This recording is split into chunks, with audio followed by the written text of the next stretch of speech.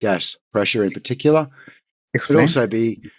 It would also be a violation of entropy laws, being entropy of gases, and Brother, entropy of gases AJ, is one of the most widely. So yeah, I'm going to telling explain me to you. things? Okay, awesome. I'm going to explain to you, dude. Just let me finish, yeah. So, antecedent to gas pressure, according to gas laws, is a container. So we're looking at psi, pounds per square inch, of particles pressing upon the walls of that container. So are you able to demonstrate for me gas pressure without a container? I don't quite understand what you're saying. Okay, so I'll give you a very simple example. Your car tire, yeah? Your car tire acts as a container so that you can put pressure into the tire. If you do not have the tire, the containment, then you cannot obtain pressure in that tire. What? If I don't have a tire, I don't have a tire to inflate. Is that what you're saying? If let's just say you have a hole in that tire, yeah? Uh-huh. And you try to inflate it, are you going to be able to obtain pressure without the gas being contained if you have a hole in that tire? Or is it going to leak out?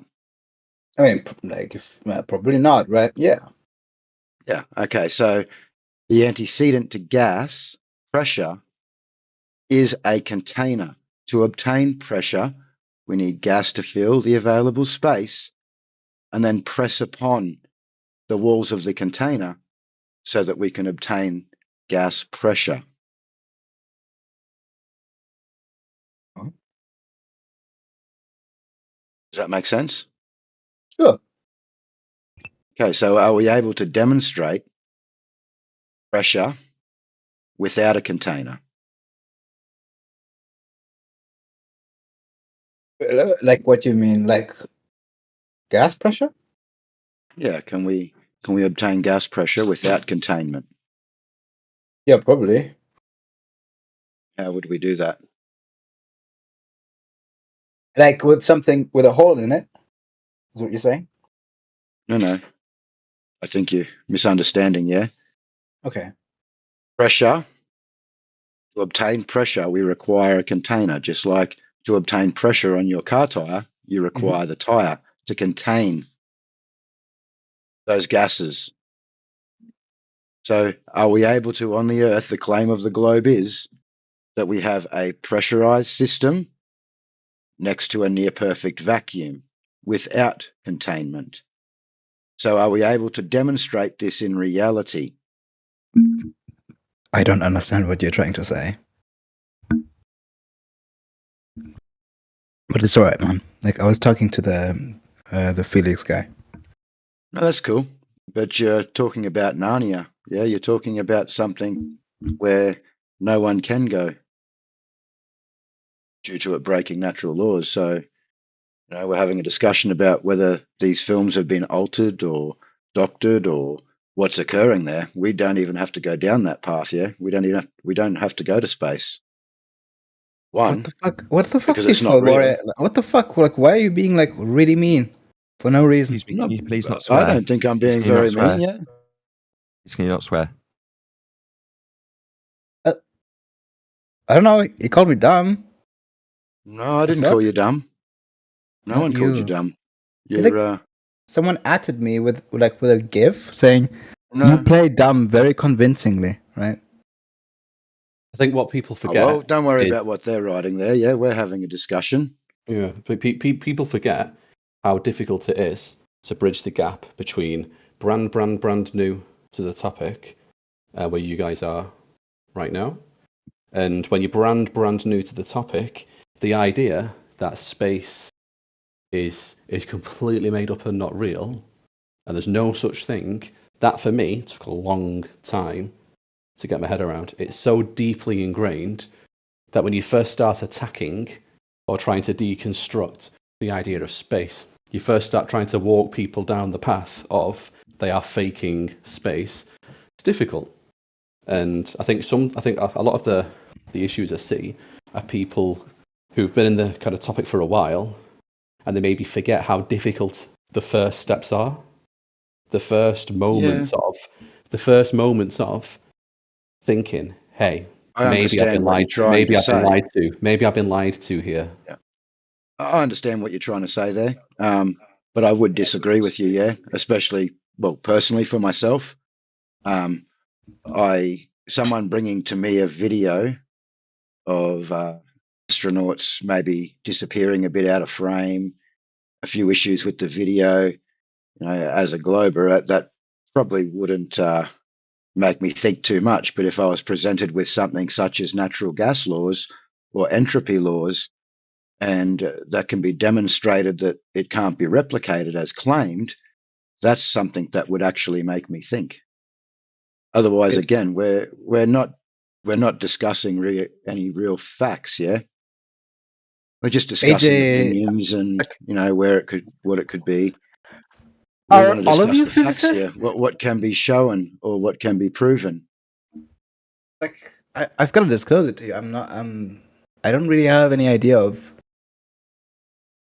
physics. Like maybe like Felix said that he was a physicist, and like if you're a physicist as well, like maybe. I didn't say I was a physicist. I said I studied physics. Oh, I'm sorry, but it like doesn't matter, right? To me now. Yeah, I understand what you mean. But like if you like, maybe these things mean things to you.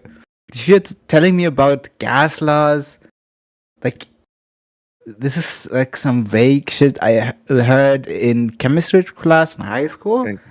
I think a lot of the things. I should interrupt Auntie Markley. I'll just ask a couple of things of you, if you don't mind. Number one, please can you try not to swear? The second thing is, if you're not talking, please can you go on mute? I appreciate you're keen to put your two penny worth in when someone else is talking to you, but if you can, just pop yourself on mute until they're done talking. It just causes a bit of audio chaos. Thanks. Gotcha. Okay, so you were asking for an explanation, and that's what I was trying to do. So I'll let you know, and I can maybe drop some information for you in the chat that gas laws state that the requirement for gas pressure is a container to contain those gases, because the gas particles are going to press upon the walls of that container. Okay, so the globe claims to have gas pressure next to a near perfect vacuum without this container, which is violating those gas laws. So we would need to see, in reality, gas being able to be gas pressure obtained, without a container. Are you sure about Does that make sense for you? Oh. Are you saying that there can't be like temperature differentials without walls between gases? 100% there can be temperature differentials, so then you'd be discussing pressure gradient, yeah? Yeah. So temperature affects the pressure, and we'd have a temperature or a pressure, gradient. Again, we first require the pressure to first have a pressure gradient in the first place, still requiring the containment to obtain the gradient. And yes, we live in a dynamic system, and that was my second point, which would be entropy of gases, one of the most widely cited irreversible changes of gases. So entropy states that high pressure is going to fill low pressure. So if we go back to our car tire and we put a hole in it, your car tire is going to be at 30 psi. The outside atmo is going to be at about 14 psi. So your car tire is going to deflate until the pressure inside and outside that tire equalizes. It's going to fill the available space. So we live in a dynamic place where we've got temperature variances, which create winds, which create pressure variances, etc. But what you'll find even in our weather, when we have a high pressure or a low pressure system, eventually the high pressure will always find that low pressure and they will cancel each other out. We still require that containment. Bro, I'm sorry, but it's really difficult for me. What you're trying to like reason with this that space doesn't exist. Like, are you saying that like? What does that even mean? What does it even mean? Like, what? I'm sorry, I don't understand. Well, it means that space, as we explained, is a violation of natural laws. And we can't demonstrate what's explained to occur. Do you mean by space there being a vacuum above our heads, basically? Beside a pressurized system without containment. That is impossible, my friend. Yes, vacuum of outer space does not exist in reality, is what he's saying. All right. Is that clear enough? Okay. It cannot possibly exist. You are breathing pressurized air here on Earth. Uh-huh. Do you know what vacuum is? The gas would fill the space. Neil, relax. The vacuum is like when there's no air, right? There you go. So how can you live in a pressurized system and simultaneously believe that you exist in a vacuum?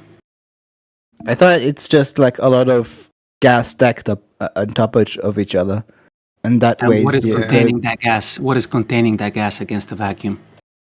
What do you mean? He's claiming other gases, so no, gases do not contain gases. Yeah, we'd need a demonstration of gases containing gases if we're going to head down that path. What? So you're saying that like gases can't sink down? No, the gases can't contain gases. We require a container, not a gas gradient where the gases above are pressing down upon the gases below to contain those gases. Why? I don't quite get. What? Because Are you saying the definition of gas pressure is it? the force exerted by the gas molecules on the walls of its container. Mm-hmm. And why does the walls have to be solid, right? Say that again? And the walls have to be solid. Containment must exist. You cannot be in vacuum. Yeah. Like otherwise, there have to be like solid walls. Can the walls be liquid? Yeah, you see that in like a bubble. Like if you scuba dive and you exhale, the bubble goes up, and it's being contained by like water. Mm-hmm. So yeah, there's lots of different demonstrations. Some people say that they can do it, magnets or whatever. Yeah, there's got to be some kind of container. Sorry, just to. I don't quite get that. I think like I don't quite see the contradiction between like a vacuum. Hold on, just 1 second, Grit.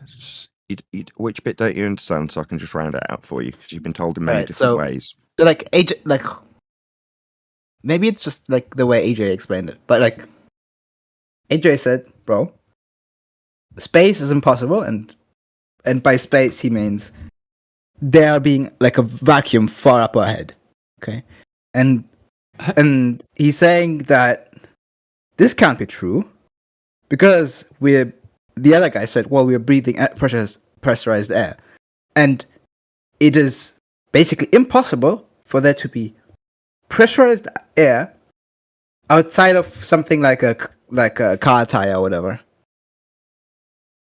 Have you been following the main text Hold on a second, Crit. Just 1 sec. Visual explanation. Hold on, everyone can just mush and Crit and everyone else. Just 1 sec. I didn't hear a question in there. What you said you were confused about something. You didn't ask any questions. I don't. Stated. So what I don't see, I don't quite see. So one, I'm not sure if they like, aren't we? Okay. So yeah, I'm just not sure why it's impossible for there to be like air that's pressurized outside of something like a car tire or something with solid walls or something. Fine. Okay, I got your question. It's a violation of the second law of thermodynamics, entropy law. Gas fills space. If there's a volume available to gas, it will fill it. Gas expands at a high rate of speed into whatever volume it is available to it. If the sky above our head was an available volume, as it is claimed to be, if you think you're living on a sphere, you're not. But if you think you are, it's a rhetorical idea wanted by men who lie about being in a place that doesn't exist. There's an area of volume that gas at high pressure is not filling. So in conclusion, why do you say it's not possible? Because it violates a law of nature. To have high pressure gas not filling volume defies gas behaviour as described in the second law of thermodynamics. So space is fake because a space that gas isn't filling is a violation of the second law of thermodynamics. Do you understand now that space is fake? So the second law of the thermodynamics says that a gas will distribute itself. Yes, dispersion. Yeah, okay. Yeah, and dispersion is impossible if there's there's no dispersion. So you're saying that there's no dispersion if there's like a big vacuum above our heads, basically. No, what we're saying is there is no big vacuum above your head because that would be an area of volume that the high pressure gas you are breathing would be vacating into. So if the sky was a vacuum, the very first particle of gas developed at the surface level that made its way up and out and away from the surface would continue in that vector indefinitely. So we would never develop gas pressure if we were surrounded by a vacuum, because what would it have to press on? To be pressure. But we do have gas pressure, so there must be containment. It's an antecedent consequent relationship. In order for me to be breathing this yummy, yummy high pressure gas that we all enjoy, there must be containment for it, as opposed to the heliocentric lie that there's an area that rockets travel into to go to the moon through. No, because the gas would also go into it. It's a law of nature. Space is fake. The reason you were discussing the fakery is because there isn't really an area of volume above your head for rockets to go to or the ISS to be in.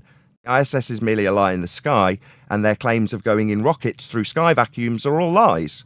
That's why you can't do it and have to trust the priests that they've done it and then debate whether or not the footage they give you, because you're not taking snapshots, is real or not. It isn't, because it's taking place in a sky vacuum that gas isn't filling. In their pictures, they look back at an Earth with high pressure gas not dispersing into a 10 to the minus 17 torr vacuum.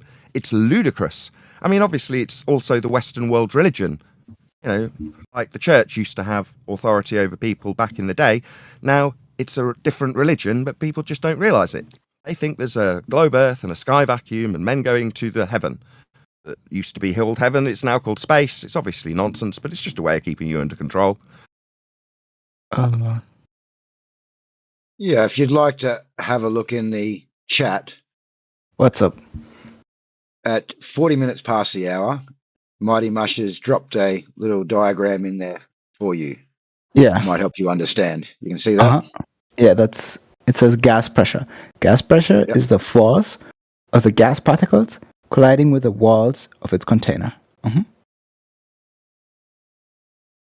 Yeah, so your fantasy religion of a globe doesn't have that. It just has a sky vacuum with gas violating a law of nature and not dispersing into it in line with entropic law and dispersion and gas behaviour, an antecedent consequence of containment.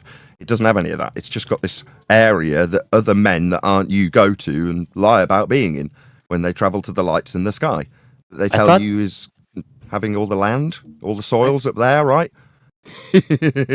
Yeah. I thought that gas, I don't know, maybe...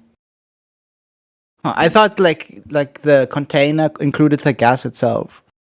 That's why you get this like pressure gradient from the bottom to the top. Can you show me that? Can you show me gas containing gas without containment? Well, I thought that's what they mean when they're talking about like pressure, right? Where like the gas. Could you cite that? Could you cite that where someone's talking about gas containing itself as its own self-contained container, as opposed to the citation that someone just read out to you about pressing on walls of a container? Do you have a citation that backs what you thought? You said they say. Who's they? Who's saying that you don't need a container? Other than the religion of globe. They're the ones saying you don't need a container with their religion that's got a violation of a natural law in it. Well, maybe the... Hi, everybody. Yo, well, maybe I've... Someone from the mod team, please mute Claire immediately. So maybe I've like conceptualized gas in a wrong manner, but I always thought that gas worked very similar to liquids, but it's just denser, less dense. Sorry, and that like, when you're in a swimming. Sorry, I'm really sorry. My wife came in with a croissant, the last croissant. Just walked out with it in her mouth. I wasn't listening. I'm really sorry. Can you say all that again? It's all right. Bon appetit to you. Oh, I didn't get it. Oh my God, that is vile. I hope. No, I'm not gonna say anything jokey. Yeah. So I was conceptualized gas, kind of the same as liquid. I don't know the difference, because I thought that gases would just, like, have you ever did you ever dive really deep? Stop a second before you start asking me a question. You don't understand the difference between gases and liquids. Okay, fundamentally they're unbonded. If your gas is free to move in all directions, all vectors, because you're not bonded to another particle, separate from all other particles, unbonded. Water, on the other hand, has molecular bonds, sticks together. Water does. They're fundamentally different. You don't have intermolecular bonds in gases. Oh, I see. That's why they move freely and randomly in all directions, in all vectors, until they collide with something, either another gas particle in the contained system that they're in, or the walls of the container itself. That's how gas behaves. Liquids don't behave like that. They're fundamentally different.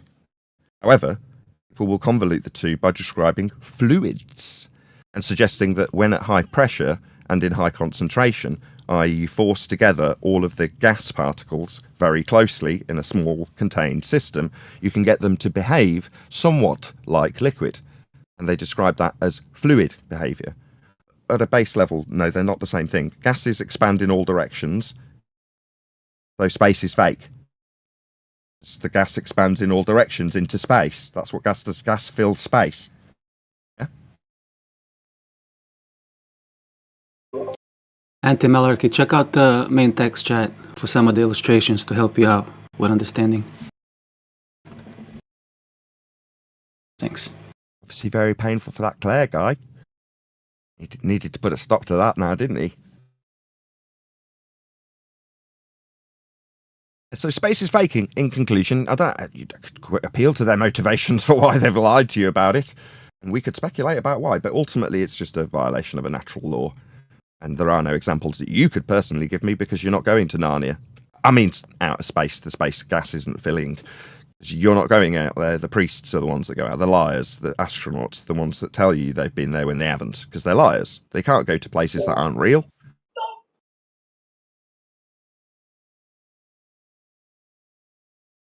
Well, now we're finished there. Would we like to hear from Claire and see what was so important that they had to interrupt? You stick him to the front of the queue if you want. That's up to you. Let's see. Malarkey, Hello, your Claire. profile pic's still cute. Mine's cuter. Get right. Oh, so it wasn't about the you want to add to the discussion, Claire? Yeah, I'm kind of a genius. Space exists.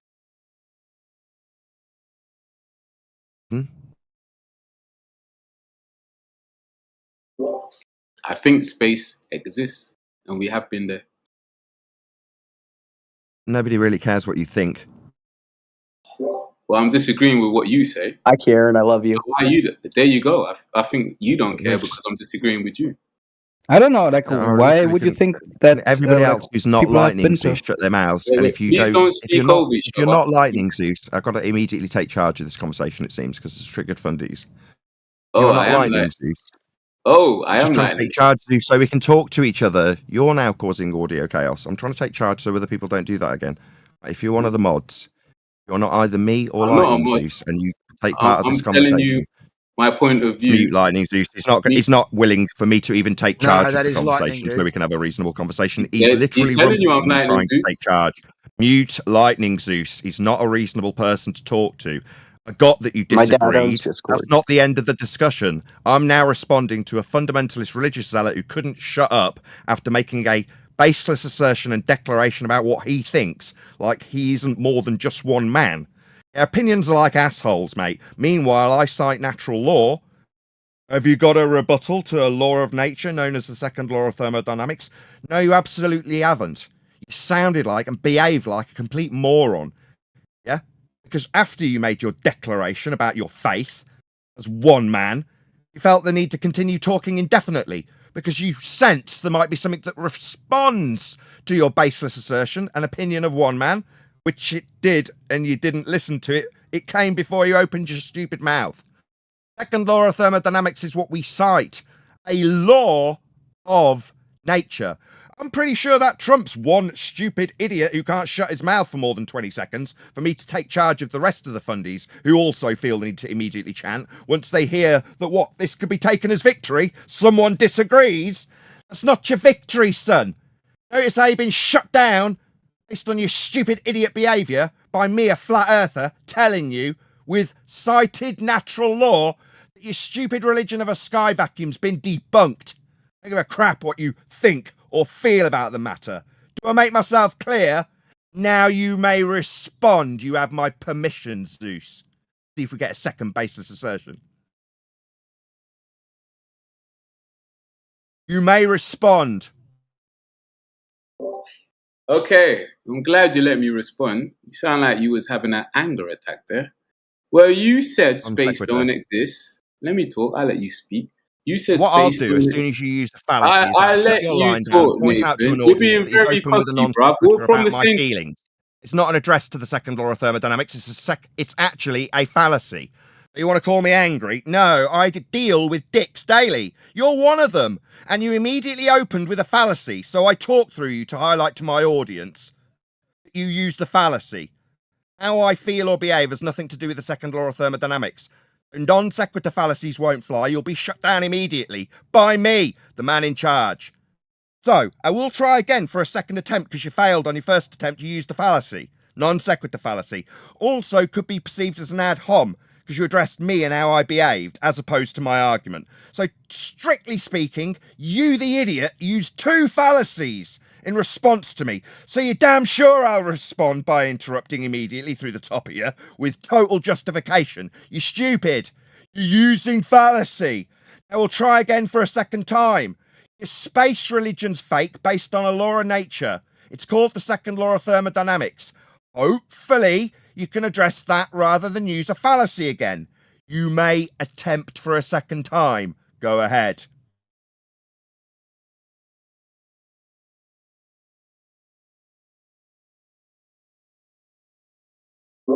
Why did you sit in stony silence for a few seconds? Wait. I'm trying to talk. Why did you mute me? I'm in charge, and I've got a moderation team who will immediately stick you on mute if I'm talking and you start talking through me. That won't happen here. I'm in charge, and my mod team will shut you up if, like now, your open mic interrupts me, like it is now. You'll have a mod shutting you down quicker than you can possibly believe, because that won't be tolerated. This, now, what you're doing isn't tolerated. When I'm talking, you shut your stupid mouth and your fallacy use immediately, and you listen to what I have to say. If you don't like it, you can go away.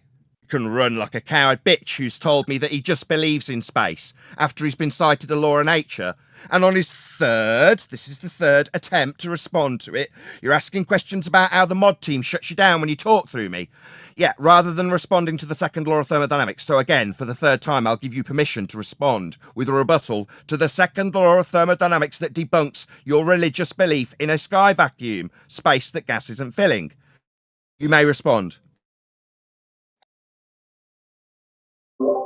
If you ever saw me on the road in the UK, you wouldn't act this brave. Non sequitur, remove him from the call. Now he's threatening me because his ego's been challenged by someone smarter than him.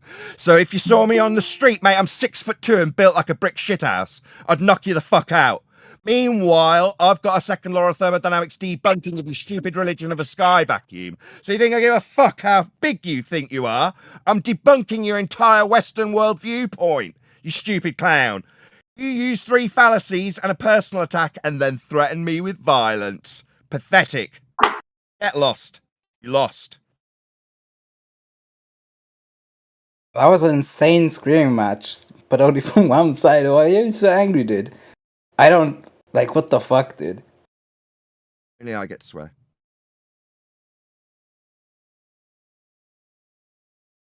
Actually, speaking of which, in a minute, I'm going to be going live to an audience. Okay? So all of you in this Discord server, please don't swear. I know I just swore at that guy because he threatened me. So I'm going to get more aggressive in my tone to let him damn sure know who's in charge here. That's me. If he doesn't, he's going to get told and then removed after his third attempt to actually respond beyond his religious belief. What I expect when I lay down the law about what's what with your sky vacuum religion, I expect a response in terms of the evidence that's been presented by 4 different people here today. Now, it's a complete disrespect to those people who laid down this argument about the second law of thermodynamics very calmly. This guy chirps up, I don't believe you. My response, I couldn't give a crap what you believe, you're one man. Where does that end? Does it end in him debunking the second law of thermodynamics? No. This clown shoes hasn't debunked anything. He's told me he's going to, beat me up if I spoke to him like that on the street. This is how I speak generally. When I meet tossers on the street, I talk to them like this. I do it regularly. I absolutely assure you. I'm no different online to I am in person. If you meet me, you'll find me pretty bullshit if you cross me. Generally, people don't cross me. People aren't talking through me and asking why they're being muted in a server that's going out to a live stream in about 5 minutes' time. So, please don't swear once we go live, if that's good by you lot. If it isn't, you'll just get removed. I can't be running a show, even if I get irritated by someone threatening me and happen to swear. Dude, you swore at him before, dude. You absolutely went nuts at him. Like, that's not okay. How is that okay to anyone? Well, your choice is to leave. That's the thing. This is not your show. If you don't like what's happening right now, you vote with your dollars. You vote with your feet. Just get out. I don't pay for this. Well, if you're missing the point, yeah. Snowflake that had a complaint. I'm sorry. Everyone clear the airways for a snowflake complaint. Yeah, I'm just saying that like this community seems to be a bit anti-malarkey. Anti-malarkey, yeah. Nathan is a guest here in this room tonight, and he's running a show from here on YouTube, yeah? Now, we're not here to discuss maybes and what-ifs and debate over Narnia like we were earlier. We're here for facts. So when he's having the discussion and all he's being presented with is logical fallacies with insults and threats, well, then this guy is going to be muted, and this is the response he's going to get. Really simple, yeah? Come in with respect and you'll receive it. The other person was respectful. He got shouted at. No. He was just using logical fallacies and making statements, not answering the question. I'm always nice to dumb people, and I expect other people to be nice to dumb people. I was nice to you. Right. The moment I put the second law of thermodynamics to him, anti-malarkey. Yeah. Could mute while other people are talking again, because all we're hearing is your background noise. That'd be great. When I presented the second law of thermodynamics to him in the same way I presented it to you, I've got to pause for a minute, Anti. Hopefully no load of people won't pile in, because I've got to figure out who the hell's off mute making a load of background noise. But he's decided that they want to ruin this discussion, clearly. Please mute if you are not talking. Now, with the exception of anti-malarkey, I'm expecting to see come off mute, but be on mute now while I'm talking, so he doesn't ruin the audio to my show when I go live. He's not. He's off mute permanently. He's not picking up the hint I'm putting down while I'm suggesting that he should be on mute right now while I'm talking to him. He's just not picking up subtlety. There we go. That's life sometimes. Anyway, when the guy tells me about how I presented my argument in tone, timbre, or attitude, that is essentially an ad hominem fallacy. It's at the man. How I presented the argument, whether I seemed angry, that was his first response. So he had an opportunity to rebut my absolute refutation of his sky vacuum belief, and instead he chose to address my tone. Now that's one strike. In other words, I'm a little bit annoyed. I've gone to the effort of learning this stuff over 10 years, and this arsehole comes along, strike one in my mind. I'm not saying arsehole to the audience, but I'm thinking arsehole because he hasn't responded to me. He's attacked my tone. Strike one. And I point that out and give him another opportunity. He does the same thing again with a non sequitur fallacy. The third attempt, he's saying, if I met you in the street, at that point, the opener is enough to get him removed from the conversation and annoy me greatly.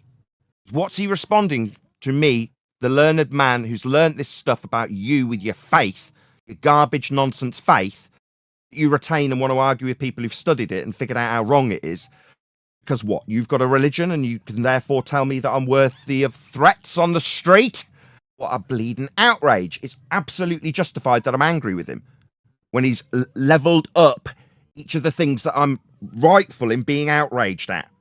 He's leveled it up every single time, notch by notch, to the point where any reasonable person would be very angry with him. Especially when you're trying to enlighten him.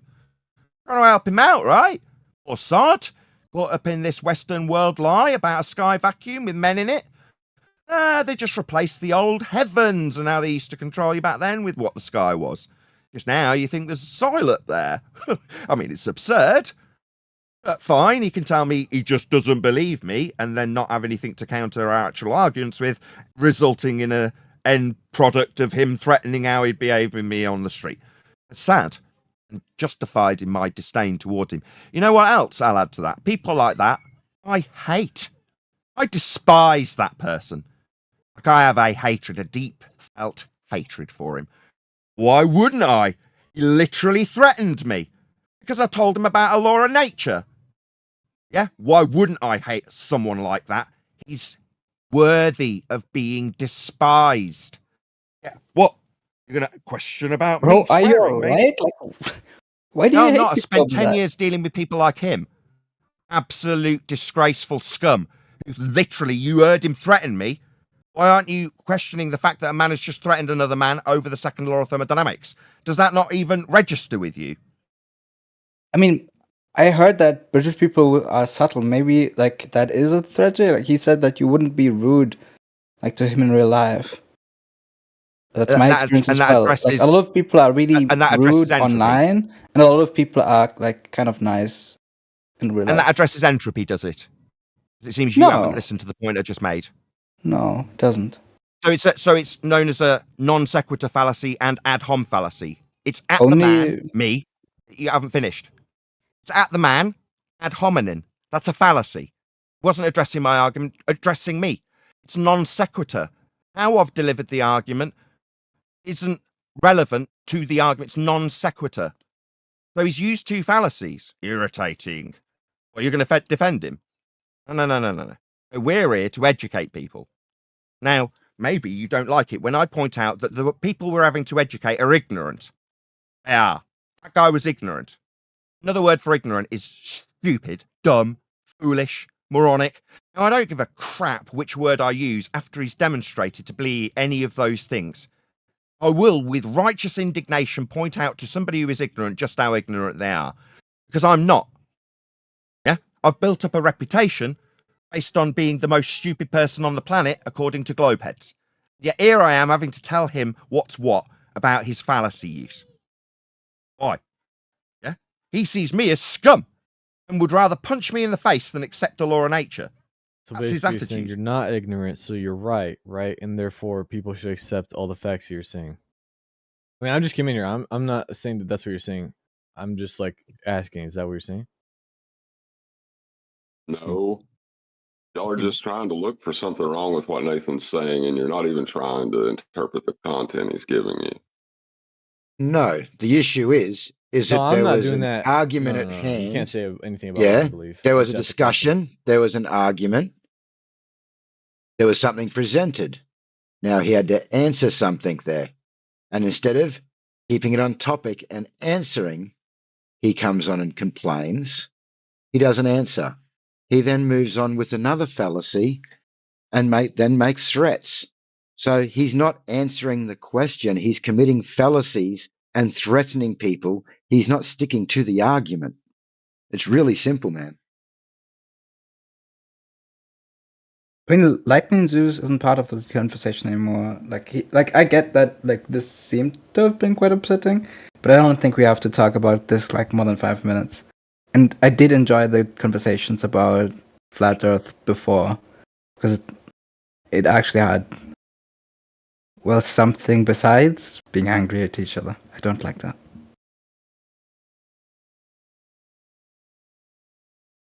Just my vibe, though. Welcome. Flat Earth Debate live. I'm your host, Nathan Oakley, and if you are new to this channel, or you've not done so already, then be sure to subscribe. Hit the bell notification icon and join button if you'd like to become a Nathan Oakley 1980 channel member and keep up to date with the Flat Earth Debate. If you would like to support the channel, there is a super chat that runs alongside each of these shows while they are live, and there's also a Ko-Fi, Patreon, crypto, and thanks button in the info box below the video. Yeah, you're making this for Most money. importantly, if you'd like to join the discussion, simply mute the page you are currently watching, then click the link in the info box below this video to join the panel and express your views on the nature of Earth. If you do join, please don't swear. If you do, you'll be ejected, and if you are, please don't try to rejoin the stream using sock accounts. You'll be warmly welcome back on the next stream. Please also share the show on social media. Sharing the show obviously increases the live audience, but this in turn increases the chances of a more diverse panel, so please share the show on Facebook and X. We are joined by Neil, Refracted Curvature, and a whole bunch of people in the Flat Earth 24/7 Politics Bro, Discord this is so server. cringe. So welcome, one and all. Yo.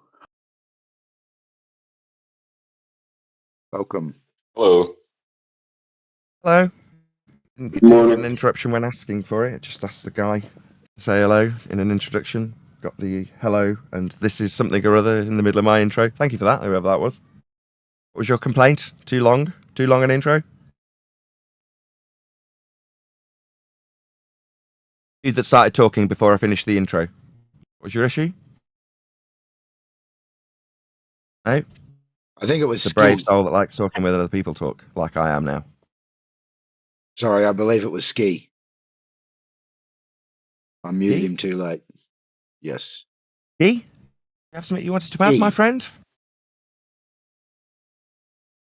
Clearly not. Just when I'm talking. Fantastic. Any evidence of a... Aye? Either way. We'll see. Maybe he'll start talking next time I'm back into something. We'll see how it goes. Any evidence you can have gas pressure without a container?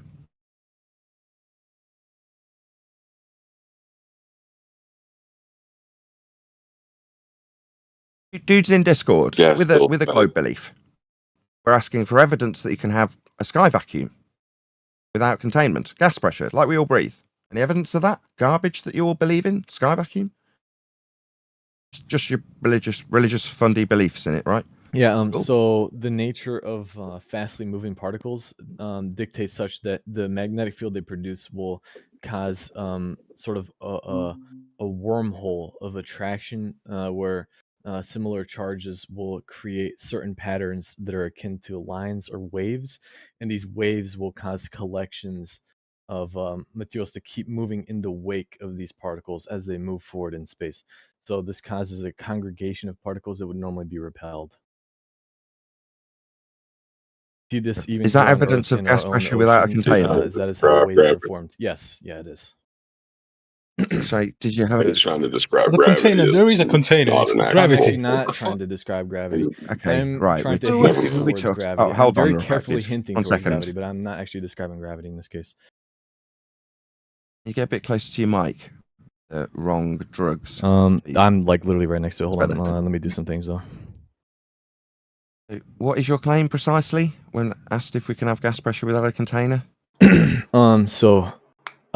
I was saying, normally repelled forces that are of like magnetic charge get attracted when there is an overall net velocity, meaning a direction and a momentum towards some particles that are moving in space. And when they have a lot of velocity, they tend to drag other particles in their wake by causing vortexes or wormhole-like patterns or shapes in the space fabric itself, by creating deviations and waves in the space. Okay, that's fascinating. Gas-filled space, it's a law of nature, so there is no sky vacuum, just so we're clear, regardless of that little waffle. No, I agree with you. Yeah, the vacuum can never be a perfect vacuum, because all the particles will attempt to fill that space no matter what in an effort to spread out, but there will occasionally be congregations of particles that are more dense than the other parts of the space, right? The quote-unquote space, where there are just other less densely, more sporadically spaced out particles, right? No, there is no sky vacuum. There's claimed to be a black area above our head that's 10 to the minus 17 torr, low pressure. But the high pressure gas that we're all breathing would have never developed in the first place if that was the case. As gas expands into whatever volume it's got.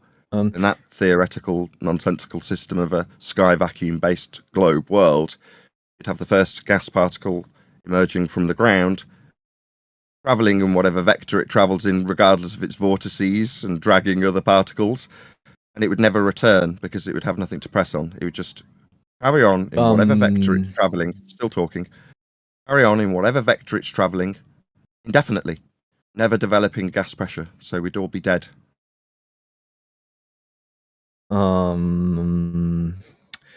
No, so I think you missed the part where that atmosphere developed after there was already a massive gravitational body, aka magnetic body, that was attracting those particles. It already had a spinning velocity that was great enough to where the distance it would take between the surface of that gravitational body and the outer limits of it were great, such that anything within them is literally stuck within that field.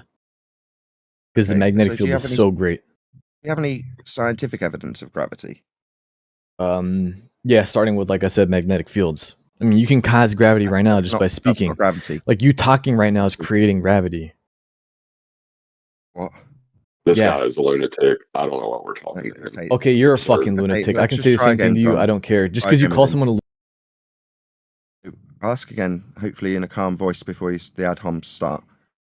We're asking for scientific evidence of gravity, and what you gave us was talking creates gravity, which tends to suggest to me that you don't understand what the question is.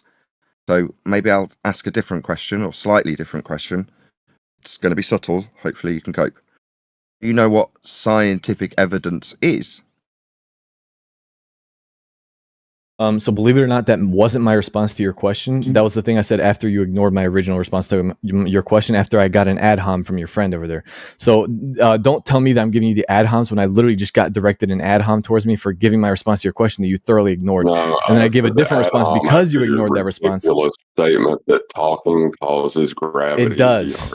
Everything causes gravity. All matter moving causes gravity. And I gave a reason for that, but it was ignored, which is why I said that in the first place. Do you understand what I'm saying? No. What I asked in response to that, hold on, John. I'll just 1 second, John.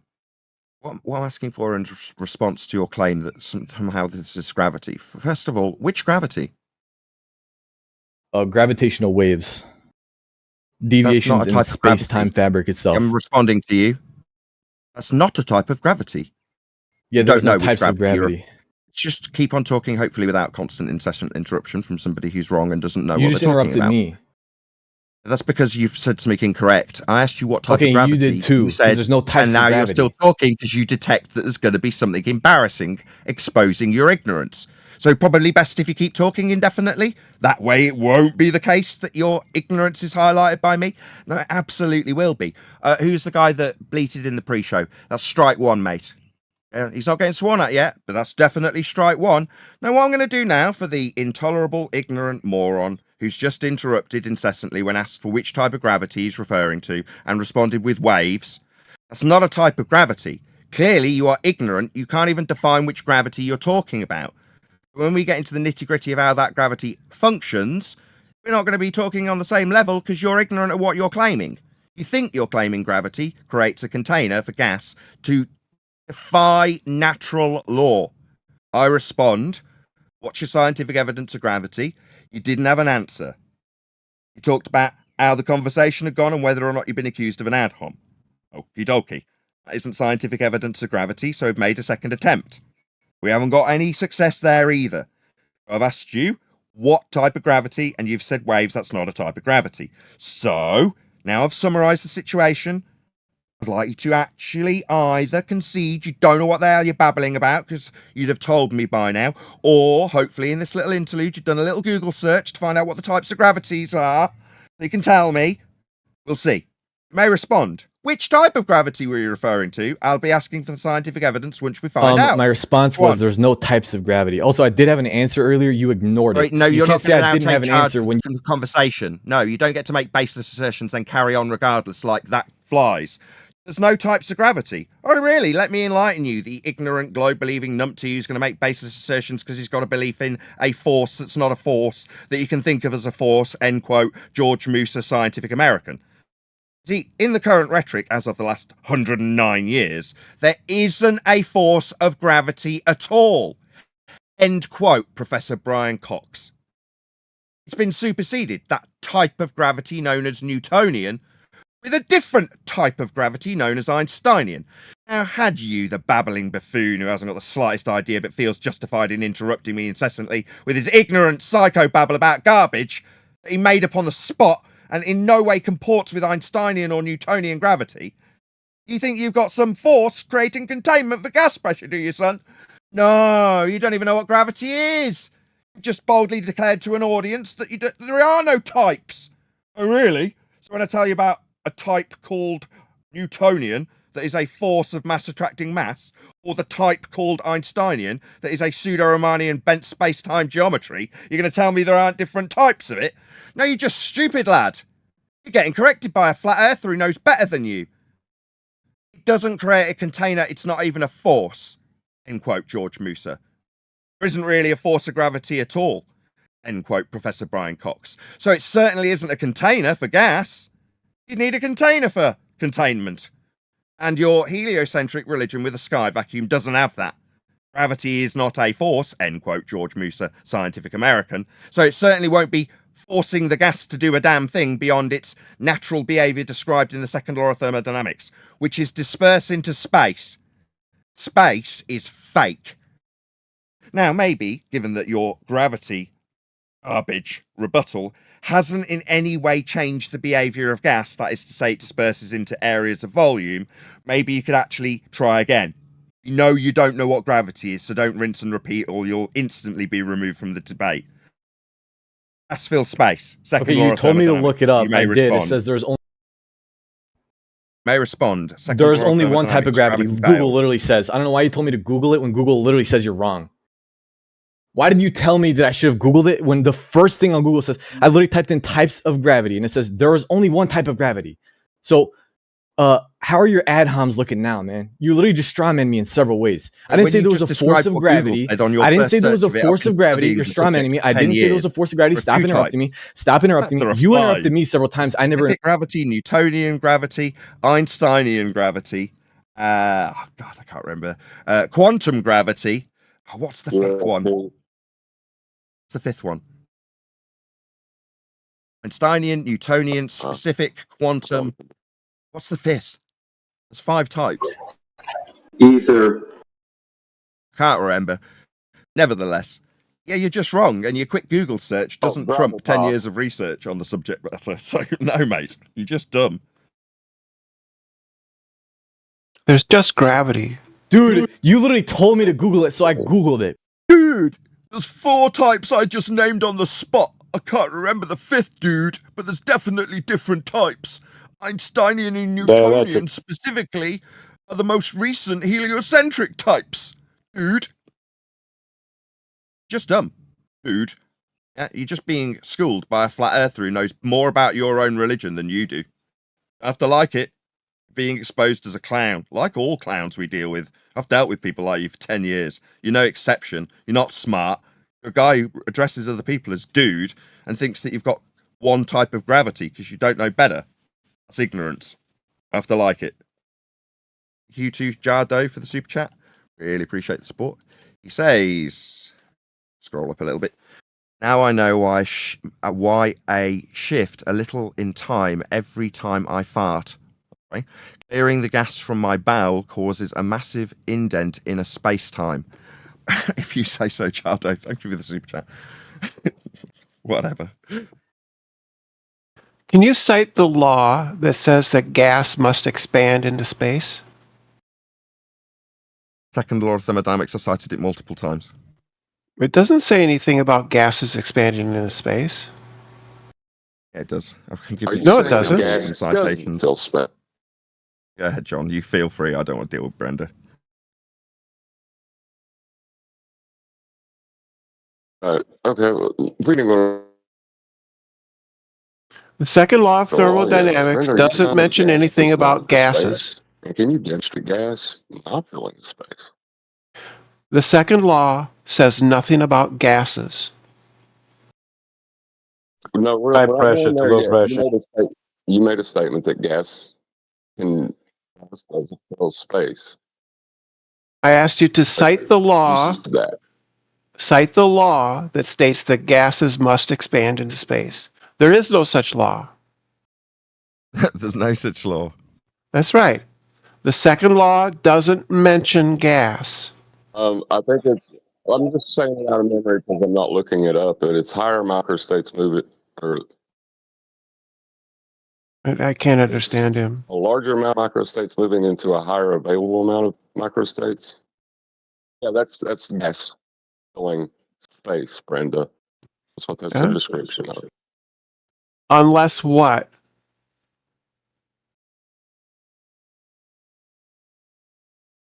Unless what?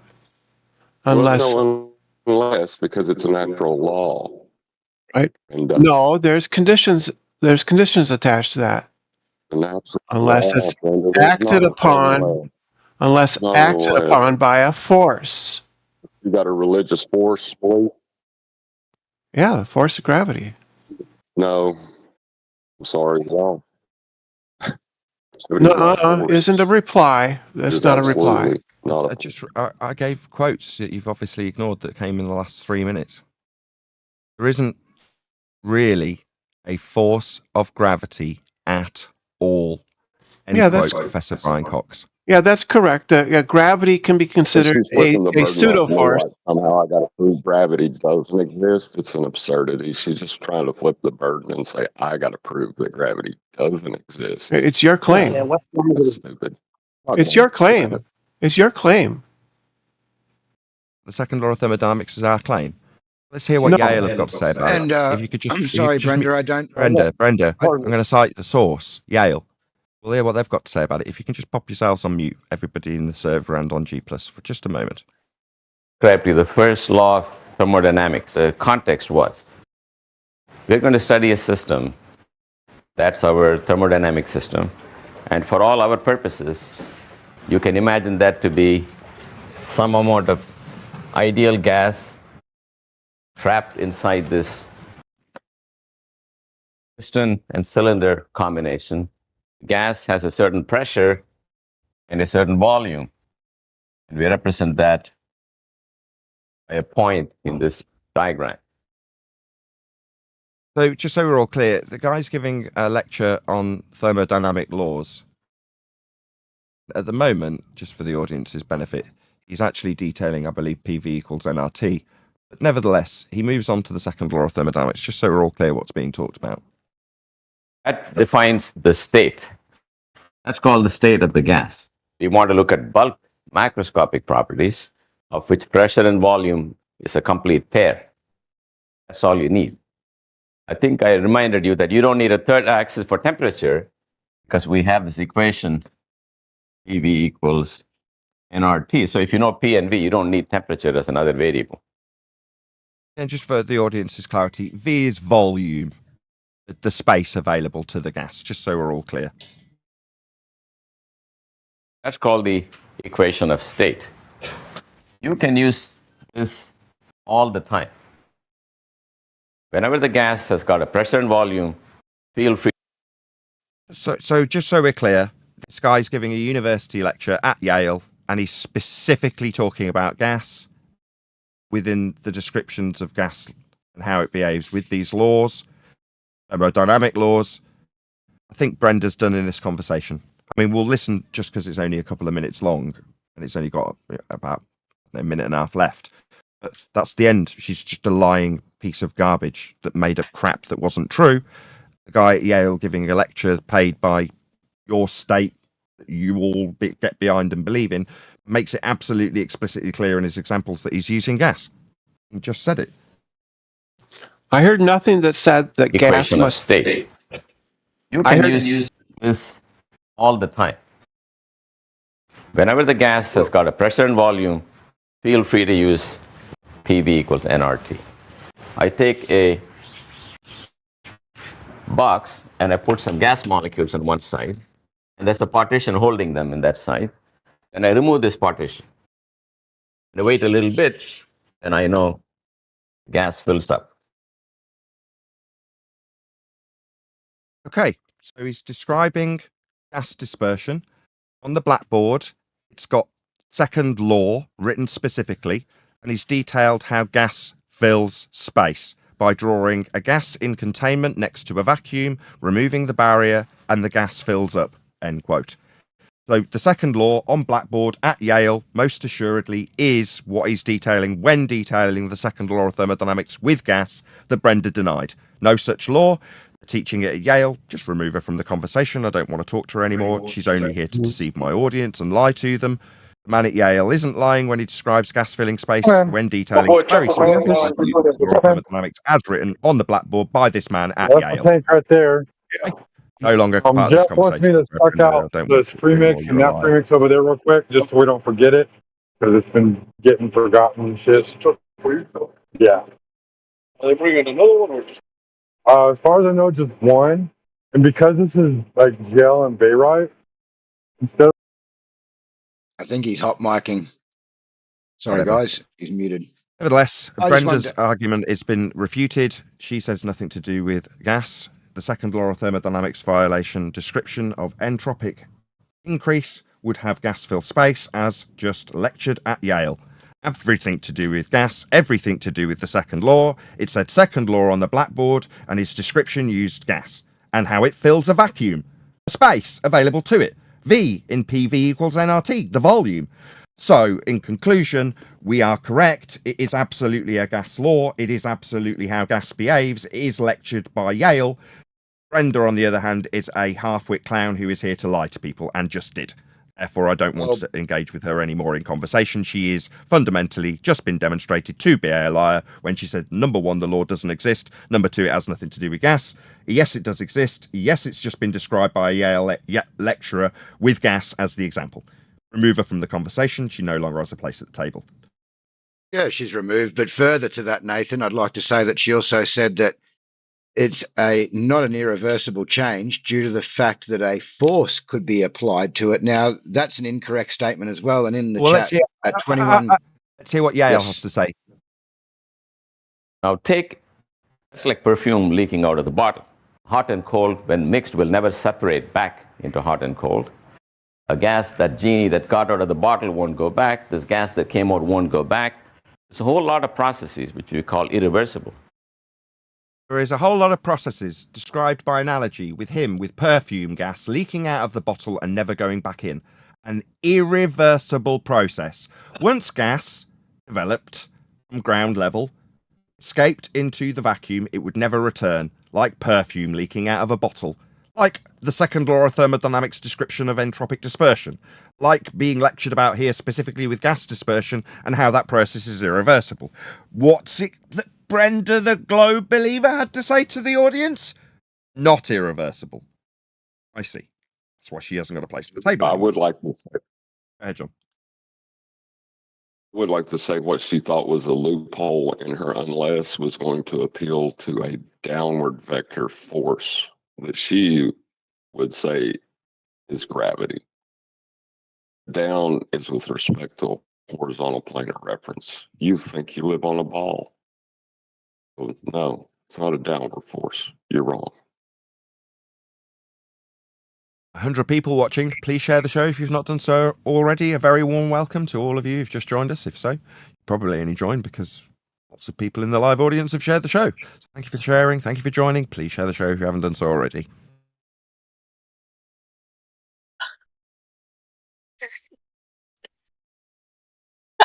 Is the concept of an irreversible process, does that only apply to a closed system?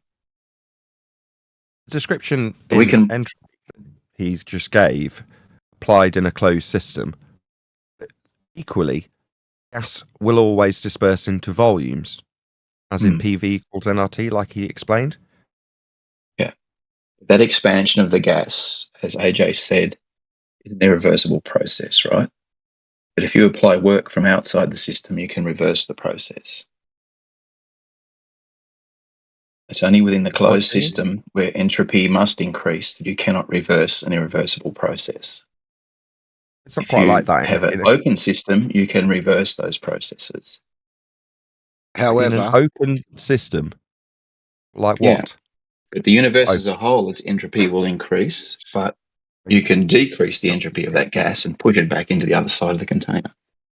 Are you begging the not question without of the surroundings. Sorry, hang on, not without the surroundings doing work. Exactly, that's right. That's correct. So now the gas does no work on the surroundings, therefore that's not possible, which means it's an irreversible change. There's nothing in the surroundings that can recompress those gases. In a closed system, correct. Nature wouldn't do that open anyway. System. So the most widely in cited an open example system, anything can happen, right?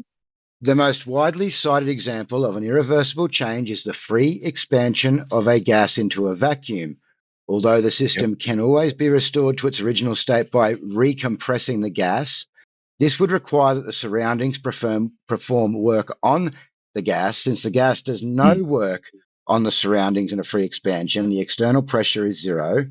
So P equals O. There will be a permanent change in the surroundings. Another example of the irreversible change is a conversion of mechanical work into friction heat.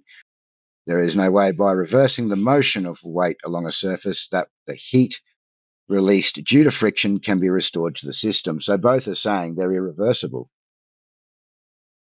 Yeah, because the external cannot perform the work required because the gas does no work on the system itself. But you have to, I guess the key thing I was trying to bring up there is that the second law is applying to closed systems, right? That you have to look at the entire system when you consider the change in entropy of the system. Okay, fine. No, So it's actually stated right here. Just one sec, AJ. Just one sec. I got that the first time. You're saying, no, it doesn't behave like that in an open system. Okay, fine. Can you demonstrate to me gas pressure without a container? Without begging the question. So gas pressure, right, is the pressure exerted by a gas against something resisting the gas, right? That is what gas pressure is. So it can be a container, it can be another gas, it can be anything that can resist the force of that gas. Stop. No, you're making baseless assertions. No, you're now telling me that gas can contain gas. Right, you can have dynamic systems, but no, I'm asking you to show me, as you've suggested that this is possible, and then when it's defined as something, in your case, open system, fine, okay. Now we're going to need an example. Without you begging the question of there being a sky vacuum, can you give me a demonstration of gas pressure without a container? So in aerodynamic flow, we create gas pressures, right? The gas pressure is caused by other gases, right? No. Oh, you have existing pressure, yes. No, that means yes, stop. I'll grant you that. No, I'm contradicting you because no, that already takes place in existing gas pressure. So for that example, you'd need to first have a contained system to have gas pressure to give that example. So can you refrain from taking... I'm challenging you. I understand, like everybody so far on this show, when I correct their garbage nonsense that's incorrect, they like yammering through me. No, I'd prefer that when I ask you for initial gas pressure without containment, you don't take an already existing gas pressure that would require containment and then give your example taking place in already existent gas pressure. Please don't do that again. I'll ask a third time. Can you give me an example without begging the question of a sky vacuum of gas pressure without a container? Well, if you vaporize a solid, it will generate and cause it to generate a gas. That gas will have pressure even though it's expanding to fill the vacuum around it. There will be pressure in that gas. It will eventually expand and dissipate, but there will be pressure in the gas while it's expanding. I heard. So the first gas particle comes out of the ground in the heliocentric garbage world of a sphere Earth. The very first gas particle leaves the ground. According to you, after it's left the surface, it is, strictly speaking, creating a pressure as it travels in the vector. Yeah, fine. When it hits something, it will. I'm still talking, rebutting your garbage. I'm still talking. I know it's painful to hear your garbage ripped to shreds by a flat earther. I know it'd be easier if you just carried on talking through the top of me. I understand. I've done this for a long time. Meanwhile, that first gas particle, there's the second attempt to refute his garbage. This is obviously a zealot with a globe belief he can't relinquish and will not tolerate anything that challenges it. No, even with you in your example, where the very first gas particle, you're just going to have to mute him because it's the third attempt to refute him. In his example, as the gas travels out from a solid releasing gas upon phase change, according to him, when it creates the gas is ipso facto developing a gas pressure because it's gone from a seemingly static state, not absolute zero, let's be clear, and then moving, therefore pressure. Fine, I'll agree. It's still doing what gas does, regardless of you defining that as it's moving, it's now developed a gas pressure. Yeah, fine. But unless it presses on something, it's going to continue in that vector as per the second law of thermodynamics into the sky vacuum. So this solid turned into a gas. Now I'm summarizing because you interrupted it 3 times. I'm having to summarize it. It's dragging out the process. You interrupting. Because it's been changed from a gas, from a solid into a gas, and then left the Earth's surface into the sky vacuum, 10 to the minus 17 torr at sea level. It's never going to come back. It's going to change vector, never. It's got nothing to collide with. And so will be the case with the second gas particle and the third gas particle, regardless of you saying, well, it's developed pressure when it went from being solid to gas. Yeah, fine. It's still moving in the same vector and dispersing. So we'd have no gas on Earth. Outer space is still fake. Gas fills space. Yeah. So we just backpedal to something your guy from, was it Harvard, the little clip you played before? He said that PV equals nRT applies to any volume you care to choose. So at any point in time, that expanding gas will obey PV equals nRT. You can draw an arbitrary boundary around the gas, and within that boundary, PV equals nRT will be satisfied. Stop. When did he say arbitrary boundary? I didn't hear him say that. He said any volume. Yeah, to have a volume, it would have to be in containment. No. A volume is just a three-dimensional space. No, fine. So you say no, you say open system. Okay, so let's take the volume, V, as outer space. Because there's no containment for globe Earth, right? So the V would be space then. Eventually, yes, the volume will approach infinity and the pressure will turn to zero. I'm winning. No need to rumpus me. Yeah. So V in PV equals nRT for you with your heliocentric sky vacuum religion would be the entirety of space, and gas would be filling that volume in line with that entropic law, regardless of your arbitrary ascribing of a non-container around the volume of space. Good for you. Yeah, gas would still be filling that V. It's the volume that the gas can fill and will, according to that Yale lecturer when he described gas dispersion into the volume. Your volume would be the whole of space, and gas would be filling it. It isn't. It's a violation of natural law still. Hope that's clear. Well, it's only a violation of natural law if it stops expanding and nothing is stopping it. Like at the if something line. is applying a force to that gas, like at the Kármán, like at the Kármán line in your religion, that sort of non-arbitrary barrier that's not a barrier with a non-container. Maybe if you chant through the fact that I'm literally ascribing your own words to your religious belief of non-containment at the Kármán line, yet you do have that violation of natural law. The arbitrary volume you ascribe to our atmosphere, oxymoron, sphere-shaped air, is at the Kármán line. It's not a barrier, it's not a container, it's not doing anything. It's a completely arbitrary value ascribed to a sphere Earth that's been measured flat to give you that inference. Meanwhile, that's arbitrary. The volume is actually space. Some arbitrary made-up volume at the Kármán line won't be the volume because the volume is space. The space it can fill. The volume available. That would be space, we'd all be dead. Outer space is fake. You're spot on. The Kármán line has no physical bearing on anything at all. It's just an arbitrary decision point where the vacuum is low enough to say it's good enough to be a vacuum. That's a second law of thermodynamics violation. Gas fills vacuums. It's a space, a volume for the gas to fill. And gas fills it unless it's restricted by a barrier for it to press on and develop pressure. Now, in the heliocentric model, while you chant through my response that destroys your religious deceit, that you seem to be peddling now? No, mate, it's a violation of natural law, that which you've just described with an arbitrary volume that isn't containing the gas, when the actual volume in your heliocentric religion is space. All of it. Volume of space that the gas would be filling, but just isn't, according to your priests, speaking about areas where they look back on high-pressure gas, surrounded by a black area of a volume, and go, wow, look at the amazing view I have from Narnia. No, they don't. It's a violation of natural law. That gas that they're looking back at in the form of clouds on a blue marble, that would be expanding into the minus 17 torr vacuum around it in the black area that they claim is around that garbage nonsense that you believe in. A violation of natural law. I think you've said overcame that. So I'm sitting here and I pull out my phone, and where's it gone? And my phone tells me the air pressure on my desk is 1,002 hectopascals, 1,002.1. I lift my phone up and I touch it to the ceiling, and it's 1,001.9. So it's dropped a couple of fractions of a hectopascal, floor to ceiling. It does this all the time. Doesn't matter what the weather is, whether it's hot or cold. There's a pressure difference between the floor and the ceiling in my room. Same outside, doesn't matter if it's windy or if I'm in the sun or whatever, there's this pressure gradient.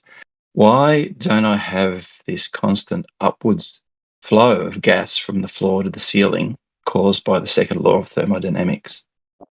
Oh, sorry. The question should be healing to delta X. The question shouldn't be irregulars. Right. Yeah. The question shouldn't be, why do I have this thing as a result of pressure? Sorry, John, just before you carry on. This thing that... John, already appealed to him once. His first example was differentials, presumably with the Bernoulli effect within a contained system that already had gas pressure, and now he's attempted it for a second time. Maybe he thought a second crack of the whip for something I've specifically asked him. Now he's going to interrupt. He's detected that there's something embarrassing coming his way when he's already asked, like the one-trick pony he is, to not do this. Yeah, so why do I have a gas pressure gradient? Well, you'd first have to have a gas pressure to have gas pressure gradients.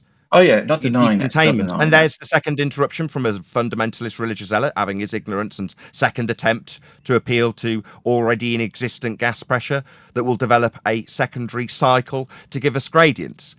Yeah, all of these require containment in the first instance. What you have done in a fallacious manner is appealed to delta X rather than answering or rebutting the actual fact of the matter.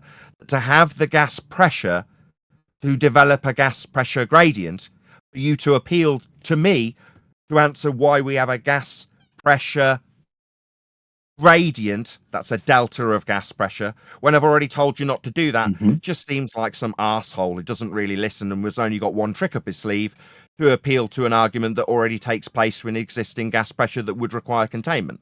So your appeal to delta X gas pressure gradients fails miserably. By the way, shockingly, this might, I've got something to summarise after your loss. That wasn't an invitation for you to start yammering after your pathetic, fallacious attempt to try and get one over on me with delta X. After I've absolutely ripped you a new asshole, I'm going to make a further point to you, the guy who now thinks it's an invitation to talk. No, Mr. Ignorant, you've already been told now twice, don't do that. So I'm telling you off. First time was a warning, now I'm having to tell you off. Listen to me, one-trick pony. Don't appeal to delta X. In order to have gas pressure in the first place, you need containment. You in a sky vacuum, you have a volume, and there he goes again. He doesn't like it. He's belligerent, in spite of his demonstrated ignorance, despite of his rebellion against absolutely affirmed and understood facts that he won't appeal to delta X after his first airplane wing attempt. Oh, mate, you're stupid and belligerent. You're getting told off by a flat earther. Does this come as a shock? Does it? When you appeal to delta X like you're smart, telling me that you've raised up your phone? No, mate, it's not my first rodeo, and you're going to be shocked by this. That was not an original argument. Believe it or not, I have heard other complete idiots appeal to delta X for a gas pressure gradient no less than 1,000 times. So perhaps you thought you were smart. Perhaps you thought you were original. You're not. You are standard rank and file dumb fuck globe believer who feels that this might also be an invitation for you to talk? No, you're getting told off, son. Next time, for the third time, don't appeal to Delta X. When the volume of your sky vacuum is described in natural law as an area gas would fill, prior to us being able to develop a pressurized system, for you to then appeal to the delta of that gas pressurized system in containment. Now I've finished. You may respond after getting my goat up. Cool. So I guess I've got a question. What is Delta X that we're talking about here? Are you having me on? Gas pressure? No. And gas Delta pressure. P, you mean? Oh, maybe if you keep talking through me having to answer your stupid, ignorant question that doesn't know the difference between the principal factor, which is gas pressure, and a delta of that principle, which is a gas pressure gradient. First, yes, that's before the delta, as he starts talking again, of course, he's an idiot. Now, you're being educated, Dumbo. Can you shut your mouth? You asked, I'm answering you. The reason I'm having to answer you is because you're ignorant. Now, when you're ignorant, that means shut your bleeding mouth, open your friggin' ears, and listen to the answer to the question you just asked. Otherwise, you'll be removed because you're getting my blood pressure too high. You're irritating. You're a standard moron who irritates me with your stupidity, your questions that you should know the answers to, given you're arguing this stuff with Delta X. First, gas pressure. Requires the antecedent of containment for you to press on. Then, and only then, do you have the delta of gas pressure, which is a gas pressure gradient. Didn't get there quite without him talking, obviously. Triggered. It wasn't me. You, John? My bad. It was me. I was going to say, also, when he appealed to raising his phone up, that was with respect to a horizontal plane of reference. He thinks he lives on a sphere. No, it's vertical. Stop using it was up the to word vertical. up. He's chanting through you. What he's pointing out is that in order for you to describe up on a globe, it isn't possible because you have no horizontal plane of reference to have an up in the vertical perpendicular to it. Now, as he's obviously verticals. His mic wide open, we're just waiting for his turn to talk. Standard rank and file moron globe believer, just thinking that it's his invitation to talk when he's being educated about his dumbass assertion of up, perpendicular to a horizontal plane of reference for his phone to give him an altitude to tell him how up from a flat plane it is. Now, while I go on, thank you, John, by the way, cool, very cool, back on track. While I go on to utilize your example of raising in elevation with respect to sea level, that's a horizontal plane of reference, a measured flat Earth, for you to give how high your phone was, to then tell me about how Delta X will somehow solve a sky vacuum violation of natural law. No, your Delta X was crap. We've heard it 1,000 times. It does not in any way overcome the fact you need a container for gas pressure. Fact that volumes of areas of your sky vacuum would be where the gas would all be, and we'd all be dead. Nothing you've said overcome that, or is in any way original. Meanwhile, what you did have in your example was a flat Earth proof. When you gave the height of your phone, the height was with respect to sea level. A flat Earth only declaration. You proved the flat Earth when you gave us the height of your phone.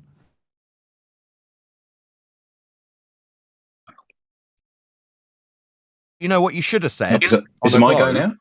No, I'm asking you a question. That was a statement. It wasn't an invitation. You're showing how stupid you are. Nobody had a question mark at the end of anything. I made a load of statements. I'm asking you now after those statements, and he still thinks it's his turn to talk. No, it isn't. But I will ask you a question. What should you have said instead of proving a flat Earth with up? Do you know what the term should have been for you on a globe with your globe faith derived from flat Earth measurements? Vertical. Oh, that's flat Earth requiring. We've just gone through that literally 30 seconds vertical's ago. A property of... Maybe if you weren't talking while I went through it 30 seconds ago. Vertical is perpendicular. Shut him up, mute him. He's a chanting zealot. He doesn't like being wrong. He's like your standard everyday 1,000 times repeating Delta X gas pressure gradient moron. Like all of them. He thinks it's his turn to talk. Silence him. It isn't. Vertical is a description that is perpendicular to horizontal. Now, in terms of having a plane of reference to describe how high you are from it, that is sea level. Now, that is not globe-based. After detailing this for a second time, and you just not understanding because you talk the whole time, I ask it after making declarations of fact, not asking you a damn thing. Now I'm asking you what you should have said on a globe. You didn't know. You said vertical. So we, the learned people in your religion, will tell you. You, it's out from the center of a sphere. Obviously, that's not going to give you a height with respect to sea level on a phone that doesn't use that. That's a flat Earth prerequisite, as he chants, through the devastating fact that the prerequisite is a flat Earth and sea level. He needs to say out. I asked him, he didn't answer. He said vertical incorrectly. It needs a flat Earth for that. What, it's still your turn to talk while I'm still talking? No, I'm trying to teach you stuff. You didn't listen the first time. You obviously haven't listened the second time.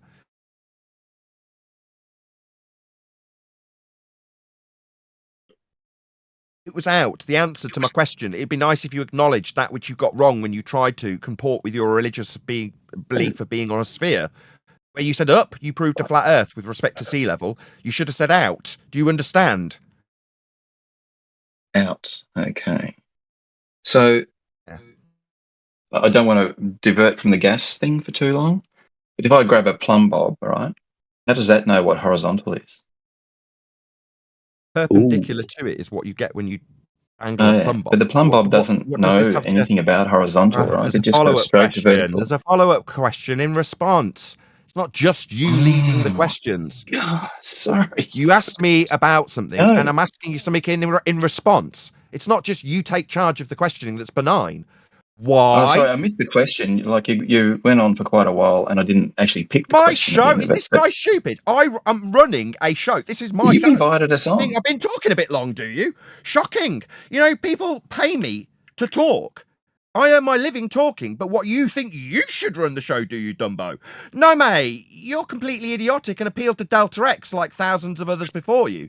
What, you think that you should have the mic to hear what my audience has heard from other idiots like you 1,000 times before? No, mate, no, you're not in charge, I am. Yeah. Meanwhile, out is what you should have described. You went, okay, like you didn't seem to want to acknowledge it, and are now asking me about plumb bobs. I respond, why would you ask about this flat earth proving concept with perpendicular to horizontal, vertical, plumb bobs? This is a flat earth proof. I asked why you would be asking about this flat earth proof. I don't get it.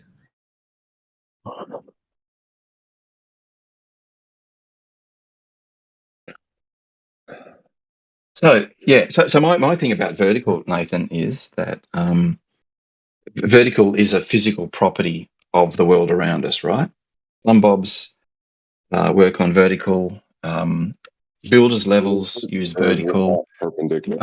Everything's trying to go up or down based on something that's pulling them, right? Horizontal is kind of an artifact that we derive from vertical, and so vertical is an inherent property of the world around us.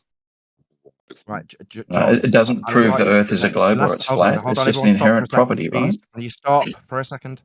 No, I haven't finished. You had a good crack, mate. I've spoken for like 2 minutes. Maybe if you were in charge, you'd be able to stop anybody whenever you liked. Meanwhile, it's my bleeding show, and I'll stop you as I damn well see fit, as I invite somebody to challenge you. That would be John. Unfortunately, the last time he tried to challenge somebody, his mic was a bit of a train wreck, so I'll give him another opportunity to do so, as it's my show. But maybe that's objectionable to you. Yeah, we know. I've tried to communicate with you, and you chant through me while I try and educate your dumbass.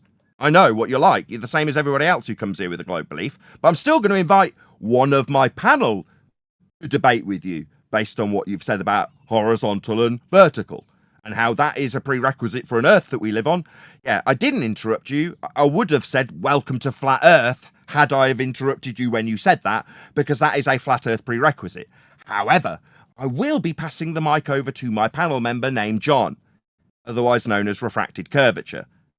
Okie dokie, hey, John. Lovely to have a friendly and open chat. Aspect that you can show with a plumb bob, right?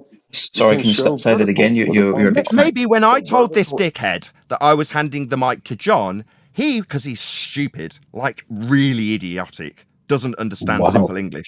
Maybe he thought that was his invitation to immediately start talking. Now, I am going to give you one more opportunity to actually listen to what we say. If you interrupt, I'm not even going to do it. I'm going to suggest that the next time this asshole interrupts one of us, you just remove him. Because it's becoming unlistenable for my audience. We're not getting anywhere. It's just him yammering when I've told someone else they're going to get the mic. I'll try that again for the guy who's very stupid, the globe believer, standard fare, idiot globe believer. I will now slow it down a little so he can hopefully listen and pay attention and understand and comprehend. I'll now pass the mic to the same guy I just introduced 2.5 minutes ago before you started yammering thinking it was your turn. It weren't. John, refracted curvature, go ahead. God damn, she's rude. Vertical is a description of... Was that him interrupting? Was that sorry, John. No, it wasn't me. It wasn't me. Sorry, John, I can't hear you, Whoever mate. You have interrupted. to speak up. Can you not tell by the type of question? Was that him interrupting is obviously directed not at you. The guy who did interrupt needs to be server muted, because obviously they're just playing silly buggers now. Thank you. It was Blue, and Blue's been muted. And sorry, Dazza is just asking, he's finding refracted curvature there a little bit quiet. Is he able to maybe turn his mic up or just maybe speak a little bit closer to his mic, if that's possible? Go ahead, John. All right. Well, up and down on the vertical aspect is with respect to the horizontal, just as moving along the horizontal is with respect to the vertical. These ideas are codependent and relying upon the other one for its own existence.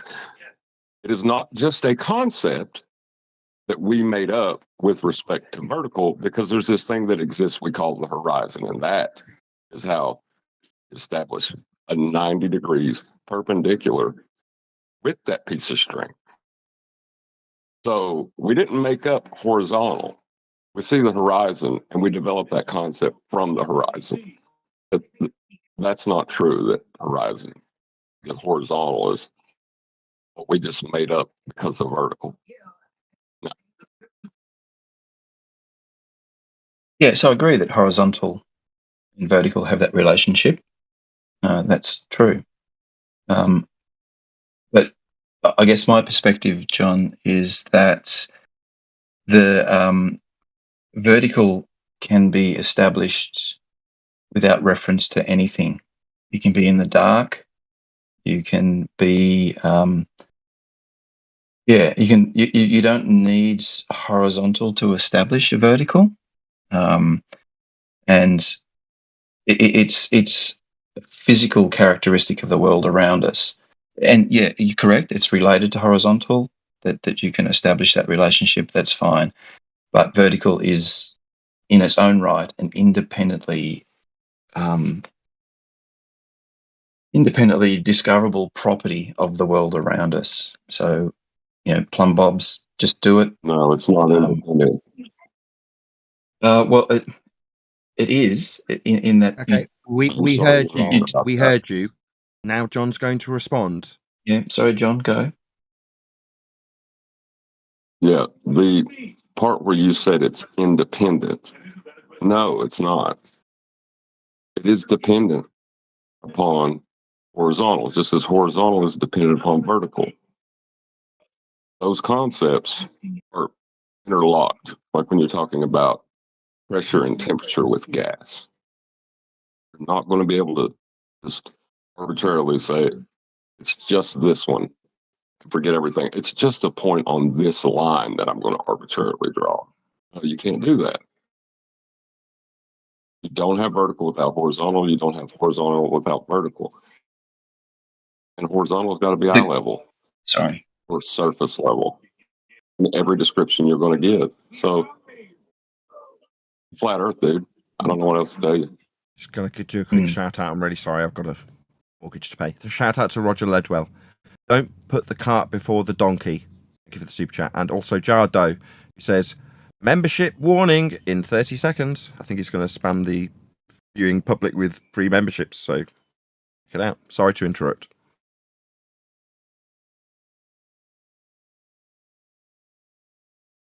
Yeah. So, John, I don't disagree that vertical and horizontal are intrinsically related like that, and that you can derive vertical from horizontal. which is what you do with the sextant when you do the horizon dip and subtract it, you're effectively finding vertical. But vertical can also be truly found independently of horizontal. May I ask, what are you using to find that vertical?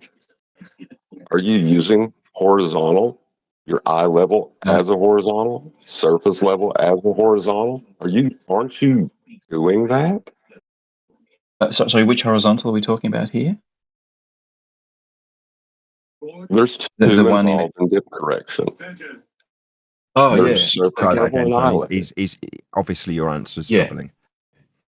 Yeah. So in the case of try dip that again, correction, John. right? So try that again, John, about the two horizontal surface level and eye level that are absolutely required. You asked him if he's not referring to those surface level and eye. That's where we're at.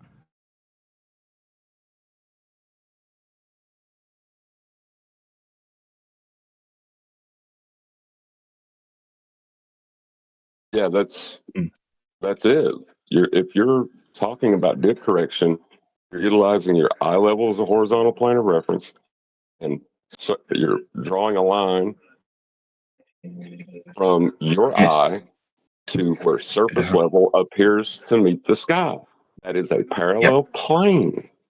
You have two parallel planes you're drawing for this. Well, dip why correction. does it dip? It's still a plane, though. Yeah, so we probably got a bit off topic, but yeah. So the we don't want to go into celestial navigation now, do we, Nathan, or not? You did. What you mean is you don't want to get into celestial navigation. Now it requires surface level be a horizontal plane of reference. And in order for us to do any corrections for dip as you brought it up, we'd need eye level to be parallel with it. And obviously, given that the principle of vertical is tied directly to it, vertical is going to be vertical all the way along that horizontal plane of reference. Now, this as a declaration at the end where you thought we were going a bit off topic, off the topic that you brought up. No, you brought it up and now we're proving a flat earth with it. Because you need horizontal planes of reference, surface level and eye level. Proving earth is measured flat in this regard. Not off topic, you brought it up. I don't know why you'd say that seems really stupid. Okay. You went off topic when you brought it up and then we proved a flat earth with it. No, we just proved a flat earth. Unintentional, I'll admit that. I know you didn't intend to prove a flat earth when you described horizontal planes of reference that we are measuring for elevation angles in celestial navigation with the sextant, and how they definitely need a horizontal surface level and eye level parallel with one another to prove that we are measuring a flat earth. You unintentionally brought up a subject that proves earth is being measured flat. I know you didn't intend to do that. You did. Earth is being measured flat, though, in that process. So, well, I would also like to invite him to check out any of the Earth curve calculators he believes in. Use the best one, and you'll notice that what you call a tangent when you're talking to us, it's labeled with a name. It's got a specific name called surface. It'd be the apparent horizon, right? With respect to vertical, horizontally out at infinitum. So there's that line. You broke up. You broke up when you said the most important word, surface level. Yeah, and I'm not sure where you're posting this info. Broke up while it's not in the politics chat. Talk through it. It won't be as painful and you won't have to listen to it. Meanwhile, the surface level in earth curve maths, you call it a tangent sometimes, but it's actually surface level. It's labelled that way in the maths. That was his point. Okay. It's horizontal. So you'd be also aware in the maths that once you've taken that horizontal and the elevation angle of your celestial object, you then use it to calculate the co-altitude angle, right, which is up to vertical. And then you take that co-altitude angle and effectively multiply it by 60 nautical miles per degree to get your distance to the GP. That's the fundamental geometry of celestial navigation. 60 nautical miles per degree as per the co-altitude angle from... Sorry, John, I didn't hear you. Can you say that again? You minus from 90 times by 60, yeah. That would mean that you've got 90 at the end of that triangle, though, at the base of the star. Yeah. At the other end of the flat baseline, the horizontal plane of reference that we're measuring for this angle. That means that 90 degrees below the star, there is a flat Earth between you and that position below the star. You're measuring a line of sight to the star with horizontal baseline between you and the 90 degree point. So when you minus from 90, then you turn that angle measurement with a sextant on a boat into the co-altitude angle, which you can then times by 60 to calculate that 60, distance to that point on the ground. You don't have to yammer your yes through me. We're just pointing out how Earth's being measured flat with this. It's a flat baseline between you and the distance between the star's GP and yourself once you do that calculation. But the measurement itself requires you measure Earth as a flat plane. To just take the angle itself, the angle of elevation is a flat Earth measurement. Sorry, John, were you going to say something? You can do the angle of elevation with the stick in the ground and a flat area, right? And just get your angle with the celestial object. You could do the same thing. All you need is a parallel plane with mean sea level. Parallel plane, horizontal all the way up. That's what level is. Yep. Level is your first person view of horizontal. Horizontal is like third person mathematical representation to communicate the idea of the plane we exist at the top. Yeah, the stick thing, and the length of the angle's a good one. Do you know the other backyard celestial navigation tool that you can produce without too much hassle? This is fun and all. It's a plumb bob and a protractor. Fun that this is. We've just proven Earth is measured flat. So Nathan, did you know that you can do celestial navigation? Did you not? Would it be easy if we had a quick subject change? Easy subject change? With a plumb bob and a No, protractor. I'm not having the subject change, and you're not in charge of the discussion. At this point, you brought up a subject. If you're not going to listen to me and conclude a point with me and just subject change, I'll highlight that. I'll lean on that. This guy's fundamentally terrified because he's a globe believer in the fact that we have just concluded this point with an angle measurement with respect to a flat Earth. It's on screen now. Dave McKeegan, another videographer who covers this subject, fell victim to the exact same thing. Yeah, because you can't have an elevation angle measurement on a globe. I've got no idea what you're showing me. Excuse me. Why are you chanting through the top of my conclusion that Earth is being measured flat with an elevation angle measurement? Why was it that you chose that particular point to talk through me? I'll explain. It was rhetorical. It's because he's in fear of the Earth that is being measured flat with his own example. Now, rather than acknowledge that, which I'm going to ask him to do again in a moment when I finish, I'm in no doubt I'll be interrupted before I get to do it. But when I ask him for the second time, if he understands and appreciates that his own example of this angle measurement requires Earth be measured flat, and when he either acknowledges that or tries a subject change or a non sequitur again, we'll see how we go. I'll conclude with that fact in victory. We won't move on to a different question, but first I need my opponent who brought this subject up, definitely by mistake. Obviously we got a bit off track with him bringing up this subject that he didn't want to bring up and that. So we understand and appreciate together, all of us, that your example measures Earth flat for the elevation angle. You understand that. Before we move on, I need you to acknowledge that so I can conclude in victory. Do you understand we just measured Earth flat? No, I think you're incorrect. And will you allow me to finish before you declare victory again? I take that as a yes. No, I hadn't responded. Maybe if you leave a short enough pause for me to respond in the negative. But no, when you're too slow. It's my go now.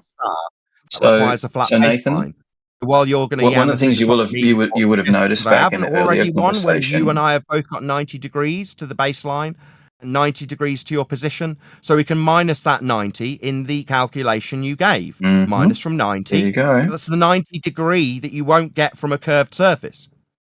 No, what's the difference between vertical and horizontal? 90 degrees. So why is this a response to me saying? Didn't we establish the fact that vertical is a property of an angle measurement with respect to a baseline? And now I'm being asked about vertical and horizontal. It's an angle measurement. It's called an elevation angle. It proves Earth's measured flat. It must be to have 90 degrees to the GP of the star you're measuring. Minus it, like you described in the calculation. minus from 90. That's the degrees. You're minusing it off another right angle triangle to give you coaltitude. You explain this to us.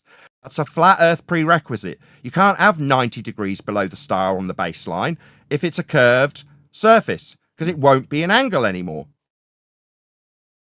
Well, you're correct. So it won't be an angle anymore. We're sorry. We can measure it from the vertical, though, right? It is perfectly possible to do celestial navigation relative to verticals. Oh, so you're saying if you take it with a Plumb bob, you've already got the coaltitude? Exactly. And There's what are you calculating? And there's my follow-up, because I've already won. Mm-hmm. We're calculating for the ground position below the star. And the distance is... Sorry, what are you going to tell me I don't need to win? 60, isn't it? Because maybe if you chant through it, it won't seem like I've won when we're actually measuring ground positions below the star. Mm-hmm. Yes. Yeah, so and that how would far be is on the ground position from us, Nathan? A flat baseline. We're measuring that distance to draw out a flat circle of equal elevation with it. That's what we're doing with it. It must be flat because we're drawing a circle with that flat distance to the ground position.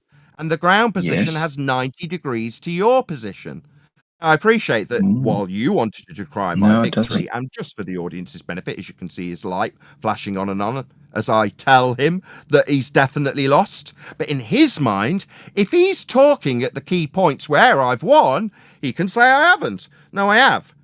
Coaltitude is for a calculation of the GP on the parallel plane, surface level, sea level.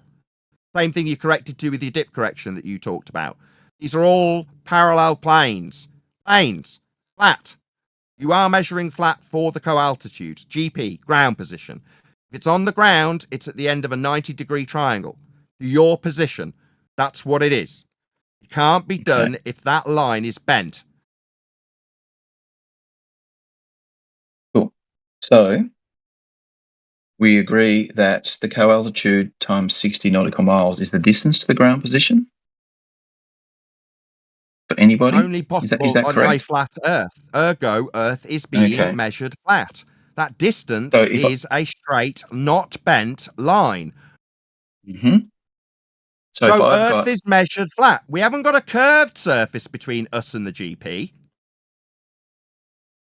So Nathan, if I can I finish my point? So Nathan isn't a yes. We haven't got a curved surface between us and the GP. Second time's a charm. No, we do actually, but because and I can tell you why. That seems like a bit of a quiver in your voice. No, we don't. So, it wouldn't give you an angle. You haven't got a curved line between us and the GP because the 90-degree point would preclude you having an angle if that line was curved. You are incorrect. There is not third time's a charm with him chanting straight so through on your the middle. triangle. Third time's a charm. How do you solve? How do you solve this triangle, Nathan? You see his light flashing, audience. That's him chanting through the top of me. Mate, I've got a show. I've dealt with thousands of people like you that think they can chant through the top. I just close your line when you do it, so the audience doesn't have to tolerate your attempted obfuscation of the fact that it won't be a 90-degree angle at the GP if it's a curved line meeting it. Third time's a charm. Can I have a go now? The word you're looking for is yes. You change it to That's the third. correct. It cannot be a curved line, or it would not be an angle. It's a curved line, and in particular, no, it won't be an angle. It won't have 90. You can't have 90 I'll take that as a degrees yes. on a curved line. Definitely not. It seems this guy doesn't understand what angles are. Angles require straight lines, son. Do you not know what an angle is? Are you stupid? You think a curved line meeting a straight line will give you a 90 degree?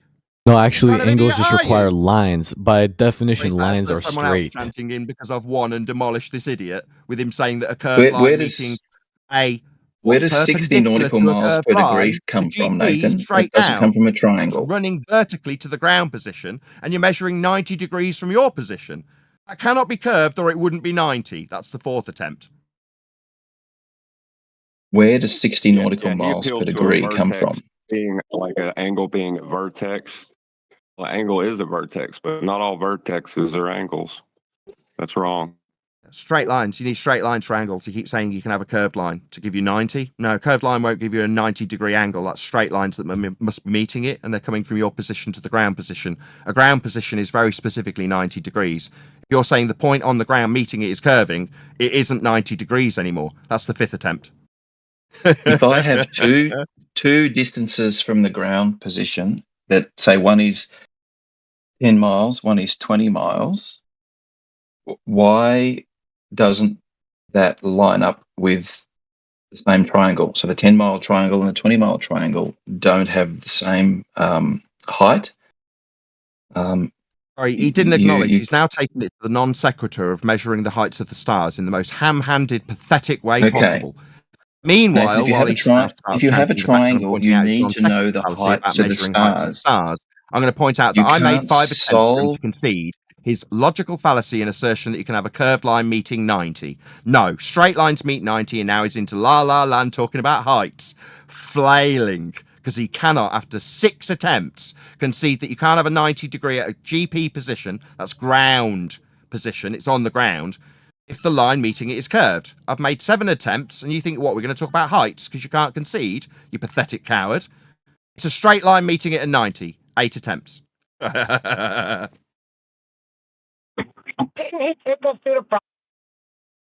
may respond. It cannot be curved, as you asserted. You were incorrect. Be a 90-degree 60 nautical miles per degree. Maybe if you chance through the summary of the thing that he's got to concede, he won't have to listen to it. Yeah, I'll shut that shit down straight away. I'll try again for a 10th time, because you chanted through the 9th attempt. You're the silence after the 8th. Degree. I'll try a 10th. Maybe if I tell you that I'm going to make a 10th attempt, you'll start chanting immediately. It is not a triangle. Religious zealot. Prove my point as I do it while you flail for my audience and they pay me to watch you do it. You're flailing. You know damn well it can't have a curved line meeting a ground position at 90 degrees because 90 degrees would have 2 straight lines, proving Earth's measured flat. For the baseline, thousands of miles in all directions, you've got ground positions to stars, all on a flat Earth. Now he says it's curved and starts asking me about the heights. I've made 10 attempts for him to concede his error. And have curved lines meeting 90. That's 11 attempts, you pathetic globe-believing weasel. Do you like Flat Earther laughing at you as you flail? Because that's what's happening, son. Have a curved line meet at 90 at the ground. Describe me a triangle that for every 60 nautical miles, now asking and the angle changes per 1 degree. Here, his error's been corrected. Curved lines won't meet 90-degree ground positions. So he's making demands of things that I should address. That's 12 attempts, mate.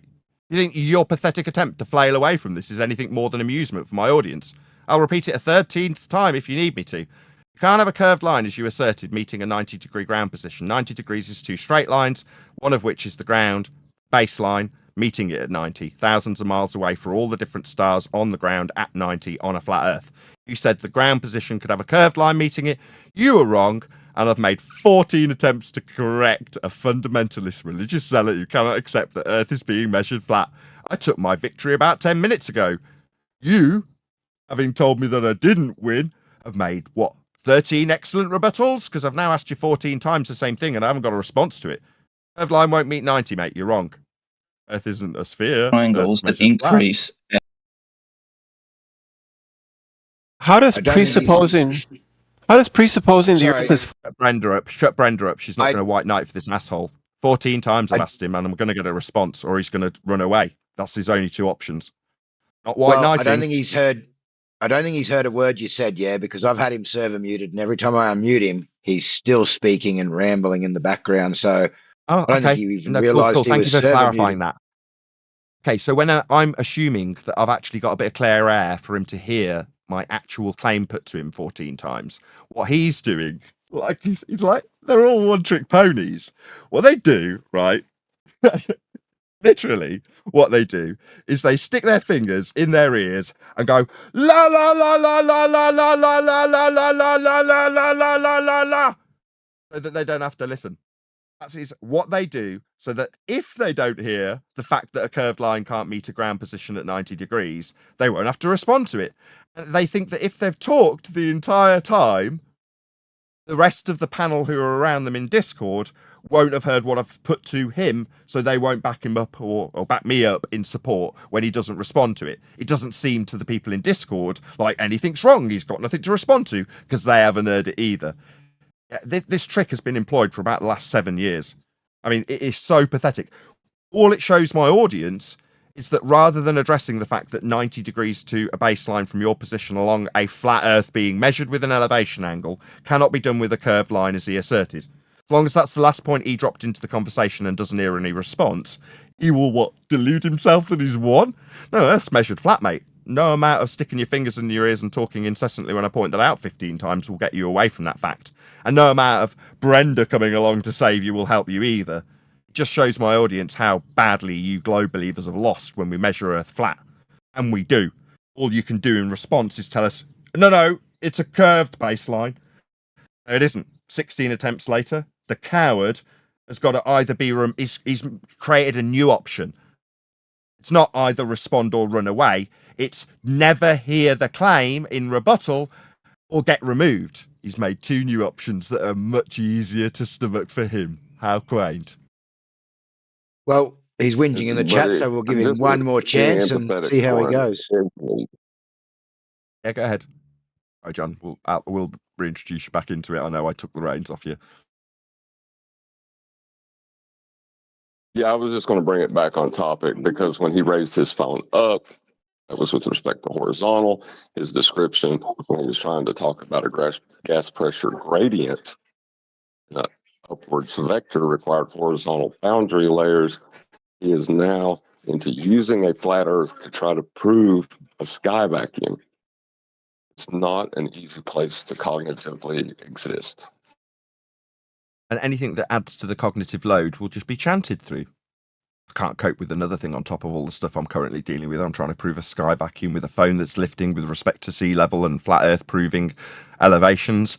And then he's telling me about my example that I definitely didn't want to go off topic with when I brought it up and proved a flat Earth with it, because curved lines can meet a 90-degree angle. That's where we're at. Can't cope with that. It's too much all at once. It is. That would be rough. Because you're not only destroying his worldview, you're destroying his world now, too. Yeah, blah. It's not easy. You don't feel destroyed. I mean, it's tell us how stupid we were. He thought we were going to be the ones getting educated by him, didn't he? What a shock.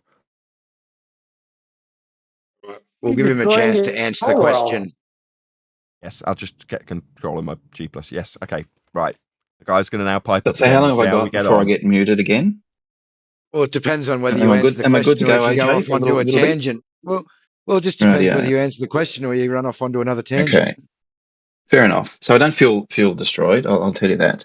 So are we sticking on the celestial navigation topic, or are we going to go back to gas? I've got the feeling we'll go back to gas. No. I'd put it to you that you can't have your assertion of a curved line meeting a 90-degree ground position. It must require a flat Earth baseline between you and the 90-degree ground position for you measuring any star out along a horizontal plane of reference.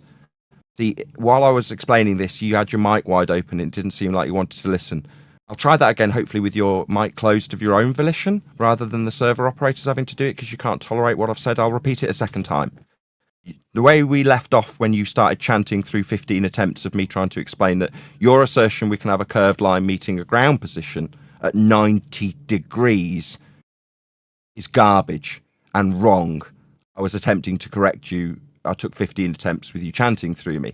So now that we've got you under control, maybe you can cope with an answer when I put it to you now, that you were incorrect when you say a curved line can meet a position that is specifically 90 degrees, therefore requires a flat baseline to be meeting it, and that's a flat Earth that's being measured. I'd like to acknowledge that. Before we move on to anything else, furthermore, there is a little caveat. Once you acknowledge that there won't be a curved line meeting a 90-degree anything ever, I'll bask in victory and then we'll move on, just so we're clear what's going to happen. You may respond to the 90-degree not bent line that you can't have as you declared.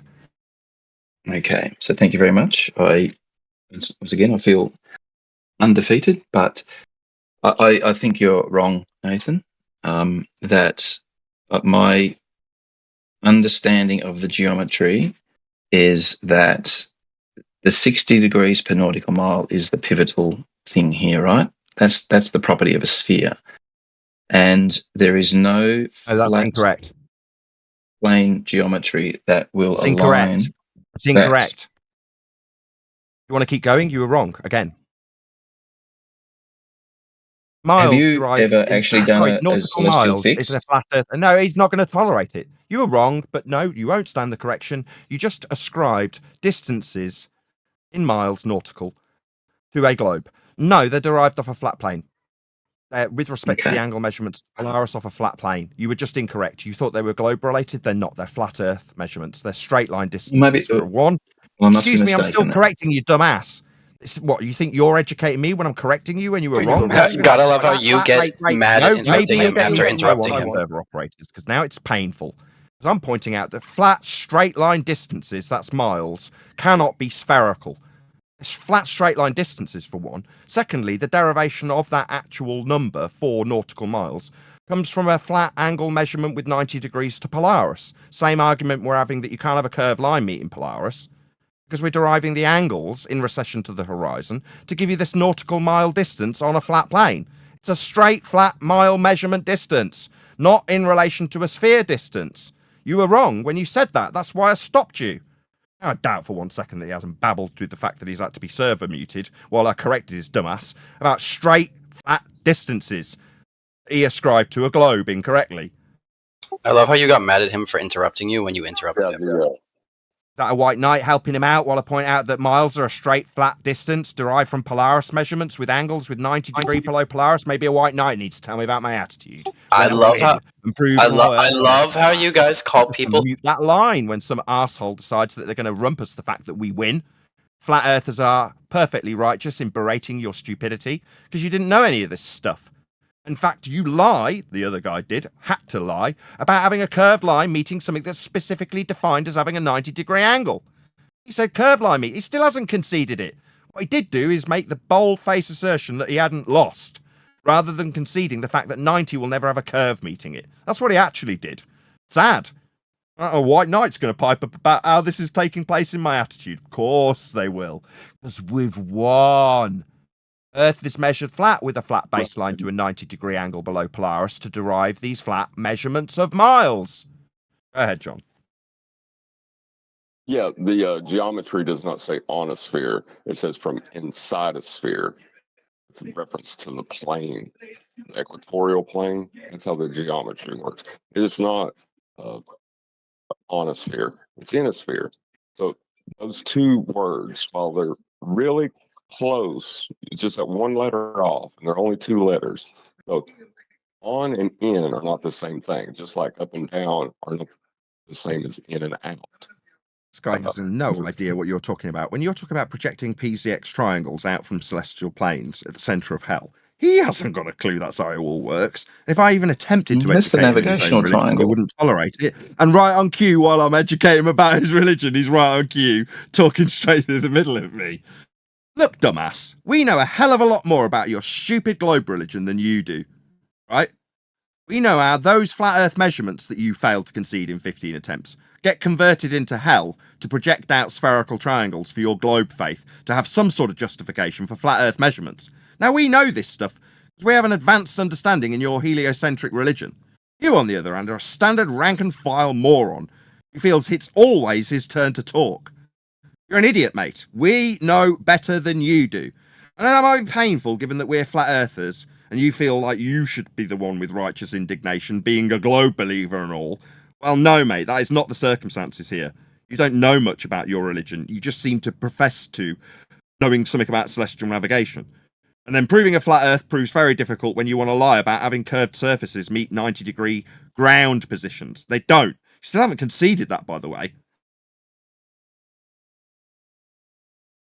So, yeah, you're right. I must have some fundamental misunderstanding. So you said something about Polaris and latitude, or Polaris and 60 degrees per nautical mile, how that was derived. So can you explain that to me? No, I'd prefer that you understand that having 90 degrees to Polaris would mean that the line that you said was bent can't be, because it won't have 90 degrees to Polaris for my explanation. So far, I'm explaining something to somebody who thinks incorrectly while he interrupts my objection to explaining this to somebody who hasn't conceded to the fact that to have 90 degrees in my explanation to Polaris to derive nautical miles with that latitude measurement, you would need to understand at a base level that we'll have a flat baseline between us and the 90-degree point of Polaris. You wouldn't concede that. So how the hell am I going to explain it to you? You think a curved line will meet 90-degree points below Polaris. How can I explain it to you? Unless you concede Earth is measured flat for this derivation of an angle measurement with 90 degrees below Polaris. So before we move forward with me educating you, the ignorant ball-believing clown who's very irritating and can't shut his mouth while I educate his dumbass, can you concede that we won't have a curved line meeting the 90-degree point below Polaris? And then we'll tell you our nautical miles are derived from that flat Earth measurement. Well, I'm confused now, because so my globe indoctrination tells me that Polaris is a very long way away, right? And for all practical purposes, what we does can't this have to measure do with it. what I asked you to concede? So he's going to non sequitur his way away with a little story. No, mate, I'm asking you to concede something, and I need you to concede it so I can answer your previous question about how we derive nautical miles. Now you're off into La La Land about what you believe, and I don't give a crap what you believe in this religious garbage. I'm trying to understand the angle to Polaris, what it is. I'm asking you to concede something I've already asked you to concede 17 times, and you are chanting through the repetition, this now the third, in a second attempt in a series of 17, of me getting you to concede that we can't have a curved line meeting a 90-degree ground position below Polaris, for me to further expand on and expound on how we will derive a nautical mile measurement from that flat Earth angle along a flat baseline with 90 degrees of Polaris, because at this point you think a curved line meets that point, and it doesn't. You were wrong. I've now made 18 attempts to correct that. You won't have it. You're constantly off in non-sequiturs. I'm sorry, I thought you were done. Now I'm confused. I'll be done when I give you bleeding permission to talk, rather than when you decide that I've been done because you haven't listened to a single word I said. From this point forth, you may talk when I give you permission. And if you don't yield to the fact that I'm in charge here, I'm going to ask the mods to remove you because you're really irritating me. Yeah, made I've 19 you can go back to making balloon animals, mate. Just remove him. That'd be good just for remove you. him, mods. Mods, remove one. him. Mods, remove him. Remove him from the call. He can't. I'm not going to do 20 attempts with him. I've just started the 19th attempt. He wouldn't allow it. That's the end. I'm done. I'm not going to spend 19 times with a liar telling my audience a curved line can meet a 90-degree angle position at the base of a star called Polaris, and then expound on how we derive nautical mile measurements from that flat Earth measurement when he is under the misapprehension that a curved line can meet 90 degrees. It cannot, and he will never concede to it. So why the hell should we have him even here? It's not reasonable. It's obviously irritating to me.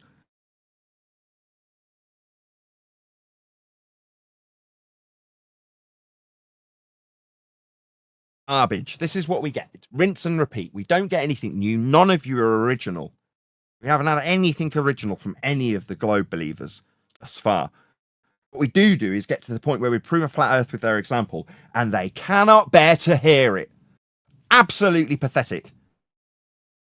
Unless this guy's got a curved line meeting a 90-degree round position, he won't have a conversation with me. Sad.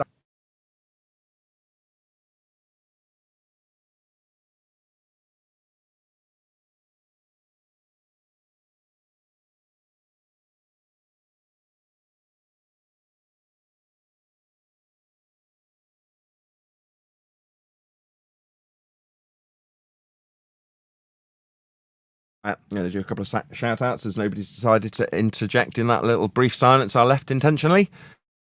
Well, yeah, every time I try and speak, I get muted. No, it's only when I talk. See, it doesn't matter how long a protracted silence I leave. He's only here to antagonize me. So he's waiting for his opportunity to interrupt that next section that I introduced after a long invite, a protracted silence for him to talk. Nope. He wants to talk when I'm talking and only when I'm talking, right, audience? This is really original. This isn't something we've seen many times before, is it? It's completely original. Shout out to Jardo, who gifted 10 memberships. Really appreciate the support. Thank you very much indeed. And if you picked up one of those memberships, check out the Uncut and After show after we go live, because I will upload it once I finish recording it. Also, shout out to Roger Ledwell for hitting the super chat.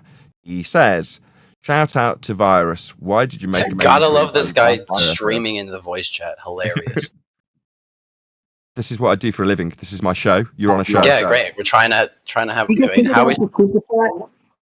So while this guy tries to non sequitur away from the point, Earth's been measured flat.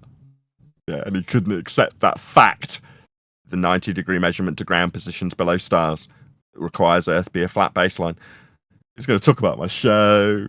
Yeah, this guy. Is that all you got, fundies? It's pathetic. We're all laughing at you. Flat Earthers are now laughing at you for your ignorance. Hope you realise this. Tables are very much turned in 2024. You're now sad, pathetic, ranting, delusional morons chanting about things like gravity. It's really sad. Like religious zealots on the street pounding Bibles going, "We have gravity!" And we're all laughing at you from the sidelines. Yeah, 19 times to accept that a 90-degree must have a flat line meeting it. I love it. I absolutely love it. How pathetic you globe believers have become in 2024. A different question for any globe believers. Do you enjoy us flat earthers mocking your ignorance now? That's where we're at. We're mocking you for how stupid you are demonstrating yourselves to be for us. No, nobody's blood boiling?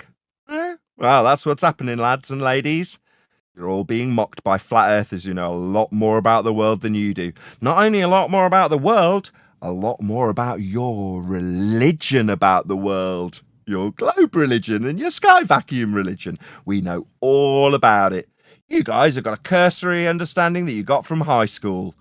What a shock when you find out it's all garbage.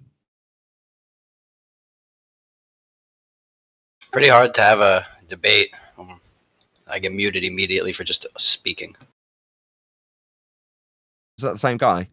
You can't have a curved line meeting a 90-degree ground position. What? This is not. I don't know who you're talking about, bro. I'm someone completely different. Mr. Jew. This is Mr. Jew, Nathan. He's someone completely different. But the reason you are muted, Mr. Jew, is because both times when you chose to speak were right in the middle of sentences, and the last one was complaining about the show. Yeah, so is this the Nathan show or is this a flat Earth debate channel? I don't understand. Okay, it's a sincere question. Okay, so this room is hosting Nathan here tonight and Nathan's show. Got it. Okay, it's a sincere question, Nathan. You gotta I don't understand why you're just so aggressive to people who are trying to have a conversation with you. Would you like me to answer? I guess. Kind of how conversations work, but you know what? It's your show. You do your thing. Man. Now I'm being told how conversations work. I ask, would you like an answer? I guess is the answer. I start answering. You start telling me how conversations run. What, with people immediately talking through the request for an answer, an affirmation that you definitely do want it? Maybe our conversation runs as you immediately start talking through me. This is why I'm irritated. Because that's generally what's happened in 19 attempts for a zealot globe believer who told me that I can have a curved line meeting a 90-degree position on the ground. I told him 19 times. Now, I doubt you heard that rebuttal once, because what he did was talk like you're now talking, straight through the top of me. That's really irritating. And because you're doing it, I'm going to call you names. Yeah? If I'm of that inclination. Yeah, how am I talking through you? Well, I'm talking and you've decided to talk as I talk. That's talking through me. Meanwhile, the guy didn't respond in 19 attempts to his incorrect assertion. Yeah, okay, bro, you've said it like 6 times now. He's muted. Can we move on to a different subject? And it would seem that while I'm pointing out to this guy, and I had the line closed, he started talking while I pointed it out to him. Isn't that interesting, audience? Yeah, because you've said it 4 times now. I'm asking if we can change the subject, talk about something else. The guy's muted. Okay, I'll answer you. Let me answer you. And everyone else who's not him, please be muted. No, the answer to your question is, can we change the subject from a flat Earth elevation angle measurement proving we measure Earth flat? Except that's not what you're talking about. You're just going on and on about your 90. He doesn't know how to have a conversation. I don't want this to continue. Please, can you stop this guy from talking to me? Thank you. Yeah, I'm in charge, mate, and I'm just going to appeal to the mods because you're a wanker to shut you up. Bloody wanker. No, he is, yeah. Anyway, so I pointed out to another guy 19 times, and now this guy 5 times before he had to be server muted because he wanted to change the subject. It was painful. He asked if he could have a subject change. I was responding, no, I'm going to keep proving that Earth's measured flat, because all of the mapping systems and indeed globe beliefs are derived from these flat Earth measurements. These angle measurements of a flat baseline with 90 degrees below Polaris gives us our latitude system that gets stretched around a globe after measuring it flat. So your globe belief is reliant on these measurements. So when you ask if we can change the subject from the origins of your globe belief, that would be measurements of a flat Earth with Polaris at the centre, I'm going to go with no. I'm going to go with I will prove to my audience over and over again just how Earth is measured flat and how that flat Earth measurement is used for you to believe in a globe that comes from those measurements. Calculated globe that you reify into existence with sky vacuums around it in violation of natural laws. That's what I'll do. When you ask me if we can change the subject, the answer will be no. Hope that answers his question. Nathan, imagine believing you live on a globe, and then you eventually find out that the globe that you think you live on is flat, and it's measured like that. How bizarre. I'd want to change the subject too. I'm excited when they say, can we have a conversation change? It's like, really? This is how painful it is? Keep going. Yeah. Don't want to talk about how flat it's measured, do they? No. Don't want that. Even if we're telling them how their globe came from those measurements, they still don't want to hear it. I mean, we try and give them a higher level of understanding when it comes to their globe religion, and they don't want to hear it. You're like, no, you've got latitude lines around your stupid globe. Where do you think they came from? Do you think they were measured on that globe? Nah, they were measured on a flat plane with angles to Polaris. That's how all the maps were derived. That's why they're all flat. So you can still functionally use them with angles off a flat Earth. Did you never wonder why all the maps were flat? What's that? You think they were globe projections? Oh, did they not tell you that the latitude on the globe came from flat Earth measurements before that? They just didn't tell you. Oh, well, that makes you dumb. And I, the flat earther, know better than you about your stupid globe faith. This must be very painful. You'd want to change the subject from the flat earth measurements that you need for your globe. Surely you'd want to know more about how your globe came to be. Oh, you don't? You'd rather just believe in it as a fantasy? And I'm ruining that for you? Oh, that's a shame. What I'm doing is laughing at you and mocking you because you're all stupid globe-believing numpties who don't really know any better. And I, with righteous indignation as a flat earther, do. I and everybody around here who is a flat earther right now are factually smarter than every single globe believer in this server. We are your superiors, intellectually speaking. You are all dumbos who chant through us and need 19 repetitions of your failures. That's how it actually took place here today. Hope we're all clear on the globe side just how dumb you all are and how we are mocking you now. Us, Why the being flat so earthers, rude? are mocking you. I'll accept the dumb thing, but watch who you're calling a numpty. Yeah? Numpty means dumb. You should check your dictionary, friend. It certainly does not. No, maybe I'll be standing corrected after I look it up. Meanwhile, intellectual superiority from flat earthers was I was highlighting more than anything here. Specifically with regards to globe understanding. Great globe proof, mate. We were pointing out that we know more about your stupid globe religion than you do.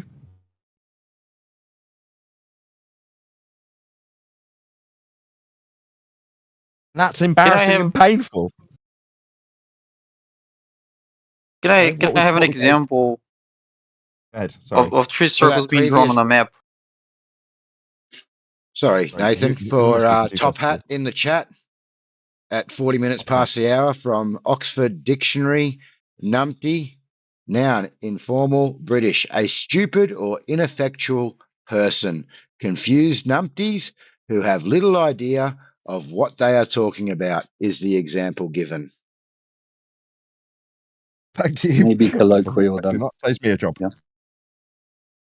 But yet again, a flat earther correcting their phraseology was corrected by a globe-believing idiot saying they were wrong and they needed to look it up.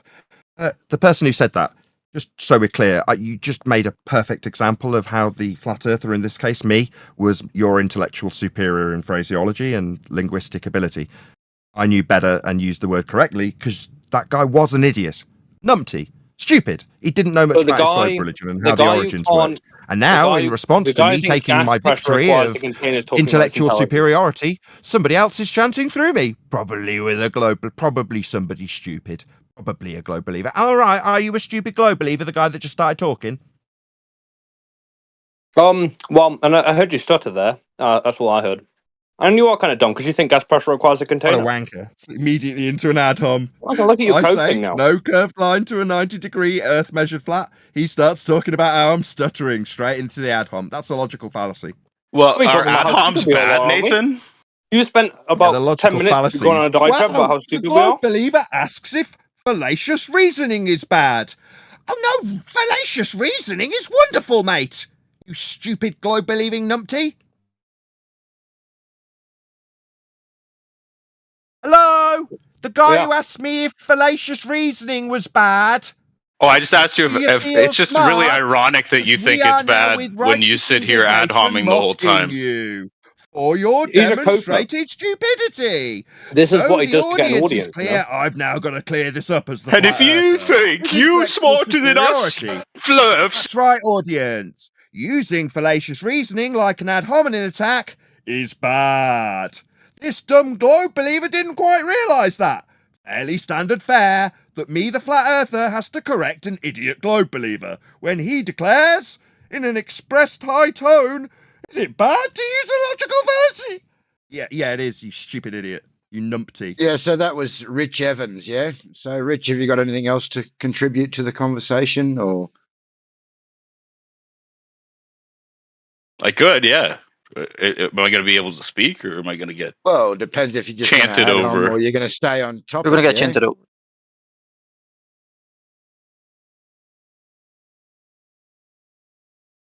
What did you want to talk about, AJ? Anything in regards to? Come on, Rich, prove the globe. Everyone else, please be quiet. I think we'll stick on Nathan's topic. Yeah. Is an angle two straight lines meeting at a vertex? If we're sticking to Nathan's topic, then we're going to be talking about how we're not dumb, right? No, I just because that's all he was talking about. Okay, I'm just trying to clarify it for you, AJ. And you just spoke straight through me. Yeah, I'll pick up the range from there if you want me to. Yeah, go for it. He's going to talk about how dumb they're not. Okay. Well, that's by way of demonstration. So my examples thus far with people's stupidity have been with stupidity like curved lines meeting at vertices to create 90s. That's stupid. So I give examples where my opponent, a globe believer in this instance, is stupid. So I can call him a stupid globe believer because as a globe believer, he's declared that a curved line can meet a 90-degree point on the ground. It can't. That makes him stupid. And the reason for his stupidity is his globe belief. Therefore, I am righteous in declaring him as such because it's absolutely factually accurate. Now, I don't know you. I don't know if you're going to use fallacy. We'll see how we get on. But when we measure Earth flat with 90-degree points to Polaris, what we're actually just doing is taking an angle to a star with respect to a horizontal plane that we are standing on and establishing that we can get 90 below the star at something called a ground position. 90 degrees between that point and you is a flat Earth. So with that example, I proved that Earth is measured flat. It was actually my opponent's example. I didn't bring it up. Sorry, was that dribble supposed to mean something? Yeah, it means we measure Earth flat. It wasn't drivel. It was a quite concise description of an elevation angle measurement to Polaris with 90 degrees below it called the ground position and a line along the ground between you and it. I can't differentiate that and mushy peas coming out of your mouth. It seems that if it's not just drivel that he didn't understand, perhaps where a good chunk of my audience absolutely understood what I just said, you project your ignorance because you failed to understand it. Because it wasn't drivel, it was a concise description of an elevation angle measurement. That particular concise description that you interrupted after calling drivel is actually our system called latitude. You called it drivel, it's actually called latitude. Your ignorance, demonstrated stupidity here, led you to ascribe a description of measuring latitude. You labelled it drivel. because you are an ignorant globe believer like the last guy. It's not drivel, it's called a latitude measurement. I hope you feel educated by me, the flat earther who's now mocking you for your ignorance.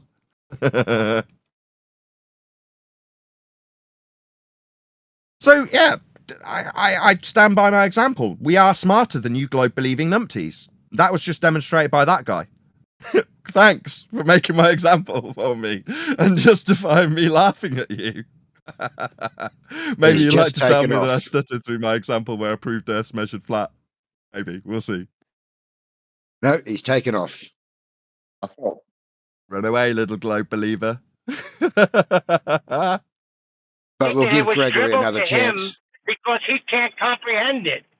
Yeah, he But projected it's that. perfectly sound English to me. I did say that. I said he projected his ignorance, but yes, that's correct. Go ahead, AJ. I'm sorry.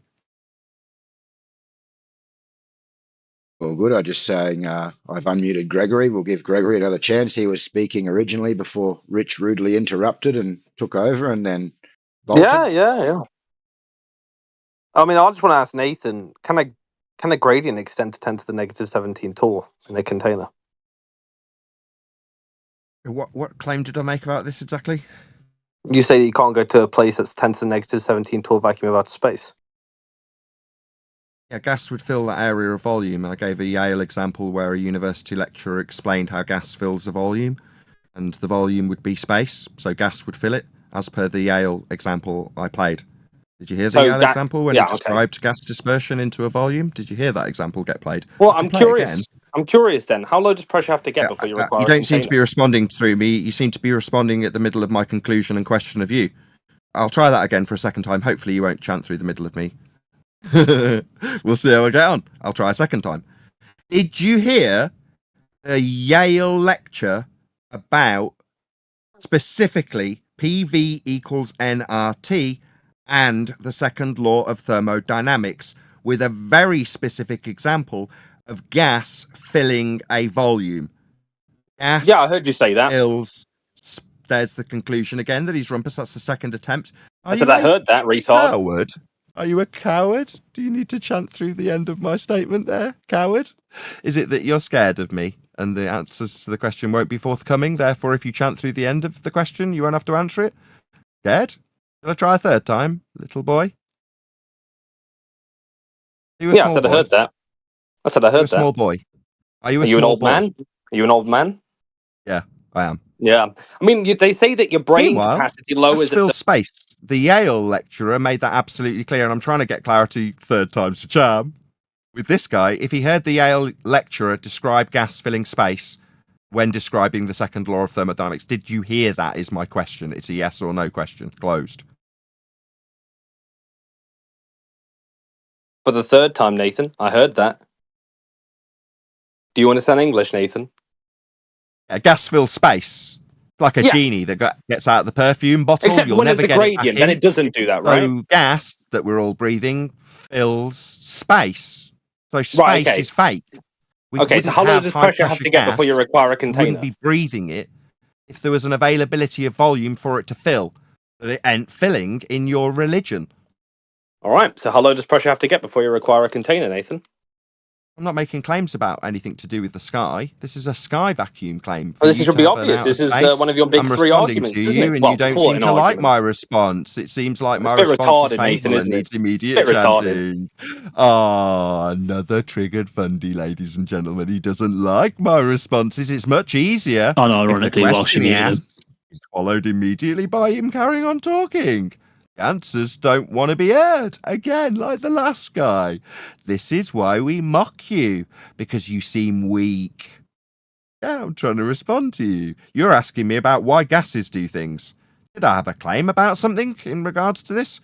Or was it just my rebuttal in regards to you having a sky vacuum belief that defies entropy?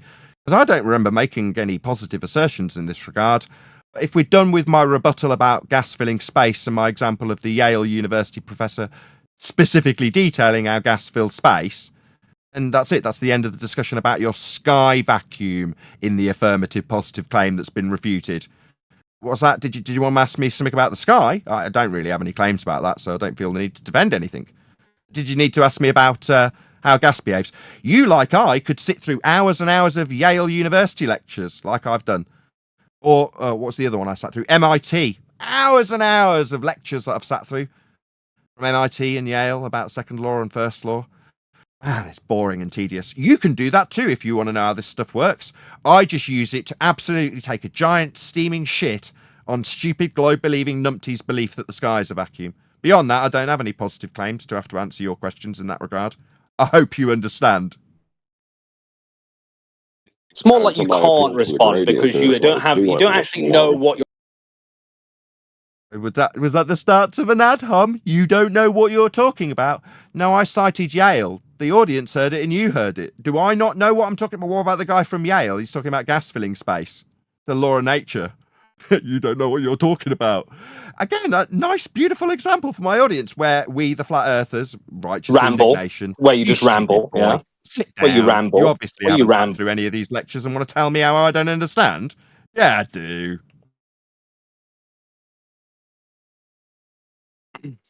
Anything else, son? Or can we start mocking you for your stupidity? You run away. You run away. That's fine. Run away. Bye-bye, Nathan. I'm asking bye-bye, you if there's anything else beyond your lack of understanding of the second law of you already proved you thermodynamics. didn't know what you're talking about. You've already proved you didn't know what you're talking about. It was same ad hom that we laughed at last time, showing your weakness. I can't explain that, I quote pointed Nathan out to my Oakley. audience how weak I don't have a claim. I can't explain that, quote Nathan Oakley. You feel the need to rinse and repeat that weak-ass crap about how I don't understand the many hours of lectures on thermodynamic laws that I've watched. No, I understand. I absolutely assure you. Is that all you've got, or was there anything else? Maybe you wanted to accuse me again of running away when I'm running a live show. I'll give you a second shot, Nathan. So you're saying that gas pressure can't go to 10 to the negative 17 torr as the gradient, right? Because it will fill the available space. So why at 65 miles? He's just told me what I'm saying, and I didn't say that. I didn't say that, and he won't shut up. So you've got to put a false quote in my mouth that I didn't say. Is that really how you work? Oh, son, no, unless you can rattle off a verbatim quote where I say that gas cannot fill 10 to the minus 17 torr. Those words never cross my lips. You're just lying about things I haven't said. Again, we've had thousands of examples of lying glurfs who need to insert words I haven't said into my mouth with the words, so you are saying, insert bullshit I've never ever uttered here, and then start responding to that crap that I've never said. Now, I've never said that gas won't fill 10 to the minus 17 torr, quite the opposite. I say gas fills space. That's what I actually say. Maybe you need something else that I haven't said to respond to. Sad. So Nathan, are you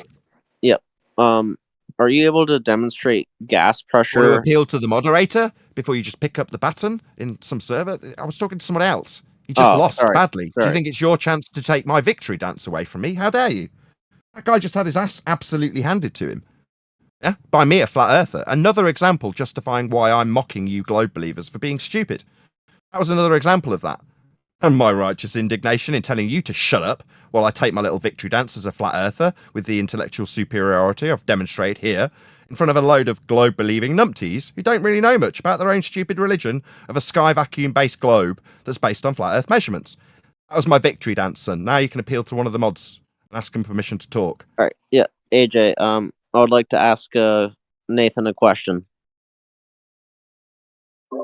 Yeah, man, I think we're done with Jekyll. Or Gregory. Sorry, Gregory. Jekyll. Yep, go ahead, trigonometry man. All right. Do you have a demonstration of gas pressure in a container having a gradient? Bottle Garden, why are you asking me? I don't have a positive claim about this. Just explain this to the last guy. I'm now answering him, and then within seconds he's talking through me. Shocking, isn't it? Weak. Meanwhile, I'll just conclude.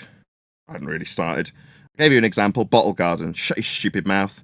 Meanwhile, I don't know why I'm being asked for this example. It's in absolute congruence with every single example of any gas pressure or gas pressure gradient ever, because they'll all have containment without exception. Meanwhile, this doesn't need to be put at my door. I am not claiming anything about the sky. The reason we point out the second law of thermodynamics is because you have a positive claim that the sky is a vacuum if you're a Western world globe believer. I don't have any claim in this regard, and I only explained this to the last guy 2 minutes ago. Well, you do make a claim that a container is required, correct? It's an antecedent consequent relationship. Unless you can demonstrate that you don't need a container for gas pressure, meaning it's pressing, or you can cite something beyond NASA who say that pressure is the force exerted on the walls of the container. No, that's not a positive claim. It's an antecedent consequent relationship. You hate stupid people, Nathan. There's somebody else with a nice little ad hom. White Knight ad homs from the sideline when someone gets a proper pasting and pummeling. We're still not addressing the fact that this isn't a positive claim I need to defend. I've put that to him. He hasn't responded to it. Well, you make chances of him actually responding to something I say without total interruption, Fundy muting like he's doing now. You know, my points don't get addressed. I pointed out that I've put it to him and the last guy within 5 minutes. Will they get addressed? No, of course not. I'm not making a positive claim about what the sky is. Second time. Can I address it? And just before we move forward, I would not appeal to gas pressure gradients with respect to sea level as a defense for it. You see what happened to the last guy. Nathan hates stupid people. He does. Pressure gradients are described with respect to sea level. Altitude of the gradient is a description that requires a flat earth to describe it. So yeah, that won't go well if he appeals to that. Roger Ledwell, shout out to you for the super chat. We're going to run for about maybe 5 more minutes live. All the islands in oceans, all the heavens in the motions. Okay, thank you for the super chat. So, would you say PMARS is the best debater? No. If we have a gas pressure lower, and then you're using the example of the Yale lecture, what causes the gas pressure lower to not fill the available space up higher if it's lower pressure? Shouldn't that Yale lecture refute what you're asking me? You're asking me why doesn't the gas in your heliocentric religion fill space? Is that what you're asking? Why doesn't? No, I'm asking why doesn't the gas fill the area in the flat Earth space? Why doesn't if gas fills the available space, then what's stopping the gas at lower altitudes? Why did you ask me if? I don't get it. Don't get it. Why are you saying if? Second law of thermodynamics. Sorry, if law of nature. No, let's just start there. That was your first statement. If gas fills space, what are you babbling about? Gas fills space. Just stop. Stop. Not if. So when I say not if 3 times, his first statement that he interrupts me with is if. No, gas fills space. It is not an if, but contrary to if, a law of nature. That means it occurs always. So we're not going to start this discussion with if gas fills space, because it's not an if, it's a law of friggin' nature. So, based on the fact that you're prefacing your question to me about how gas behaves with an if gas fills space, I'm not going to be able to answer it. We need to first deal with your misunderstandings of laws of nature, things that occur always. By correcting your putting it into a question with an if, maybe it won't happen. No, it's not an if. Are we clear? All right, yep. So it always happens. So because it always happens, why does the gas not fill the available space? Why is there a gradient to begin with if gas fills the space? Is he stupid? It's just so we don't have a gas pressure gradient, space, Nathan? So we don't have a gas pressure gradient? Are you fundamentally idiotic? You've said, we I understand. It's a law of nature. Just actually about flat earthers. I'm going to put it to you. Why doesn't gas fill the volume? You're asking me why gas doesn't do that which it does, you stupid clown. Are you mentally retarded? You've just accepted the premise that gas always fills space and then ask me why it doesn't fill volumes. What space? Yeah, so why doesn't it? Why do we have a gradient? Why do we have a gradient, Nathan? Why do we have a gradient, Nathan? It does fill space. You just Nathan doesn't understand gradients. He's a flat earther. A concession of a law of nature by asking me why it doesn't do that.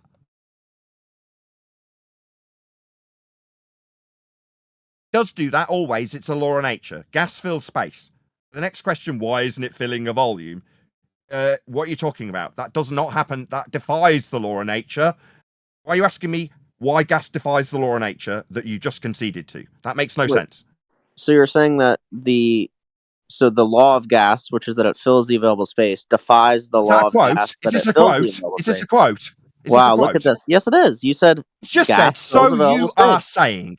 If the Yep, next thing you it say is. doesn't have Yep. frigging quote marks around it, I'm going to get real pissed with you real quick. Because if you do that to me, I can do that to you. I can say, so you are saying, and then insert some vulgar filth about you that you didn't really say. You So did don't say start it, your Nathan. sentence with so you are saying if the next thing out of your mouth isn't a bleeding quote. You did say it, Nathan. You can't explain the gradient. You say gas fills available space, and then you say, what's the quote? If you're going to tell me what I've said, I expect you to put it in quotes. I just said that. quote, gas fills the available space around it. Therefore, space is debunked. Because if No, the therefore available space gradient around debunked. us were the sky vacuum, then gas would fill it and we'd all be dead. Therefore gradient debunked, Nathan. Sorry, that's a delta of gas pressure that you first need containment. So just rinse and repeat assholes today. We've already dealt with Delta X with the other guy who had demanded that he didn't do it when he did it twice, appealing to an airplane wing in existing gas pressure. And now you're appealing to a gradient within existing gas pressure. Well, if the sky was a vacuum, we wouldn't have existing gas pressure to develop a gas pressure That's circular gradient. reasoning. We're That's appealing to circular Delta reasoning. X. It's absolutely pathetic. Have you not got anything else other than That's appealing to a circular question reasoning, Nathan. about something that occurs in already in existent gas, therefore must have Circular containment, reasoning. or it'd be filling the sky vacuum? Because that doesn't overcome the argument, you clown. You're using circular reasoning, Nathan. I'm using the second law of thermodynamics and the descriptions of entropic law and gas dispersion into volumes.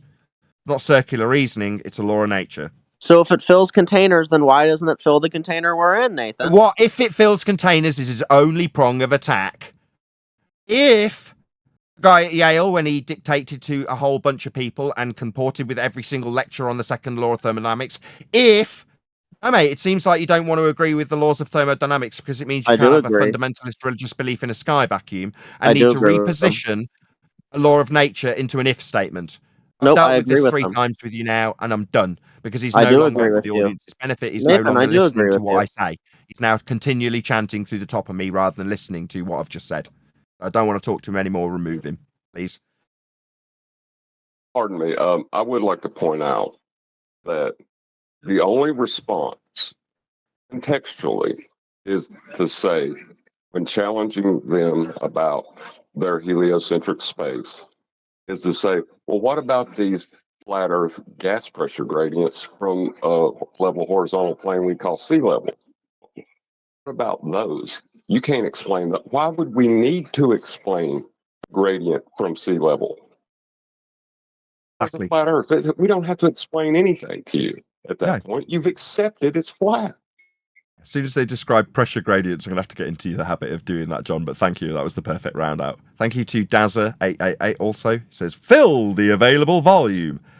One of my super chatters, for the benefit of those who may not realise in Discord, the intellectually inferior globe believers, one of my super chatters has just given me $2 to quote MIT when they describe gas behaviour.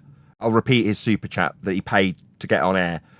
Fill the available volume. That's what gas does. It's a law of nature. It's called the second law of thermodynamics. That was an MIT lecture on the same subject. Meanwhile, we've got to ask me a question about if second law of thermodynamics. I'm thinking no. But with that, I'm going to say if you are watching this on either Nathan Oakley 1980 or Nathan Oakley premiering streams, then stay tuned, as there will be an after show to follow. Fortunately, though, if you are watching this live, this is where we bid you farewell. So another massive thank you to today's Politics Discord server and my G+ panel for making today's live show possible. And of course, a massive thank you to all of you for liking, commenting, sharing, subscribing, joining as a Nathan Oakley 1980 channel member, gifting out free memberships, hit me up on Ko-Fi and PayPal and all that good stuff. I've been Nathan Oakley. Another massive thank you to today's Politics Discord server, and I will see you all in next video. Why do you hate Jesus?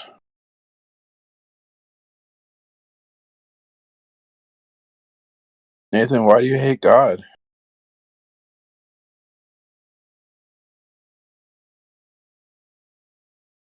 not about Nathan, it's about sea level.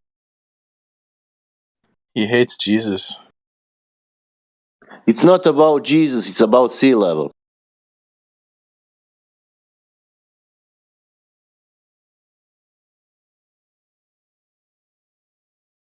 Yeah, it's about how Earth is measured flat, mate. Nothing to do with gas pressure. It's measured flat. That's how it's measured. Can I have an example where 3 circles are being drawn on a map to find the location, please? How do people navigate if they don't know the shape of the Earth? Can we have an example of how we get an elevation angle using the curved surface of Earth? Because you can't have that; it's impossible. It's measured flat. We do know, to answer P. Mars, we do know the shape of the Earth. We measure it with Polaris to get the latitude grid. We measure it flat. I mean, that's not a shape, it's an aspect. But nevertheless, the way we measure Earth is flat to get the latitude angle measurements with respect to the plane that you measure from. That would be a flat Earth. We do know. Also, just so you're aware, P. Mars, the globe was created with those measurements. Did you know that? The globe is flat? Yeah, essentially, the globe was created from flat Earth measurements of angles to Polaris off a flat baseline and then stretched around a spherical surface. Yeah, the globe is measured flat in the most literal terms. Yes. That's fascinating. And the Greeks all knew that. Correct.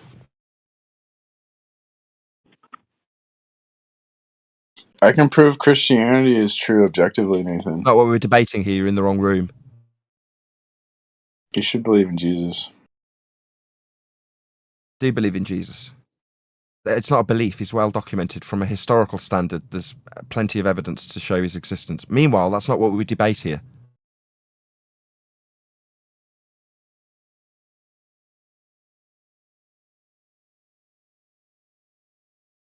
You accept Jesus as your Lord and Savior, P. Mars? Yeah, I became a Christian. I've been debating atheist scum. Oh, really? Well, that's a bit of a turnip. You still a baller? Yeah. Your ball was measured off a flat plane, though. He's only found out today that his ball was measured with respect to latitude positions that are stretched around a spherical surface, but the actual measurements are circles of equal elevation, i.e. a line between you and the base of Polaris and an angle to it. So you've got a flat line along the ground to Polaris, and as you back away from it, Polaris goes towards the horizon like it drops. Those angle measurements, I know you can't see, but on screen for my audience now, straight long line along the ground, baseline, then perpendicular to that at the base of Polaris, you've got its ground position at 90 degrees to your position. That's how all latitude lines are measured, flat. And then you take those flat measurements and stretch them around a ball to give you the heliocentric version so that they'll back engineer with actual angle measurements off a flat Earth. That's how it all works, P. We only figured this out in the last couple of years and you haven't been here since then. So now you know. The globe came from flat Earth measurements and that's how all the maps are made. If you see latitude and longitude, those rely on Earth being flat to measure them. Can only be measured that way. Yeah, they're all their angles, aren't they? The last guy said we can have curved lines meeting 90 degrees below Polaris. No, we can't. It doesn't work. You have to put it in the centre of hell, those flat Earth angle measurements, and then project them up and out onto the surface of a globe wrapped around where the surface is measured in the equatorial plane in hell. If you want to believe this is done with respect to a globe, take the angle measurements to hell to do it. Who's taking angles in hell? Nobody. What is the hell in the diagram? Well, it's a flat plane extending out from the centre of Earth out infinitely called the equatorial plane, where these angles will work, the ones on screen for my audience now. That's how the globe came into existence, these flat Earth angle measurements to stars. Amazing, isn't it? Isn't that pre-assuming that Earth is a globe? If you're No. saying you're taking measurements from the center of the Earth? You first take measurements from a flat surface. They're still the same angles, but then you transpose them with a justification that all the light's coming in parallel from a very far distance. Therefore, it's all cushy to put it in the centre of Earth, so that it'll work off a flat plane called the equatorial plane that dissects model of Earth, the vernal equinox, so you don't have the horrible issue of tilt and that. But it's working in the centre on a plane, an extended infinite plane called the equatorial plane, the globe just wrapped around it and surplus to requirements. But you can project those angles that are measured on the surface out from the hell point that you put them in to say that they're working on a curved surface that's actually the protractor you initially measured with. P's an old friend. For those of you who don't know who he is, P's helped me set up this show in some small way. He's also a complete dick. There we go. That's. I've heard of him from you sharing what you just shared before. It wasn't for P. But I wouldn't have a show. I had to go to him and say, how do I do this? How do I set out a hangout? How do I control it? And he was on the opposing side, and he told me and took the time and held me by the hand and showed me how to do it, even though he actually opposed my position then and now. It was OBS, wasn't it? It was OBS. You're right. I got it wrong. It wasn't Hangouts. It was OBS, and he knew how to do it, and I didn't know who to ask. He's the only one who used to show himself doing it and had the OBS on screen. I was like, please, can you show me how to do this? He went, yeah, all right. Totally good graces. Didn't make a fuss. Took as much time as it needed to explain how to do it to me. Thank you. He also got his arse out on one of my live streams and almost got me banned. So, you know, there's swings and roundabouts. You wouldn't get almost banned for that. Not allowed nudity. It's part of the terms of service. It's not. No, the butt. I don't think the butt counts. A naked butt isn't nudity. Yeah, whatever, P. Just let's not justify your actions. Was he trying to prove a moon?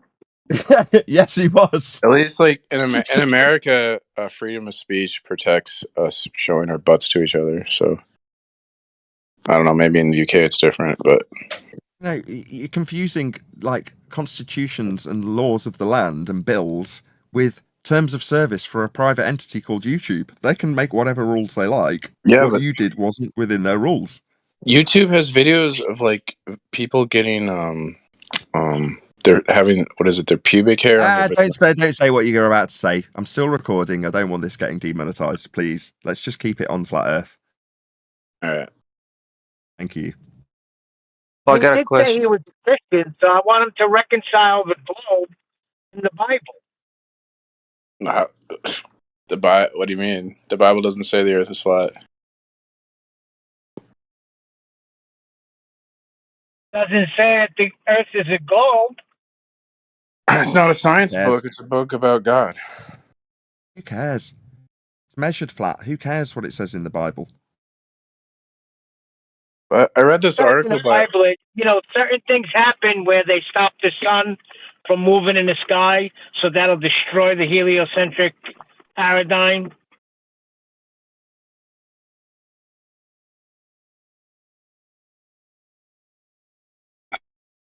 And isn't science cause and effect?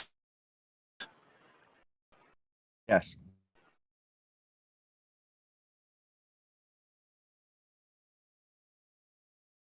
Okay, so if the Bible claims that God is the fundamental cause of all subsequent chain causation, then wouldn't that be a definitive scientific claim? Well, no. What you're saying is you could put the context of God into the scientific method. You'd have God as the independent variable. Well, because you can't vary God. Well, God would be necessary. The causal influencer in that example, you've got God as the causal influencer, haven't you? Which is fine, and I don't disagree in the slightest. I just wouldn't reach it by saying you could formulate it into a hypothesis. If not God, then you can't vary it. There'd be a philosophical argument that like God would be necessary for the causal principle to make sense, or like the laws of logic, or uniformity of nature. So science actually does rely on the existence of Christianity to be true for science to make sense. No, it doesn't. No, Yes, it does. Science is a method. It doesn't. Science is a method. Science is based on foundations which science can't prove, and only God can make sense of the foundations of science, like the uniformity of nature, like the uniformity of nature, or like the laws of logic. It's not. You're thinking of laws of nature, right? Not science. No.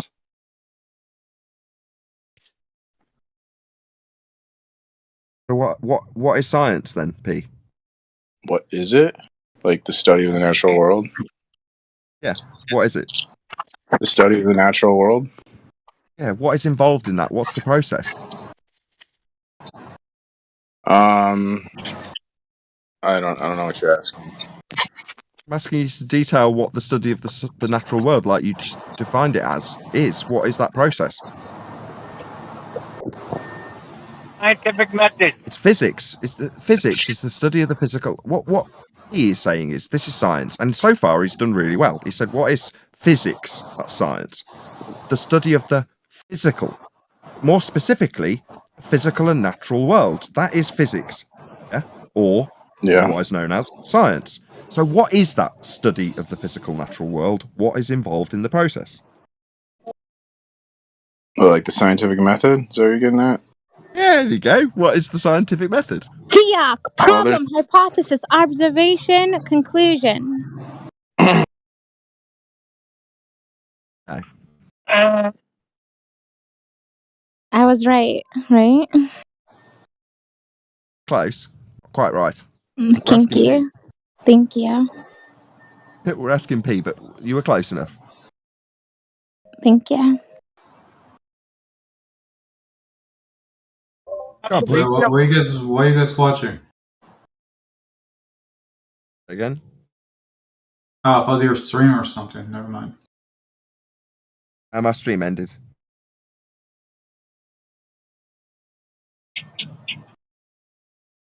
Okay, well, just for P's benefit. So- Step 1, observe natural phenomena. Step 2, formulate a hypothesis with a presumed cause of the phenomena and a null that says if you vary your cause, it won't cause the phenomena.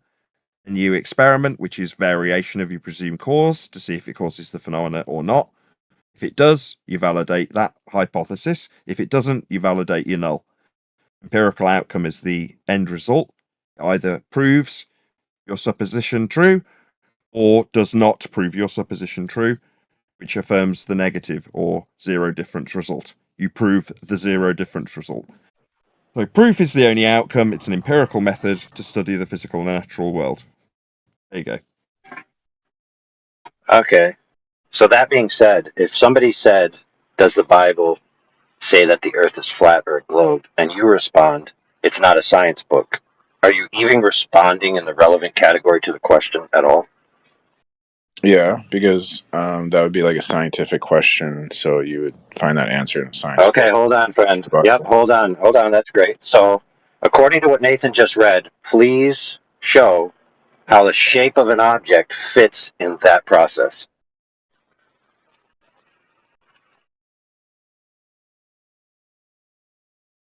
I don't think it does. You're correct. Therefore, it's not a scientific proposition in itself. And therefore, the Bible being a science book or not being a science book is irrelevant. Well, it'd be in the category of like the natural world, right? Like the what shape the Earth is. So that would be the category of science to answer that. It wouldn't be like the Bible is about God, and so it answers questions about God. It doesn't answer questions. You're suggesting that shapes are science. That's what you're saying. Shapes aren't science. That's maths. Okay.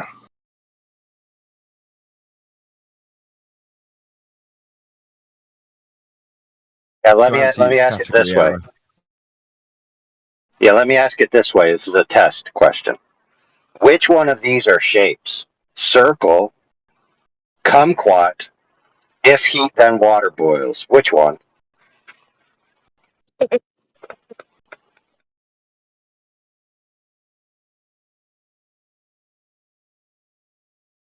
Well, like shapes don't actually exist. Like a circle would be like a mathematical object, right?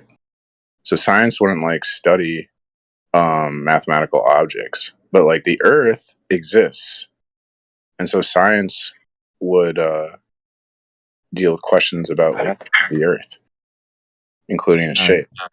Yeah. Step 1, observe natural phenomena. Yeah, the Earth would be an observed natural phenomenon. What's happening?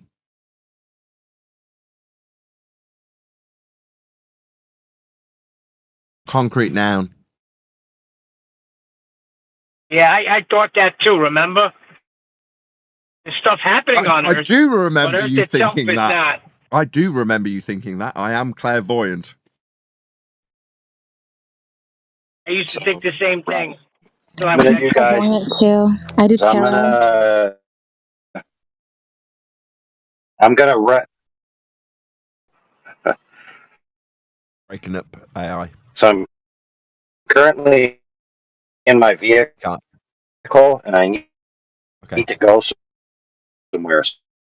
So what I'm going to do is I'm going to rectangle my way over Need there. to drop and rejoin. Yeah, he said he's in his car. We just had to bear with him.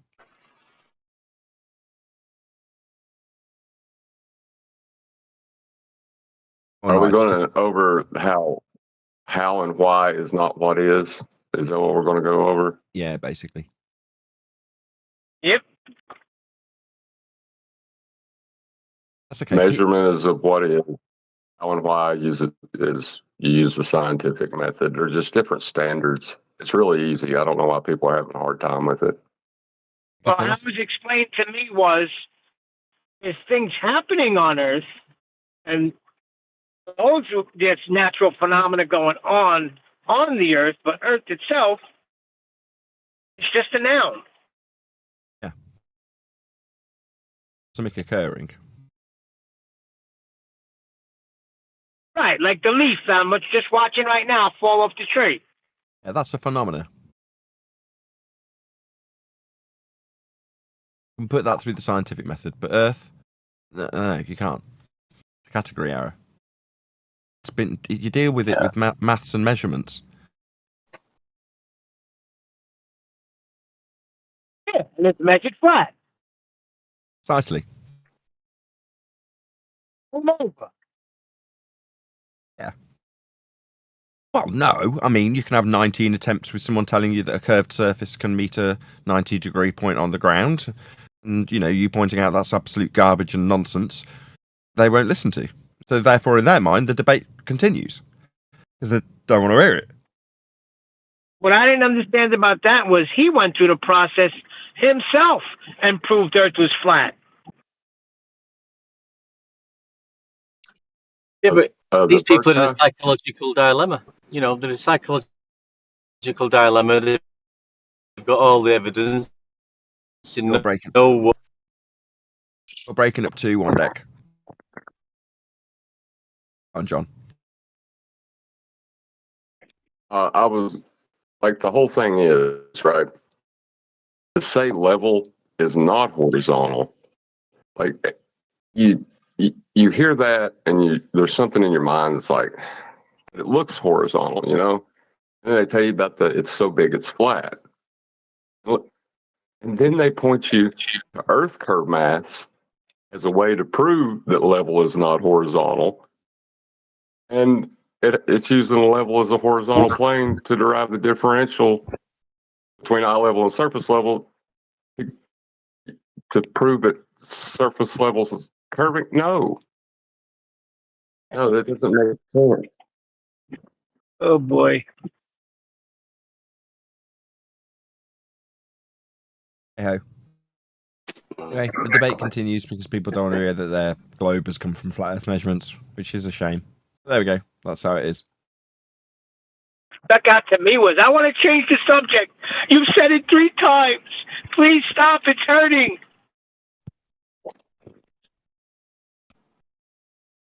Well, it's in the transposition from level to horizontal, in that misconception is where the globe is built, right? Because level is your first person experience of horizontal, right? And horizontal is like a third person view. It's when you take yourself completely into the objective and stick purely to geometry. So it's not an easy thing. And then you have the celestial sphere and dip correction calculations that say only work with the geometric horizon. Use the surface level as a horizontal plane. It can't be easy to comprehend these points when they're brought up to you, and the consequences of what that means about NASA, about their education system. It's disturbing. Well, I want to ask you, So do you think that guy was genuine? happens when you have a He couldn't comprehend gas pressure? Because I don't think he was being genuine. All right, go ahead. Yeah, dude, because lacking he's saying comprehension is irrelevant to genuine. He's got a broken signal, so he's receiving us broken as well. So when he's just talking, I think he thinks he's talking in a gap like Neil typically does. He doesn't. I don't think he's intentionally trying to talk through you, John. It's just hearing a broken received signal as well, if that makes sense.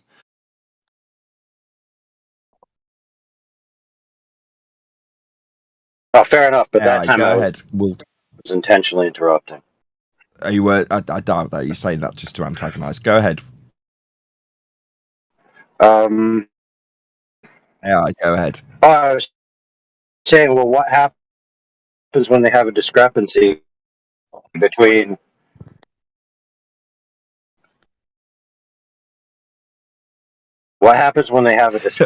between their assumption of vertical and the actual measurements that they take from the real world? What do they have to do if they have a problem like that? They bend horizontal. That's what they do. Oh, I got not the globe. Or are we having audio issues? Maybe we are. Yeah. They have to bend horizontal when that happens. The globe model doesn't, but they, as a funky anti-flat Earth, will.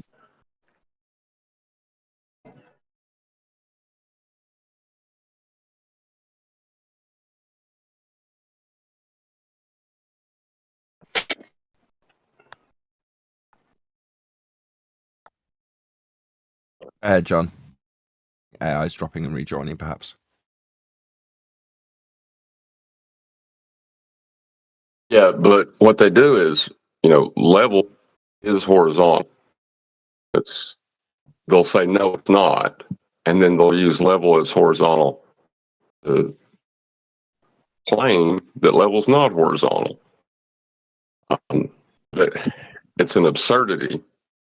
But it's, I think, mainly confusing between how we see and what we see. Just like when we talk about the angle to the star and they want to talk about the height of the star, it's confusion.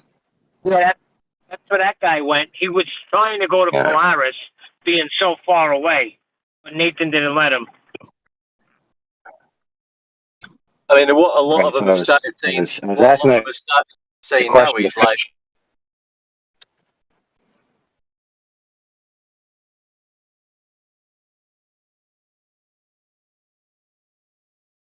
One of you.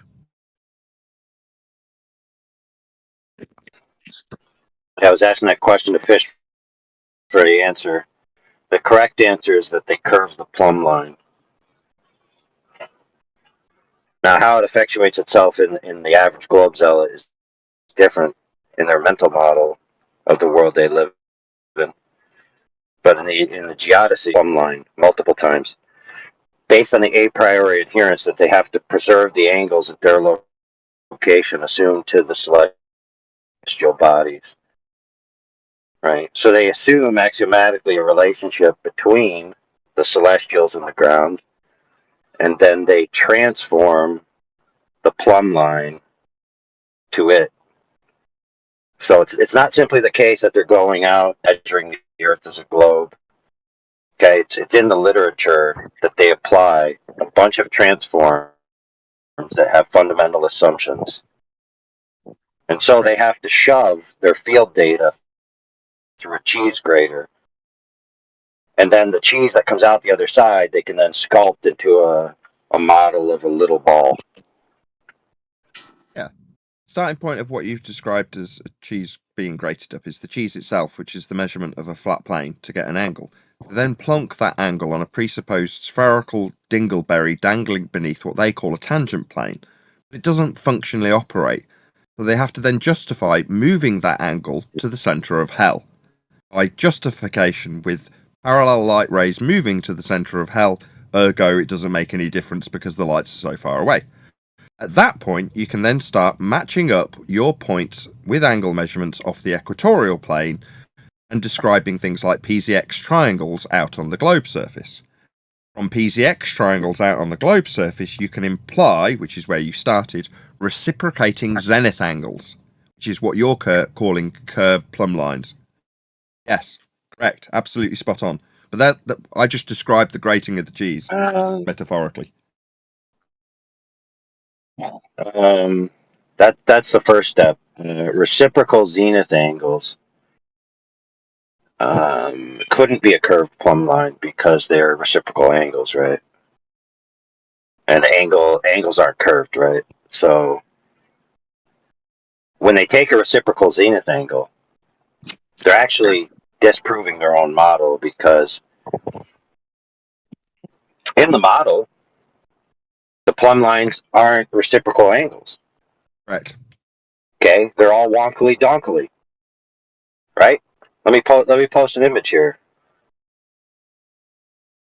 Okay, so like, I missed out. For example, you hear I missed out. Have a all the time that if bridge towers, were built, they need to account for the curve of the Earth, so they have to be a certain. It's too difficult. Your Yeah. line's so crappy. AI, it's a complete train wreck. We can't hear 50% of what you're saying. So yeah, it's bad enough when it's 70%, but can't really understand what you're saying. We're having a delay, bro. So I don't. Just give up, because you're not communicating your point, not through any fault of your own.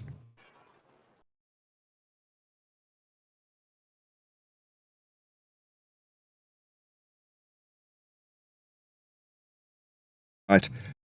Okay, at this point, I'm going to bid the politics server farewell and perhaps move us into the Earth Debate Discord server. So, thank you very much to all of the moderators and indeed the participants who took part in the live show. As much as some of you might get on earful, I'm very grateful for your participation. So, thank you very much for doing that. And obviously, once again, thank you to the mods. We typically come on a Friday. If you wanted to take part again, I'll be here next week, same time. Anyone from G Plus want to say anything to Politics Server before we bid them farewell properly? Yeah, I do. If someone wants to accept something as a natural law and then say the word unless, let them keep talking. At that point, they're just trying to give you their religious belief. Yeah, or insert if. So, thank you, ladies and gentlemen of the Politics Discord server. We will see you next week. Thanks again to the moderators. You did an outstanding job.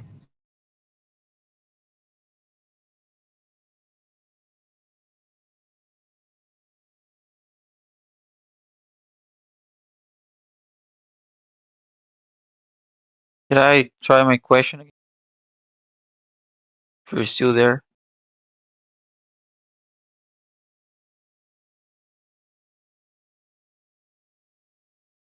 Yeah, You go already? I was gonna ask if there's an example where we can use, or where three circles are being used on a flat map to get a fixed intellectual location.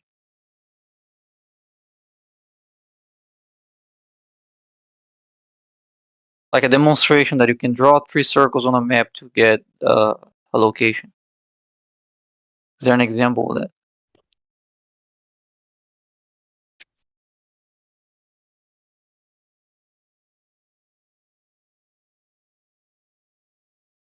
Nope.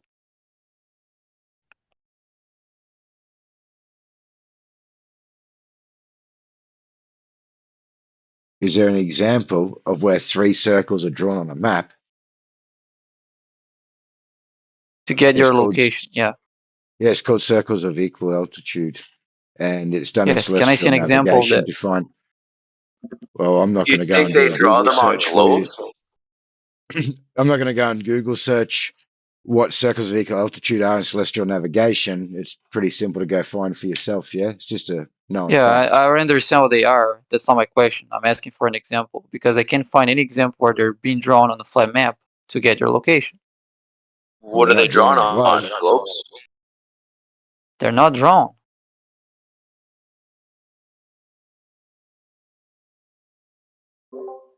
They're equal elevation. Yeah. I'm not challenging that. I'm going full flat Earth here. I just want to see an example where that actually What works. does that mean? It means that every point on the circumference of the circle, the celestial body has the same elevation angle. And you're very low. Above what? They don't actually understand that, Bacon. He's just trying to argue Earth has to be flat because of that, but doesn't understand I'm already agreeing that the Earth is flat here. I just want to see an example where it actually works. Where have you been for the last 4 years? Asking the same question. I mean, actually, I haven't been here for the last 4 years. I'm only here for 3 years. You know better than But that. yeah, I've been asking the same question, How many and I times just don't have an Nathan answer. gone over circles of equal elevation? How many times? Yeah, Multiple not with an circles example. of equal elevation. What are you doing? You're very low. Your mic's very low, man. How many times has Nathan gone over multiple circles of equal elevation? Nathan With an doesn't know example, what. none. Nathan doesn't know. Over and over and over. Nathan, Yeah. Nathan doesn't know what those For the are. last 4 years, man. It's a very simple concept. There's no example of it working that Nathan has presented. Saying they work is different than showing they work. Of how it works. This is Yeah, how it works. Yeah, I understand. I hear that claim over and over again. Now I need to see it demonstrated. How would you like to see it demonstrated? It's simple. Get 3 elevation angles to 3 stars. Use their 3 GPs to plot the circles. See where those circles are intersecting. Show what's the coordinate of the intersection. And if that's the correct location, then you got a working example. I mean, you can get logbooks from navigators if you want, or you can go to Stellarium, or you can ask someone that has the Sextant or the theodolite to get measurements. Like that's something that people already done. There's a lot of data out there. It's just go and grab and do one example. It's as simple as that. I've done that for the globe already. You don't have to trust the expert. As I just said, you can take the angles yourself, or you can. So my question is then, we have manuals and sailing manuals that explain how it is done. Yeah, but you're not happy with that. You would actually like to see a real life example of it being done to satisfy.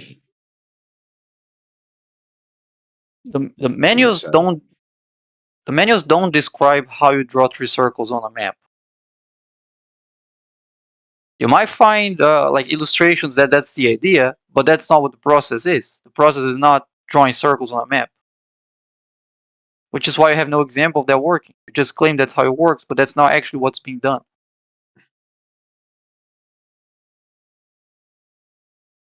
Well, I don't have anything on hand, so. And no one has this on hand for the past 3 years. All I hear is the claim. Well, I've never heard that question, to tell you the truth.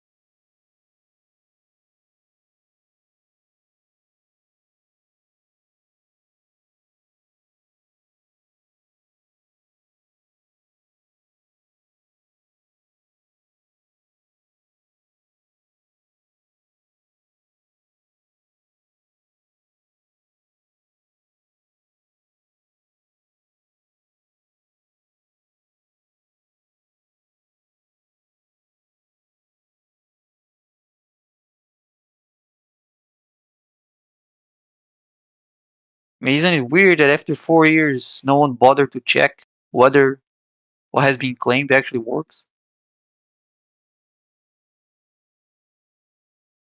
Well, it was apparent from the beginning that 10th Man and Nathan were lying about how celestial navigation is done. That was easy to figure out from the beginning. Not for flat earthers, but the Globers understood it. They lied about how celestial navigation it works from the very beginning. What was the lie, Brenda? They misrepresent what the actual procedure is and what the justifications are. Okay, so what's the exact lie? Yeah, that's a lie. Yeah, it's a deliberate. What's the lie? What part were they lying about? Right. Like, so saying, for example, saying that drawing 3 circles on a map gives you your location. That's not true. That's one example that has been claimed from the start of it. So you want problem, Brenda? I was just gonna say real quick. What I think the problem, Brenda, is that you're just mad because we don't believe what you believe, and because of that, you have to just refute it until either someone concedes or. Well, let's ask a categorical question. Are all errors and misrepresentations of the material fact necessarily a lie? Yes or no?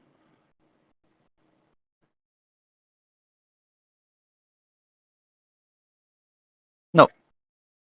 All right, correct. So if somebody asks you what are they lying about, just stating something that you believe is incorrect that they said doesn't demonstrate they're lying, right? Consistent misrepresentation indicates a deception. No. Yeah. Okay.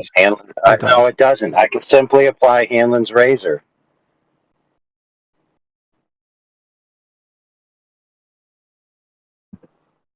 Consistently being wrong, right, is more demonstrable of incompetence than malice, correct?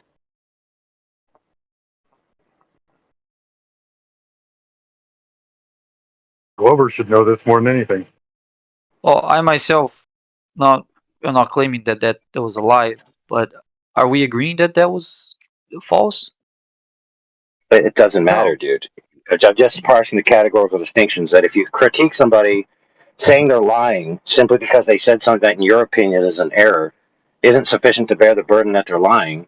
So parse your language more diplomatically, because if everyone's just accusing everyone of being immoral in this conversation, it gets really boring very quickly. I agree, but I didn't do that. Yeah, but somebody did. Okay. Okay, the burden to bear of proving that somebody's lying, since we already parsed out the category that being wrong simply isn't lying, is so hard to bear, it's pointless, dude. It's just an ad hominem at best, dude. Unless you got specifics, the brass tacks receipts, right? Or a direct argument where you could say, this is where they demonstrate intentional deception because they declared these facts here, then they did this over here, and that leads to the necessary conclusion that they have malice or malintent or deceptive intent, and rather than they're just stupid or wrong. So in other words, it's more adequate if you want to impugn somebody to just call them stupid than to call them a liar. I'm not sure that Nathan is stupid, but I know that he's a liar. That's your opinion. No, we have back channel communications of Nathan deliberately showing that he knows that the answers that he gives are false. Oh, great. So how about when you make claims about people lying that use those receipts then? How about that? Well, I don't think I have to for everything. Yeah, I mean, yeah, you don't. So kind of like when I just say that me and you have back channel communications that you're a liar. So me and Brenda actually have back channel communications, right? Where Brenda admits that the things that is said in these things are known to be wrong, right? I don't need to prove that either, do I? Nathan came to me privately, begged me to explain how horizons work to him, and I explained them. So I know that Nathan knows. Let me finish. I know that Nathan knows how to correctly understand horizons, right? And so when he misrepresents that in public, I know that he's lying. Wow. The same is true. Yeah? Again, Nathan came to me privately, begged me to explain how horizons work to him. Come on. I explained How it. do they work? No, how do they work? What do you mean, how they work? Yeah, the Okay, way so that he represents them in public is wrong. let's recategorize this. Let's hold on, friend. Let's recategorize this. I do this to people all the time, where I go in their DMs and, tongue in cheek, I act like they're inferior to get them to tell me their position, right? Satirically or sardonically, and then they reply to me, right? Now I know their position more adequately. Now, me having been told their position doesn't necessarily mean that I'm going to adopt their position as the truth. So if I then go and say something contradictory to what they told me in confidence, doesn't mean I'm lying. Yes. Okay, you're looking at this from a myopic view that you're 100% correct, and by you simply telling other people what you think is the matter, that if they go on to say something different because they choose to disagree with your conclusion, means they're lying. This is ridiculous. So again, like I said, lying is a very hard burden to bear. So if your entire rhetoric shtick is going to be Nathan's a liar, then you can just kick rocks. Or My you can shtick present is material evidence that he's wrong about what he says. Those are two different things. One I'm willing to entertain, the other I'm not. okay. Well, his representation of celestial navigation is wrong. It's factually wrong. You can just read it from the books that he cites. He doesn't do it. He doesn't do it properly at all. Okay. Right? We expect a competent reader to read the book. You just go to the books, and he is not presenting how one does celestial navigation.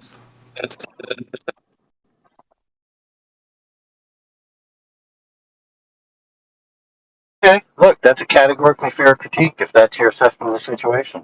Yeah, so he's misrepresenting how celestial navigation is done. It's not done the way 10th Man and Nathan Oakley present it, right? It's simply not done that way, and it's in the books that he cites. That's deliberate deception. Oh, by the way, not only that's what they present is not what's being done, but if you try to do what they present, it won't work. Yeah, well, I mean, hey Brenda, they don't use a sextant. That's not where the contention is. No, what's Brenda's contention is Nathan claims to be doing it wrong. She claims Nathan is doing it wrong. Correct. He's using a sextant, right? Yeah, that part's right. Yeah, that's correct. Yeah. And you so he's using a sextant. And deduction from 90. That's not where the disagreement is, whether you use a sextant or not. We're all on board with that part. Where's what part is he misrepresenting? It's how you get your location. It's how you get your location, the process. He describes you have to draw 3 circles on a map, and that simply won't work. And there's no demonstrable example of that. Yeah, you get it from elevation angles, mate, using the surface of Earth. Exactly, that's what he claims, and that's what hasn't been demonstrated. Because that's not what's been done. Exactly what's happening, mate, with using the C sextant. You're obtaining an elevation angle. I'm talking about the circles. Surface of Earth in the books. Yeah, that's fair. Oh, well, I'm talking about elevation. He's asking you about a specific part of the stage, right? Now you could cut him off and say, "Look, I don't want to talk about that later part because I just want to talk about the first part." But he's just asking a question about the later part, so it would be fair to at least attempt to address it, right? It's not unreasonable, okay? It truly isn't. So, he's talking about circles all equal elevation, is it not? Well, look. As blunt as this is going to be, dude, If it's the case that you claim to have circles with a radius, right? And that's known because you have the distance to the GP, which is the extent of the radius from your position. And you have 3 of those. And you arrange those 3 circles, planar, coplanar with each other, as they must be if the Earth is arranged flat. And he's just asking you where those circles intersect. And can you demonstrate that on a map? Now, as blunt as this is going to sound, dude, it's not an unreasonable request. Okay? The circles of equal altitude are not coplanar. I could care less. But you just said they were. Oh my god! Wow. Are you intelligent as you claim to be? Didn't you just say they were? Hey! Are you as intelligent as you claim to be? Yes or no? I don't claim to be that intelligent. He's explaining to one deck what I'm asking. No, hang on. If they're all equal elevation, they are coplanar. No, they're not. They're horizontal. No, right? no. That's not what equal elevation You have to level the tool, right? The sextant, you got to level it, right? Is there anybody in this room that understood what I said that I don't have to explain it further? I think I did. Same elevation doesn't mean necessarily coplanar. It can, but it doesn't necessarily mean it. Well, what is a circle of equal altitude? What is it?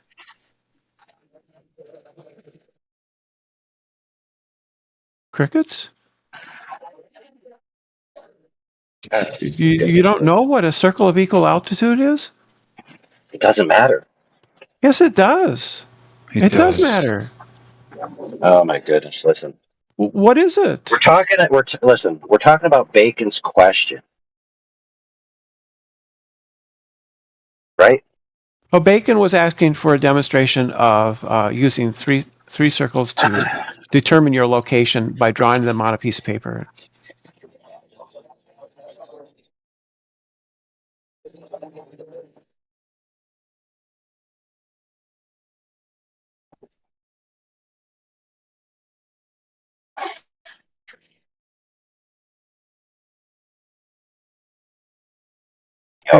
It's kind of weird.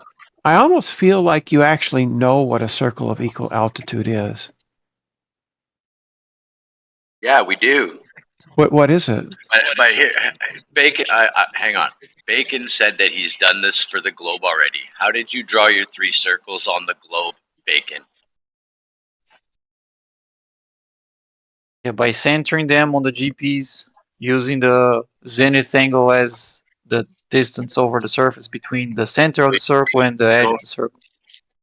All right, perfect. So you can show me you drawing them on this globe? Yeah, because that's what you want. The model that does that. Flat map. Yeah, can you present that, please? I'd like to see it. Yes. Yeah, I built a software to speed up that process real quickly. So I can give you an instant example here. All right, so when these guys are on their boats out in the ocean, they're going to pull up your computer and do it your way? No. No, they just have they're charts. Going to get out a map. They're going to get out a map, a chart, and they're going to draw it on their chart. They're not going to draw circles on the chart. You ever seen them use a compass on a map? They're not going to draw these circles on a map. Yes, they do. Okay, show that. That's what I'm asking for. I'm not a ship captain. You find a ship captain. Who cares? You're making the claim. You should have evidence for it. No. Yeah. Bro.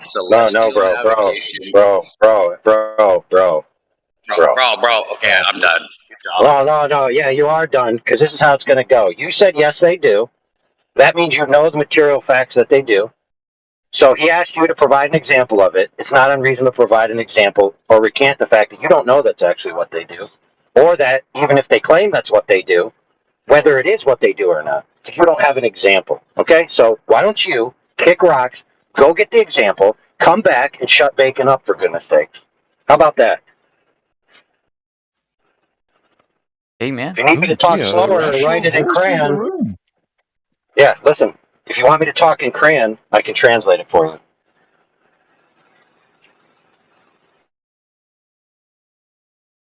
It's entirely fair to reserve judgment in your ignorance, rather than just repeat, yes, they do, and then when asked for an example, it's Cricket Town, and then you look like the biggest fool in front of the argument. Like, from Bacon's point of view, he has a checkmate here, right?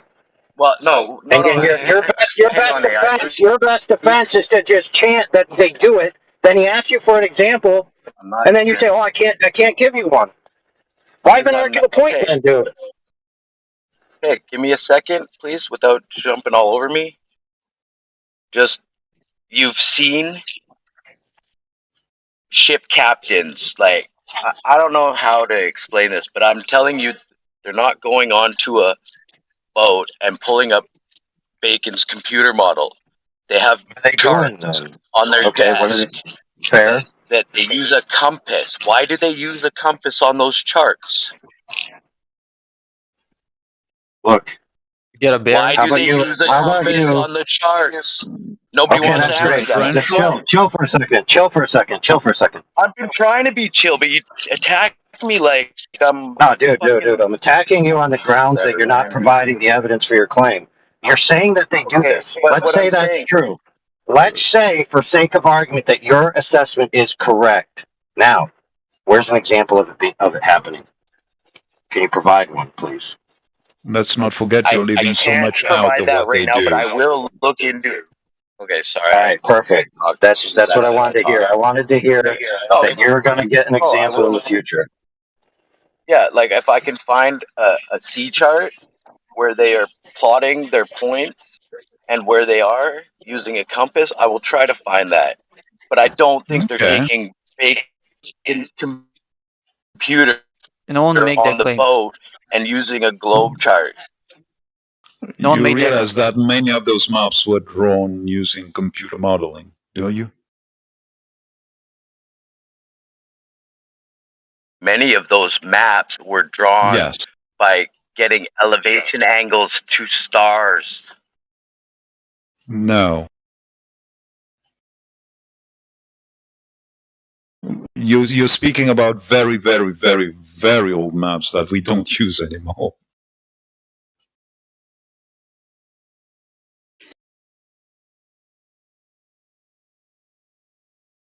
How do you take an angle of elevation? So that makes those old maps wrong, I guess?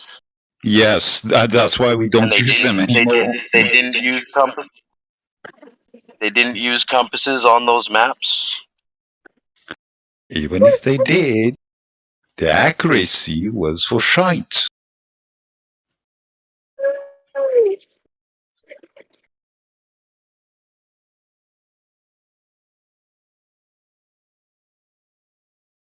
Silence.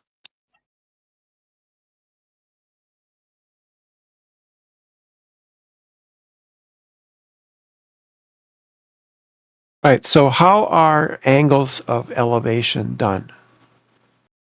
Well, real quick, Brenda, just for a point of clarity, could you give us your definition of what a circle of equal elevation is? A circle of equal altitude is a set of points. Whatever. The circle of equal altitude is a set of points where the angle to a celestial object is the same. It has nothing to do with the ship.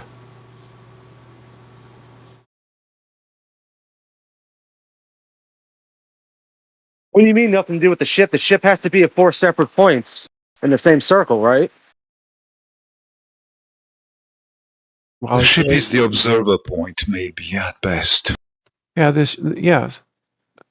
Right. So you take an angle, you take an altitude angle to a celestial object, and the circle of equal altitude is that set of points where that angle of altitude is the same.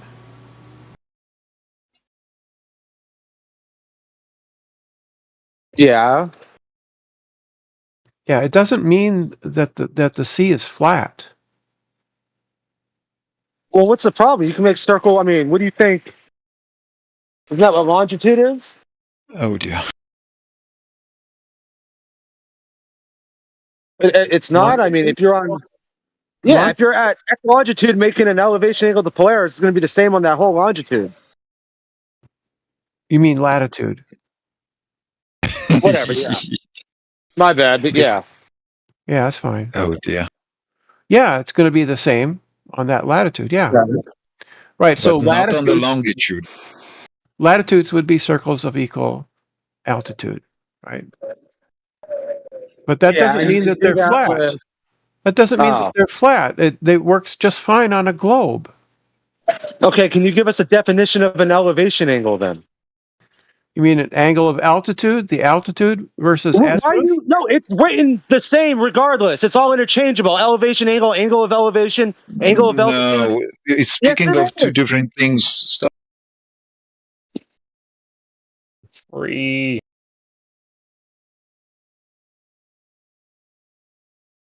Angle of altitude is calculated from your horizontal plane at your eye up to the celestial object.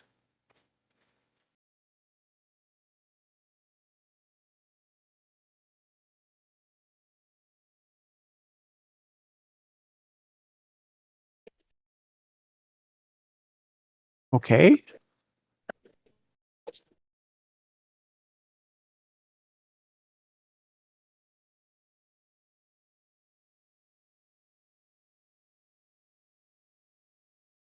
Right, but if you're out, position, right? if you're out at sea, though, you don't. It's hard to produce a perpendicular to your eye level. So what you do is you measure up from the horizon, and then you compensate for the error for that dip to the horizon from horizontal.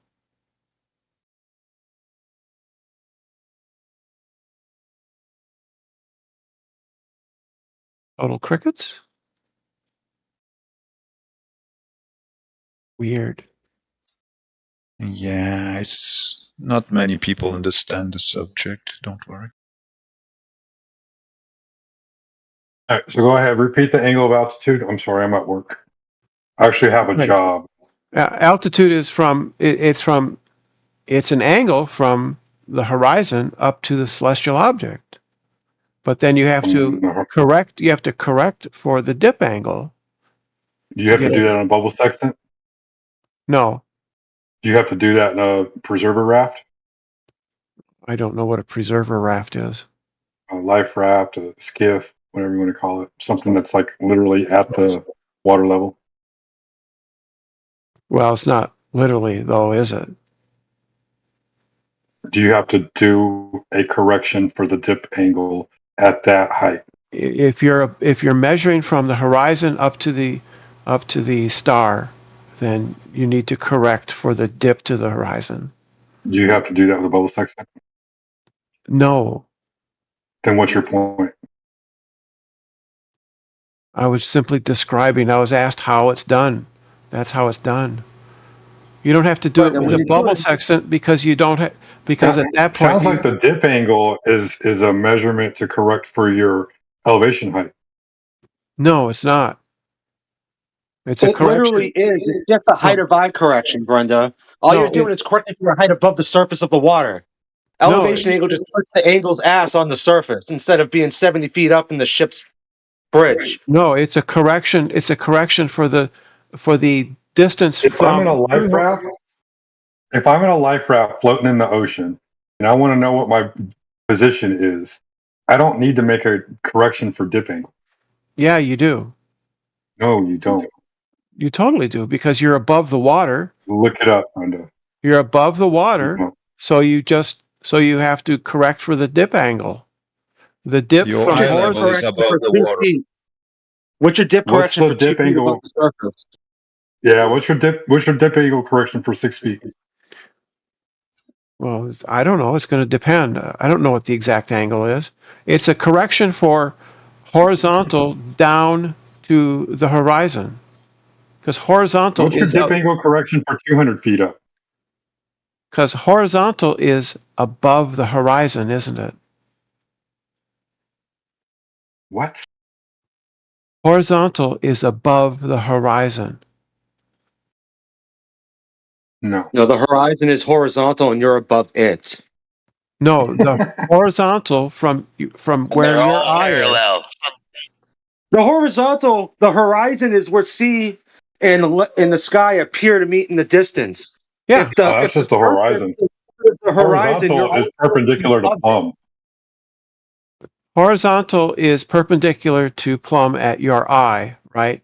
And so then the horizon is below eye level always. Horizontal is any elevation perpendicular to Plumb. Yeah. When you're using a bubble sextant, you already have that, right? So you don't need to correct for the dip to the horizon. That's why they use a bubble sextant in airplanes.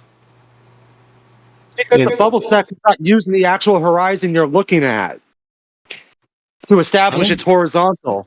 The Mariner's sextant needs the actual horizon. You need to be able to see it, or you have to use an artificial horizon.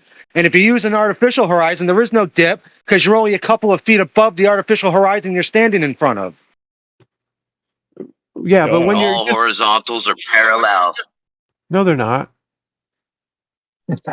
An artificial horizon proves they are because the artificial horizon is treated no differently than the actual horizon you're looking at from the ship itself. But if it's foggy and you can't see the front of your ship, but it's calm and you can still see the stars, you bust out your artificial horizon, and it's treated exactly the same as if it was the horizon you're looking at. So if it's too foggy, you just can't take a sighting, right? Not if you don't. You can use a mercury table. They've done it before. It's documented.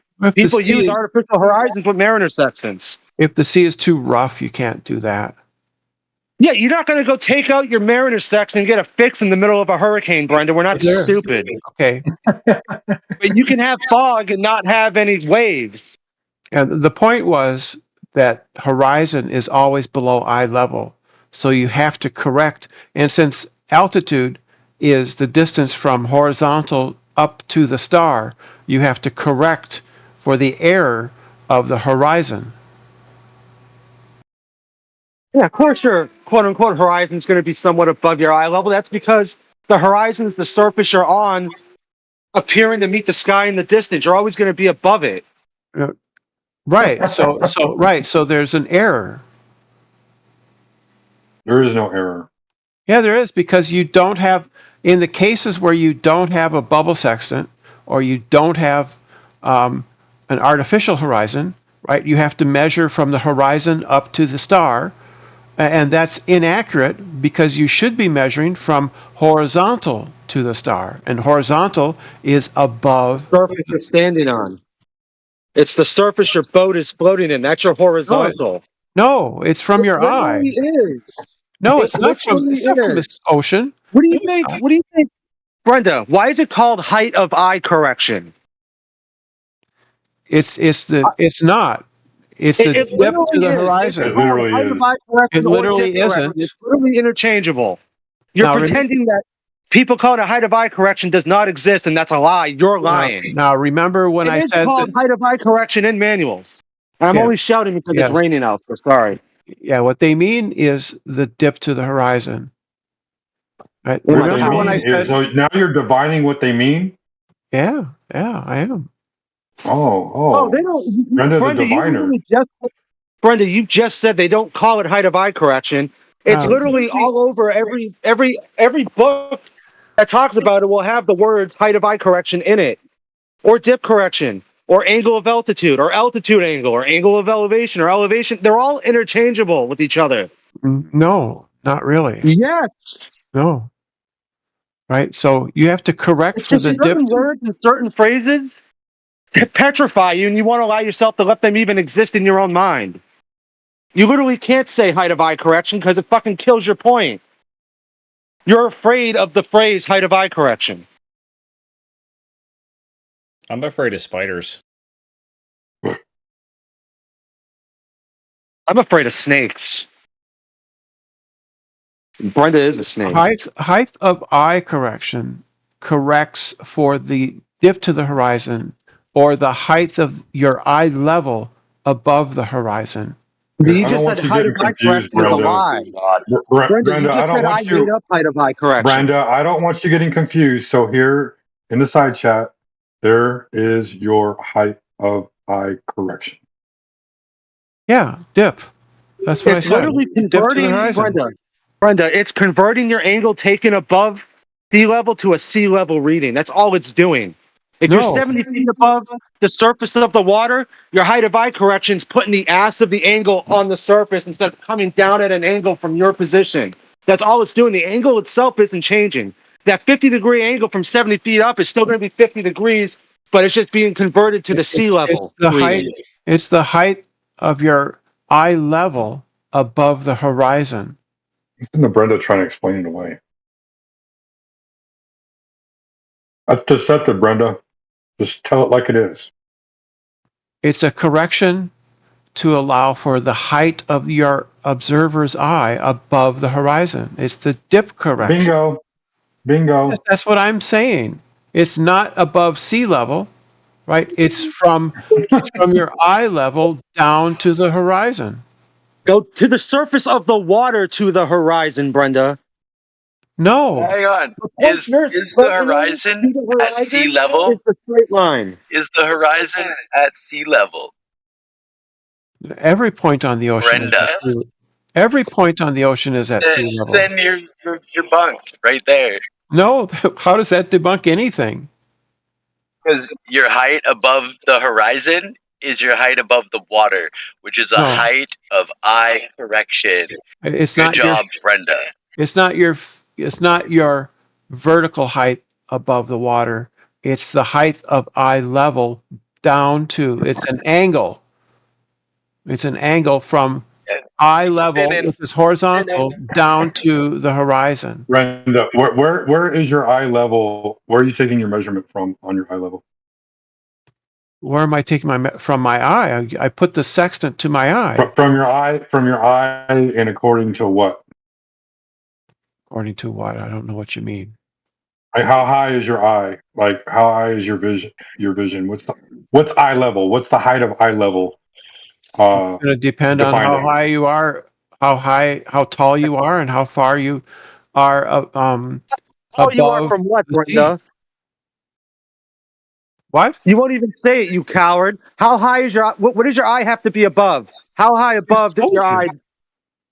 I just told you it's your height above the ocean. Thank you. Thank you. Yeah, but it's an angle down to the horizon. That's the eye level correction, the dip correction. Because of the height of your eye. You project. It's because of the height of your eye. You are projecting. You project a horizontal line from your eye out, and then the dip correction is the would angle. Be the height of your eye above the surface of the water. No, it's an angle. It's not a height. It's an angle. It's the angle. It's the angle from your. If you draw a horizontal line across the water from your eye all the way out to the horizon, or the apparent horizon, right? And then you make the dip angle correction. That little angle is the angle between you, 0 degrees straight out in front of you, and then your eye again to the actual physical water. That's what that is. A horizontal from your eye is going to be above the horizon. It's going to be parallel above the plane every time. That's begging the question when you say it's parallel. You don't know that. It's bubble section is literally proved it is parallel, Brenda, because there is no dip correction with the bubble sextant or an aviation sextant, whatever you want to call it. Right, because the bubble sextant gives you the horizontal that you're looking for. Right, because that horizontal is parallel to the horizontal that the mariner sextant is using, which is requiring the horizon being the surface of the water meeting the sky in the distance. That's just begging the question that you're presupposing that the sea is They are, Brenda. We're just repeating what they're saying. That's all. No, you're misunderstanding what's. You're just mad because we have seen that it is observably flat no matter what. They don't make any correction for any spherical observation. It's a flat surface that they're measuring across every time. You're presupposing it's flat. I'm not. The people who invented the sextant did. No. Brenda, it's using an elevation angle. No one's presupposing it's flat. The definition of an elevation angle is the angle formed from the line of sight to the horizontal plane above the object from horizontal. Is the the angle from the GP 90 degrees? That would be your zenith angle. No, that would be the GP. I'm not at the GP. The GP is So why are assumed to you be 90 asking about degrees. 90 degrees at the GP? You're not there yet.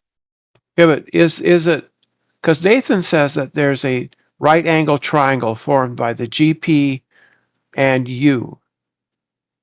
Yes. Yeah, it's assumed when you're GP doing from you. navigation. No, Yeah, It's but assumed when you're doing navigation. That's how they plot everything. No, it isn't. No, that's Yes, it not how is. it's. No, because Yes, it is.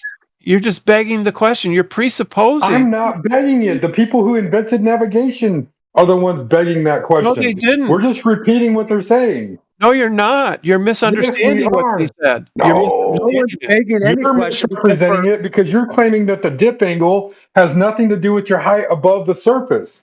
You're saying that that's the curvature. It's a an complete angle. fraud, Brenda. It's a complete fraud. It's an angle from the horizontal at your eye level down to the horizon. Yeah, that's the dip angle. And the GP It has nothing to do with Earth curve. It has to do with the height of your eye level. It's an angle measurement. From the height of your eye parallel to the surface of the water. It's not your height above the water in meters. That's not what it is. It literally is. No, it literally isn't. It's an angle. Based off of your eye, if you're looking 0 degrees flat all the way out to the horizon, right? And then you know how they always say, you know that whole argument. Oh, that doesn't. The horizon always rises to eye level. No, it doesn't because it's based on your altitude of your vision. It has nothing to do with the sphere. No, a horizontal line taken from your eye will never intersect with the horizon. I know that. If you are the higher up you go, Brenda, the more of a dip angle there's going to be. It has nothing to do with the sphere of the Earth. Right. That's a prediction. prediction. It has to do with the height above. That's a prediction. You know what circle of vision is? You know what circle of vision is, Brenda? That's a prediction of the globe, that the greater altitude you have, it's not. greater That's that begging the angle will question be. right there. It's literally That's begging the question right there. Do you know what spherical? Do you know what a sphere of vision is? Shut up, dude. Do you know what a sphere of vision is, Brenda? I'm not sure how you're using it. It's just the fact that I can turn around 360 degrees. Right, and no matter where you look, hold on. No matter where you look, there you are. So no matter where you, Brenda, stop being stupid, okay? It's you just want a to listen? joke. Come on. If you want to learn, then listen. Okay. So circle of vision, or sphere of vision, or dome of vision, whatever you want to call it, right? So we'll start with the circle of vision first. A great example of how this works: take a string, take a pen, and take a nail. Put it on a piece of paper. And if you take that pen, wrap the string around it, then take the string and wrap it around the pin or the nail or whatever you want to call it. You extend that string as far out as it goes, and you draw a circle all the way around it. That would be your circle of vision. But we don't see in 2-dimensional. We see 3-dimensional. So if we didn't have the Earth blocking our view, we would have something called a spherical vision, where we would see a maximum distance in all 360 degrees of a sphere. Yeah, that's not how we have the Earth. We have the Earth blocking our view, so now we have what's called a dome of vision, and we only see half of that sphere. How far does this sphere of vision extend? I have no idea. I've never measured it, but that's how your vision works. How come I can see things that are further away than the sphere of vision? I don't know what the maximum distance is for the sphere of vision. I'm just saying this is how vision works. How do you know? Isn't that what you're defining it as? So when you go higher up in altitude, when you go higher up in altitude, millions of miles away. Well, even in their own model, the moon and the sun are when you thousands go of miles higher away. up in altitude, it would only make sense that things would be cut off in the distance. No, it doesn't. Because you are increasing the spherical vision of your ability to see. But I can see further when I get higher up, not less. You think you can see further with the higher up you get. Pretty sure I can, dude. I go up in a skyscraper and I can see the next you've county. increased your angle of resolution. Dudes, come on, bro. Stop already. The angle of resolution? What the hell is that? Okay, so like, because when you go higher, you're making things in the distance now visible, because now you are increasing the angle of which you were seeing them before when you were lower. Because when you were lower, everything's getting scrunched or crunched or compressed, however you want to say that word. It is getting to a point where we would call that's the vanishing point. Things are going to disappear in the far distance optically. But if you go up, if you go higher, things disappear. But if you go higher, you can increase that angle of the way you're going to see them at, and then you're going to be able to see them, because now that's just the way optics works, Brenda. It's literally not how optics works at all. How does optics work? We've come off track about navigation, Brenda. So are you conceding that the dip angle has to do with the elevation height of your eyes, has nothing to do with the sphere? The dip is the dip from is the angle from down from horizontal at eye level down to the horizon. That's what the dip is. I was talking to somebody that thinks they're a man. Do you know what a true horizon is, Brenda? But I don't know what the definition of that would be. Would that be the horizontal level, horizontal line from eye level? Is that the true horizon? The true horizon would be where your eye is obstructed by the supposed physical curve. What? Not my definition. You should probably look into that a little bit. Oh, you mean the geometric horizon? Is that what you mean? Yeah, what they call the geometric horizon. Yeah, but we don't see that because of refraction.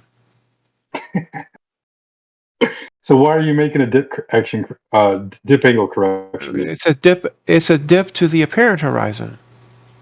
So what happens when the horizon changes due to more or less refraction? Then it would change the compensation that you would make in your dip angle correction, because they have in the tables. You've never navigated anything in your whole life. They literally have, and you talk philosophy all day long.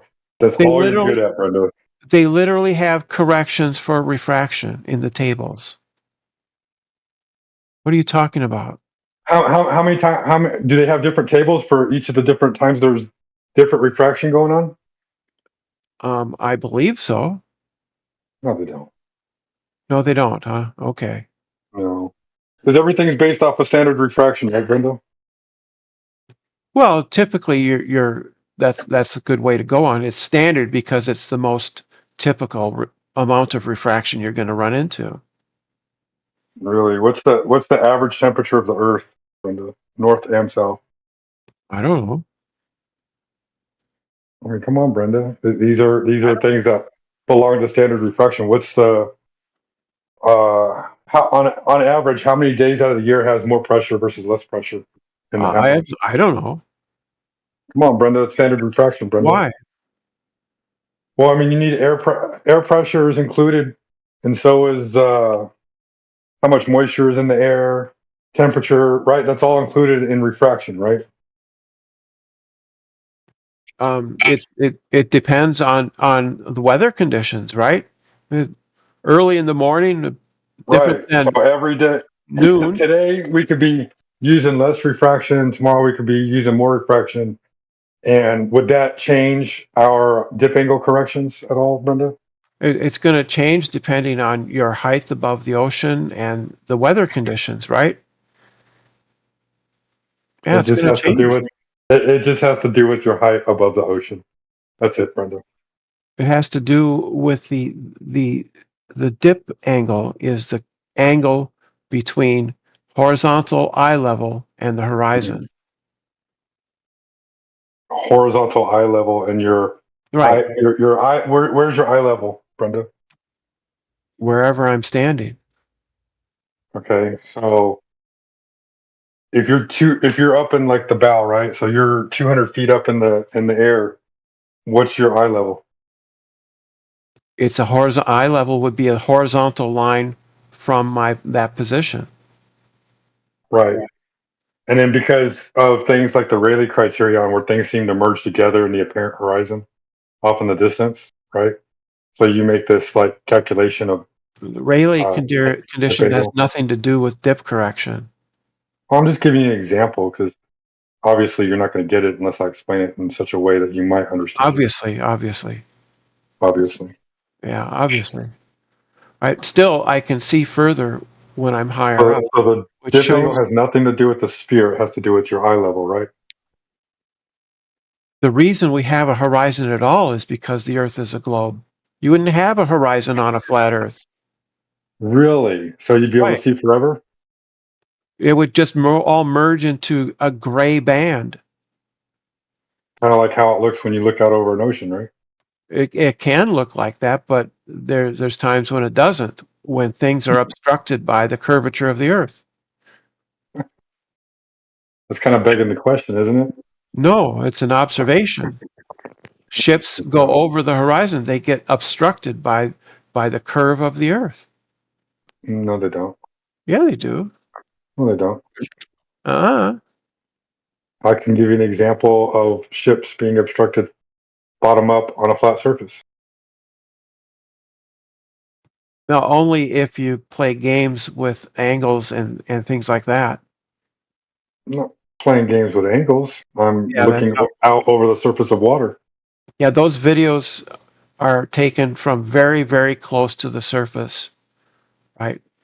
And also very, very close to the camera. Yeah. Yeah. It's basically an illusion. If anything, it's showing me angular resolution, right? No. Yeah.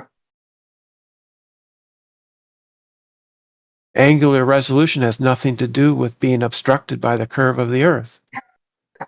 It just merges everything into one piece, following the Rayleigh On a criterion. flat Right? Earth, but on a globe, right, things get obstructed before they lose angular resolution.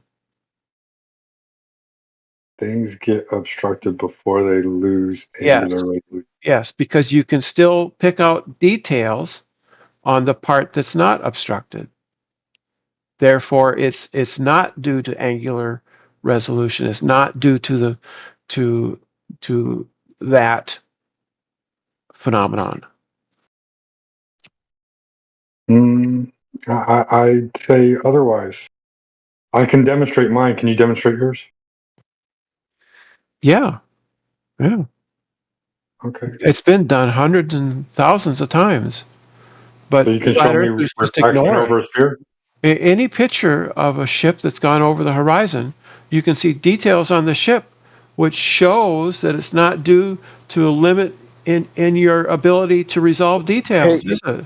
let me read something real quick, since Brenda just likes to come in here and say "nuh-uh," and then that way the people that are listening are I'm not. confused and like, That's not fair. So let me read something real quick. That's So not the fair. angle, the angle of resolution is the smallest angle at which two distinct points can be distinguished by the human eye. It's closely related to the concept and visual acuity. At higher altitudes, your line of sight extends over a larger surface area, which can bring more distinct objects within your field of view and within your eye's resolving power. From the higher vantage point, the distant horizon or objects that were previously below your eye's resolution limit may now become distinguishable because the increased height reduces the angle at which you view the distant surface, effectively making it appear closer in visual terms. So when you said, "nuh-uh," go suck it, dude. Stop lying in this room. How about that? Let's start there.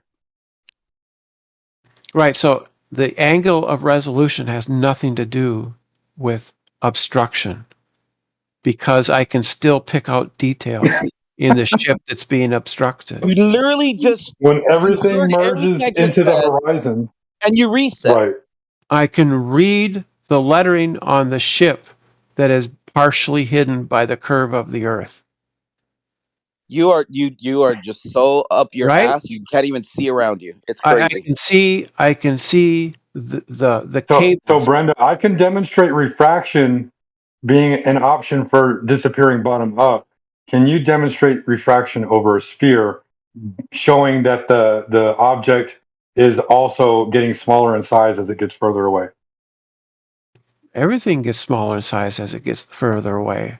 Except when it's refracted, then it gets magnified. No, it gets lifted up. And magnified. Maybe, but not typically. Well, that would explain why the sun doesn't appear to lose angular size as it gets further away. No, the sun never loses. Wait, what? What? The sun never loses. It remains the same size all day long. No, it doesn't. It literally does. We've measured it. You use a solar filter, and the sun will be the same size all day long. I've debunked Wolfie's video. Matter of fact, I think I was the first one to debunk Wolfie's video. I caught it because I decided to do a screenshot of it. I'm like, look, the sun loses angular size. No, I don't think you did. Wow. Oh, I'll do it right now. Here, hold on. I'll go ahead and drop that in the side chat too. This screenshot's like 2 years old. I debunked it as a beginner flat earther too. I didn't read like 3 more paragraphs of it because it was kind of long, but it's exactly along the lines of what we're trying to explain to Brenda. But it does. I'll just read the summary. In summary, the angle of resolution contributes to your ability to see further from a higher elevation because it enhances your perspective, allowing you to distinguish more distant objects that would otherwise be blurred or obscured from a lower vantage point. Brenda, you coming in here and saying lies to the group, it doesn't help. Right. So that doesn't have anything to do with obstruction due to curvature, because I can see details on the ship that's being obstructed. Oh, hold on, wait. See, now you're changing it. See, now you're using your globe tactic. Saying the same thing. Always do. We didn't say, hold on, nobody said, neither of us on this side said that the angle of resolution is due to curvature. We did not say that. I'm not saying that. That's what you just said. No, I didn't. Hey, Brenda, real quick, go back to 33 past the hour. I posted the images. Yeah, I see it. It looks the same size to me. Yeah, you might want to zoom in a little bit. It does change angular size. So there's your refuted. I have to go back to work. I apologize. Was that taken with the solar filter? Was it a Tuesday? That was Wolfie's video. Were you holding a stick at the same time? Come on, get out of here with your dumb. They look the same size. Hold on. That's Wolfie's video. All I did was take 2 screenshots and line them up side by side. Yeah, they look about the same size. Yeah, zoom in. There is a slight change, even in your paradigm. There has to be a slight change because it has to be. You believe that you're spinning backwards, and that's creating a distance of where you originally started in your ball paradigm. If you're on one side of the ball, looking at it from when it's rising, that means it's all the way on the other side. Then you come and you're spinning in your paradigm, and all of a sudden now it's all the way on the other side. If you yourself don't, then that just lets us know you don't even know your own paradigm. As a percentage of 93 million miles, that distance is going to be incredibly small. That's why, because so Brenda, hold on, Apocryphon, hold on, Brenda, real quick, Brenda. So in that video, right, the screenshots were taken based on the time lapse, 40 minutes apart. So do you think that angular size is consistent with the sun 93 million miles away? Which one are you talking about? Your screenshot? I took a screenshot of Wolfie's videos. You can do it yourself too. Yeah, that's consistent with the sun being 93 million miles away. Yes. So the change of angle over a 40-minute period would reduce the sun that much in angular size, 93 million miles away. Dude, you took screenshots. They're Wolfie's videos. It's his evidence, not mine. Dude, they're screenshots. Give me the original. What are you talking about? Watch Wolfie's video and take your own screenshots. They're the same size. Give me the original photographs and come back with that. Mental hospital. Oh my God! Seriously, Brenda, you want me to give you Wolfie's video? So you can go do your own screenshots? Get the original measurements from the video, not from screenshots. What the fuck? You're a fucking moron. Yeah, this is complete waste of time and space, pun intended. Hey, I don't want to like interrupt anything. Hey, Pop, can you post that thing that you read off? Yeah. Want me to just copy paste it, or what do you want me to do? No, you have to like, write it from the original form, according to Brenda. Yeah, like you. Yeah. All right. Hang on.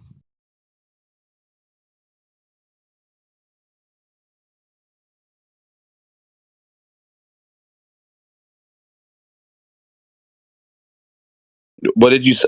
What did you say? Me? If you have like the link for it. Dude, it's ChatGPT. Just type in the same question. Does angle of resolution contribute to the height? And it's going to say yes. The angle of resolution, which is related to the resolving power of the human eye, also contributes to why you can see further when you go higher. Literally, just go see. This is what's cool about ChatGPT, even the new updated version.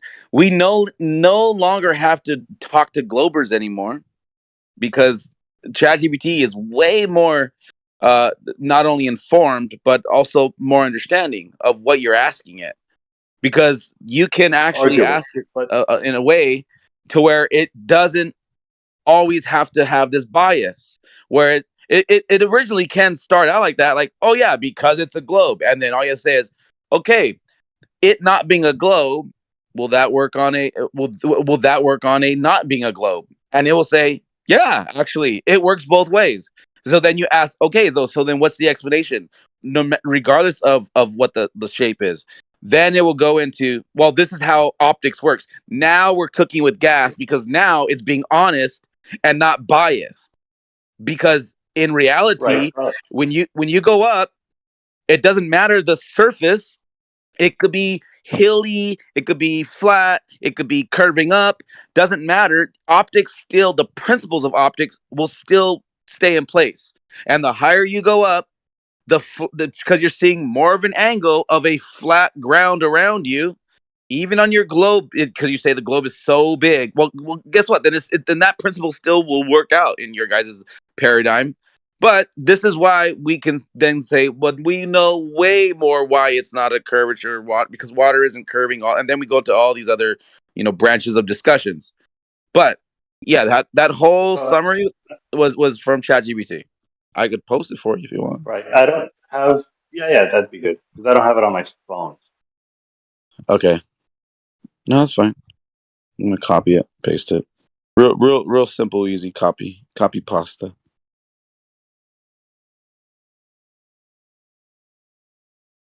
Apocryphon, where's Napalm at? You still go by Napalm?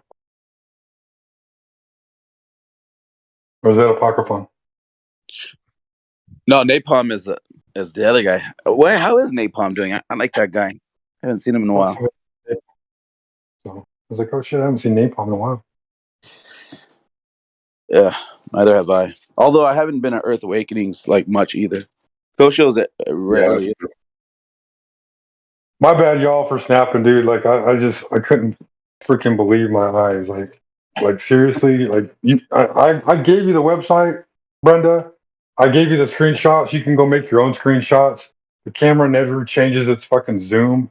It's Wolfie's fucking video trying to debunk the flat earth, saying, oh, it doesn't change in angular size, when in reality it really does. All you gotta do is just screenshot it and then overlay it side by side. Yeah, well, I feel like all Brenda does is just go around and just do a whole lot of not-us everywhere, and then say flat earthers are stupid because they don't believe how I believe. Even though you can just use your brain and realize how it's a lie now. You could get it. Like, I think even Globers at this point are like, yeah, wait, that does make sense. But I still have a bias and I can't, because now I've, cemented my position and I'm not going to go against it. It's kind of like what we deal with. Only those that are willing to be. Yeah. No, I know. Like I'm from the other server, man. I kind of came over here in the beginning. I don't come over here very much, but I should come over here more often, just so that way I have something to listen to while I'm at work. Yeah. There's a lot of good discussions in here for sure. Oh, for sure. No, this is like, from what everybody's told me, it's 2017 all over again. But my problem is I came to the discussion in 2020, 2021. So Yeah. So, I mean, for the most part, go home. For the most part, it is fucking like Groundhog's Day, because like people are just it's the same arguments. But there's also a lot more new people coming into it because it's growing big time. The argument is really getting out there. Now it's hitting mainstream a lot more, you know, what's the word I'm looking for? More, like it's more common now, it seems, and it's going to only get bigger. Now you have a lot more guys that do podcasts and have like millions of followers. Like even they are now wanting to jump in on the topic, and now they're saying, "Hey, this is interesting." So like it's getting spread more, but that's natural because that's what the truth does. The truth will naturally spread on its own. People are going to be left behind. I don't know if you guys saw that video that Robot Polisher posted today earlier this morning, but man, that was a really good video of Craig and McToon and Globy McGlobeface getting whooped by Wisset. I don't know if you guys saw that video though, but it's really good. It's about relativity.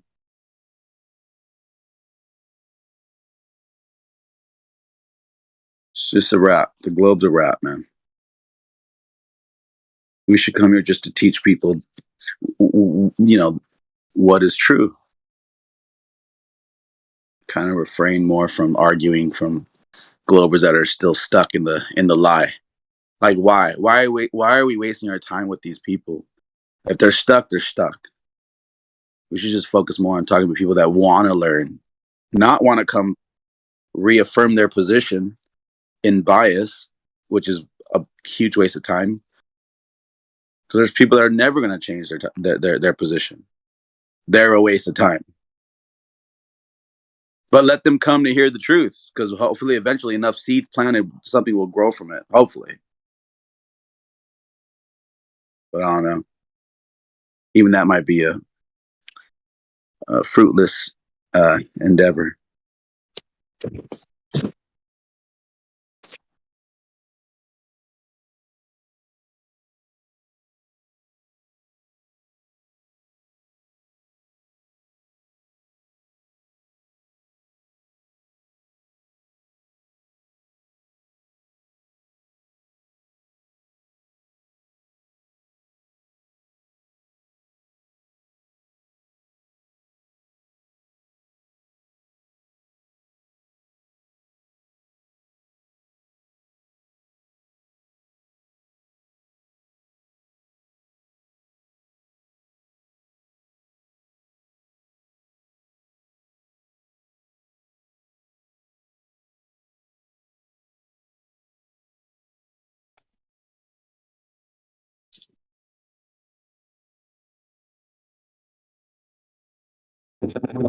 Oh, fuck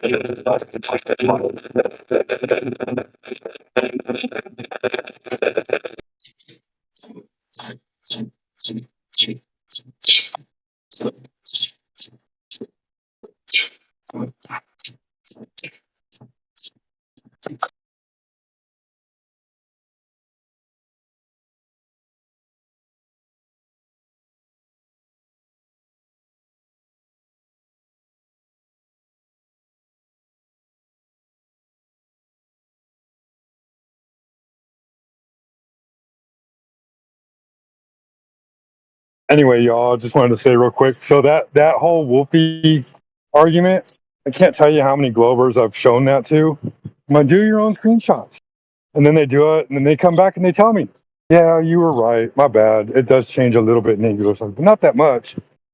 Well, I mean, it changes in angular size. What more do you want me to say? And the size that it changes, in all honesty, I don't think that would be consistent with 93 million miles, because I don't think any Glober or anybody, I don't even have a comprehension of what 93 million miles looks like. Like 93 million miles is absurd.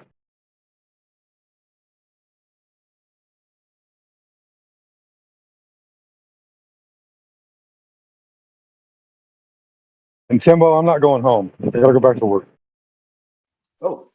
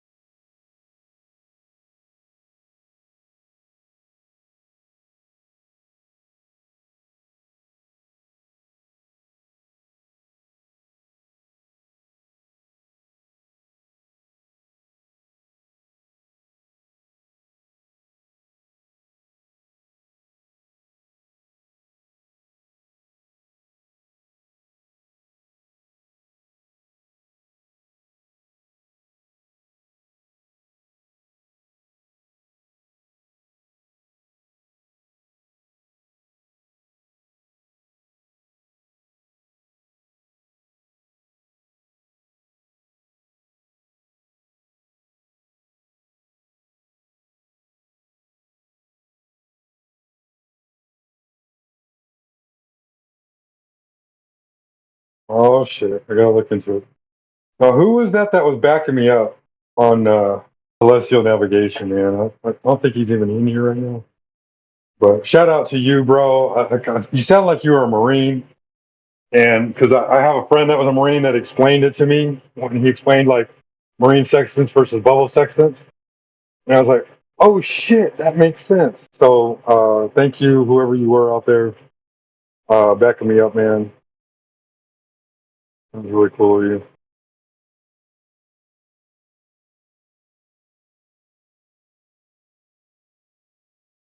Let's see.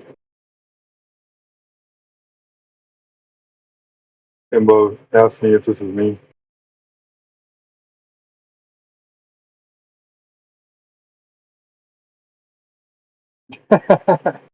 Yeah, bro, that's how I roll, dude. Like my office is outside. That's what I do. I sit in front of a computer screen in my office, Timbo.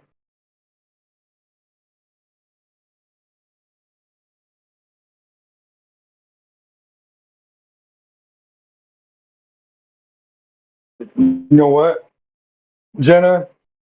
I personally think refraction is the reason why things don't appear to lose angular size once they get off into the distance. But that's just me.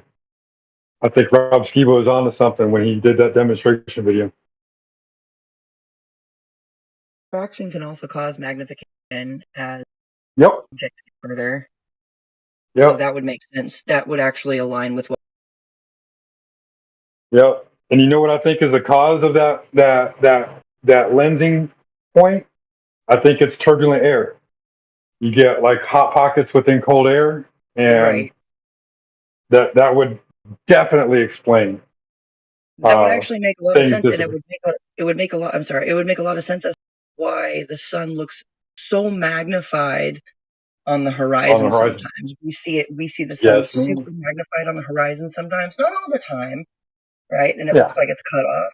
And those are multiple effects of refraction happening all at once. You've got magnification and compression happening, which makes the sun look the way it does on the horizon. But globers will claim the sun is half cut off at the bottom. See, globe.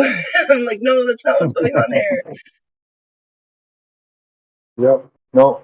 And see, like we can give it. We may use a Fresnel lens to give the demonstration, but we're giving a demonstration, giving a lens, right?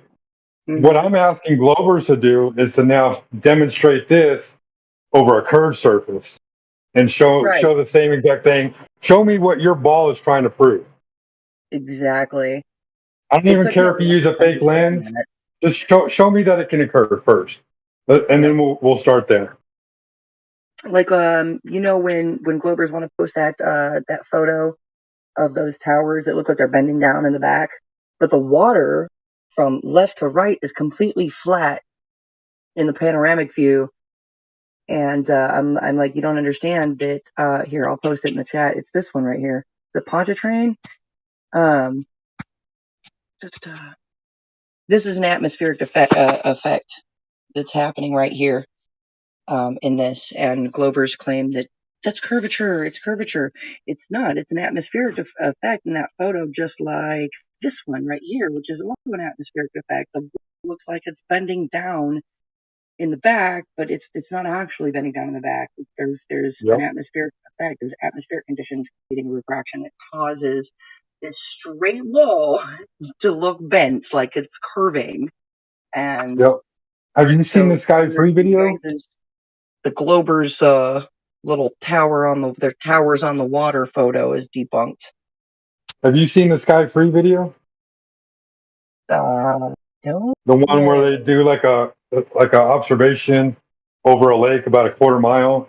They use a small ship, and then they show it disappearing from the bottom up. If you notice too, as it's disappearing from the bottom up, it's also getting magnified. Bingo. Bingo. Womp womp. Oh. Anyway, and I'll post for anybody who's interested. I'll post that Sky Free video in the side chat. Just give me a minute. Never mind that those people's legs like cut off into the road, like their legs look like going into the road. Like, so are these people disappearing bottom up because of extreme curvature or because of extreme refraction?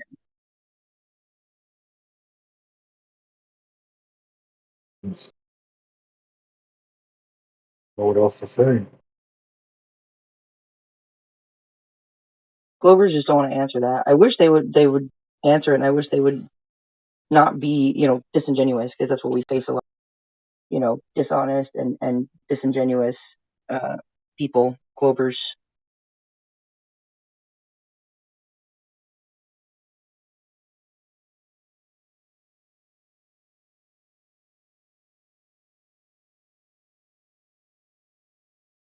There we go.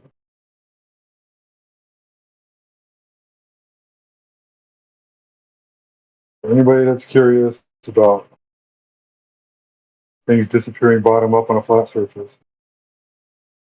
And I encourage all of y'all to go to that channel and look at the other videos. There's several videos all demonstrating the same thing.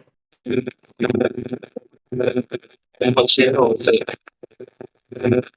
breaking up.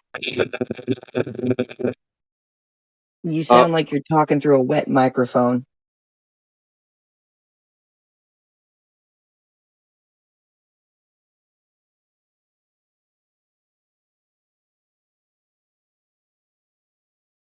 How you doing, Jenna? How you been? Long time. I know, right? I'm always in the chats. I rarely ever get a chance that's quiet enough for me to like get into the VCs. Got a moment right now. What's up, everyone? How's work? You still working at the same place you were working last time we talked?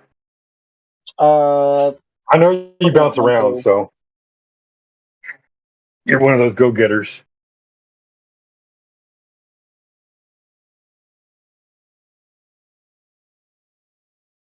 Can you hear me?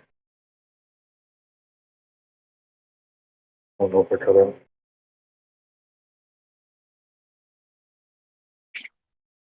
So what was the name of that channel you were talking about? Sky Free. You look in the side chat over here. You'll see. I posted the video. I thought that's what you were talking about when I heard bottom up obstruction. Yeah, they do good stuff with their little RC boats and like they'll open up the door in their hallway, like they'll open up their sliding door and let the air in, and then everything will disappear on their floor and stuff. Yeah, no, they're a good channel. I wish more people saw them. But at the same time, I don't think that's not refraction though. Like, so it's kind of a moot point. That's more focusing on the bendy oil rigs than the fact that the oil rigs are just denotations for distance. But Yeah, no, they're a good channel. I like them.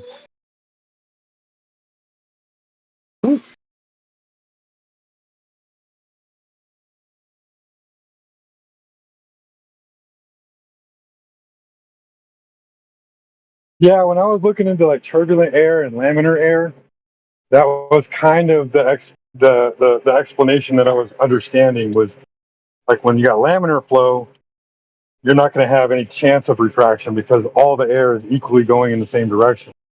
Same thing with like water or any other kind of medium. And then if you get turbulent flow, then you have chances for refraction type stuff to occur. But that's just, I'm still learning about it and trying to figure out how to nail this whole thing down. I really do think that's what's going on. I think it's all tied in with our the way our eyes are, because our eyes are orbs, the way our vision works, and everything.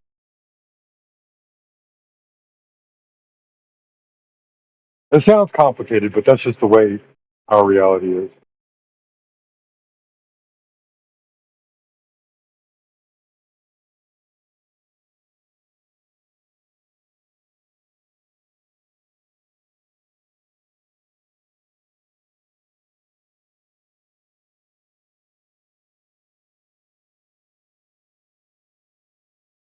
Hey, by the way, Friday night, not to detract from the conversation here, but there is a Flat Earth Fridays on X, or formerly known as Twitter. If you search the hashtag Flat Earth Fridays with an S on the end, or you can look up 100 Crypto Keys or Levelheads HQ, Levelheads with a Z, HEADZ HQ. Both of them are hosts on Friday nights, and the conversation continues through Saturday. So if you're looking for different conversation, extended conversation, or you just want to see what's going on, by all means, show up. It starts around 8 p.m. Eastern Standard Time.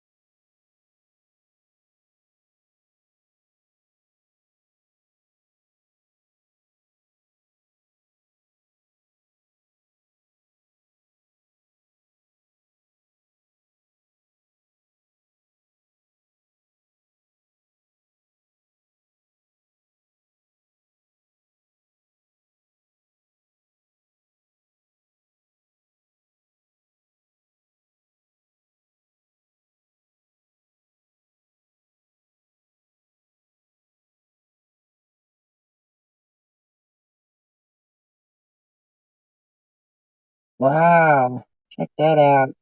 613 feet of missing curvature. That's pretty significant. How many feet of missing curvature does it take to stop a ball tire from being a ball tire?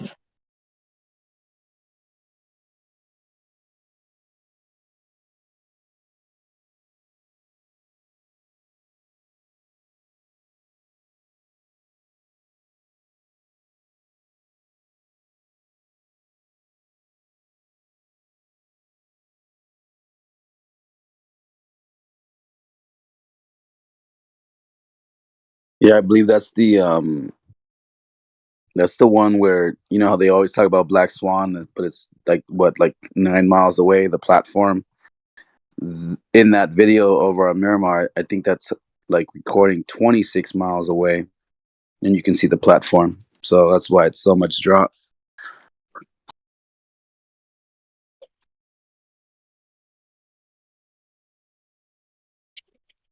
Yeah, the guy that did the original Black Swan video, BLSMB69 or whatever, he's got other videos on his channel where there's platforms that are like 47 miles, like they're super far, and he's filming them, and you can see all of them scattered out throughout the the plane of his field of view, like they're everywhere. I gotta say, I think there's like 20 oil rigs in that area or something. It's a good number. But yeah, the two in the Black Swan, one's like 6.8 and one's like 9.7 miles. So even seeing the first one's a Black Swan. I mean, they both are. Right. Exactly. And the thing is, the big key to that is it has nothing to do with all the oil rigs are just, they're just markers for distance. Like it could be two giant statues of my dog taking a dump, but the statues are refracted. It doesn't matter. Right. But also, I mean, you got to think too, with an oil rig, they're pulling petroleum and shit out of the ground. There's going to be a lot of fumes anyway. So it's always going to look a little weird. But that's besides the point.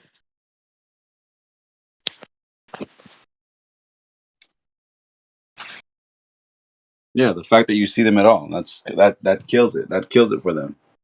Yeah. And why it's just, I don't know, man. At this point, like, they're so like vigilant of keeping that position, even though it's like, dude, it's destroyed, bro. Like, come on, man, your girl's cheating on you, bro. Like, dump her already. Like, she's been caught in bed with another dude. You think that's refraction? It's crazy. Is refraction like imaginary or what?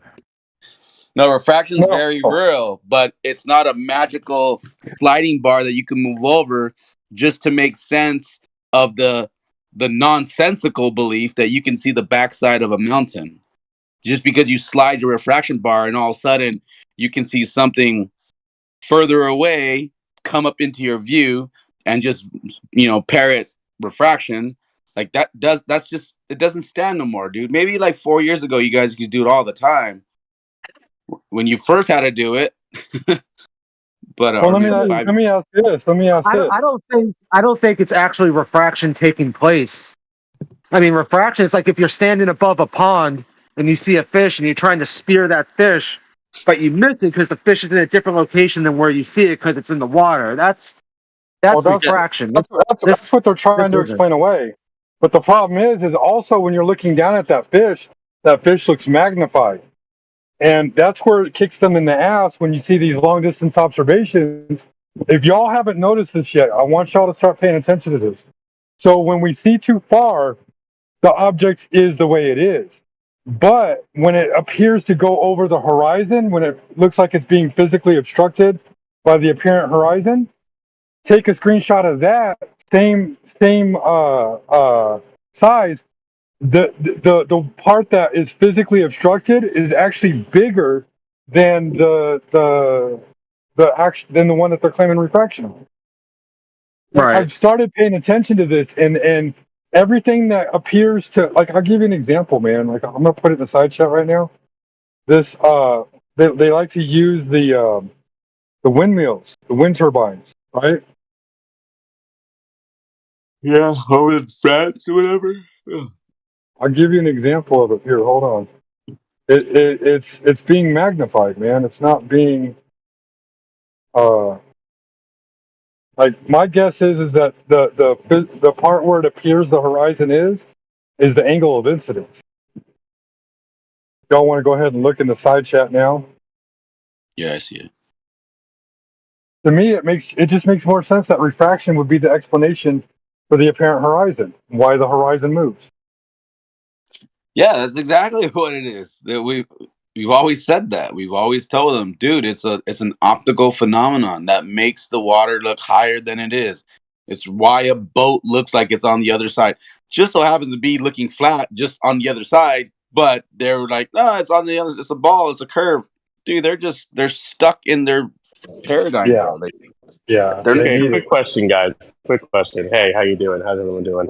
Um, what benefit is there, in your opinion, to pretending the Earth is a globe? Right? Because my assumption here is that I you guys asked this believe there's some yesterday big on Twitter. conspiracy.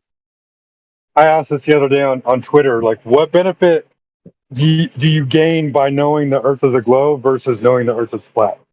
Yeah, because like there's nothing you really get out of it by pretending the Earth is a globe versus Earth is flat, whatever the fuck, right? Correct. Yeah, you get a lot of stuff out of that. I mean, it deletes God for one, because then you could just claim evolution and everything came from nothing. But the thing is, if There's not much flat, evidence for God to begin with, but we can go ahead and skip that part for yeah, now. yeah, that's fine. But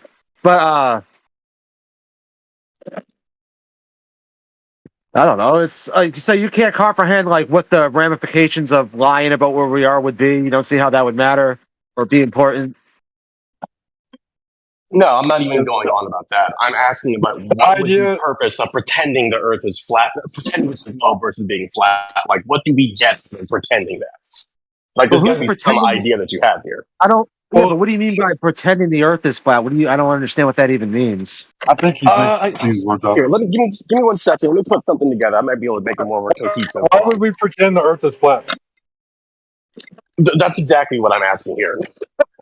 No, you're asking like, why would they lie about the globe? Is really what you want to ask. You just don't want to ask Sure, it let's that go ahead way. and say that too. Yeah. Why would they lie about the globe and like say that we live on a globe in outer space? Yeah, Let me ask you this question real quick. Let me pose it to you like this, okay? So they tell you the Earth is a globe, right? Now you're under the impression that you're hurling through space aimlessly. You have no purpose, no reason. You just happen to be stuck in some fancy Goldilocks zone, but there's no reason why you should continue going on.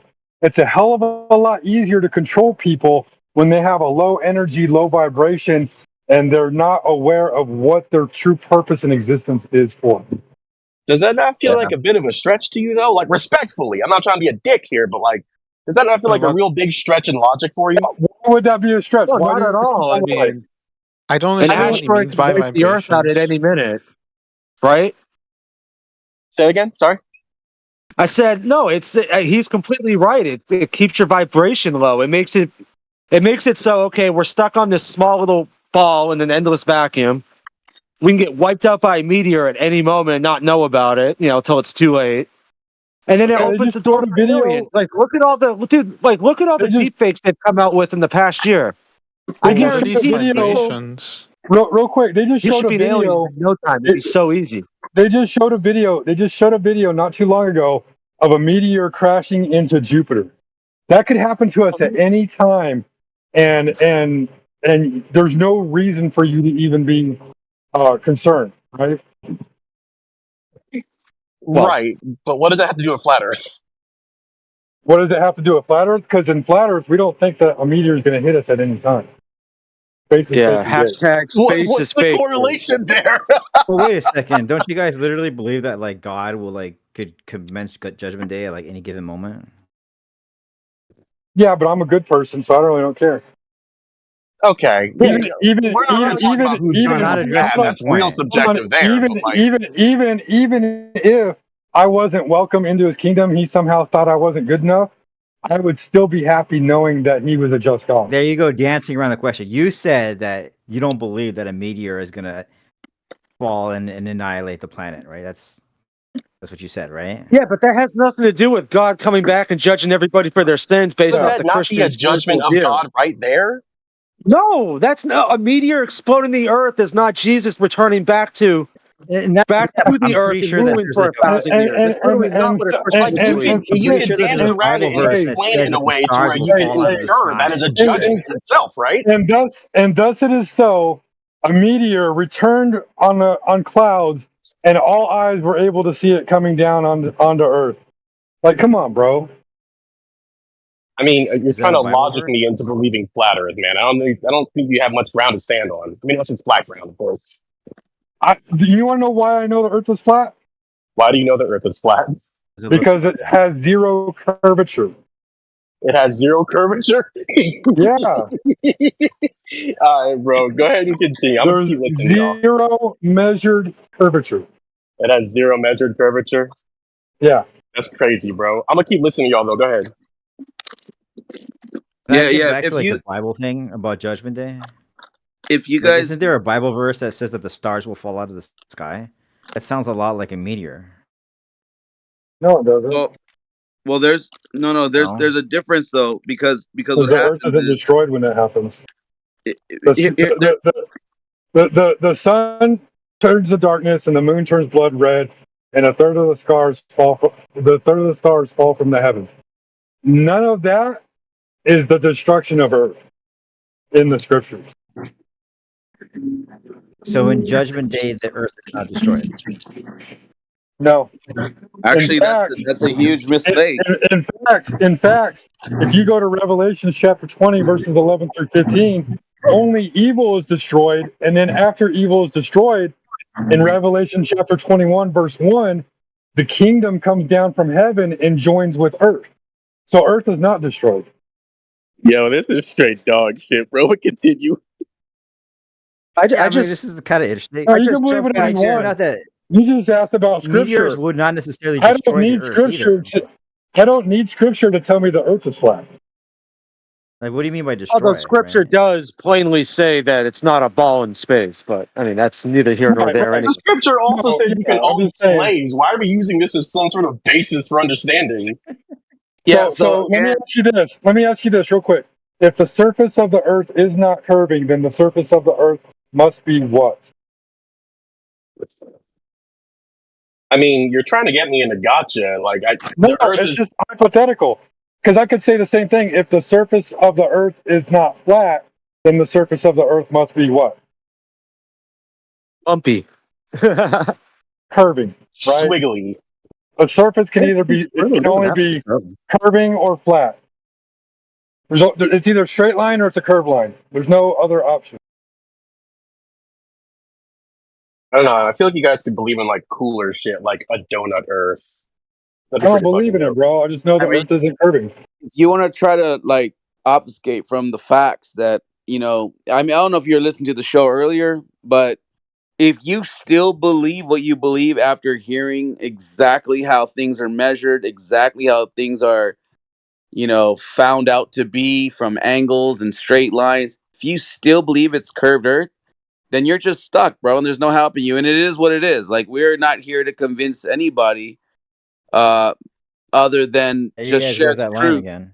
Well, yeah, of course. I mean, like, I'd love to hear what you guys are saying. Granted, I don't believe it. I think you're completely incorrect. So, But it's interesting to listen to. well, I know you think you're right because you believe in a falsehood, which is wrong. No. When you I said you're incorrect. And when you stand on that side, then you are folly at that point. It's not our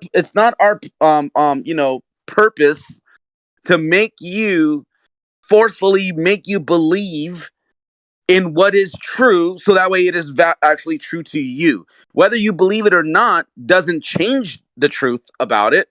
It's just that you have to bring yourself, because I do believe that belief and truth are hand in hand. Like, you have to believe that those are your parents, and then the truth is they are your parents, but you believe them to be your parents, right? That's truth. That's a completely ridiculous equivocation. You can you can say that, but it still doesn't take away from the fact. Straight up biological fact that you will prove it still doesn't take away from the fact. That's a ridiculous equivocation. No, it's not actually. No, it's not, because it still doesn't take away from the fact that you are still believing a falsehood to be true.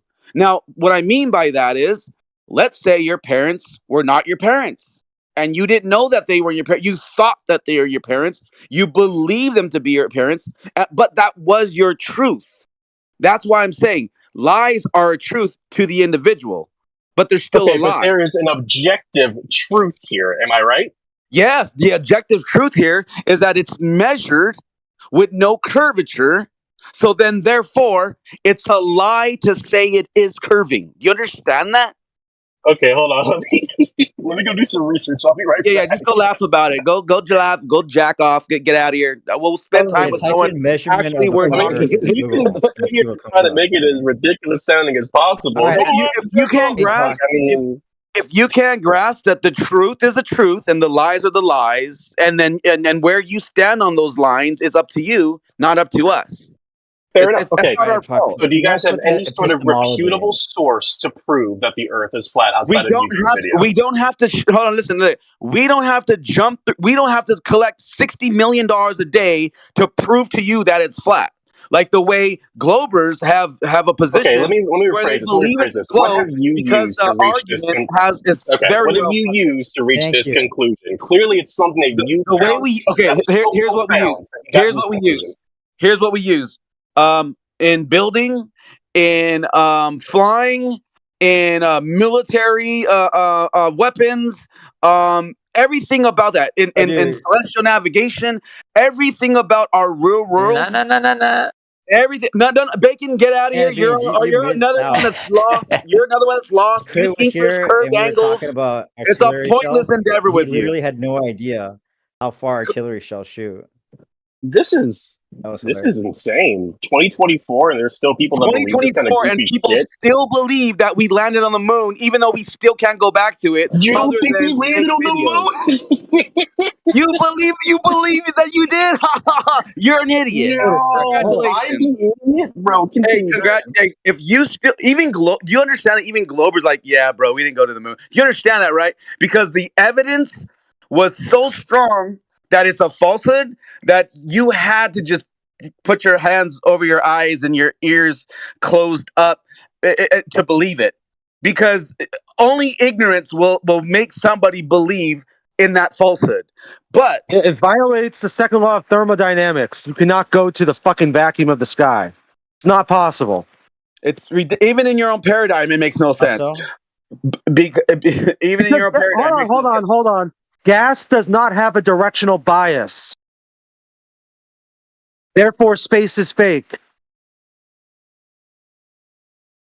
It's that simple. If I could get into a tin can and fly to dirt in the sky, then so would all the gas we breathe. Simple as that. Unbelievable. Closed system, open system. They don't know that. They don't understand. They don't even know the argument. All they know is that it's a globe, and I'm going to go fight about it every day. And I'm going to tell people that now he's going to start. His next thing is going to start barking about gradients. Oh my God! How did you know? And pressure. Are you Joseph Joestar? If the gas fills the space, then how is it great? Then you're a fucking moron if you don't know how that works. This is the problem. These people are science deniers. The physics of the flat Earth, APOC. Yeah. It's not about twisting physics to flat Earth. It's about explaining to you true physics. And actually, we can actually talk about how it's been twisted to make a globe Earth. So fucking ironic. The irony that you just said that. Hey, before we do that, hold on. So before we get to all that, he still needs to concede to the idea that gas pressure moved from high pressure to low pressure system. Ask him if he believes. Because I can create a vacuum next to a gas pressure system. I could create a vacuum next to a gas pressure system. If I don't put a barrier in between those two are going to merge together. Yeah.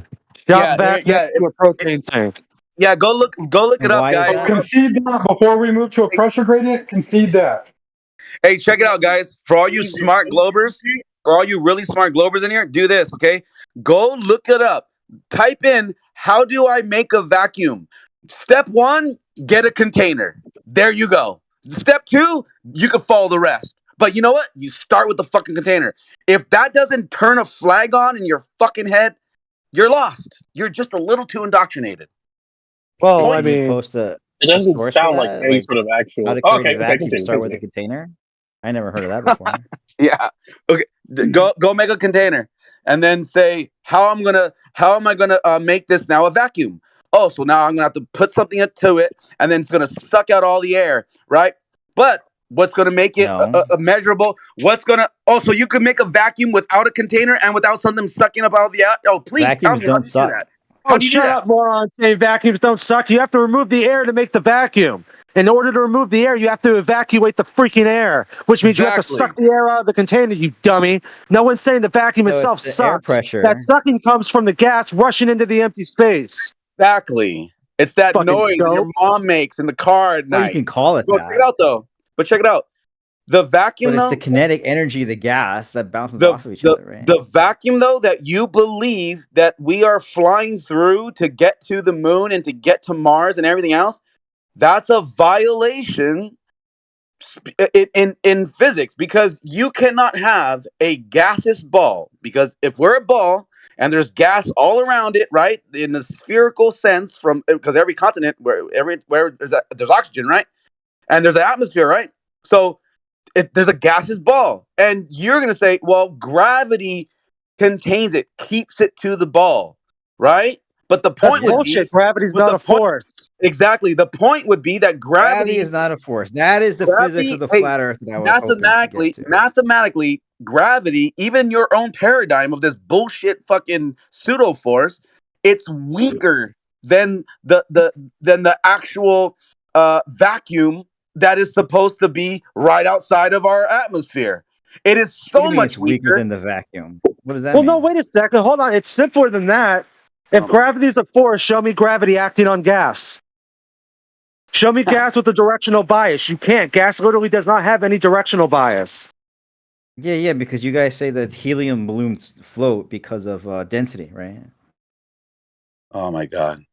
Well, what happens when you pop the helium balloon? Where's that helium go? Does it go down? Or does it go everywhere because it's not contained? It's not sticking together in little groups.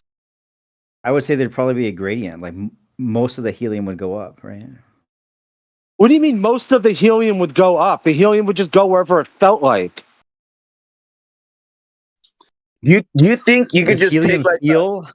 do you think you could just take like a bucket and just like swipe it through the air and catch the heavier gases on the bottom? And if you go higher and you swipe the bucket, it's gonna be filled with helium because all the helium's just sitting up on top like a cloud of helium. Yeah, I mean that's how fire suppression systems work. Yeah, No, right? can't you do then that you with don't. dry ice and Then carbon you don't dioxide? understand. Then you don't understand. Exactly. Then you don't understand the dynamic system that we have, to where the wind of the high pressures and the low pressures constantly equalizing, and which is creating the changes in the currents and everything else around us. That's mixing all the gases together in the air. There are times when there's accumulation of certain gases, but just what you just talked about, when there's like a fire, right? But what's the key component in that, people? Is it not happening in a contained building, which is allowing the gas to then not be affected by the outside wind and everything, blowing everything around and mixing it? So when it settles in a warehouse per se, you're right. You can have a dry fire, where it just like it just sparks out of nowhere, and spontaneously it just ignites. But it's because it's contained. That's why you need ventilation to prevent that from happening. Welcome to us having to need a container. But on the big scale, right? All of Earth. What are you trying to say that there should then be a huge fire that just ignites everything at the same time? No, because you'll never have that, because it's a dynamic system. It's constantly mixing and not allowing that to happen. Do you understand that? Yeah, that was a. I see what you're That was saying. an excellent physics lecture. Well, you see, you keep saying something about physics, I but you're like- not showing gas with the I directional like all the bias. are you? numbers that APOC brought in. Like when he got down with the equations and like he quantified everything. Like that Oh, was you just want to be sublime. dazzled by math because you're a fucking child that needs cartoons, really? You just Yeah, if it doesn't have the Math big is a numbers, then you're cartoon. not Is that what you're interested. saying? equations are not based from physical observation. Or not? So What do you gravity. think they're based on? So listen. If gravity is a force, how come gravity doesn't affect gas? Gravity affects gas. How come it Jesus doesn't pull the clouds Christ. down? Oh my god. No, show me the clouds coming down. Come on. On the contrary, You got it, bro. You got it. on the contrary, the clouds could actually show the gradient happening in our sky.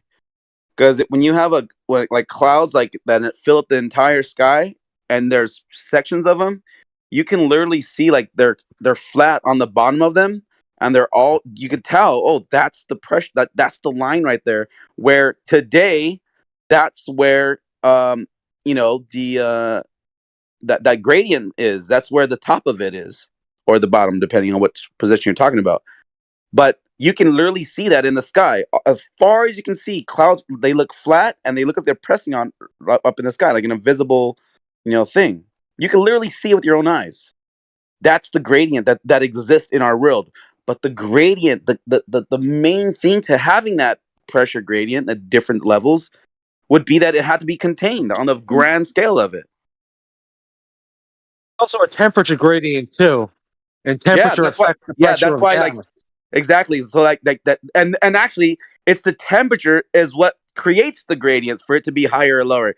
That's why on some days, some clouds look really high and they're flat, really, really high, and then other days they're like really, really low. And it's just depending on the temperature in the sky in that moment. Let me ask this question. Let me ask this question for you Globers who think flat Earth is ridiculous. So, does hot air rise or does it fall?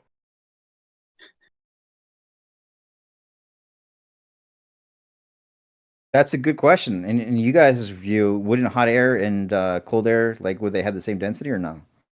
No. We follow physics. We follow actual physics. We don't have pseudoscience. So explain to me how temperature changes the density. Explain what? How temperature changes the density? Well, when you heat up gas molecules or you heat up a medium, it expands, doesn't it? Well, think about this. If you have a can of dust off, right, and you put it on your counter, is it going to explode? But what if you put it next to your fireplace? Why would it explode? Because the gas inside is building pressure because of the temperature difference. So it explodes out of the can. Right. Which causes molecular expansion. When you can change the pressure of gas without changing the volume of the gas.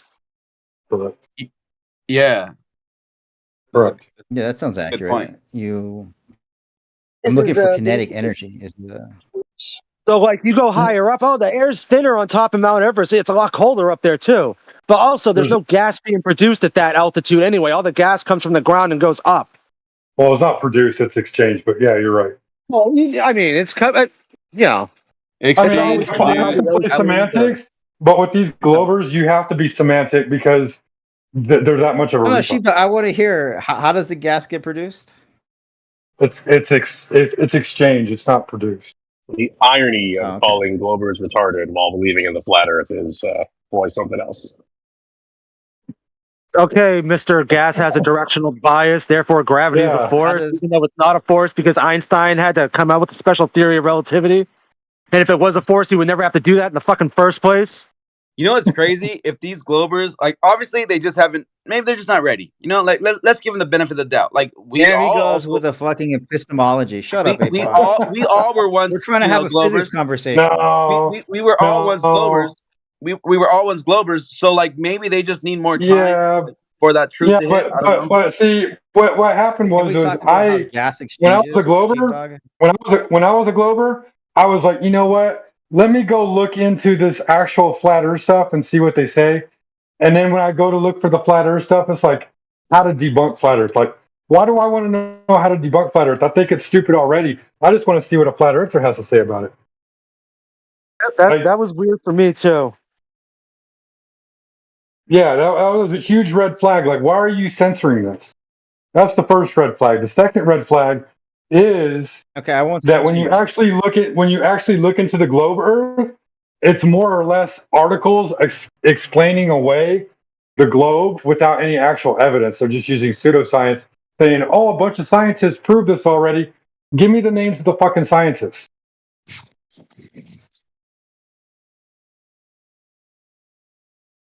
Do you want the names of the science? I'm sorry, I'm missing something here. Do I want the names of scientists? Absolutely. That said that gas exchanges. What was that you said? At the surface of the Earth. Yeah, go on. Yeah. So what happens when carbon dioxide is next to a plant? What happens? The plant breathes it? Along with water and all the other things that are going on. Okay, so you're talking about like the chemistry of like Right. So there's a what's it gas called? exchange, right? Photosynthesis. So yeah. Isn't that what gas exchange is those things going on? You tell me. Oh, I tell you. So when plants absorb carbon dioxide and then produce oxygen in its place, there's a gas exchange that goes on, correct? Yeah, if you want to call conservation it, of energy. Energy is conserved at all times, all throughout the universe. Right. There's energy is neither created nor destroyed, it's just transferred. Mm-hmm. I mean, it's the basic stuff, man. This is like shit I learned in junior high.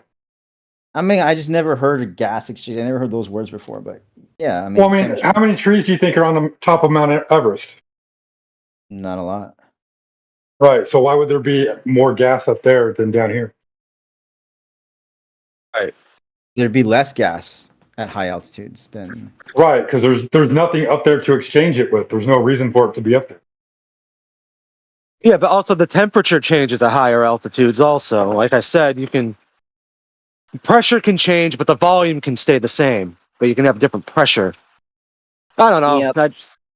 Yep. It gets a lot colder at higher altitudes in a lot of places, which is going to cause the gas molecules to shrink, which is going to cause them to go down. It has nothing to do with this gravitational bullshit.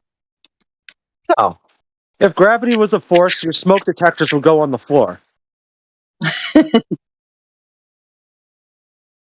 And that's another thing. They tell kindergarteners, like when you're in kindergarten, the firefighter will come in to tell you about fire safety and the no-nos of like not touching appliances. The first thing they teach you is like if your house is on fire and there's smoke in your room, you get down to the floor and crawl. Yeah, because all the other shit, all that hot air, all that hot gas is rising up.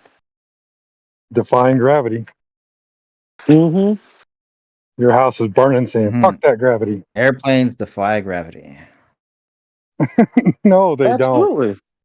They don't. They defy gravity. They use aerodynamics. I guess that's what you want to say. They defy gravity. Sure. No, you explained to me the physics of the flat Earth, right? I explained to you the physics of the physics of the flat Earth is that if the Earth is not curving, then the Earth must be flat. All right. So we were talking about downward directional bias of gas. I demonstrated that. Yeah, what the fuck was that? Yeah. Wait, you demonstrated that gas has a downward directional bias? Yeah, look in chat. Oh God. Oh, is this where we have heavy gas inside of a container? Wait, where at? Where is this at? Right here. I'll send it So let again. me ask real quick. Does like lead have a directional bias that goes down, and like does helium have a directional bias that goes up? Is that? Wait, hold on. Let's address this sulfur hexafluoride. Do they put the sulfur hexafluoride in a container? It's not contained, though. It's not. Please tell me, no. Is that what he's talking about? He's talking about sulfur hexafluoride in a fish tank? It's not contained, though. It has an opening on the top. It is contained. It has walls, right? It has walls. It has walls, right? It doesn't have a wall on the top. Shouldn't the gas all be going out? It's Why still would in a it? container. The medium is more dense. Okay, so let me ask you this: that sulfur hexafluoride, you can float a little tinfoil boat on it, right? Yeah. For how long? If you don't have any wind or any external forces wafting the gas away, it should stay there indefinitely. Why does the tinfoil boat float on the gas? For only a brief time. What happens to that gas? Where does it go? The gas has a directional bias to stay down. That's why it's not escaping through the top of the container. It doesn't have sulfur hexafluoride doesn't have a directional bias to stay down. It's just heavier than the air it's surrounded in. That sounds like it has a directional bias. Then why isn't it going up? It does go up. It leaves its fucking container. Does it? It doesn't look like it was leaving the container. Absolutely does. You notice how you have to transport it with the lid on? And then you open the lid and you put the boat in? That lid isn't on. Why is it still in there? Shouldn't the gas all be escaping? The gas does escape. It just has a different diffusion level than the other gases around it. That sounds like you're just making something up to cope with my point. I'm making up the diffusion level of sulfur hexafluoride and how it takes longer to dissipate into the rest of the air because it's a lot thicker and denser than the other gases. Yeah, so why would it go up if it's denser? Why would it go through a less It dense? does go up. It does eventually all go up. It all leaves that Do you have a container. demonstration of that? Of sulfur hexafluoride leaving a container? Yeah, float your little aluminum boat on it. And then if you get another piece of aluminum, it's not going to float either Aluminum because boat that gas is leaving the shows that it container. isn't dissipating. It's literally floating on there for like minutes at a time, dude. If it was gas, it should be all going out within seconds, right? It does. It eventually all leaves that container. Without an You external think force involved, it wouldn't, right? so you think you'll be able to sweep up that sulfur hexafluoride forever in that room? You'll just be able to sweep it into a pile and push it all into the corner? It would remain at ground level, yeah. Want to be at the lowest place, yeah. It's moving in all directions. It diffuses into the air, and it will eventually 100% be out of that room. You know what we did in World War I, right? We used chlorine gas, and it sank to the bottom of the trenches, right? Oh, okay. So that gas is still floating around those trenches today, then? No, it just got wafted around from the wind, but it's still going to be at the lowest level that it wants to. It's going to seek the lowest So that level. gas is still floating around France. To this day, it's still on the surface level of France in small increments. Well, it has to be somewhere, right? Yeah, it diffused into the air. It's gone. It's going to go It up. all went upward. It went in every direction it felt like. It went in every direction except for up, right? No, it literally. Oh, so again, so The sulfur if you get a hexafluoride was big, going up so in we that. could sweep. So we'd be able to sweep up some of that gas, some of that mustard gas today. There's still some of it floating around the grass and stuff in the field. I would assume mustard gas decomposes from UV or something, but I don't think you would be able to get a noticeable amount of chlorine. And Wait, so you just made up that the mustard gas gets dissolved by sunlight or something? What did you just say? Yeah, do you not know how UV radiation works? Yeah, get gas exchanged, remember? Yeah, remember, we're in a dynamic system, right? Stuff just happens because it happens. Yeah, so the gas diffused into the air. Right? That mustard gas no longer exists. I didn't think Even less if it dense diffuses things. into the air, it would still exist, right? I didn't think more dense things floated on less dense things. Are you claiming that? It eventually does, doesn't it? It does? Hold up, buddy. Hold up. Really? Have you never? Hold on. Have you never? So if I have a lead ball, it'll eventually go to the bottom of the water.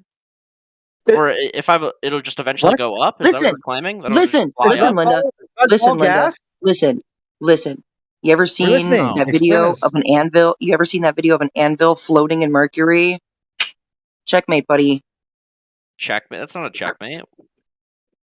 Yeah, what's your point? Yeah, what's your point exactly? So why isn't gravity pulling that anvil down? That anvil is pretty freaking heavy, right? Probably heavier than the mercury. It is pulling it down. But it's not if it's floating in a pool of mercury. It's really not. The buoyant force is just stronger than gravity. So here's my there's buoyancy and density Jenna, and. Let me ask you this: if you were on a pair of roller skates, hold on. Let me ask you. She doesn't understand forces. No, because Like, if you're on roller I'm going to skates give you. and somebody I'm going to pushes give you you, your what happens? downward. I'm going to give you your downward bias. What does that have to do with the Earth being a sphere? I'd never even said. I never made a claim that the Earth is a globe. I'm just shitting all over your belief, dude. You're not shitting on anything, dude. You're having like 2015 arguments, and you're just coping. So why would you come in and try to shit on it if you didn't believe in the opposite? I never made a claim that the Earth is a globe or flat. Mm. So No, it's all right. Yeah. That's okay. He don't want to make no positive claims. He It's okay. laughed when we said we didn't believe in moon landing, so he already thinks it's a sphere. I didn't. It has to be for all their supposed math to work. I wasn't. I have no quarrels. If I pick up a rock and I let go of it, it'll drop to the ground. I have no quarrels with that. Tell me why that makes the Earth a sphere. I wanted my credit. I laughed at you guys for being retarded about the moon landing. That was not somebody else. That was me. Thank you. Oh, okay. Yeah, it just violates second law of thermodynamics, and you would have to have gravity as a force, and you'd have to show gas having a downward bias, and it does not. You morons don't even know what Give me the definition of gas diffusion. So can we not have No, I need the gradient? definition for gas diffusion because I don't think you know what you're talking about. Can we have a container that is hundreds of kilometers up? Can the pressure gradient extend that far? No one's claiming a container because no one is claiming Yes, outer you are. space. You claimed a Why container. would I need a You said container gas if pressure there's needs no a container, vacuum? therefore you're claiming a container. Who's saying that there's a container, bro. vacuum? Vacuum. What do you mean by vacuum? A perfect vacuum? No one claims a perfect vacuum. Listen, no, because now you're trying to straw man like being able to fly up and touch a physical container. I'm not claiming that we're adjacent to an endless sky vacuum in all directions. I'm not either. So here's my question to you. All right. Regardless of wherever this container may be, we can still have a gradient going up, can't we not? Absolutely. Sealed terrariums. Sealed terrariums have gradients in them. If you heat up one canister of air, if you heat up the top and sit it in dry ice, you'll have a gradient in that canister of air. HVAC equipment has gradients in it. Argon light bulbs have gas gradients. When you turn the light bulb on, the gas particles start moving. You'll get a gradient. You can also create rain inside of a jar, but obviously it appears that you can only create it inside a closed system. So your claim would be that there's some sort of external force acting on the gases to keep the gradient in play? There is no force acting on gas. Gas moves in all directions. What are you talking about? For one it doesn't, like sulfur hexafluoride? I'm saying that I'll give you the heavier things seem to be more towards the surface of the Earth. Okay, what does that have to do with the Earth being a ball? It wasn't. It was just his retarded claim that gas disperses in all directions. Well, now I just made you look retarded. All you have is a man-made gas that's wicked dense. If you didn't have the Earth here and you just had a void of space and you opened a soda can, gas would disperse in all directions. Yeah, so what sort of forces are involved keeping the gases in a gradient on a flat Earth then? There's no gravity. There's no force acting on gas. It moves in all directions. So if it moves in all directions, then why does pressure decrease with altitude? Shouldn't it all Because equalize there's eventually? temperature changes. You can have a temperature change and a pressure change without the volume changing. Have you not been listening? I don't think you realize how idiotic of a statement that is, because the temperature changes involved will not create that gradient, dude. Do the math yourself, retard. Well, Earth's a dynamic system, man. Also, yeah, we're constantly having gas move around all over. Why does it get colder and then hotter again, and then colder again? Why is there like a curve? Because there's no curve, bro. What is he talking about? There is a curve in temperature. It goes. What do you mean it gets colder than hotter than colder? What do you? Oh, so you don't know how the atmosphere works? Okay, that explains a lot. Oh, okay. So what part of the atmosphere gets hotter? The exosphere gets pretty hot. Okay, what's the temperature of the exosphere? Thousands of degrees. I'll send a picture in. Thousands of degrees. What resides in the exosphere? What do you mean? What's up there? Are there objects up there? Yeah, I would say so. Like what would be up there? The ISS. The ISS? What's the ISS made out of? Mostly aluminum. Okay, what's the melting point of aluminum if it's in an area that's supposedly hotter? There's not very much gas particles. Oh, okay. So it's works? Yeah. Do you know how temperature works? Oh, okay, damn, so bro, you got dumped on, bro. So wait a second. Do you not know how temperature? So all right. So yeah, hold on. Okay, go ahead. Rage. Hold on. Rage. Go ahead. Yeah, hold on. All right. So do you think if you open up an oven, an oven, your face is going to get melted off? Oh, the temperature in the oven is 400 degrees Fahrenheit. My face should instantly melt if I open up the oven and look inside. Enough, dude, I'm actually, there's not many gas particles. There's a medium that wicks it away, bro. Dude, there's a medium that wicks it away. I'm a classically trained sous chef. What was that explanation? Okay. Hold on. Yeah, he thinks his face should melt off. When you have an oven that's 400 His face degrees, should just melt off when he opens up an oven because the temperature inside is 500 degrees. preheat an industrial oven to 400 degrees. Cook about 70 turkeys in there, right?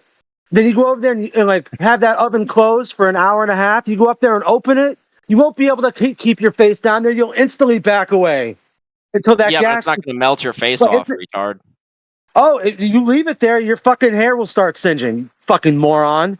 I'm sure it will. How about you go do it yourself Oh, since you're a wow. sous chef? You should do You it. want me to open my oven and just stick my face in front of it and say, and then you're gonna say that my That's your face isn't gonna claim. burn? It's your claim, yeah.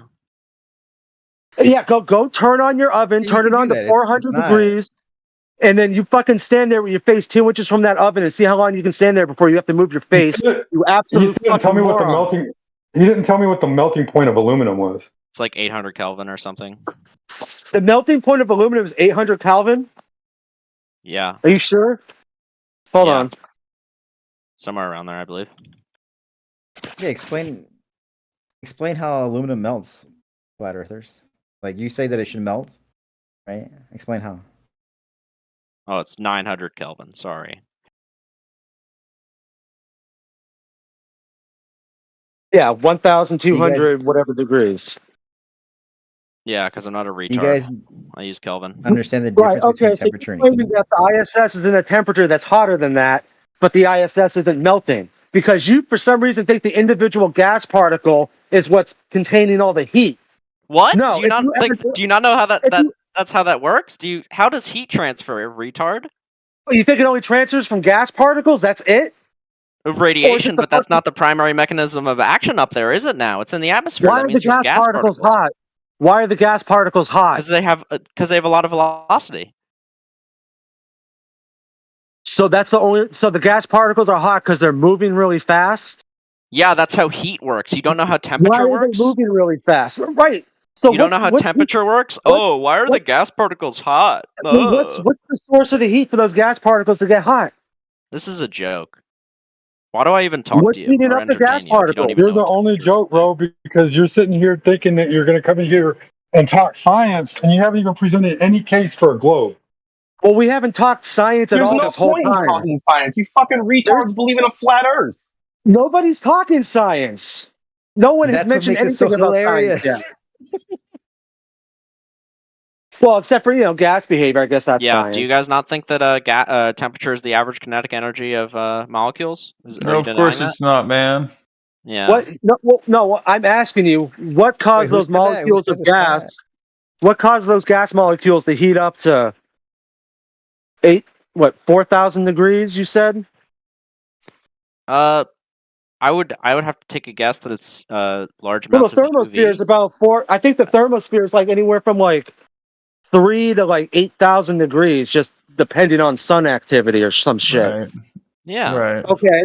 So what is causing those individual gas molecules to get hot? It's a good question. Do you have an answer?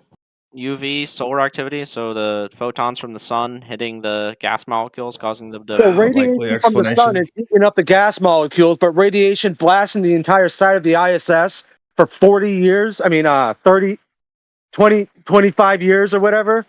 The side of the ISS isn't going to get hot, but the little air molecules around it will. It does get pretty hot, but I mean, it is painted white. It gets pretty hot. White is reflective. Okay. It reflects most of the incoming heat, right? Yeah, I feel like it would bounce off of the metal. Yeah, it's white. And if it was black, on the other hand, then I would But say, have you ever thrown something at metal? It bounces off, but if you throw it at air, it doesn't bounce off.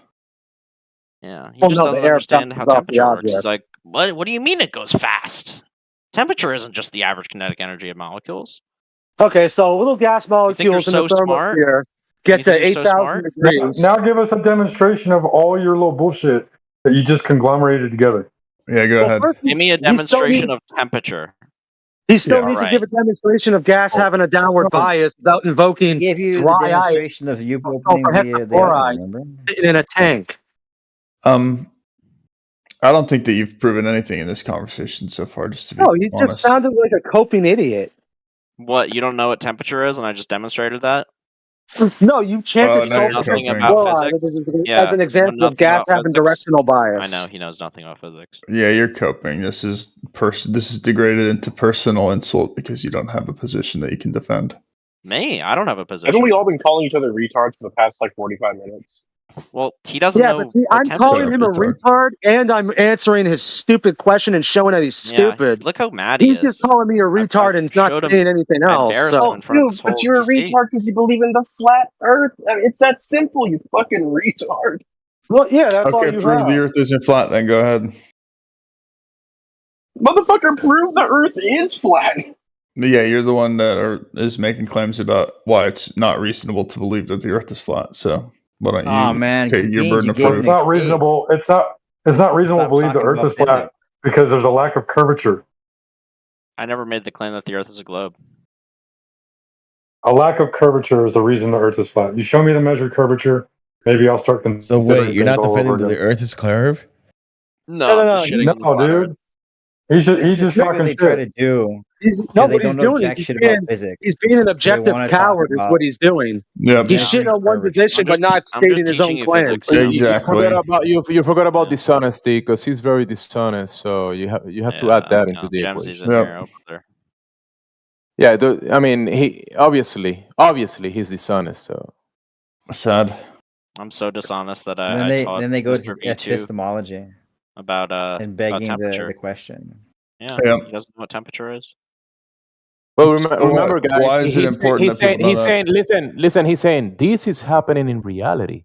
How do you explain that in this idea in my mind of the flat Earth? I just thought of something, and I might be completely wrong, but it just occurred to me. If I have a vacuum chamber and I completely empty it to the best of its capabilities, right? And I put sulfur hexafluoride in that vacuum chamber, will it still be a vacuum at the top and the sulfur hexafluoride would just sit at the bottom? Or would the sulfur hexafluoride fill up the entire chamber? I don't know what that sulfur stuff is you're talking about, but it'd probably fill up the entire chamber. So now do the No, it absolutely example. would fill up the Listen, entire bro. chamber because there wouldn't be anything else for it. There wouldn't be anything resting on top of it. Right. Yeah, but you gotta remember that the example that we observe from the fish tank inside the controlled environment, like a room, a building, that is also a container, right? There's seals between walls, within walls. So that room of the demonstration, that is a controlled environment. Then do that same thing, that fish tank stuff. Do it outside. Do it at the beach to see if it works the same. What fish tank thing are you talking The about? wind blew the sulfur hexafluoride up and it scattered off in every direction possible. Oh no! Earth has to be a globe because we saw something. Earth is a vacuum. One at a time, guys. One at a time.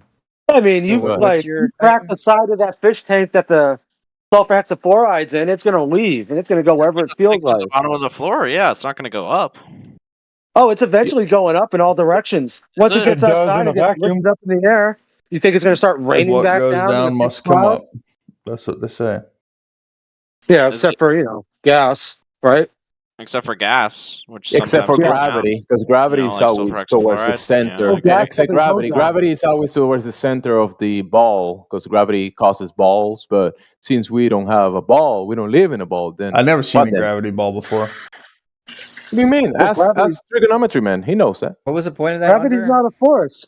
Okay, you got a Show fish me tank one full of gravity sulfur ball and I'll believe hexafluoride. He was saying that things go up, but remember, in the globe we have gravity. Well, there is no Yeah, up or gravity down on a makes globe. things float in the globe. That's what these people think. So gravity will have a downwards vector, right? It's gonna go down. But Down then, is only relative to have a downward vector, you need a horizontal and a vertical, and you need flat Earth for that. But then we look outside in reality and we see water evaporating. Say that again. Say that again, Max. I said if you want to have down. Hold on, Jimsy's talking. Hold on. Okay, go ahead. No, Hold okay, on, go ahead, bro. Go ahead, Jimsy. Sorry, I didn't mean to do. No, you were probably making. To have I was down. just saying. Go ahead. Yeah, Bro. go ahead. Okay, to have down, you need a horizontal and a vertical, which is flat Earth requirements. Look. There's no down on a globe. There's only in or out. Yeah. Okay. No, I was just saying that the guys were talking about this and how this that one's vector, but then in reality we see things going up, and then this whole idea of this ball is just ridiculous nonsense. Yeah. Well, think about like the sulfur hexafluoride in a vacuum. Think about when you put a helium balloon in a vacuum and how the helium balloon pops. Why does the helium balloon pop? Because that helium is going down, up, left, right. It's going in every direction because it's inside a vacuum. So therefore, I bet if you were to fill a balloon with sulfur hexafluoride and put it in a vacuum chamber, Once that balloon pops, that sulfur hexafluoride will fill the entire chamber up and down. Yeah, but that's the thing, though. If say, you remember the video? Oh, look, we did the fish tank, we have the gas, we put the aluminum boat on top of it. Therefore, Earth cannot be what you guys are claiming, or therefore Earth has to be a globe or whatever, right? or whatever this pressure system demonstrate that we can have a gradient within a gradient within a gradient, and whatever, right? But then you take the same example, take it to the beach, you're gonna observe something different, and then they're gonna be like, yeah, this is what I'm saying. This is proof of the globe, and then they're gonna go to the sun and they're gonna say, look, the sun is setting, therefore globe. And then they're gonna go and say, hey, look, the sun is doing a circle above the sky and it's not setting, therefore a globe. It cannot be flat. So there's nothing you can say or do to convince or just to tell these people that the globe is nonsense. Here's my big question, Jimsy. I'll give you some, whatever the downward bias is. Like when I pick something up, I see it drop and go to the ground, right? Like I'm okay with that. How does that translate into a ball? Because for all I know, we could be on the floor of the entire universe and shit would still fall down. Yeah. Well, shit, not everything falls down. Clouds don't fall down. Smoke doesn't fall down. Vapor. Nothing's falling down. Objects fall down, but not gas itself. Gas has no directional bias of anything. Well, right now I'm looking around me and I see nothing falling down. If I try hard, I can just look and see maybe like little dust particles going up and down. I agree with that too. I don't see anything too, because something falls down because I apply energy to it. I get that. Right. But also, you can't have pressurized sulfur hexafluoride without it being inside a container. If you delete one wall of that aquarium, you're no longer having pressurized sulfur hexafluoride. It's scattered everywhere. It's gone. Yeah, but that's going to be evidence for the globe because something happened. Well, yeah, if you're a fucking overvaxxed retard, then it would be. And the over the sun is like trigonometry, like man. That blue marble science idiot, that he's got like a deep southern accent. I think he looks like Bob. I think he's an older guy. His example of gas pressure not needing a container was pouring butane into a pipe. For one, the butane was in a container to begin with. Then he poured it into another container, and he goes, hey, look, it's sitting in the pipe for a few minutes. You go back there tomorrow, that pipe doesn't have all that butane in it. That butane left. I don't disagree. So literally the only way they can show gas pressure without a container is invoking a fucking container. Ironic. I don't disagree. But they do love their strawmans. Yeah. I need it to be a straw man because flat Earth can't be real. Well, it's also begging the question. It's just, I don't know. Like I said, I mean, I've been a Christian my whole life, but I was never ever inclined to like go into Satanist chat rooms for years on end and just argue with them. And I feel like people that do stuff like that, it's just strange. No, I don't disagree, man. Like I've wondered the exact same thing. Like even as a Christian myself, I'm not going to sit there and go and argue with Muslims to change their minds. Exactly. So something's got to be wrong with you to want to come in and have the conversation with us, which we appreciate because you're giving us content. We're going to go out there. We're going to reuse it. Somebody else is going to wake up to the truth because it's going to make sense to them. And secretly, I think they just need to hear it themselves. Like, because one day when the truth does come out, they're going to be like, oh, at least I knew it was kind of sort of true. I just didn't want to believe it right away. Yeah, I mean, they can come in here and occasionally they can get a cheap win against an inexperienced flat earther or something, or someone that's new to it and kind of make them go, well, wait, yeah, and confuse them. And then they'll be like, oh, I just defeated that guy. And then it's soothing for a minute. Then it wears off and they got to come back. Then they get their asses kicked like what happened to that guy today, just a minute ago. That's why he stopped talking. And I don't go into. He probably got muted too. He probably got muted too because something tells me he ain't gonna stop talking. But I will say this is like I don't go and seek out Glover chats. No, I don't either. I don't. I really don't. Like I've seen Glover chats and they'll have like 8, 9, 10 people in a room max, and it's the same fucking people, and they're begging a flat earther to come in there so they can attack them 1 on 10, and then we're just hanging out talking about science, talking about health, talking about life, and then they got to come in and like, hey, let's go talk about the globe. And it's like, okay, what about it? And then they get mad because they come in and it's like 20 on 1. It's like, you came here, bro. We didn't go to you. Yeah. I mean, I like it when it's a healthy, like, if it's a good 50-50 ratio, that's always fun, but then it can get a little chaotic. But, I mean, I'm not going to lie. I enjoy just debating in general. Because I was going to say, like, it's sick behavior to want to go constantly seek out an argument with something you think is stupid. But at the same time, that would make me a hypocrite because I like arguing with Globers anyway. Right. So, I mean, I'm kind of doing the same thing. I'm just not leaving my area. I'm not seeking it out. I'm just letting it approach me. But, I mean, I don't know. I don't have any reason to seek it out. Like, my thing is Flat Earth took away politics for me because I realized, like, there's no difference between Hitler, Putin, Obama, and Trump. Like, they're all the same. So, like, I have to, like, channel that blood sport into something else. Oh, bro. No, I don't disagree. Like, I don't even watch some news anymore because none of that matters. It's the same bullshit all the time. I follow conflicts. Like, I've always followed the Ukraine stuff because I'm just fascinated with not death, I guess, but I don't know. I'm a removed American. Fascinated with why people battle, like in our hometowns, attack each other. Yeah. Well, just the war itself is always interesting to me, Well, war is always over resources, and only the wealthy own the resources. The poor, they don't have any reason to go to war, man. No. But I mean, it could be either over resources or ethnicities. I mean, I will say, there's a lot of. I think the ethnicity wars. I think the ethnicity wars are because of that. So here's why I think the ethnicity wars happen, and this is not to get on completely out of way, but the so the resources, right? The wealthy can't convince the poor that the resources are necessary for them, so they create this fake what's the word? Fake argument on ethnicity, and then make us argue over ethnicity. That's it. That's what I think it is.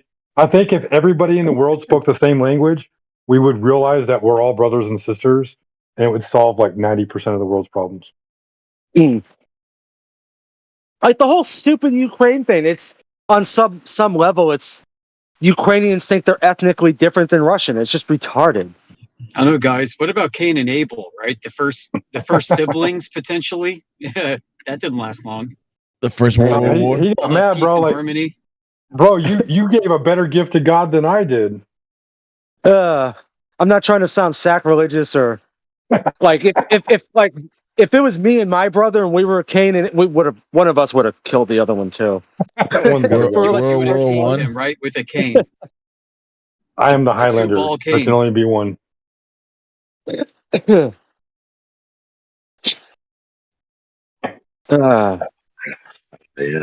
You know what I just learned? The official definition of the exosphere, which is the furthest extent of the atmosphere, at least according to some scientists, is 6,200 miles. That's a fascinating number because that's also the claimed distance between the equator and the geographic North Pole, aka Polaris, too. Everything's built off the celestial sphere. Oh, yeah. Which is really just a dog, but. Yeah, it has nothing to do with spherical vision. Half the circumference then, or a quarter of the circumference? There is a difference. No, it's a quarter of the arc segment. It's a quarter arc segment of the circumference. So a quarter. The great circle. Ooh, yeah, a quarter of the You want great to circle. hear something else interesting? So, sure. If you look at the moon when it intersects the quote unquote horizon relative to your position, you can get a triangulation to the moon that's not greater than half the distance of the circumference. Oh, that's neat. Somewhere, let me see if I can find the image. You know, AI, what might be related to this? The first and third phases of the moon tell you your latitude. The first and third phases of the moon? Yeah. Yeah, the Terminator line. At least that's a claim that I heard, and somebody posted a GIF that went with it. That's as far as that goes. I haven't looked at it any further, but it looked interesting. So That's an interesting claim. yeah, I want to check that out too. I hadn't heard that before. Wait, what's up, Mr. Amish? AI, can you say what you just said one more time so I could like reprocess what you said about being half the distance of the circumference? I'll post a picture. I'm interested. Hey Amish, have you noticed? Amish, have you noticed the difference between the celestial sphere in navigation and as it's observed from the different equipments in different positions of the world? Because there is references speaking of the celestial sphere being visible from many positions across the world, and then there is the projected celestial sphere that is used in navigation. Have you noticed? Well, like two different spheres, like. Yeah, because it's two different conversations. Because the observable phenomena, when people look with equipment at the sky, and then they put it together and mapping everything, the phenomena, the transit of the sun and the moon between the radiance and the cycles of the sporadic meteors with the moon cycles, and they put all of that together, they create something called the celestial sphere. They don't create, they say, we can remove the Earth and the whole of the celestial sphere is visible, right? They're not talking about navigation. Then you talk about navigation, in that regard, and you they're talk about talking about like if you were to make the Earth invisible, boom, could you see the stars below your feet? That's an interesting thought. I don't know. I'm not certain that that's the case. The depiction of the celestial sphere in navigation, many times when if you look at it, the navigator is at the center of the sphere, right? And you have this celestial sphere that is going beyond what the navigator can see, because there's supposed to be a sphere also under his feet. But that's a projection of that idea. But because someone brought this up the other day, I mean, not the other day, probably a couple of weeks. And then they said that because we know, based on the celestial sphere that is depicted in navigation, we know that the stars are below our feet, even though we don't observe that. In actual observations, I'm trying to point out there's a difference between this celestial sphere as utilized for navigation or from observation. When the celestial sphere in the observation is spoken about, is different than the one in navigation. It's a different thing. I mean, the way it's depicted, because they're depicted differently. The celestial sphere is basically the one observed is above us, and the other one is depicted as being around us and below us. They're different things. Go ahead, bro. I just wanted to maybe put that seed there, because I've seen it described as a model or as a concept in books, and it's usually offered with the globe in mind to people as a different way to think about the heavens. And I don't know if I would be comfortable claiming that that's how things really are. You know what I mean? But it is a useful model. Yeah, and that's my point. There's many models, including the one that is utilized as the navigational, the celestial sphere in the navigational sense. And then there is other celestial sphere that are kind of depicted and put together as something else, not the navigation one. Like the geocentric model. Like a geocentric globe model. like you mentioned, like in many of these observations, they say, since we know that we live in a globe and we're spinning, they're gonna add that. We already know, but in many papers they have to add it again. So in your minds, in your eyes, the eye of your mind, you're already saying in the background, like, okay, what I'm looking at with this equipment or with my eyes, it's because I live in a sphere, because it's already like a presupposition, pre-assumption. But the observation actually is not showing you the projection that they're depicting. That's not what you're observing. Yeah, I agree with that too. It's true. I mean, it's kind of like when you read when you read books on optics or even about like setting up microwave links and things like that. They talk about the refracted horizon, and so the what happens is there's a ratio of what you see versus what Earth is supposed to be, and we see further than what the Earth is supposed to be, and that's how you get like 7/6R and 4/3R, because that's really a ratio that expresses a fraction to show that you're seeing further and you're able to operate with things further than what they really are. And what? And certainly That's the not even celestial close. sphere. Yeah. Go ahead. I'm driving. Excuse me. Okay, when you apply 7/6R, what do you apply it to? The radius, right? So when you're looking at the alleged geometric relationships between the objects from your point of view and line of sight, you're drawing an orthographic projection, and you're increasing this arc segment by increasing the radius, therefore lowering the height of the arc segment between point A and point B. And so it's actually just an orthographic alteration to the physical geometry of the Earth itself whenever you apply these, like 7/6R or whatever. And that's how they model it. And it's quite silly. Because they're basically saying, well, the dimensions of the Earth didn't change, right? It's still our ball that we claim it is, but it looks flat. So what we'll do is we'll increase the size of the ball so it looks more flat orthographically to explain an observation that doesn't exist in orthographic space, because orthographic space is an ideal representation in a graphic and not reality. That's what I'm saying. But just thanks for that, AI. That makes a lot of sense. And yeah, thanks. Cohesively said. Thanks. Amish, since you're driving, you didn't see my joke. I said someone with a cane is disabled. Oh, snap.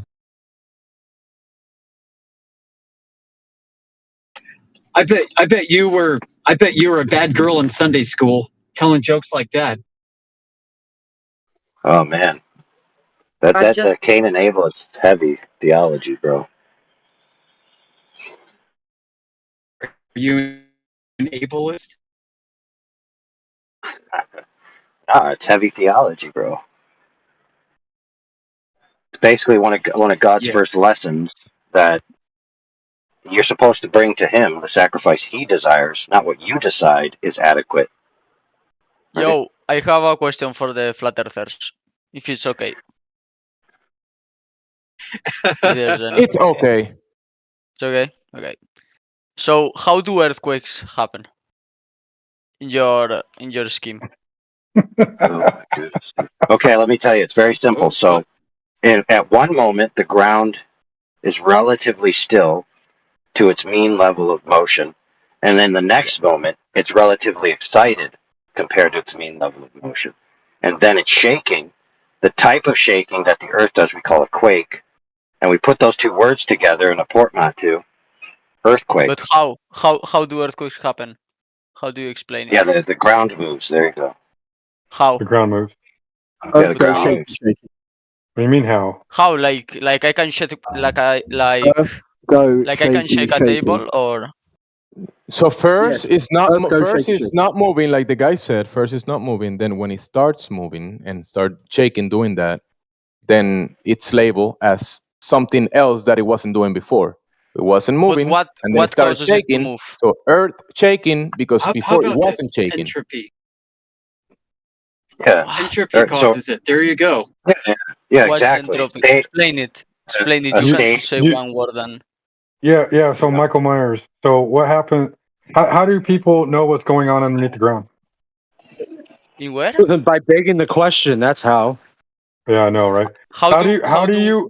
scientists know what's happening underground? Yeah, how do they know? With seismometers. How do they know? Did they go down there and check it? Yeah, in Russia they tried, but they only went down like. Right. Correct me if I'm wrong. Like 12 kilometers, was it? Correct. 8 And the things they to encountered, yes, fair, but the things they encountered didn't match any of the previous geological models. So what's the problem? So they modified them and made them better, and now we have a new model. That's the whole. Okay, so that means that before that, so before that, yeah, it was a bunch of nonsense, right?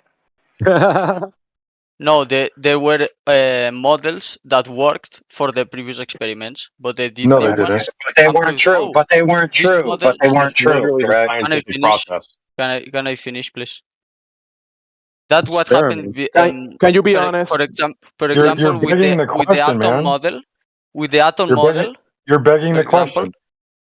What? You But then basically, answer it. You didn't. it You didn't didn't work answer it. You before, just said. but when First they is dug still. down and then they found out what the layers were, then they modified it, and so now it works because they modified it. But What? they only know what's going on in the Hold earth. on a second. In that Hold on a location, second. they don't. Hold on. Go ahead. Hold on. Irrelevant. We're being too gracious. Where's the evidence that they updated the quote unquote geological models in any meaningful way based on the information gained from the Cola Deep borehole? I mean, like thousands of years ago, we didn't even know that there were layers. So where we're at is you don't have any substantiation, correct?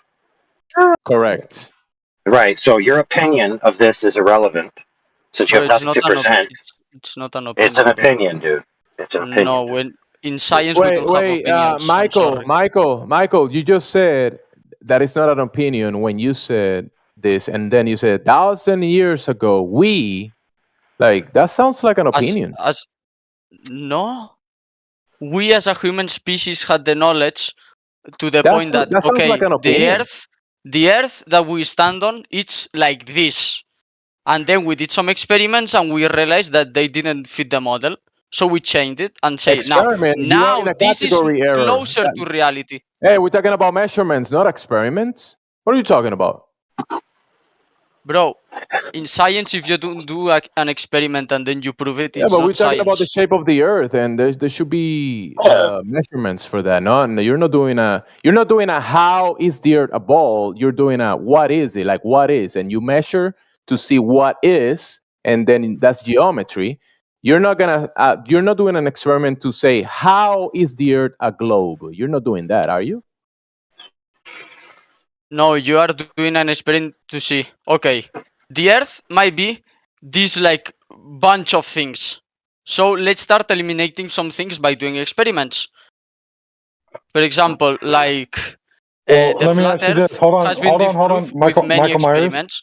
No. So Michael we Myers. scrap that. Michael. Yeah. I'm Look, listening. if the surface of the Earth is not curving, then the surface of the Earth must be what? A globe. Wow. You're indoctrinated, bro. You're in a cult. Hold on, dude. Fair enough. I was curious Fair about what enough, but- experiments I went he to was talking science about. class and I AI have a bachelor had the degree. mic. Yeah, he said. I just want to ask. I just want to ask if you are capable of engaging in hypotheticals, so we know, so that way we don't waste our time engaging. Yeah, in I can do that. Yeah. Okay, fair enough. So if proposition, the Earth isn't curving, if proposition, hypothetical, the Earth isn't curving, then what would it be? I mean, the most logical thing it would be that it would be flat. Yeah, I will give you that. Okay, there you go. What else now could it be, Michael? Yeah, but now that we know that you can engage a hypothetical, we can continue. Yeah. Go ahead. And I just want to ask for real quick the third thing. So what would the third? What else could it be if it's not curved? If the Earth is not curving and the Earth is not flat, what else would it be? If it's not curving and it's not flat, then I would guess we would be inside the Earth. I guess that would be the next step. But it would still be curving, right? I guess. I mean, I don't know. Okay. I just. I'm just trying to help you understand. There's only two options. It's either curving or it's not. Yeah. Okay. I mean, you're right. All right. Yeah. Go ahead. So, but you still didn't ask the question about earthquakes, because I want to know how, in the flat model, how do you explain Oh my them? goodness, dude, listen. Okay, check this out. It's very simple. Yeah, I'm listening. Something, and then the Earth reacts to it by quaking. Okay, it's that simple. I mean, how hard is it? Sorry, it got the first part, the first two words. It got it. It got. All right. Can you repeat The the first part, Earth, please? right? Yeah. Portions of the Earth undergo a dynamic change, either local or close enough to them to be affected by them. Then, in response, they shake. But what change? Like temperature, pressure, It could be water anything. level? It could be temperature, pressure. It could be support. It could be erosion. It could be all kinds of things. Like a butterfly effect. Yeah.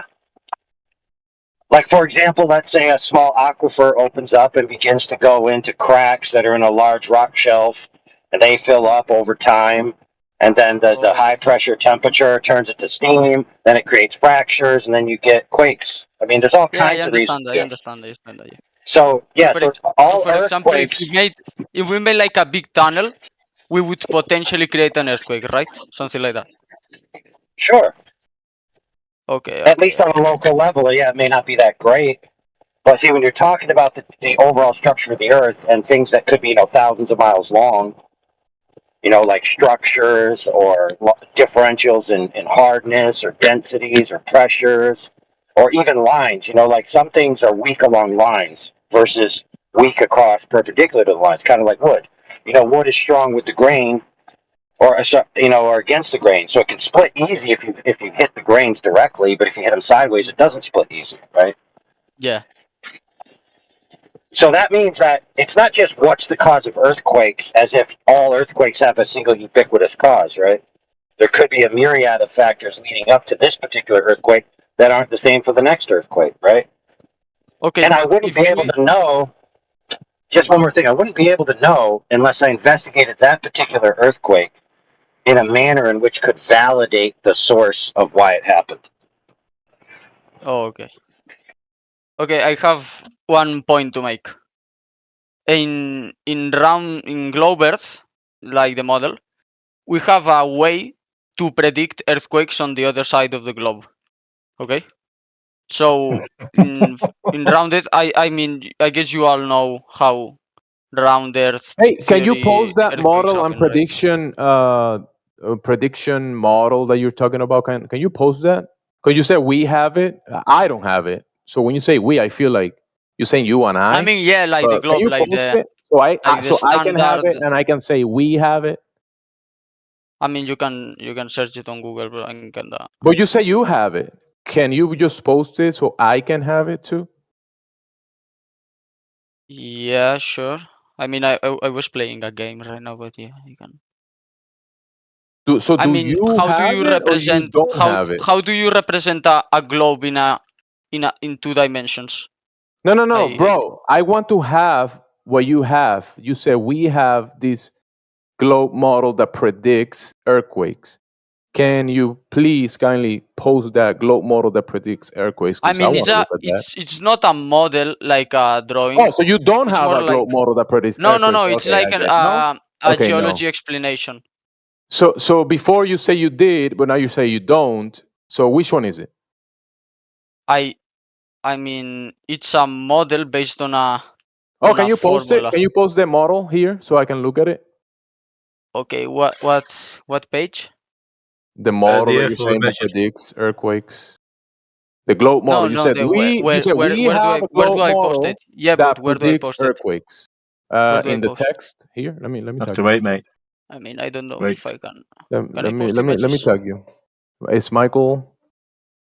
Michael Myers. It's in the text in related to this VC. You will have to go at the VC and click in the text icon in the voice text icon that is part of this voice channel. There's like an icon. His name's Mike Myers. Is it Mike Myers? Yeah. I just like. No, that's I not just his like name, but the he just characters. saw the movie. He liked it. He's kind of like a weirdo psychopath guy. I watched Some the people whole like to saga, portray but that persona. Go ahead. I think it's fun. I just want to Yeah, help out. so- If you look beside your microphone button, there's a chat button, little chat bubble. Hit that button chat. beside your microphone. I can't put like images.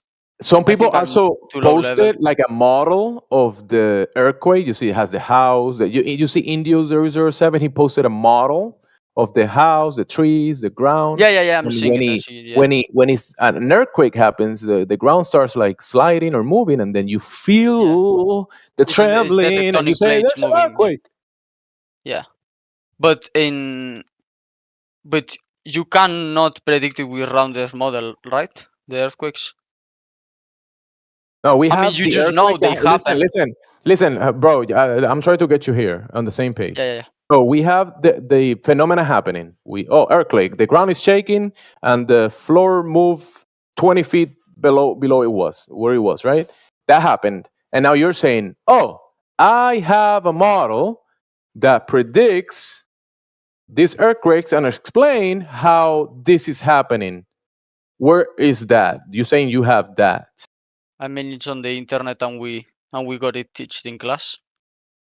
Okay, so where's the evidence for that? Like for that model, you're saying that the globe that is curving is I mean, part of the cause of the I effect. can explain it to you, and then I can. But you're missing the it. point, though. You don't have a globe yet because you haven't established that. You're not there yet. You haven't demonstrated any curvature, any movement of the ground spinning around an axis. Because right? I asked the question about how Earth moves in But flat that's an how they issue that a lot of happen. people have because you're saying, okay, I observe a phenomena, and since I have a model already, because remember, you saw the model of the earthquakes or whatever other phenomena, like let's say, for example, like sun eclipses. You see the model of the sun eclipse or the earthquake. You look at the globe and you see the cartoons. Is an explanation, and you look at it on the screen. And you believe it, and then when it happens, when the phenomena happens, when the earthquake happens, you think that you already know how it's happening because you saw a model. Because we can prove it. Because in round Earth, if you make But I'm showing you. straight Listen, line India through the showed you a Earth, model. if you make a straight line through the Earth, the earthquakes happen way underground, like thousands of kilometers underground. Wait. 1 second. The deepest hole ever dug by the Russians was like 7.8 miles. How do you know what's happening thousands of miles under the earth? Because Because of the model. there are studies made, and there are people with degrees in geology and astrology. You know what happened to those people with degrees? Listen, Michael, this is actually something that happened. Those people that you're talking about with the degrees, they made predictions about what they were gonna find when they were digging the hole, right? The Russians, right? And guess what? These people with degrees, they were all wrong about what was under layer after layer after it layer. also happened when the have you seen the movie? So the model was wrong. What's the model? With the atom bomb movie, sorry. The atom bomb movie? So now we're watching movies. Bro, I don't remember the name. This is sad, bro. Oppenheimer. You're living in fantasy, man. Yeah, you're living in fantasy. They also made bets when creating the atomic bomb. Some said the Earth is gonna explode. The atmosphere is gonna catch on fire. Yeah, they said that they actually, many of them said they didn't know what was going to happen, right? We're going to throw the bomb and we'll see what happens, right? So it's going to go big boom boom. It's going to go big boom boom. But this doesn't demonstrate that you live on a globe like you're trying to portray that, hey, we know what's happening. Michael, you're just saying that. You're saying we know what's happening. The geologists, the guy with the degrees, know what's happening 1,000 miles under the ground. Are you lying or you just which one is it? No, I'm telling the truth because Okay, there have been experiments done in science. You don't need to see everything to know it. Oh my Don't god! you need a naturally observed phenomenon in the first instance to even start the scientific method? Surely a mod's going to pull that. I mean, it's true. You don't have to see everything to believe it. So essentially, everyone and everything is a scientist. Just kind of like last night, Jesse Path of Light was saying, if I observe my hand strumming a guitar string and it makes a sound, that's the beginning of the scientific method. I mean, which then I asked, so I said, so musical theory is science now. Hold on. Let me ask. Let me just play into this a little quick, Bex.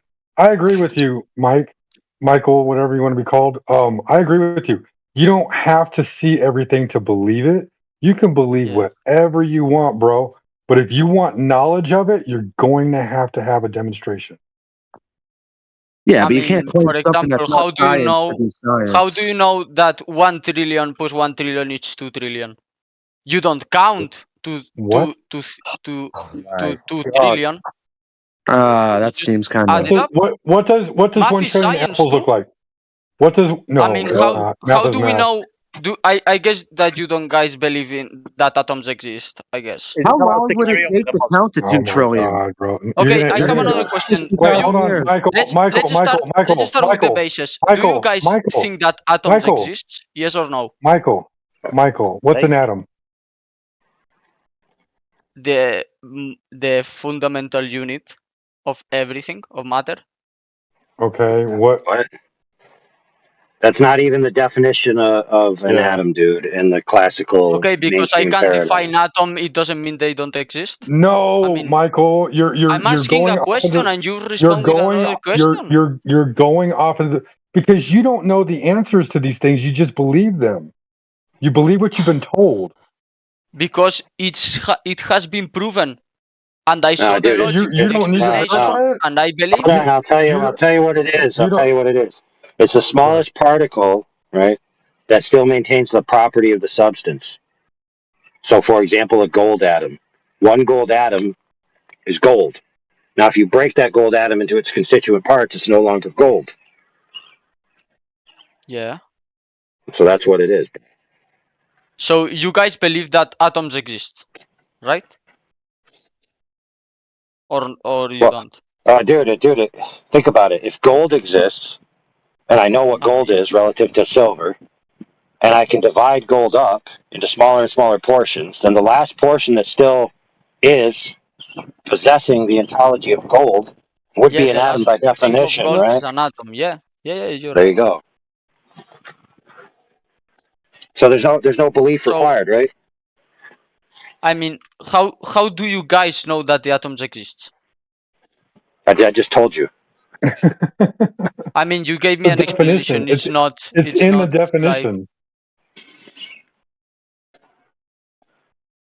So do you guys believe that water is 2 atoms of hydrogen and 1 of oxygen? Like pure water? Can I put a new question on the table? Yeah, it's just going to keep bouncing from question to question. I mean, you don't have to see the atoms, and you believe. I'd like to put a new question on the table. For our flat Earth, isn't it? So, I mean, we're starting with the basics here. Well, I'm because I interested in a flat cannot Earth see question. I was thinking physically about something the today. whole of Earth. You're going to keep asking questions Might be the until you wrong find server, something we pal. disagree on. Might be the I wrong server. mean, Can I ask a question that's relevant to a flat Earth worldview? yeah. Yeah, cool. So I've never engaged in these topics before, but I was thinking about this the other day. I'm in the United States right now, and I see like the constellation Orion all the time. And over the summer, last summer, I went to New Zealand, and I was surprised. I mean, I guess not surprised, but it was interesting to see Orion upside down. How does flat earthing deal with that? Sure. Watch. Yeah, that's a good point. Yeah, so if I'm standing at one end of Walmart looking up on the ceiling and I see a 9, and you're standing at the other end of Walmart and you look up on the ceiling, you see a 6, what does that tell you about where you're standing? But what does it mean upside down? Huh? I mean, Sasquatch, you don't understand that they see the world as a Who cares? Who as a cares, dome. dude? The sky Who is a cares? dome That's got nothing in to their do with model. Listen, listen. Look, let the guy who asked the question and got his answer, who was then bounced back to him, Yeah, fair let enough. him So you're answer. saying I'm at one side of Walmart, and say there's a you know. 9 in the middle with the tail facing one side or the other.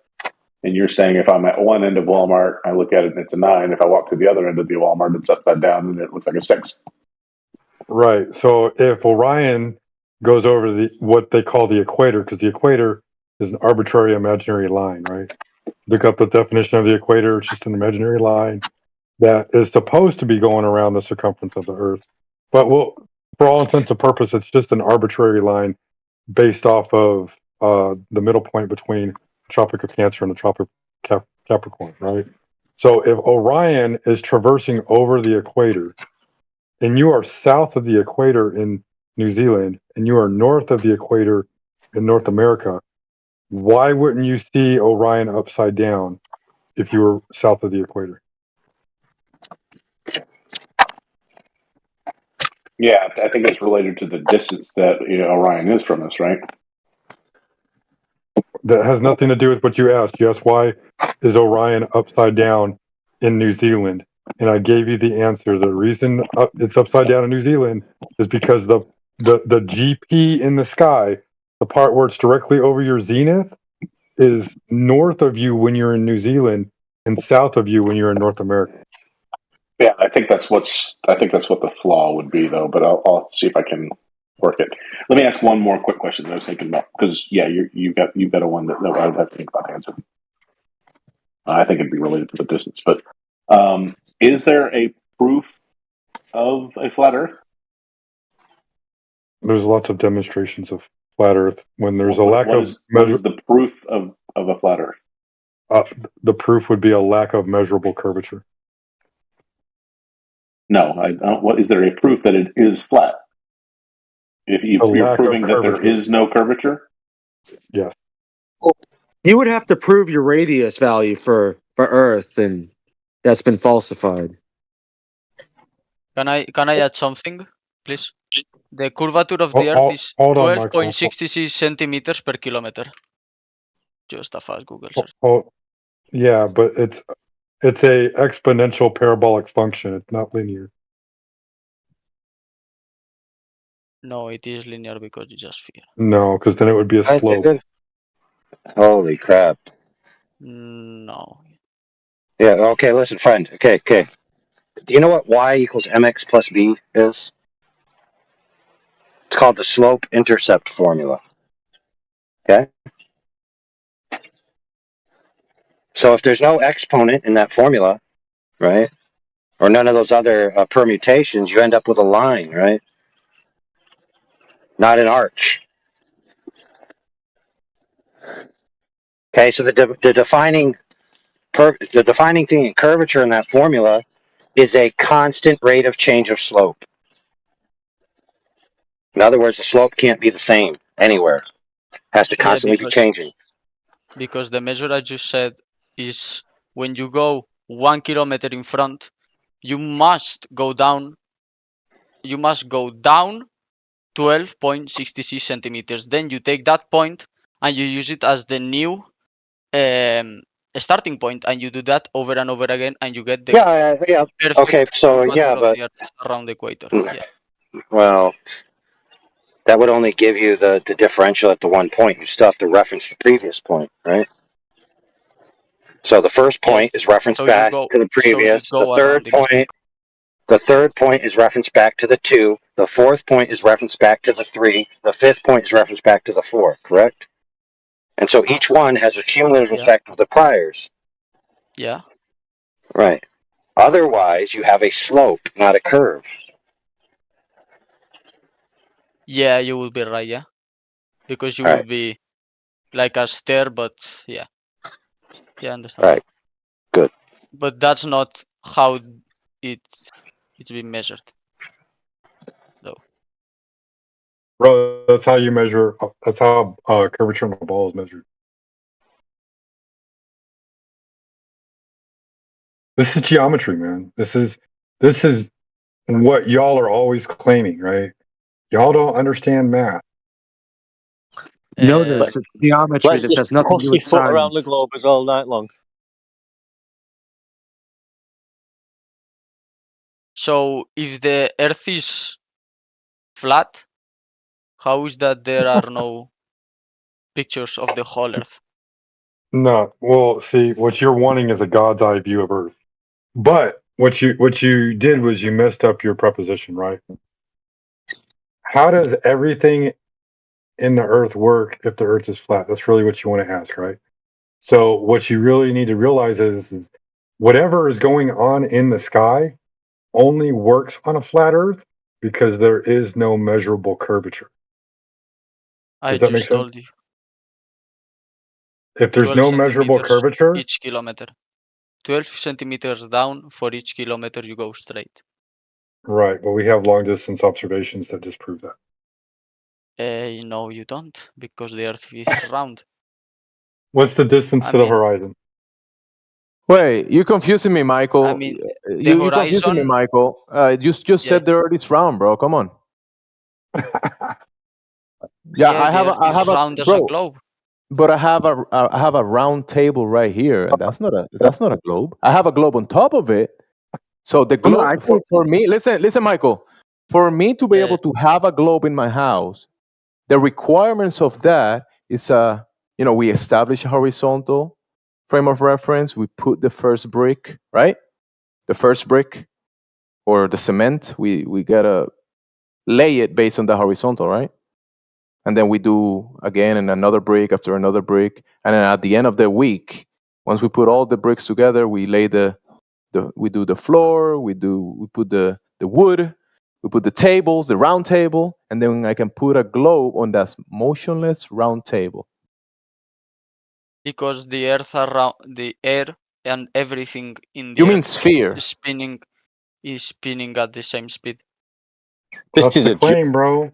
So it's like when you are going in a car, when you're inside a car and you throw a tennis ball up inside the car with the windows closed, Hold on, the guys. ball I got this. stays in the same Now go outside of the car. space Make it relative possible. of the car. I got this. Doesn't shoot back out of Yeah, the back I windshield. know. Right? I know. You know what else gives that same demonstration, Michael? What? A parked car. Hey, do you guys mind if I pop in here real quick? I have a quick question for the This flat sounds earthers. fucking crap. This sounds crap, guys. Someone needs to sort this right out, nip it in the bud, stop talking shite. We shouldn't be allowing this shit going on. Wait, right. what? So I'm popping in to ask a quick question about the flat earth thing, right? Obviously I was being a pretty huge dick earlier, but I'm genuinely curious about this next part. Mm-hmm. What does the border of a flat earth look like for you guys? Is it just a drop off? Who knows? Is it like Who the knows? ice wall thing? Who cares? It's irrelevant. Well, obviously it's not important, but genuinely I'm just curious here. Beans. The thing is that there's a lot of things that we know, and there is a lot of unknowns and wonders of the world that nobody has an answer. A lot of people have ideas or explanation or stories, right? That if that's what you want to hear, So what's you the might get prevailing that theory for question. Do you But want go a ahead. story or do you want the truth? I just Real want quick, like what the prevailing idea is for what like the edge of this looks do like. you want a story or do you want the truth? God. Give me whatever you got. Your best Okay, cool. explanation. All right. So here's the deal. No, Here's the stop deal. talking. And Stop. I'm willing to just hear you. Hey, dude, I didn't tell him to stop so you could talk. Right. Okay, Anyway, listen, so I'm willing to just hear you. So listen, stop talking. Thank you. Now, friends, start talking one at a time and stop trying to shove your mouths in everybody's ear hole simultaneously. The orifice of our ears are only so big, please. So either yield to each other or get summarily muted. Those are your options. All right. Try, for the love of God, to just say one person sentence, one person reply. Go ahead.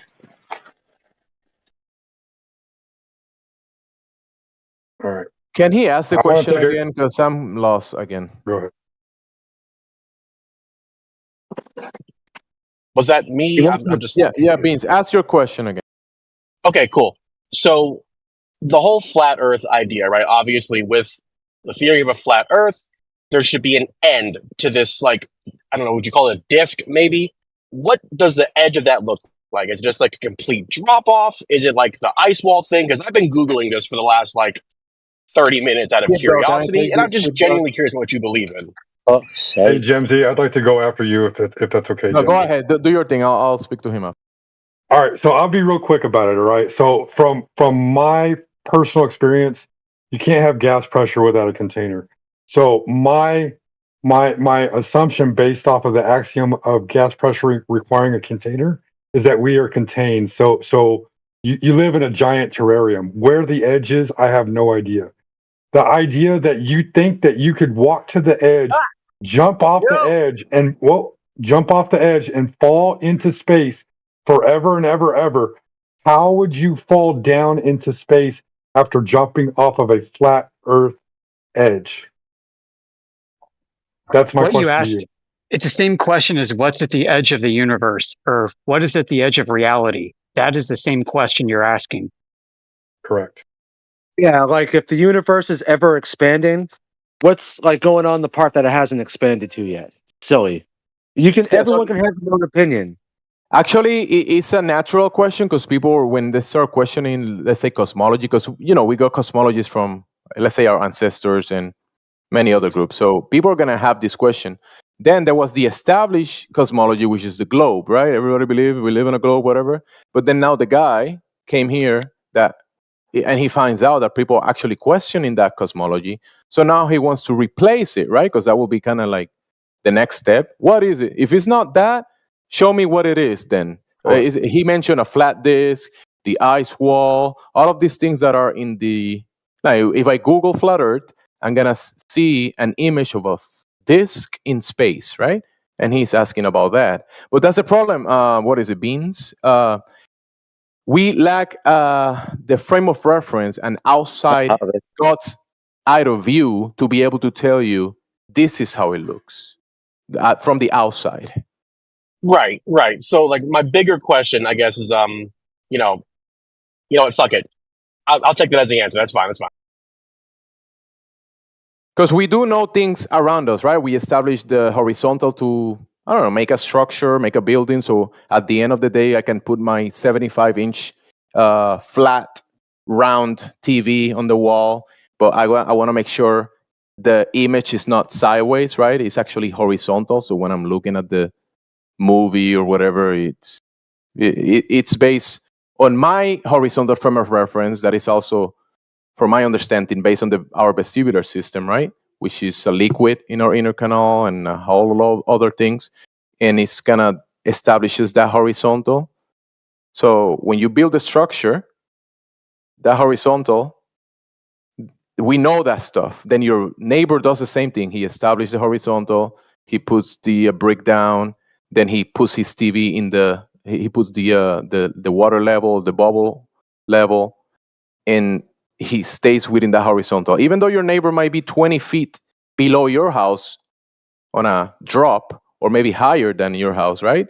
Still has to establish that horizontal. Then his neighbor, the same thing until you reach the shore of a lake. And then across the lake, if the lake is frozen, you're going to see a lake from shore to shore. It's not curving between point A to point B, shore to shore. And you reach the seashore, sea level, and the guy, the closest building to the sea level, it's going to establish the horizontal so they can put the fish that they fished on the table and it doesn't fall from the table, right? Or the water and the TV and watch TV horizontally, right? Then you go from that shore, seashore, 3,000 miles away to the next shore. And guess what? The guy that establishes the first brick on that shore, 3,000 miles away from you, he's going to establish the same horizontal. Even though he might be higher in altitude or lower than you, there's no curvature of the globe between those points. Your brick and your house and your globe on top of the table, spinning on top of your horizontal motionless table, and the guy 3,000 or 5,000 or 10,000 miles away from you. You can go from the shore of east of the United States, Mansfield, Massachusetts. Marconi did two-way radio transmission from Scotland, from Massachusetts to Scotland. That's one of many. And they build that tower to send a signal to the other tower 3,000 miles away and from shore to shore. So yeah, I mean from point A to point B. Line of sight, two-way communication. So that's another thing that I'm trying. It goes with what I'm trying to tell you. Hopefully you get that point, because that's what we know, right? We do things based on our environment, things that we have to do. We need shelter, so we build the structures. We need communication, so we build the towers across the bodies of water that we know they're not. Beans. You know what happens with the beans inside the can when you what happens with the water and the beans when you open the can, the container, and then you flip the can? What happens? Beans. These fucking beans. He left. Oh, Beans, you're here. Joe's a can of beans. Beans! Gotta bear with me. I'm working. Go say that again. What happens with the can of beans and the water inside of it, the liquid, when you open the container and then you how do you say, move it, bend it, oh my goodness, you move throw it, it you on the kinda ground. tilt it. No, you tilt it away from the horizontal. What happens with the water and the beans? I mean, the You put it- water eventually starts moving towards the opening of the can, obviously. Yeah. But if you keep it horizontal, it stay inside. It stay like contained, right? Yeah. So that goes with everything I told you. Hopefully you heard it, because you say you're working. So your mind and your ears are probably not 100% here with us. But yeah, you're busy. I mean, I can answer the question if Fair that's enough. okay.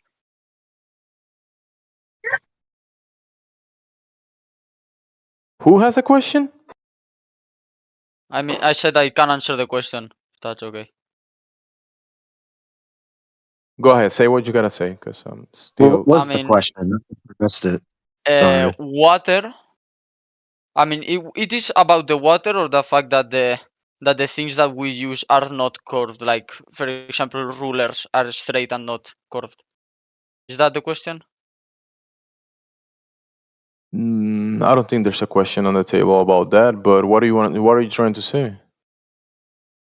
I mean, what's the point of your The question? can, the can of water. The water is contained inside the can of beans, like his name.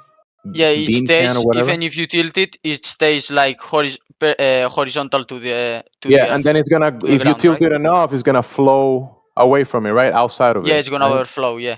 Yeah. So it's gonna seek I a mean, level. that's because gravity pulls water to the center of the earth. That's super mega hyper massive. Can I get in here? Can I get in? Already went over this. We literally already went over how gravity's not a force. Oh, Right. gravity is not a So force. I'm going to say Gravity something is you probably never heard actually. before. And I'm going to say something you probably never heard before, and it might check your understanding. So you got the can of beans and the water inside, right? Under Heaven Earther, we call him Gemsey. He told you when you tilt it, the water in the bean can will pour out. And he's right. And you mentioned gravity. Well, what would happen if we were to remove all the air out of the atmosphere and suck it out and create a big void above our heads, devoid of any gas at all? What would happen to the liquid in the can of beans? Go. I mean, if you suck out all of the air, I mean, it would still be affected by gravity. So Would the water, stay down, or would the water turn into gas? Yeah, the water would turn into gas, that's a right? It'd whole nother thing. vaporize. That's not about gravity. That's about pressure. Oh, so does gravity take a vacation now? Yeah, do you just like turn off gravity and turn on, gas pressure and gas laws? Like, is that what's going on? I mean, you can vaporize water in normal conditions. Oh yeah, you can Also, vaporize a solid like, too. If you grab a hose and fill it with water and all the way up, and you take it, like, I think it was 6.4 meters, 6.9 meters up, it vaporizes on the top because of pressure. Yeah. So if you take water in empty space, it boils. So And yeah, if you keep boiling it, what happens to it? it turns into gas. It goes up. Yeah, and Up, if you created an instantaneous vacuum, if there's a vacuum, if you could wave a magic wand and make a vacuum instantly out of the entire atmosphere, it would instantly vaporize and expand into outer space, right? No, it would be affected by gravity. You mean gas is going to hold all the evaporating water down? Yes. No, because That's we what have gravity clouds. is. Where do clouds come from? It's different density air. Yeah, exactly. density. And it's full It's of not water, about isn't gravity. it? Clouds are full of water. Aren't they water vapor and matter? You find all kinds of crap in clouds. You find There's like particulates, you find CO2, dead like flies, sand. Yes, there's sand. spiders. There's a lot of sand over where I live in rain. Yeah. Yeah, you actually find dead spiders in clouds that are floating around. Yep. Where's gravity? I mean, I don't know about that. I never seen. Oh that. yeah, I mean, you can. Well, I mean, True. I don't know where it is. There's an Air Force test that they did for the atmosphere. It might actually be in the 1962 standard atmosphere document by the U.S. Air Force. But somewhere they did a long time ago these air scoop studies where they had big scoops on airplanes and they flew them around and they took air samples. And they were catching bugs and spiders and all kinds of crazy crap in that. Yeah, have you ever heard of like frogs falling from the sky during a crazy storm? Oh yeah, that makes sense. Yeah, it rains fish, and they found like big freaking fish frozen in hail and all kinds of shit. Well, I mean, I they was say living that in New spiders Jersey as a will, kid, and that happened in the 90s. That was pretty amazing to see. Oh damn, you seen one? That's weird. That's crazy. Yeah, but spiders can essentially fly with their they'll let out some of their web and then they let the air current catch it. And It's not the air, it's electricity. It's electricity, right? How do you think satellites work? How do you think satellites work when they release tethers? Or the space shuttle that releases tethers, electrodynamic tethers that are sometimes 10 to 15 miles long. What do you think they might be doing? Do you think they're pretending to be spiders?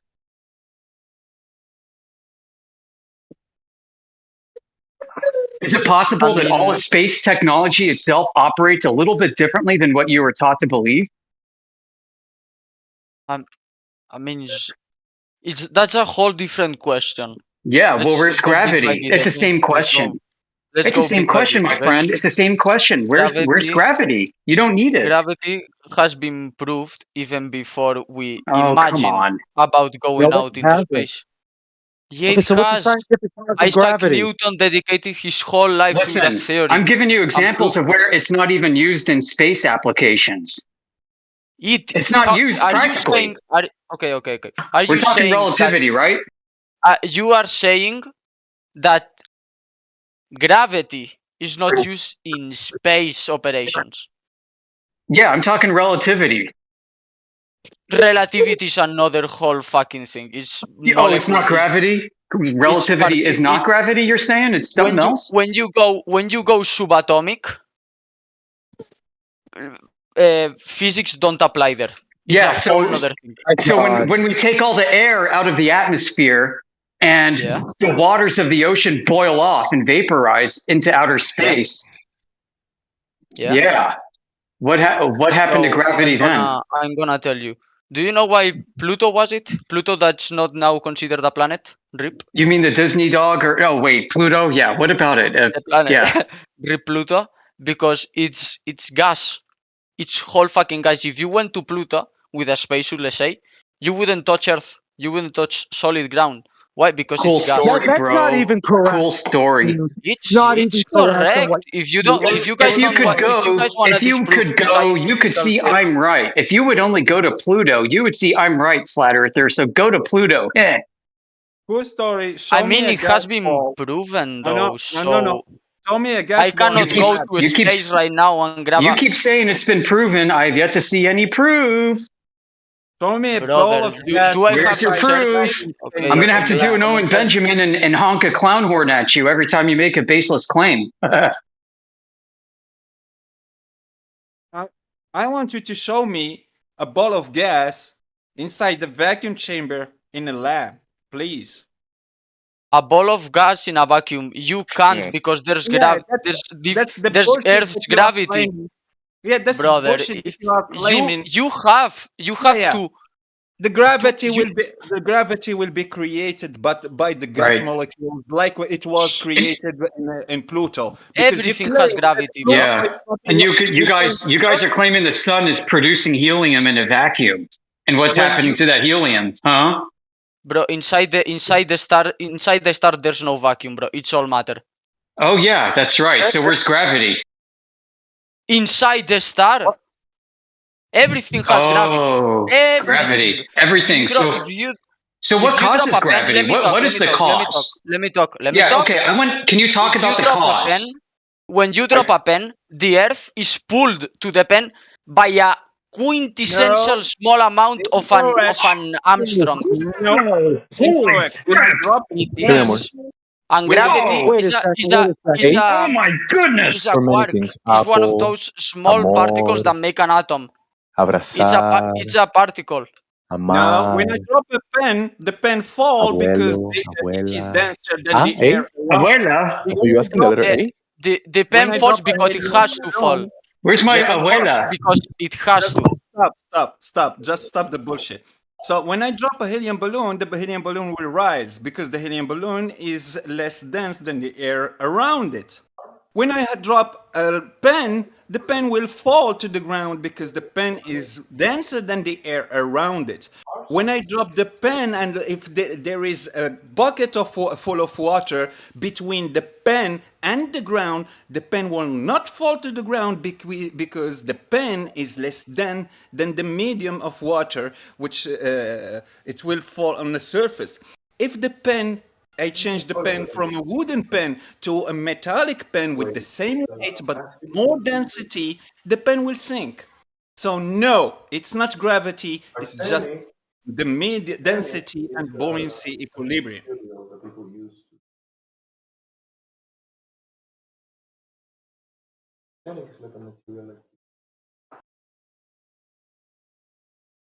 Gravity does, in fact, it's very, very real, dude. It's amazing.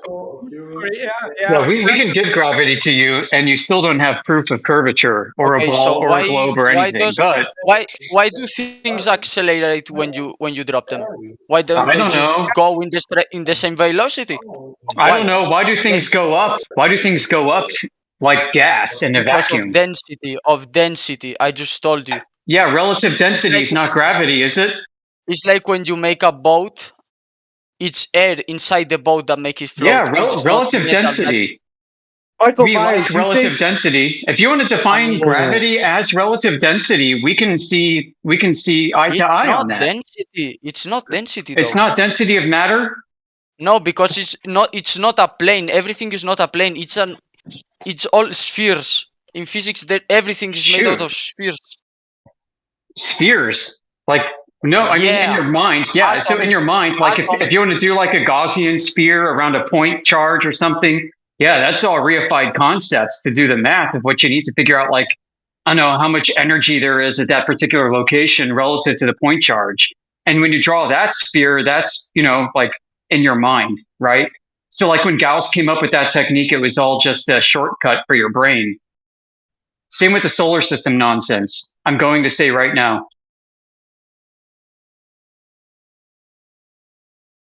Are you guys Can you elaborate on solar system every nonsense? scientific experiment ever made? Big balls revolving around big balls. Yeah, that solar system nonsense. You guys, you come up with a theory for how far away the sun is, and you don't have any proof of how far away the sun is, or how big it is, or how massive it is, or even its composition. Because the current, I don't. Well, it's inconclusive.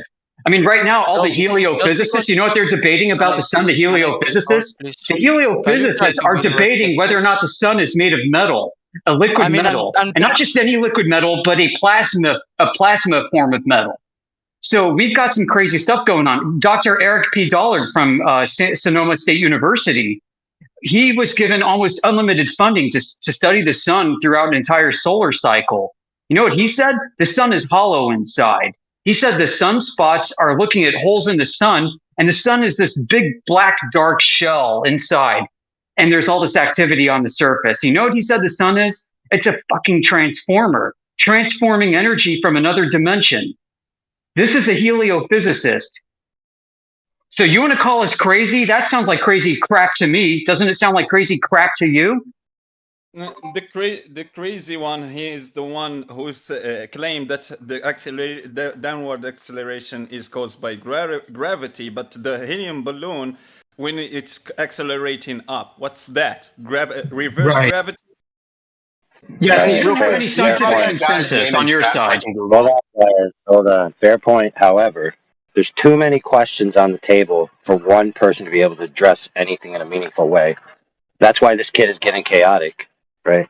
Yeah, So, that's fair. Absolutely one fair. of you, Necros or Amish, pick a question, ask your question, then offer it to him, then we'll unmute him. He can then reply to that question. Now, Okay, good. that's I what's got a going to go lawnmower on. to Just start. hold on. Necros go. So Mr. Myers, he's going to ask you a question to try to get a conversation that's not chaos started. Don't try to go backwards. Just respond to the question he asks, all right? All right, All good. right, Necros, ask you your may question. go. No worry, yeah, I can go with it. So he claimed that the acceleration is due to the gravity. He can't prove that it is really due to the gravity, because we can see the reverse of that acceleration when we release something that is just less dense than the medium.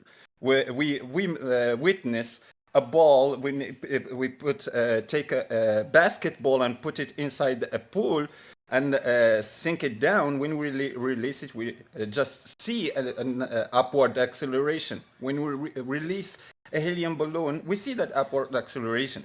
For me, it's just this, the opposite of that, the same effect. So if the helium balloon is just rising up, or that basketball is rising up inside the pool, so it's because they are less dense than the medium.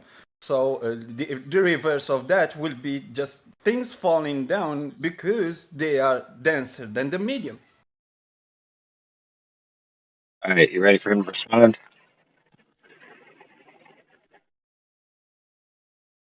All right, I'm letting him respond. So don't interrupt him. Let him give an answer to what you said. Go ahead, Mr. Myers. Go ahead. Can I talk? Yeah, thank you very much. Thank you. Thank you for moderating, bro. Thank you. Like, okay. What was the question again? Why doesn't the balloon accelerate? What was that was the question? You claim gravity is the cause of those falling things. We witness that the things are falling just because they are denser than the medium around them. If you put something denser than that physical thing, it will just stop from continue falling toward the ground. If we put some, for example, water under the apple will just be stopped by the water. It won't sink down, so it won't be attracted to the ground because there is no gravity. For us, it's just density and buoyancy equilibrium that makes the things fall down or rise up. So okay, let me prove. Let me say if I'm right, if I'm understanding you. Okay. So when you put a boat on the water, it doesn't sink because gravity doesn't exist. It's just buoyancy. Did I get it? Is that the question? Boat above water, you drop a pen, the pen will fall toward the ground if the pen is inside air. So because the pen is denser than the air, it will fall toward the ground. If the pen is inside a water medium, it won't fall toward the ground. So because it's just less It's dense buoyancy. Yeah. There is because no buoyancy there. because yes it is. It's because buoyancy contrarrests gravity. Buoyancy is in that case is more it applies more force to the object than gravity does. You know? No, I don't know. You didn't say. For example, when you put You just told me that, wait, gravity is there, but you will never see it. No, can't experience it, can't measure it, but Yeah, it's there. You it's have like to believe wind. that It's it's like wind. small. It's too I mean, you small. can measure it. You can measure it. Yes. Too small, too transparent, too small, too transparent. But you have to believe that it's there. I mean, We you see can that measure it. just because It's of measured buoyancy. 9.8 meters per second We squared. see that because it's just buoyancy and density. So we see that the balloon will rise up, the helium balloon will rise up. Who knows? It's because gravity took a vacation, or No, just it's because because the balloon buoyancy. was, yeah. That's buoyancy. And So yeah, and gravity is still pulling the balloon to the center of the Earth. that's what you claim. Because of the buoyancy, the air around the balloon is less dense than the balloon. It's more dense than the helium inside the balloon. The balloon floats like when you push a ball under the water, but the different measures. It's literally the same. But gravity doesn't doesn't take vacations. Even if you No, have 1 gram in one extreme of the universe, and you have 1 milligram in the other extreme to the universe, at one day, millions and trillions of gazillions of years later, they will both touch. That's physics, that's bro. an appeal It's that's an appeal incredible to physics. future. That's an appeal to What? future and appeal to That's the dumbest shit possibility. I've ever heard in my life. Yeah, it's That's dumb, an but appeal of, it's true, bro. It's amazing. no, that's Physics is not, that's amazing. a fallacy. Yeah. That's an appeal Sounds to like what happens to possibility. sulfahexafluoride when you leave it alone in a box. It dissipates Okay, so completely. about You just explain buoyancy and density. Why do you need gravity? If you bro, just don't explain scream, don't buoyancy scream. and density. There's no I'm need not to scream, screaming. bro. I just got a big mouth. Sorry. Okay, sorry. It's okay. So okay, gravity. I don't know how else to explain it. It's real. It's the realest thing ever. If we didn't have gravity, we wouldn't have anything because things just wouldn't hold up. Yeah, They yeah, wouldn't. that's what happened with Santa also. If we don't have Santa, you wouldn't have gifts during Christmas. Yeah, yeah, and I'm talking to a kid just believing in Santa and telling me, oh, if there Bro, is no Santa there, the Santa doesn't exist. You won't why have when I give you proof, you you just won't. make an analogy on something completely different? It wasn't proof, Michael. It's kind of annoying, you know? No It proof. You wasn't didn't. proof. It wasn't proof. Michael, can I There's interject, proof, Necros? bro. There May I, has been may I ask him a question, Necros? there are hundreds of formulas Mike, using gravity's Mi- um, Michael Myers. Michael gravity's Myers. measurements, and they can predict stuff. So Yeah, it works. I've seen things If it falling in a didn't work, vacuum chamber. if it didn't Michael Myers. work, I've I seen wouldn't things. mind saying I'm wrong because I would be wrong, and that wouldn't be scientific. Michael Myers. Let me Yeah, ask yeah. you this, Sorry, okay? sorry. Yeah, So when I pick something up and I see something fall, I don't deny that it's falling, right? Okay, it's falling towards the earth. I'll give you that. I made the observation that something is falling towards the earth. I will give you that. Can you yeah. please explain to me why that makes the earth a ball? Now, before I do that, before you explain that, let me Yeah. clarify. On a flat earth, let's just go with the idea that the earth is flat for a moment, right? Yeah, yeah, And yeah. that the earth is the floor of the entire universe and everything Yeah, else is above our head, right? And we're at the yeah, yeah. basement of everything, right? We're at the very base floor. Why wouldn't things fall down to the floor on a flat earth? I mean, because okay, I'm gonna explain it one How, very how would fast, things falling how would one things very fast thing. falling mean how would Okay, things falling make the earth a ball? That would be my okay, question. I'm gonna explain it. It has a lot of sense when if you really try to focus, it make a lot of sense and explains a lot of things. So bear with me, okay? It's gonna be it's crazy, but okay. When We'll try to be uh, simple, man, because we a don't want this to sphere, be too complicated. a sphere is like the shape that you get when No, no, you no, have no, only one point no, of no, no. force.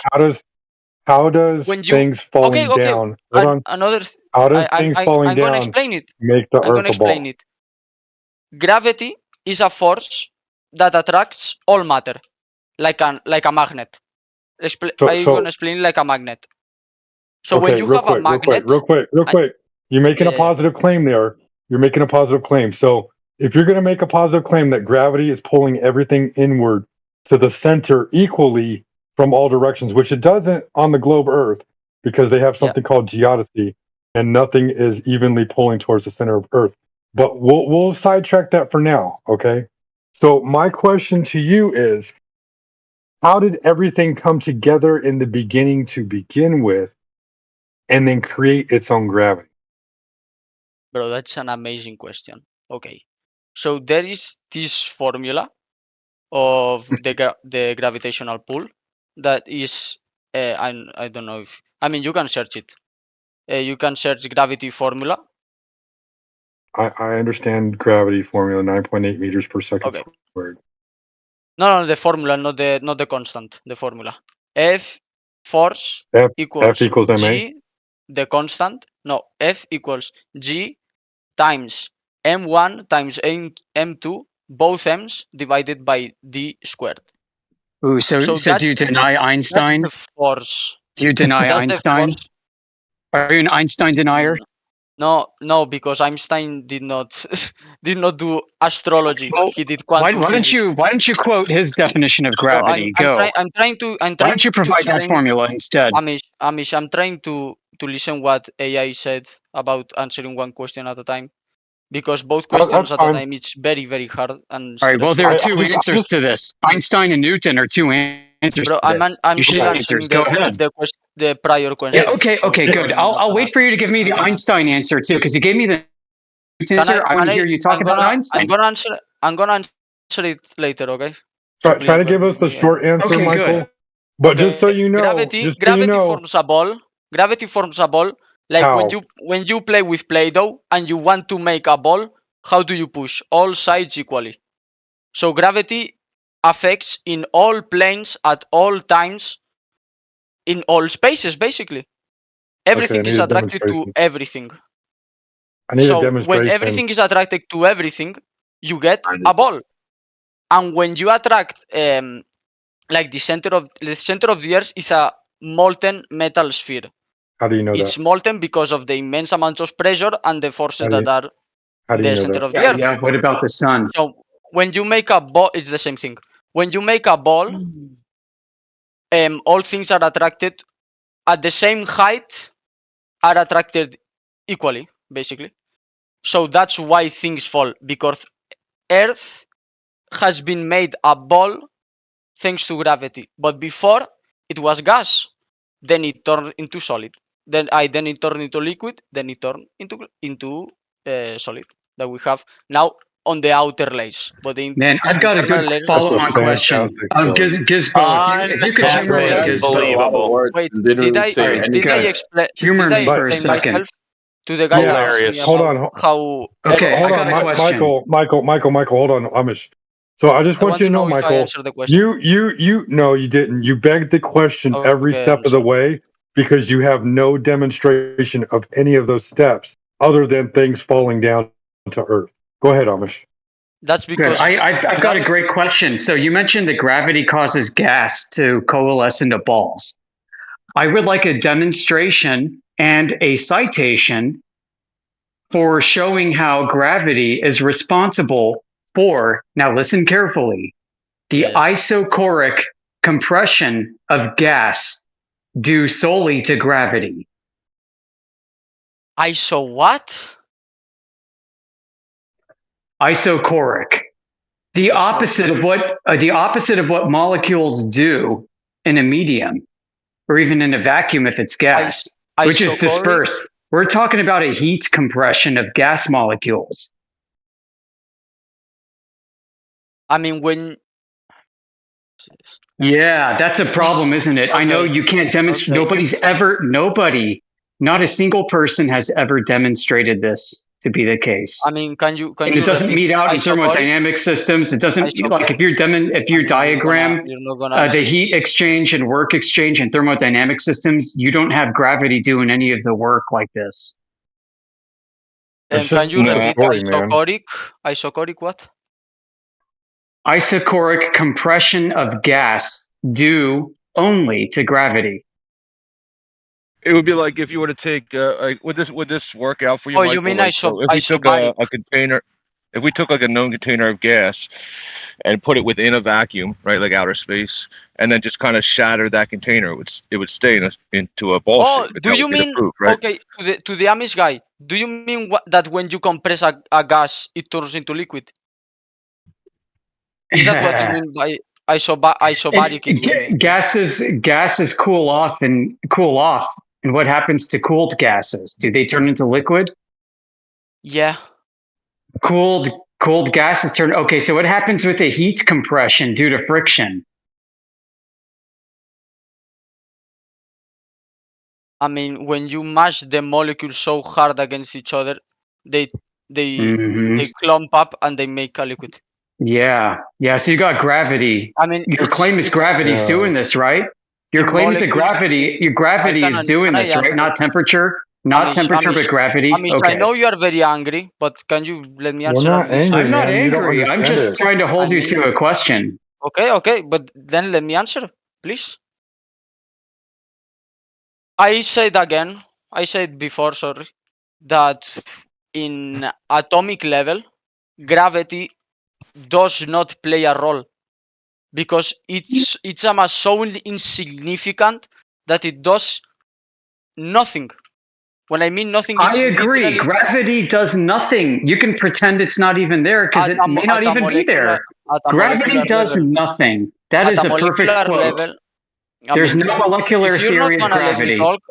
I know what you're going to say. There is no molecular theory of gravity. Gravity does not influence molecular combinations in chemistry.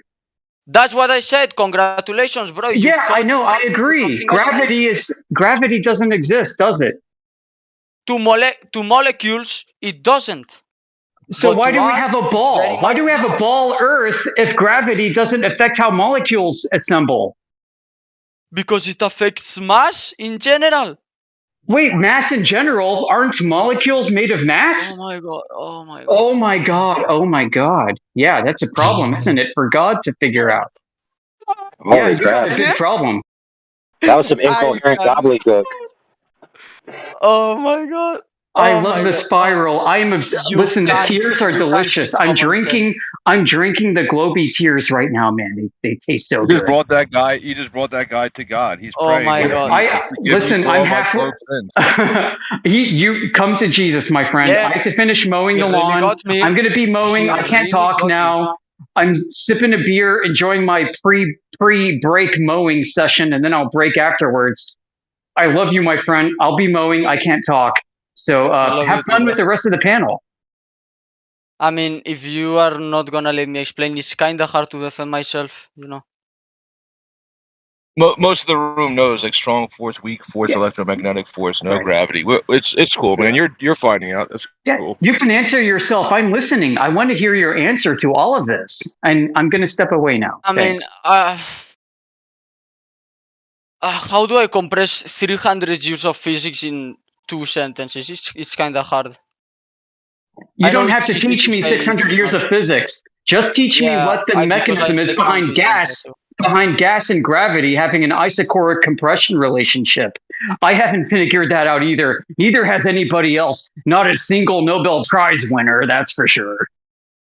Just saying, my friend. When you compress a gas, I'm gonna answer this in the most easiest way possible. Okay, before you do, are you compressing it due to volume or due to gravity? PV, NRT. Are you compressing it due to volume? Yeah. Thanks for... Yeah, you're doing it due to... Okay, so not gravity. Thanks for letting me ask. Not gravity or volume or gravity. Pick one. Could I talk, please? Okay, don't pick... Please don't pick volume. Please don't compress the gas with volume. If you compress the gas with volume, we're going to have a bad time. Do it with gravity. Same volume, Avogadro's rule. Listen, do you know Avogadro's law? Do you know? Listen, of the nitrogen tank. Pause. Is that because of gravity? Do you know? No. Do you know Avogadro's it's because law? of pressure. Because do you know? Such a small amount of gas I that am trying to gravity ask doesn't you a affect final it quite question. enough to make it into a liquid. Do you know But in larger Avogadro's law? scales, like how Avogadro's Earth was law. made before the solar system was even born. Listen, show me Avogadro's law. Was Earth? Earth was gas. And then show me gravity breaking Avogadro's law. In nitrogen tanks, what happens is they put so much nitrogen inside of the in tank. the container, yes, you're describing gas in a container. Flat Earth is contained. More gas, atmosphere, gas. compressed into the same Buddy, space. you were just rambling. Show me gravity breaking Avogadro's law. Michael, relajado. Please, Michael. Relajadísimo, bro. Tranquilo. No, porque Michael, lo que pasa es que no está escuchando. You're not listening, bro. No. I'm trying to mow. And I have to get to my mowing.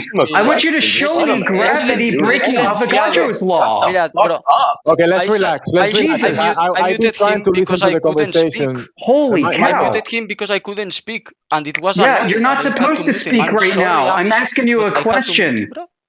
Do you know what Avogadro's law is? Avogadro's law and gas laws. Speaking over him. Do you know Avogadro's law? Michael, 1 second. Michael, remember, bro, you are a guest in here, and you're asking questions, and you're trying to reply, obviously, right? So try to allow people to maybe reply, and then ask if they have a question. You're trying to present something. Try your best to do it in a timely manner. Please. Right. And I feel you accused me of not addressing something which I'm addressing now. Listen, Avogadro's law, right? You could have 3 different gases, 3 different atomic masses, and they could be at the same temperature. And they apply what same or different pressure against the walls of the container? Your answer, go.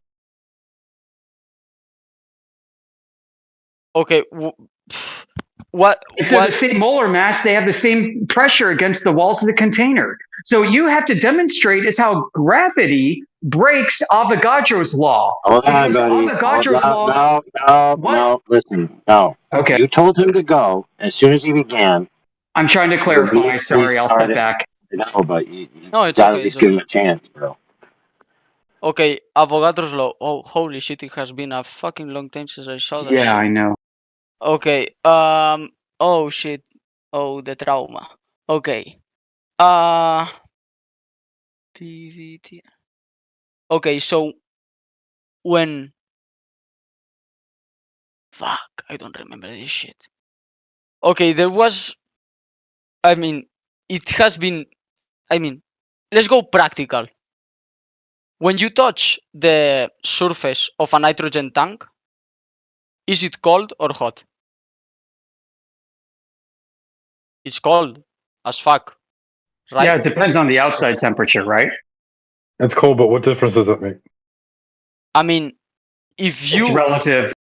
Butane gas, for example, when you squish it and turn it into liquid, that's what the butane,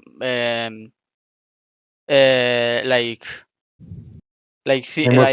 gas stoves are lit up with. So it's liquid. So when you compress it enough, if you compressed it even enough, more, thousands of times more, you could have a cube of butane or nitrogen or whatever. Can I ask how you're compressing it? You can go to a factory and watch it yourself. I don't know how. Okay, so you're changing the volume, right?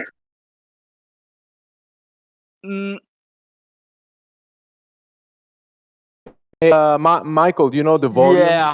El volumen, el contenedor, el tamaño, the size of it, the volume Sí, of it. tú lo comprimes. Tú coges el gas, lo aplastas bien aplastado, tienes líquido.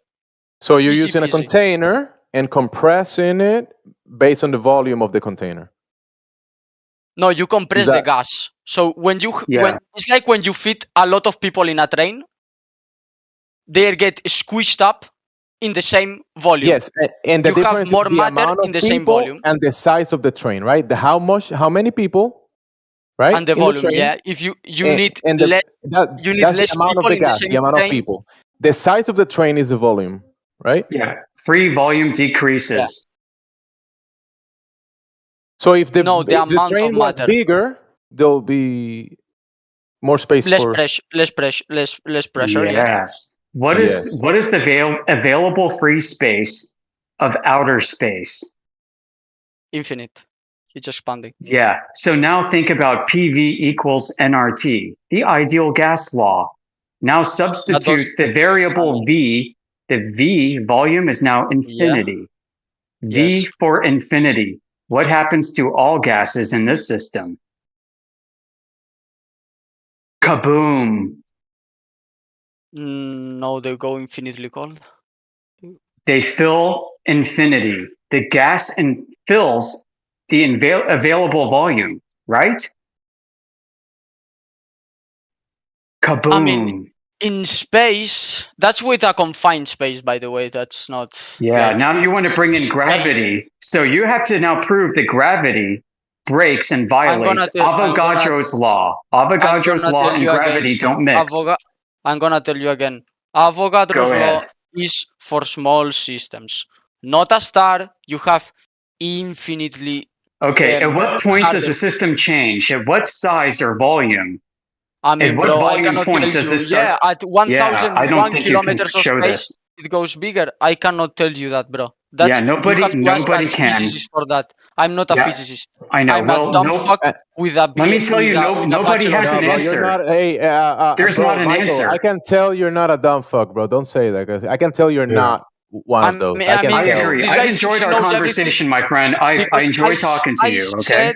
I said gravity doesn't affect molecular level, and you said, and you didn't care about it, and you keep bringing the same stuff again. I think Michael, but he's been trying to bring you to the real observation, like the things that we can demonstrate and verify, right? And again, I think you've done this twice, or maybe a couple or three times, that you have moved away from what we can observe, demonstrate, and verify, and you're saying, oh, in the outside of this reality, outside of this physics, there's another realm that things work different over there. But yeah, because that's a big problem, bro. That is a big problem. So before I go, I'm going to listen and mow. I'm finally going to mow the lawn. I promise. I'm halfway done. So listen, here's my claim. They say flat earthers never make positive claims, right? I'll make one right now. The claim is this: that the law of gravity violates the law of Avogadro.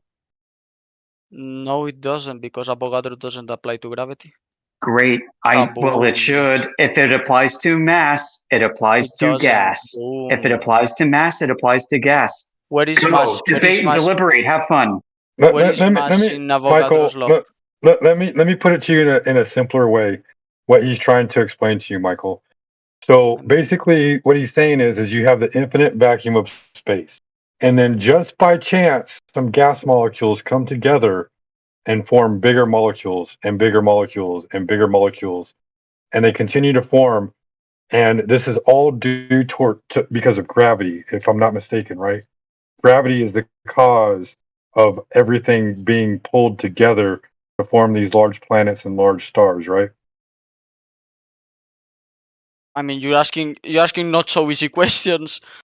I mean, well, that's the point. If you don't have an answer, just say I don't know. But like to go off and say it's like saying this is that the explanation. That's it's like saying that crystals are made by gravity. There's electromagnetic forces first. Then, when the molecule is big enough, maybe gravity can affect it. I don't know, bro. That's hard physics to explain right. way. So what you're doing physics. is you're taking somebody's story and you're believing them because they're scientists, or they claim to be scientists, and so you're going to take that story over us asking the question, saying, why are you begging the question? Please demonstrate this for me because I want to know the truth. I'm telling you the truth. People with you're telling me somebody else's story. People with studies. You can watch the studies. It's free. It's free to watch online and watch the experiments. Show me the study of multiple gas molecules coming together, forming a ball, and creating a gravitational field. I mean, you can search theory for the creation of the of galaxies. I don't need I think it's called. pseudoscience, man. I don't need thought science. Right then. Oh, you don't want science. I don't want thought science. Michael, ¿tú sabes lo que es pseudociencia? Pseudociencias, sí, me estoy dando cuenta, sí. So pseudoscience is well, it's confused. Like it's based on a belief that it is science, right? But it's not based on the scientific method. So, I mean, like crystals, like healing crystals and shit, right? Like far, far away galaxies that nobody has been to, and we know how it works. I mean, that's not pseudoscience. That's astrophysics. Pseudoscience, a collection of beliefs, una colección de creencias y prácticas confundidas en regar al método científico. So, a collection of beliefs and practices mistakenly regarded as being based on the scientific method. So, nobody did utilize the scientific method to tell these, like you said, these conceptions or ideas about how this stuff works out there. Nobody did utilize the scientific method for that, and you might be under the belief that actually happened. But the thing is that with the creation of stars, it has been proven mathematically. Obviously, nobody has seen a star born and be like, "Oh, there goes a star, new star." Right? It's physics. It's a cool story, very right? hard physics. No, the you world have to give is me a not so demonstration. simple. Physics You cannot requires explain the whole demonstration. world and the whole universe with a flat Earth model. It's simply not possible. I'm so sorry, but it's not possible. You can't explain it with the globe Earth. I'm letting you know this so that way you understand between reality and pseudoscience. Physics means like observing the natural physical world, not creating some silly story to give an explanation for something that you think may have happened but weren't around to see it. There's a difference. Yeah, I mean, if you want to believe that. Well, it's not a matter of believing. I want knowledge. Because it's kind of crazy. Just the whole thing about flat Earth. It's kind of crazy to disprove thousands of years of history and privileged minds putting their best effort into thinking that premise is the incorrect, best. Michael. No es verdad. Hay gente con miles de años de estudio, miles y millones de libros, miles y centenares de millones de horas para la física. Y que después venga gente que diga Michael, all of those books that you're talking about, es una falta de respeto. A toda la comunidad científica es una falta de respeto. Michael, there is scientism out right. there. You know that, right? There is belief systems, and you know that, right? There is groups that believe certain stuff, right? And then you're saying that these thousands of years of books and history that your ancestor, Michael, it sounds like you're from Spain or maybe I don't know. Spanish. Yeah, I'm okay, Spanish. so you are from Spain. Perfect. Your ancestors, Michael, in the past, from all across the world, not just Spain, that region of the world, all across the world, they didn't believe what you're saying. I mean, because they had a different cosmology, it hasn't been discovered yet. Michael, Michael, tienes una confusión. Space wasn't discovered, it was invented. Fue inventado, no descubrido. Inventado. Bueno. Eso es there's a difference there. Are you saying so? I mean, I'm not gonna get into theology because that's a whole nother thing. But we gotta make a difference. Space started at some point, right? There is space between you and I, right? There is width, length, space that we occupy. We are occupying a space right here. Yes. And we can do a lot of stuff here. The other guy mentioned Avogadro. Let me look it up again. Avogadro's law. We have figured and established certain parameters. We establish certain laws, right? We know a lot of things. And nobody knows everything, but we do know a lot.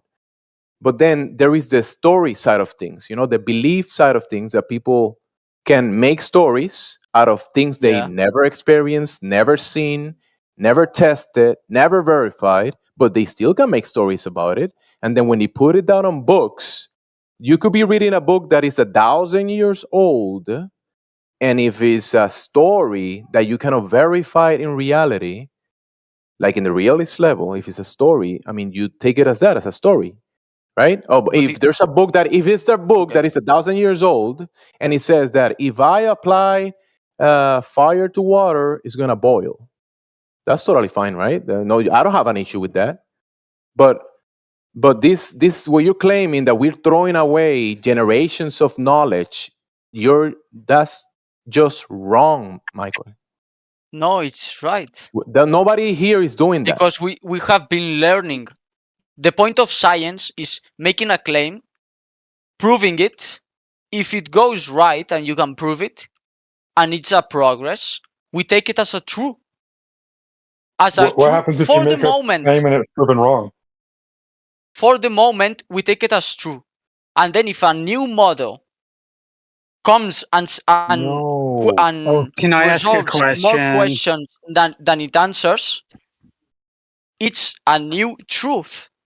That's how science has evolved. All right, so what about science? What in practicality requires a globe? My bad. All right, I was going to ask, what in science requires a globe? What requires a globe in the first place? Nothing in science. Nothing we use practically and can demonstrate. Gravity. You're really going to talk gravity again after all that? Yeah. This is your biggest proof. Are you for real right now? How do you predict a launch? Like a not a rocket launch. How do you throw a ball in the perfect way without do you gravity? think Coriolis? Do you think Earth? Do you think Earth-based Coriolis exists? It's not possible. Physics What's is going such on? a beautiful place. Ask Tiger Wood. Ask him how he make holes from long distance. He didn't make calculations. Dude, if I'm underwater, if I'm underwater and I throw an apple, it's going to float up to the surface. That's density. That's buoyancy and density. That's another thing. Welcome to our world. Welcome to our world. The real world. Yeah. Welcome to reality. Welcome to reality. Why do you guys don't want to learn anything? I mean, you can because still when we talk about acknowledge apples, that gravity listen, exists. You can still acknowledge that gravity exists and change it in a way that affects apples. Flat Apples float in water and they fall in air. And this is reality. You get pissed off when you talk about space rockets and satellites because all that throws all of our experienced reality out the window and replaces it with something you don't ever see or use in your real life. Yeah, and the funny thing when so you can't prove any of this happens in real life. You can't prove that if you throw an apple hard enough, it's going to hit your own ass. You cannot prove that. Nobody can prove that. You can. No, you That's can't. Just physics.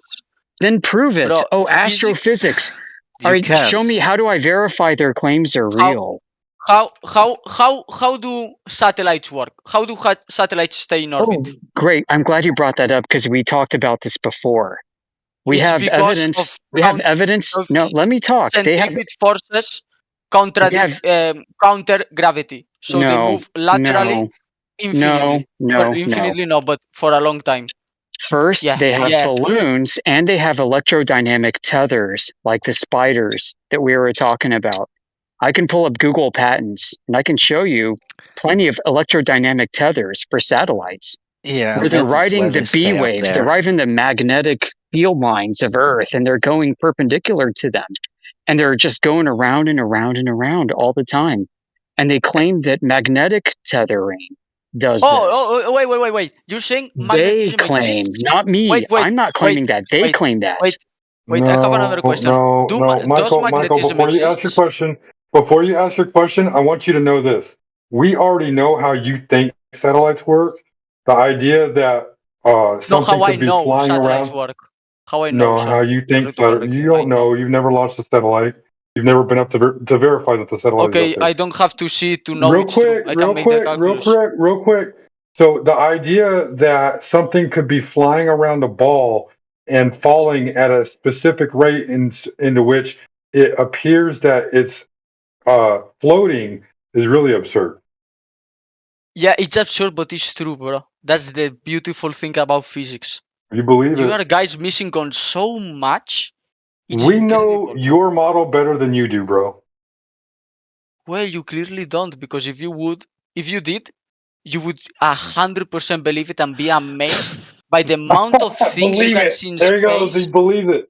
You need to believe it. Yeah, here he goes I again. believe it because I studied it for 7 years in school and high school, and I've I'm been sorry you fell for the trick. amazed. You can I've been study how amazed. unicorns are You can fucking predict humble. chemic reactions. You can predict how to launch a satellite, how to launch a rocket out of Mikael, another planet to come to ours.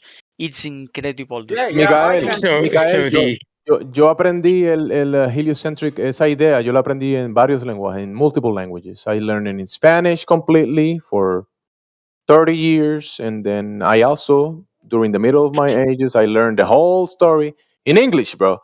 And you can only tell was reality here in the realist level and things that we can verify, demonstrate, experience.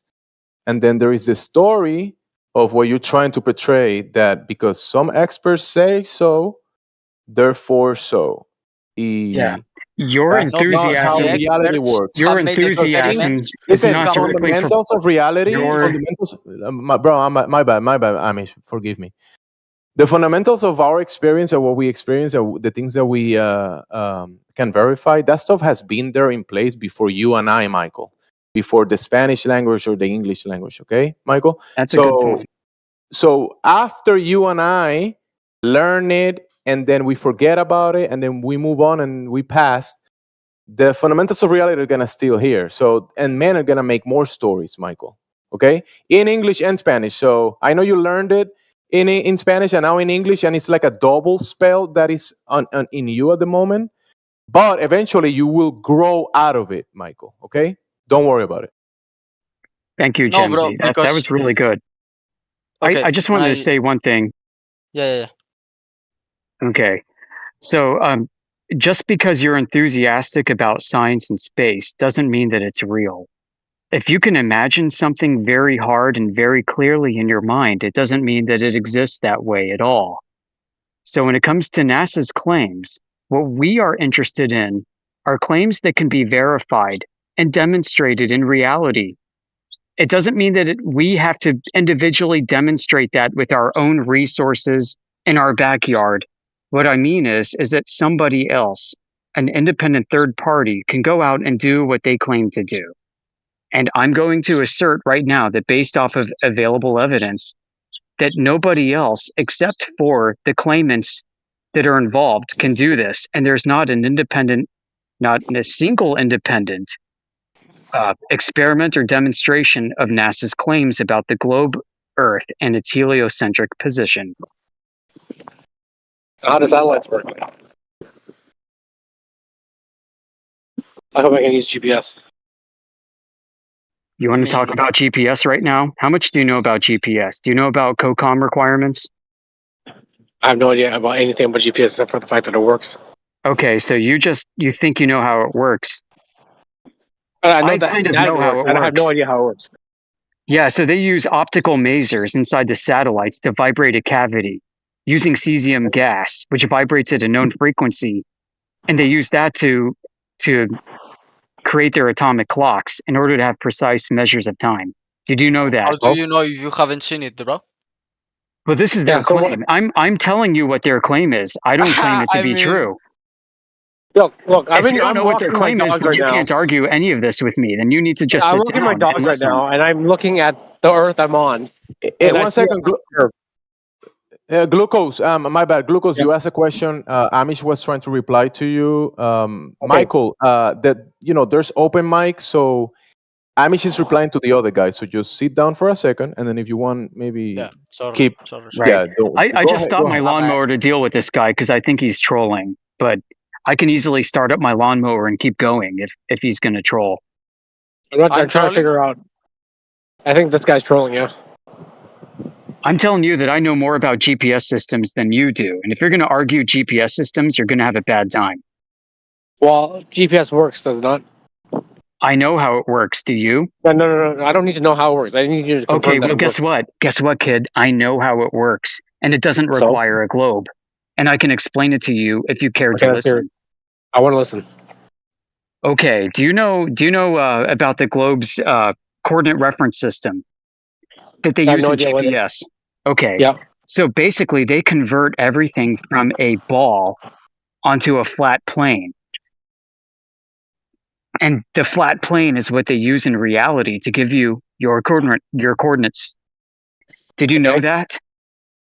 Well, it's irrelevant to our conversation. No, it's completely relevant. You know why? They give it to you in a flat planar coordinate system because Earth is flat.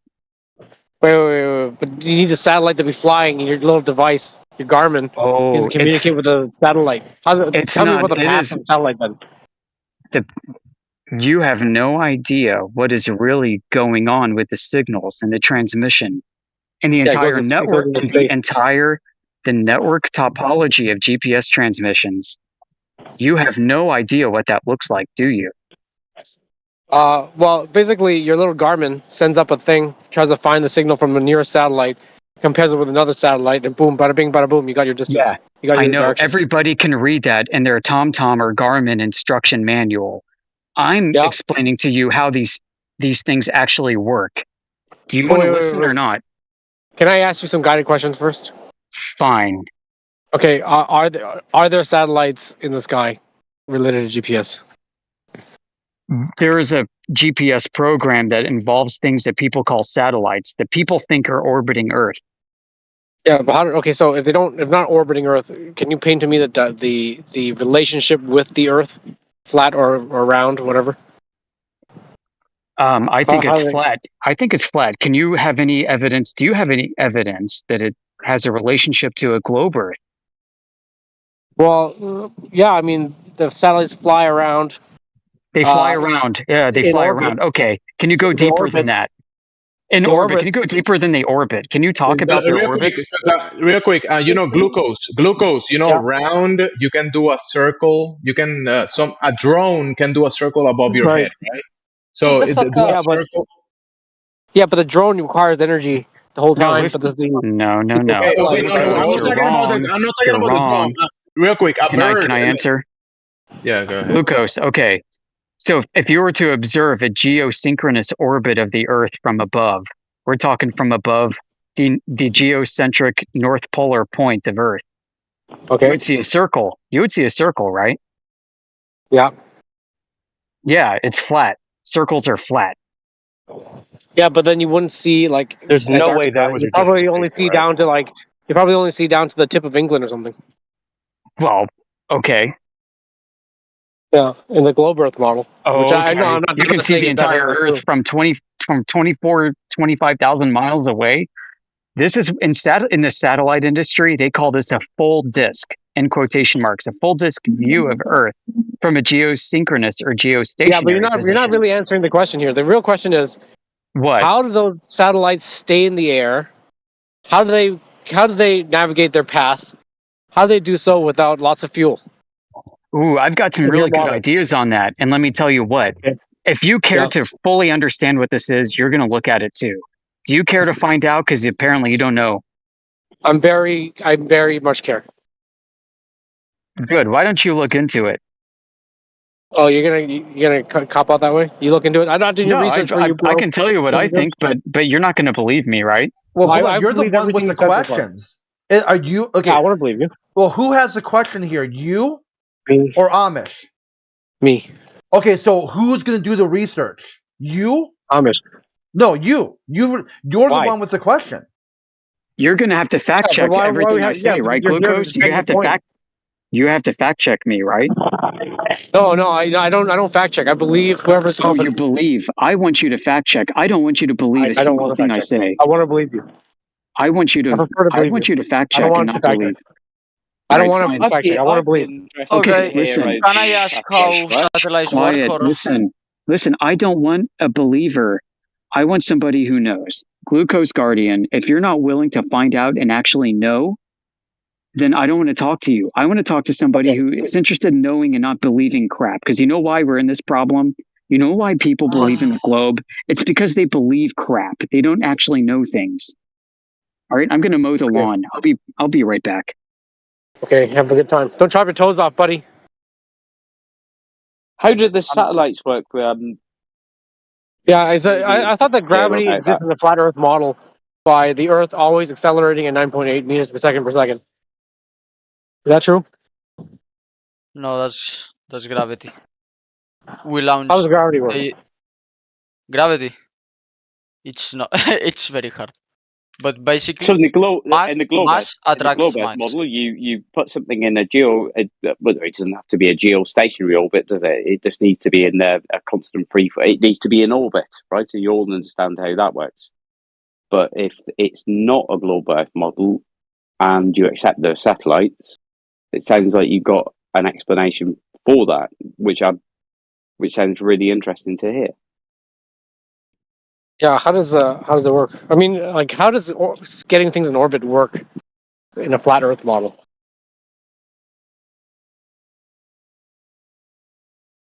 You're really going to make me stop my lawnmower for this? How do they get things into orbit on the globe? Do you have any experience with, let's see, payload? Well, let's talk about payload. Payload integration. Hey, listen, I'm still asking a question. Do you know what a payload integration facility is?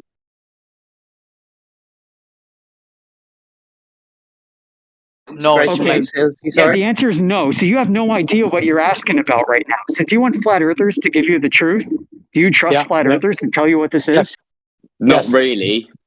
I do. No, not really. Okay, not really. I'm not going to talk to you.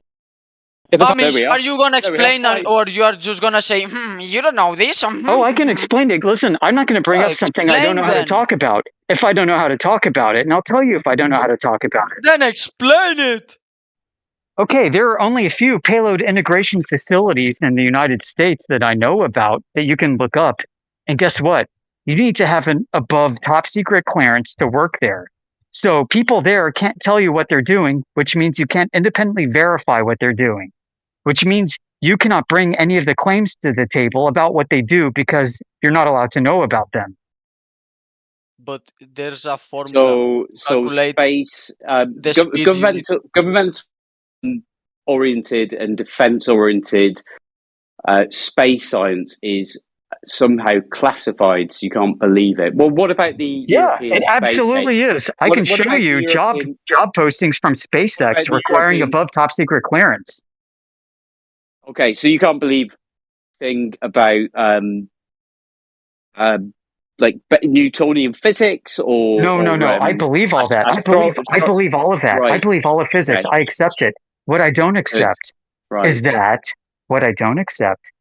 that we have an entire industry of people who are bound by government legislation not to tell us what they're doing.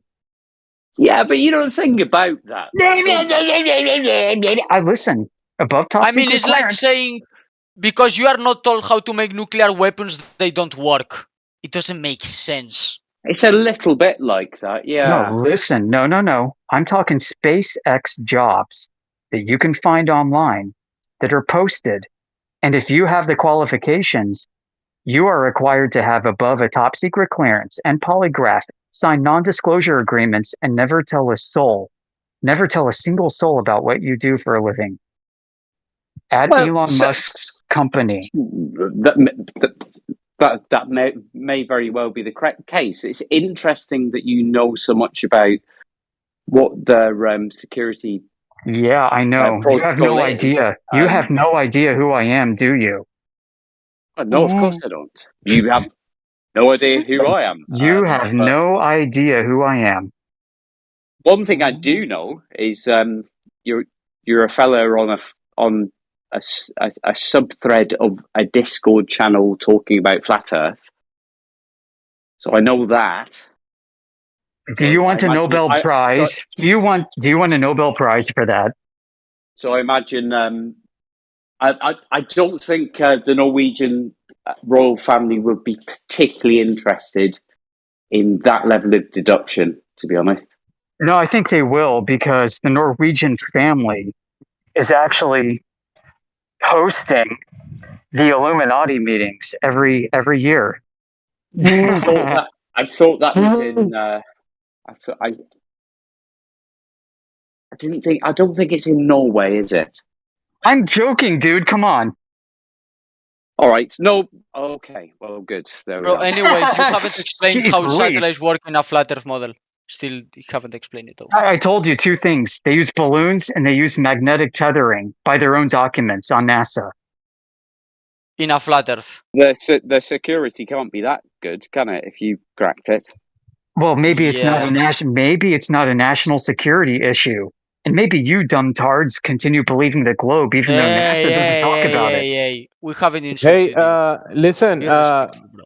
that's a double Did you say standard magnetic because the tethering? guy joining here saying that we have satellites, therefore Earth is globe, right? And now you're saying the Amish is making deductive conclusions about these kind of employments and the way they do it. Like you having a deductive conclusion that Earth is globe because we have satellites, bro. Come on, like what's the double standard here? But I don't know about that argument. But I was asking you had a very good explanation that you weren't prepared to explain. He explained about multiple how things. No. I really don't think so. Sedative, Mercury. I would like to hear more about magnetic Listen, tethering. Mercury.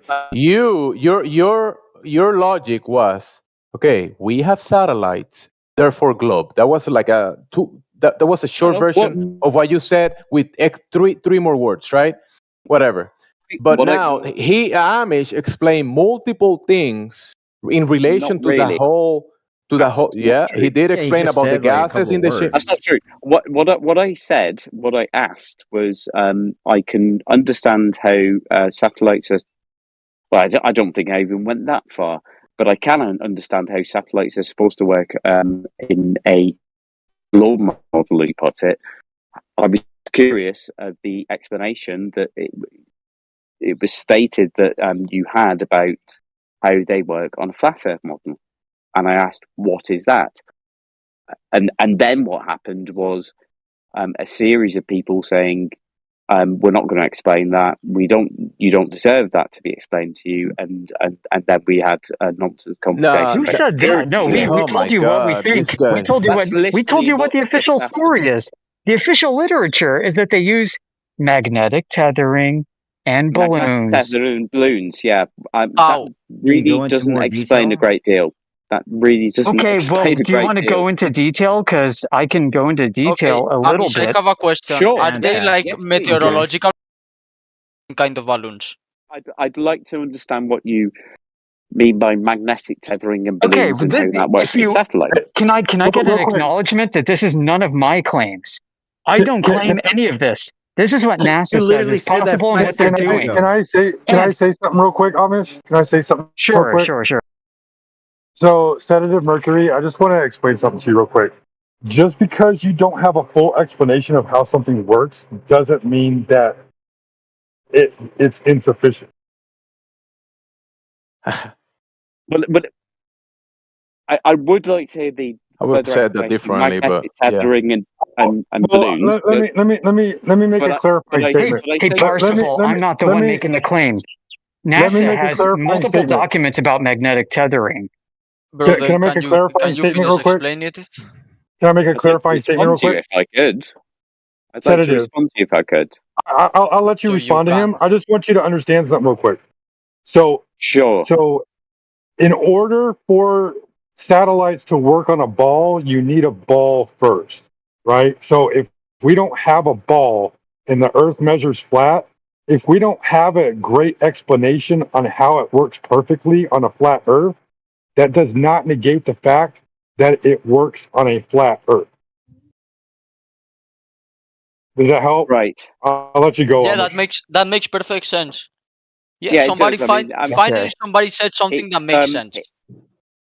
Yeah, I suppose so. I mean, it's essentially a tautology, isn't it? I mean, yeah. I mean, you're. Look, let me respond to you. I mean, yes, of course. If you don't fully understand something, that doesn't mean that there isn't an explanation for it, of course. And if one model of a system is either completely incorrect or partially incorrect or a little bit incorrect, that same logic follows. Yes, of course. I agree with you. Right. But and so when we test for curvature and it's not there, what should we expect? I don't know what you should expect. We should not. We should not. We should not. We should not expect to find it if it can't be measured anywhere, right? Okay, Amish, I've told you about this like an hour ago. There's a curvature on the Earth and it has been measured. That's not correct. That's not No, correct. nobody's measured it. So if you Bro, 1 kilometer every 12 centimeters down, every 1 kilometer forward. I've said it Prove 5 times. But Prove it. It has been proven. Who proved it and how? How did they prove it? Hold on. He said, how did they prove it? What'd you say? Because I don't do kilometers, but what'd you say about kilometers? 1 kilometer is how much? 12.63 centimeters down every kilometer forward. Stand down, sheepdog. You're trying to get him to argue against what everybody else says. No, what you say. Let's let him do this. He measured 12.63 centimeters Let him on do 1 kilometer. Let him provide the citation and reference. Otherwise, he can be booted. You got a lot of people in it. Wait. I will get booted if I don't explain myself right. Yeah, if you can't back up the bullshit that you talk about, we get rid of you. Like the garbage, like the trash. I could insult you too, but I choose not to because I want to. I will try to be civilized. Okay, then I won't accept what you say. You're making it pretty hard because you're a flat earther. You can say all the shit that you want, but I can't say shit because there's fruit of flat earthers. The most are flat earthers. No. If you talk shit, I reject it. It's that simple. Okay, you talk a lot of shit. So no, what did I say? What did I say that you can refute? It has been proven. I proved it on the chat. What did you prove? Go prove what your claim is. Go, Michael Myers, right now. Prove it. How to measure the curvature of Earth? Okay, how do you do it? It is in the link that I just posted. Good. Now explain it, because I'm mowing the freaking lawn, and I want you to tell me how it's done. Yeah, I want to do it. Can you explain it, Michael? Sticks and shadows, bro. Oh, is that a mic drop, Michael Myers? Oh, yeah, that's a mic drop. That's a mic drop on your silence, because you don't know how to answer the question. I just answered the question with a fucking link. Michael. The same old God, Princeton, you are so annoying. Michael Myers, listen, bro. It's the same old Princeton link that we all see. I want to know who measured 12.63 centimeters of drop over 1 kilometer. Go.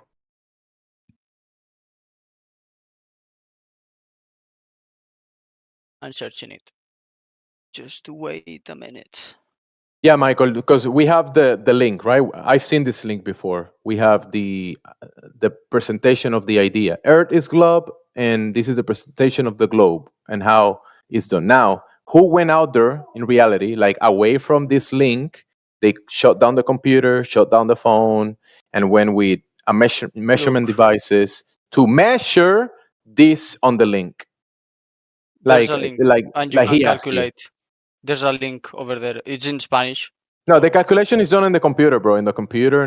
No, you can calculate it there. You can put the numbers and see, like the distance to the objective. Michael, una calculación es distinto a una medida. Está ahí. Michael, está la fórmula, está la medida, están los diagramas. Está todo, está la explicación, está el método científico. Está ahí. I'll give us a measurement. ¿Dónde está la measurement is not scientific, by the way. Where is it? Over here. I can I post? No, it's the Omni calculator. It's absurd, man. Like he's just repeating. No, it's absurd. I present you proof, and it's absurd. You guys will never be satisfied.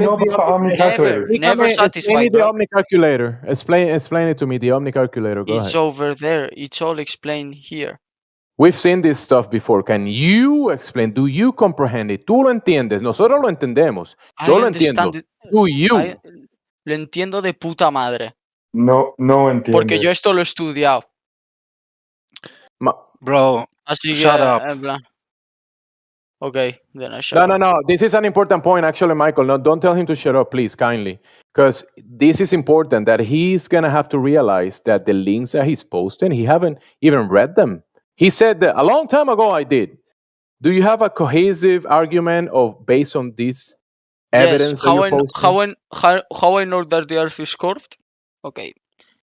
We were the measurement, remember? We are at the measurement, Michael. When a boat goes into the ocean No, far the away, measurement, I'm sure Michael. No, don't go to the boat yet. The measurement. We can go to boats if you want to move on. I mean, it's the same thing, just more steps. The boat and this is just more steps. Cheap Dog, what was the 12, where is it? The 12.63. 12.66. 12.63 centimeters. So who measured that? Can you maybe tell him why you want this from him? Well, yeah, because I mean, if you're telling me that if over 1 kilometer there's 12.63 centimeters of curvature, that means that I should be able to put something that's 13 centimeters in height, and it should be obscured at 1 kilometer. So I want to know who measured the 12.63 centimeters. I mean, I feel like it's a little bit of common sense that there wouldn't be a completely equal curvature the entire time, right? I mean, if it was a flat Earth, you would see the boat in the ocean far, far away as a little dot, and it would get bigger and bigger and bigger and bigger until you have it on your face. Because I can give you a demonstration. I can give you a demonstration. I can give you a demonstration of a small piece of water, 1/4 of a mile, where a boat is being obscured from the bottom up, and there shouldn't be any because it's over a flat just surface. Reflection and refraction. That's not the same thing. Oh, so it's something else. It's like when you are on a road and you see the reflection of the sky on the road because it's very hot. The road, you see, oh, there's a sky on the road. I better stop. So who measured the Earth or curve? else I will fall through the ground to the sky. No, so who measured the Earth curve then? If it's reflection and refraction, okay, I'm gonna search it again. How to measure the curvature of the Earth? Then where's the physical Earth curve? There's something getting in your way from getting to the physical Earth curve. So if you can't get to the actual physical Earth curve, then it's something else that's causing this obstruction. Guess what? We have an answer for that, and it's not Earth curvature. What is it then? Oh my God! What's the answer? This Amish motherfucker keeps ruining my life. I got at least. No, he's so annoying. He's just saying refraction, actually, diffraction, slooping. You're wrong. Okay, send me a DM. If you send me a DM, I'm open to DMs. I will give you the secret answer of why we can see too far. Because it's flat. Oh my gosh, you spoiled it. Oh no. Oh my God. All the other listeners are going to be so mad at you. You ruined the secret. You spoiled the I'm really starting to surprise. think this is oh no. Like, you guys don't genuinely believe that, right? Useless to talk. Actually, useless to talk. Hey, Jesus. If nobody Jesus, Amish is messing me up. You asked something. You guys don't actually believe that was it beans? You guys. To be completely honest, it was not a genuine question. I was just saying this has to be a fucking troll. There's no way you genuinely believe the Earth is flat, right? Like that's just come on. Do you know what flat means? It's not a belief, homie. The Earth is what it is, even if you believe it otherwise.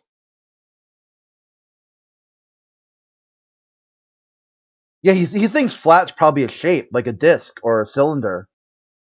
I mean, obviously not just like a complete flat surface, but like in general, like the idea of it is just, I mean, kind of fucking retarded, don't you think?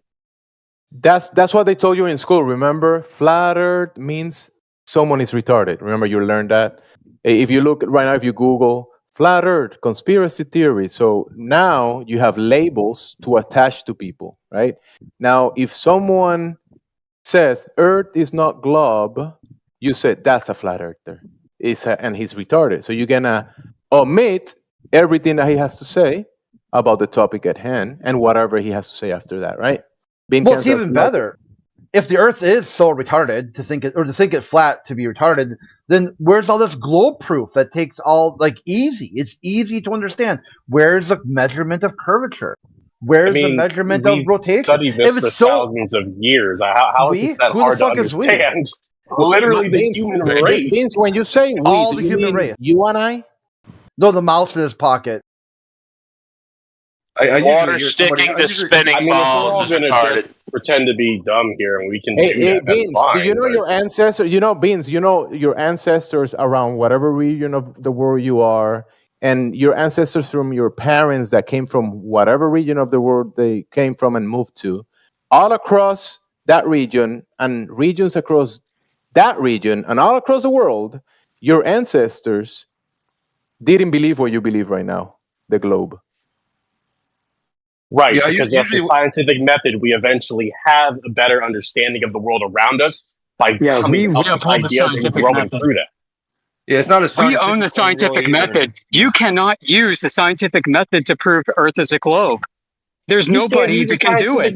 Nobody's Earth is flat, my nigga. That's yeah, you can. Hydrostatic pressure proves it. Your turn. Go.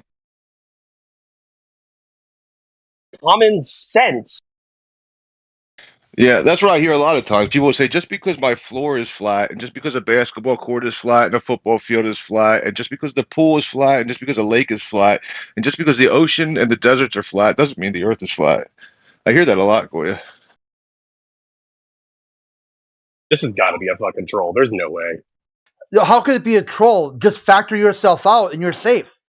You clicked on this channel, so it can't be a troll unless you're trolling yourself. Yeah, are you our that community. Dumb? Are you that retarded? You're going to troll yourself? Our community has been at this for 10 years, which is longer than most PhD programs. So you're going to have a bad time. Just write it down, say you got trolled today, and go live your best globe life. Your community has been around for 10 years versus the entirety of human history kind of learning about the Earth and its very obvious curvature.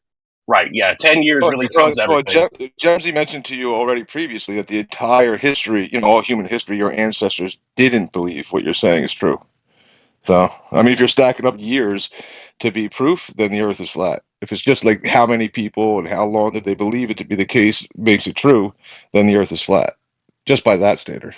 Right. Look, I guess I should probably clarify. I'm not saying like the entire history we've known it to be a fucking globe. Obviously, at one point we believed it to be flat, and we kind of grew from that. That's more what I'm trying to say. You kind of just did though. So you said the entire Earth's history. Yeah, we understood it to be one thing and grew from that. I literally said that, and then said that's basically the scientific method. Can we address one thing? So you've said you said that. So we know the Earth is a globe, right? Yeah, that's what you're saying. Sorry, say it again. Are you saying we know that the Earth is a globe? Like you in particular, you. Yes, that's what I'm saying here. Okay, so you know the Earth is a globe, right? So it would be easy for you to present some evidence that the Earth is a globe, wouldn't it?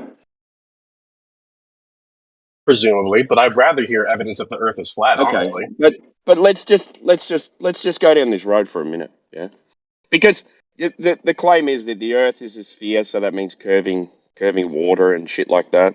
The other claim is that that there's a vacuum of space, and the other claim is that it's rotating. So, like these are the simplistic claims of the globe Earth. So, if you believe, if you claim you live on a sphere, now you must have proven it to yourself somehow. Now, is there anything that you want to talk about that we can agree on that you've done that somehow convinced you that you live on a globe? Can we have that conversation? If I had more time, sure. But unfortunately, I don't have a lot of time. But this is the thing. It should be simple, yeah? Because you know you live on a globe. So you must have even one, maybe three, maybe five pieces of evidence that tell you undeniably that you live on a globe. Like, it should come second nature to your mind that you know you live on a globe. Shouldn't it? Or Do we not am I apply wrong? the same logic to your belief that it's flat? Yeah, but we're not talking about this at the moment. I want to know how you know it's a globe. And then I'll tell you how I know it's flat. Done. We are done. Yeah, I mean, like, to be fair, just can, right? Like, if you don't address like how you think you know something, you just believe somewhere deep inside, I know this, but I can't justify how I know it, then we can't break past it to learn new things. Like, you got to realize maybe I do know it or maybe I don't know it, and this is how I do or don't justify that claim. Okay, so let me go ahead and concede here. I cannot properly explain it because, I'm not the guy that discovered it. However, I would like to But hear, you don't know. Okay, You right. don't So like I know was saying, I you're would like to hear evidence that it's flat. But we Let's hear haven't that. finished. You're just conceding so we can move past this uncomfortable subject. That is You 100% don't what I'm know. doing. That's correct. Yeah, that you don't know you live on a globe. Now, the problem here is, right, so when you agree that you don't know you live on a globe, why the fuck are you asking about satellites? At no point in the 2 hours have I been on here have I asked about a satellite. Oh, okay, I got the wrong guy then. Sorry, dude. I mistook you for that. Yeah, that sounded funny to me too. No, you're good. You're good. I mistook you for that guy who was on about 20 minutes ago. Then Me? I went away, had a shower, and came back, and I'm on my way to work now. And I thought you were someone else. But so, yeah, well, even we can continue that conversation that you don't know you live on a globe anyway. You want to do that? I mean, it has been I wasn't proven. talking to you, man. Were you the guy I was Okay, talking to or sorry. not? I'm sorry. We share the same theory, so I mean, I can talk That's in his better. behalf sometimes. Yeah, honestly, let dude jump in for me because I have to get back to work, but I'll keep listening. Yeah. Okay, you can jump in too. Okay, thanks. So I'm just around for a few minutes. We knew Earth was not flat since before Don't say Greeks were around. Stop the cap. I'm going to ask you the same I'm gonna say question. I'm saying it. Dude, I'm going to ask you the same question, all right? This is not your forum. I'm going to be asking you the question. Okay. How do you know that Earth is a globe? Because I live near the Mediterranean, so when I see the boats going out of in the water, I say, "What?" Even when I was a kid, I didn't know the Earth was a globe. I Okay, you didn't don't know need to. You don't there need was to even an elaborate. Man. Earth. You don't need to elaborate. I know all kids are flat No, earthers. I'm saying because I wasn't biased when I was a kid. I wasn't biased. I didn't know Okay, you're Earth going was a off. globe. You're going off on a I tangent. didn't know Man. even where I was lived. Even I didn't know where I lived. Are you on So speed or Adderall? I saw Shut the fuck up. I saw the boats. They left, and then at some point I didn't see them. So I said, "Bro, awesome. Okay, this shit is curved." What distance did they disappear at? Like very far away. It doesn't matter. It doesn't matter. He'll say. No, it matters. Very far away. Oh, they disappeared very far away. Yeah. So what's that? I know, not because I didn't see them. Like when a car goes into the smog. Like, all right. first I didn't it disappeared see like the so lower far part. away that it can't be a globe. It disappeared too Not a far hill for of it to be a water. globe, right? Bro, who's doing that effects? It's tripping me. Just relax. You'll be okay. Okay. Michael Myers, can you just concentrate on a conversation and like do you actually know? Do you know how to have a conversation? I do. Okay, good. All right. So boats go over the horizon. So is the horizon? I don't really need more of a reason. I'll pay $20 to stop a ride right now. You're hot, Mike, and dude. 25. You're hot, Trying Mike, drugs. dude. I think He's he's trying to trying buy weed. drugs. Hey, He's like so, in the red light district behind. Can you right, so repeat? boats. So Right, so how boats. far away? Your How claim far is away is boats too go far over. for the Your globe? claim is boats go over the horizon, right? So the horizon is a physical place, like the curvature of the Earth. Is that right? I guess you could say it's a physical place. Well, it would have to be if they Yes. disappear behind it, wouldn't it? I mean, it's not like you can stand on the horizon because there's something there. Why not? But If When you look straight you at were a in place, one, if you there's were in something one there. position and then your mate went out to the horizon, you should be able to stand on the piece of on maybe if he's on a boat or something like that, he can go out to the point where it should start dipping. Yeah. Yeah, that's Yeah. exactly what You know my what, point Timbo? was. I mean, you weren't here like I don't. 30 minutes I ago, don't right, need. Timbo? I don't need to be here 40 minutes ago, mate. I know because I talk about that and I explained that you're like roboting Amish. 5 Standing on times the because Amish didn't want to horizon. listen. You're roboting Amish. You're the horizon. Yeah, Amish, you're cutting out, man. Amish, you're bugging. You're bugging. Horizon. Amish, you're bugging. You're still roboting Hey, Amish. I'm sorry. just Okay. Michael All right. Myers. So can you are standing, my friend. You are standing on the horizon of somebody else. You're standing on somebody else's horizon, my friend. My Glober friend. It's physically impossible because the horizon is in the air. No, you are standing on the horizon for somebody Horizon's in the else. air.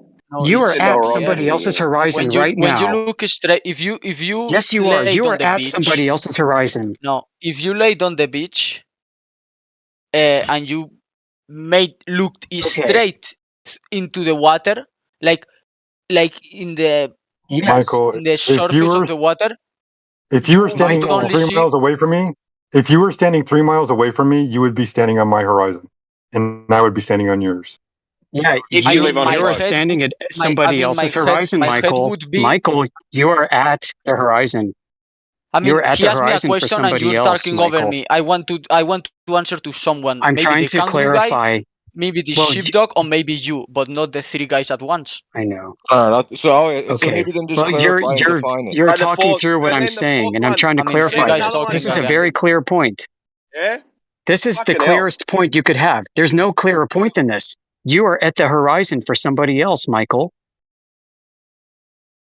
Do you deny that? Do you deny that you're at the horizon for somebody else? My head is, but my feet in 3 kilometers wouldn't. No, your feet are too. Your feet are at the horizon. Your feet are at the horizon for somebody else, in a flat Michael. Earth model, yeah. No, even on the globe. Even on the globe, your feet are at the horizon for someone else, Michael. I mean, yeah, it's someone. I can see your feet from 10 feet away, Michael. Yes, because you are at a height. Right. So you are at the horizon. Your feet at 10 feet. Your feet are at the horizon for somebody else, Michael. You're not listening. Calm down. Your feet are at the horizon for somebody else. Your feet are at the horizon for somebody else, Michael. Mm-hmm. Hey guys, can I just have this for 5 minutes and then I'm going to mute up and go. Yeah, for sure. Let's pass to Timbo. Yeah, I'm done. I'm done. Sorry, I'm on Timbo. my way to work, man. I got like 15 minutes, and I'd heard this moron talking about satellites before, so he doesn't even know the Earth's a ball yet. He's saying that satellites fall around the outside of the Earth. Fringe. So why I was talking about the horizon, Michael, is do you know what an actual horizon is? Yeah, I think so. Yeah. What is it? What's the definition of a horizon?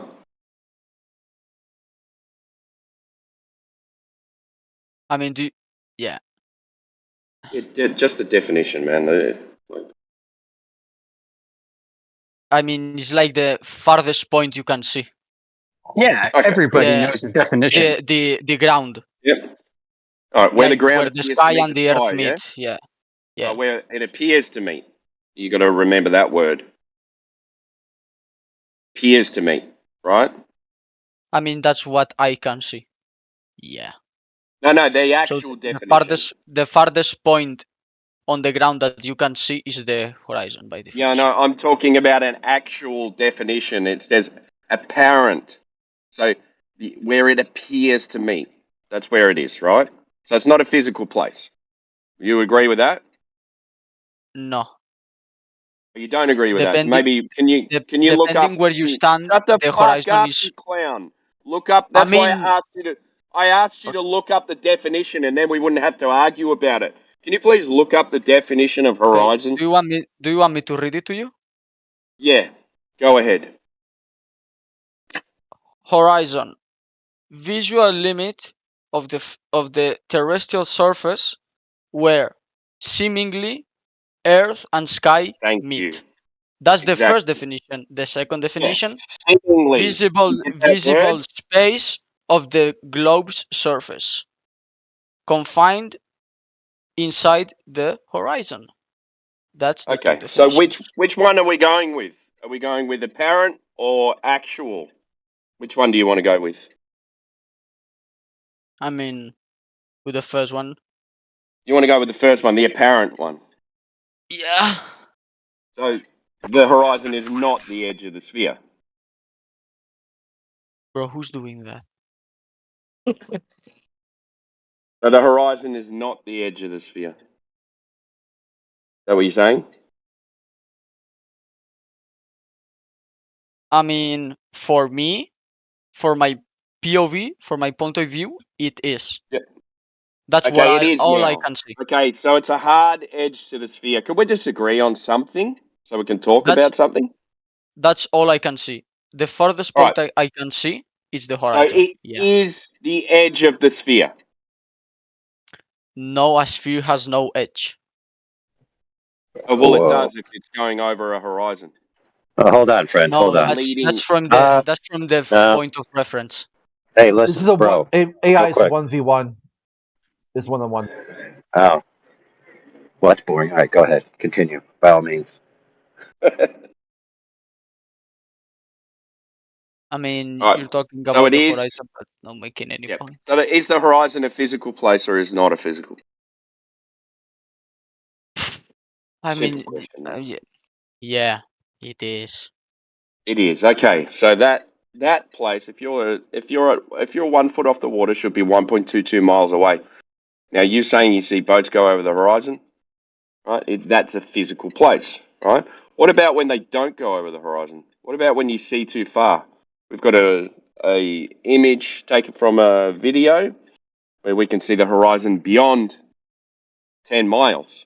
Now, if that was the case, then the Earth's radius would be 240,000 miles. Now, is the Earth growing and shrinking, or is the horizon maybe not a physical place? Can I answer?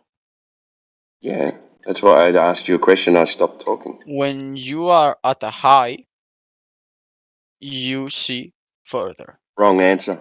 So I just asked you a Oh, simple question, man. I mean, that So I explained another something thing to is you, and then I said, okay. Maybe is the horizon maybe not a physical place and maybe an optical place?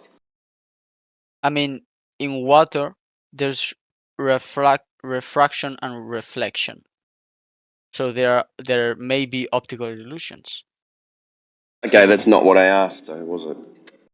It was a Then pretty why were you dead asking? on. Because I'm retarded and A I pretty can dead understand it. on question, yeah.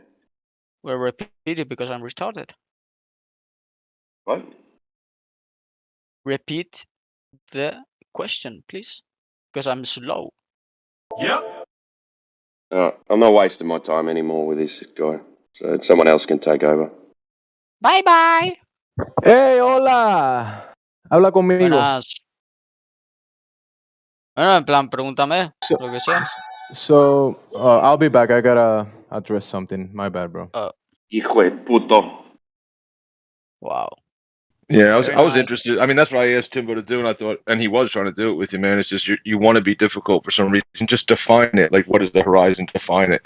I said Because it twice. if I'm you're not going to gonna say that define it's it again. if you're going to You're say just that it's just a place gonna on the globe, put your right? nose. I'm just going to give you like an option. If you're going to say, hey, it's a place on the globe where like the angular resolution limit meets, and we just can't see that far on a really big globe, then you don't have any like. Then it's not. Then you're not giving credit to the curvature of the Earth blocking the bottom of ships. So I mean.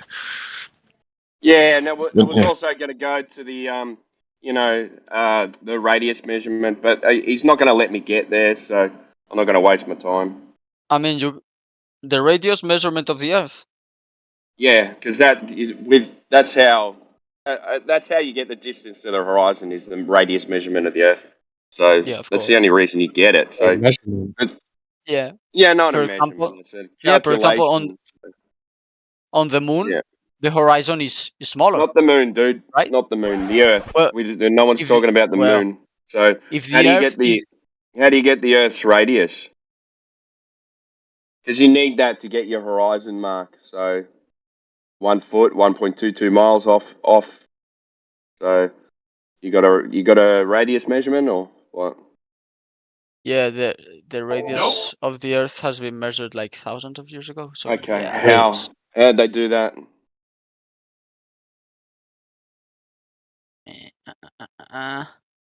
Do you want me to tell you the measurement or the? Okay, Nope, who's the? not the measurement, the method, and how they did it. Radius equals c over 2 pi. Yep. Yeah. So if you can tell us somebody other than Eratosthenes, you might tell us something we never I mean, heard he before. defined it. So how do you want more proof? Oh, so you think that was a measurement? You gave us a formula, bro. You said Oh, that he it's been he measured thinks he 1,000 just years gave. ago. He measured shadow lengths, not Earth curvature.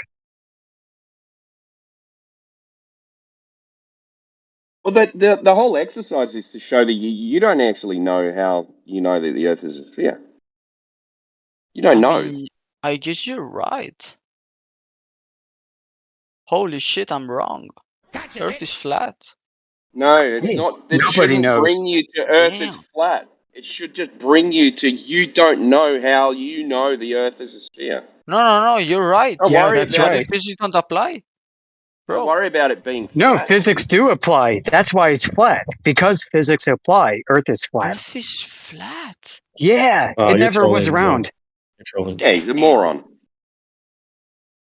I mean, I Just give you the because you don't know, now you're trolling.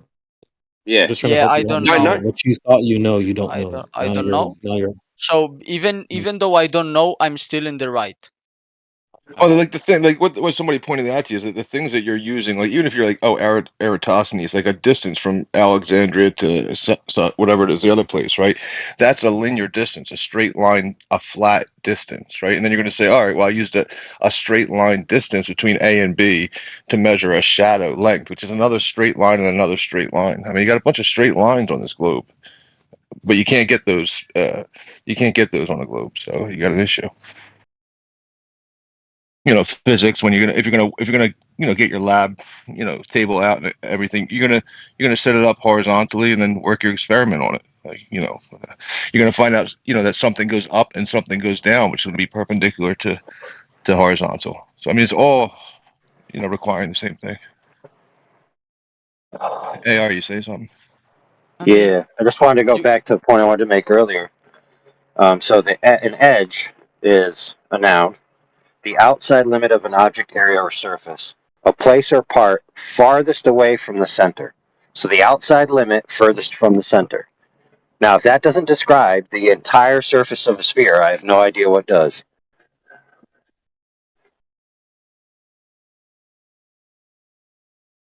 Yeah, that's required for a sphere.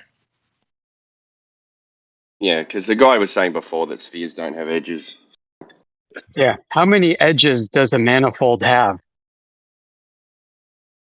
Hey, what? I wouldn't even bother talking to this guy, man. I mean, just because you guys don't know physics doesn't mean I'm wrong. I'm sorry. Tell us about the physics. Tell us about the physics. Yeah, You guys let's don't take a agree that physics test. gravity Hey, kid, exists. All hey, you kid, say me is and you, buoyancy because that's the let's only take a thing you can physics test right understand. now online. You don't. I will go head to head with you. You don't want I will to. go head to head with you on a physics test online right now. Do you want to do If it? you really knew about physics, you wouldn't be a flat earther, dude. I'm sorry to bust Okay, your I will bubble. go head to head with you on physics right now online on a test. Do you want to do this right now? You won't do it. I'm telling you, if you knew He physics, won't do it.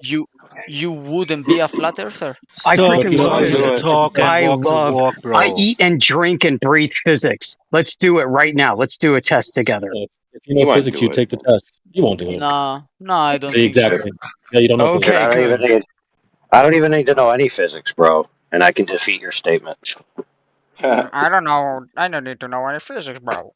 Yeah, I don't. So all I have to do is just ask you. Here, I'll just ask you this question. Okay, You do. You dude. do. Oh my When we god. get to Mars, Why are you when spiraling? humans get to Mars, all you Why are will you say is, spiraling? "Bro, Yeah, Yeah, that's yeah, yeah. fake." So Why is he spiraling? right. So when that happens, let me know. How about that? When people get to Mars, any of you will acknowledge that the Earth is round? Yes or no? What? Listen, friend. See, this is the problem. So let me ask I'm you not this your question. friend. I'm not a friend. I'm not a friend. Okay, Okay, look. cocksucker. So, dude. Yeah. So when I say friend, it's just a colloquial language device, dude. It's like dude, bro, Holmes. No, but I'm not your friend. I'm not your bro. I'm not your Yeah, homie. buddy. Dude, All right, listen. Beta Mel. I'm very I'm much. choosing. Listen. You may not be my friend, but I'm your friend, and therefore I'm calling you friend in a reverse order. No, So no. the option is A, listen, or B, listen. So which one do you choose? I'm gonna listen. Okay, so I want to present a proposition. So over there is a connex. Now, what a connex is a large metal container that they put on trucks and boats. So when I make it to that connex, are you going to believe that my car is a truck? No. Exactly. And likewise, if somebody makes it to Mars, that doesn't necessarily mean anything about the Earth. Hey, listen, kid. Let's say that you are a Christian and you say, "Look, man, eternal life will happen after you die. I promise you."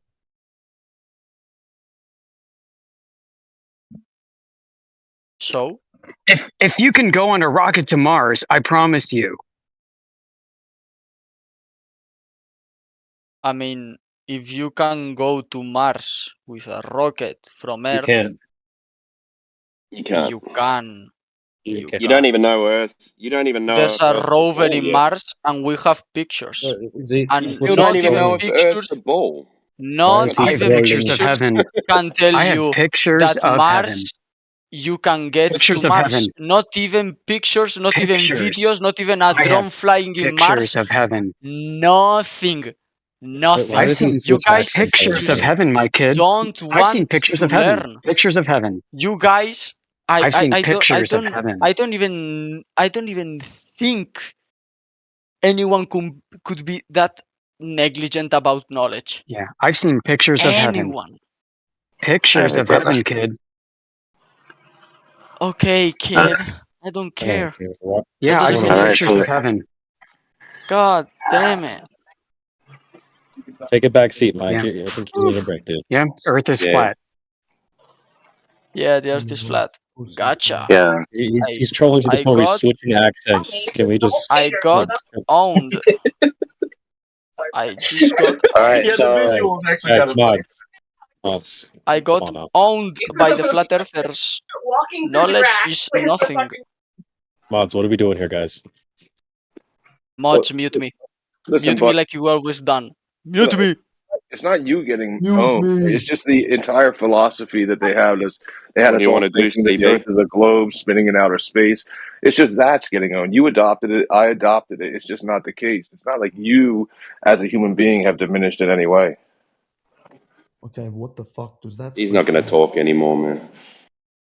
What was Yeah, I his just main don't- I- argument yeah. anyway about physics? Physics means what exactly?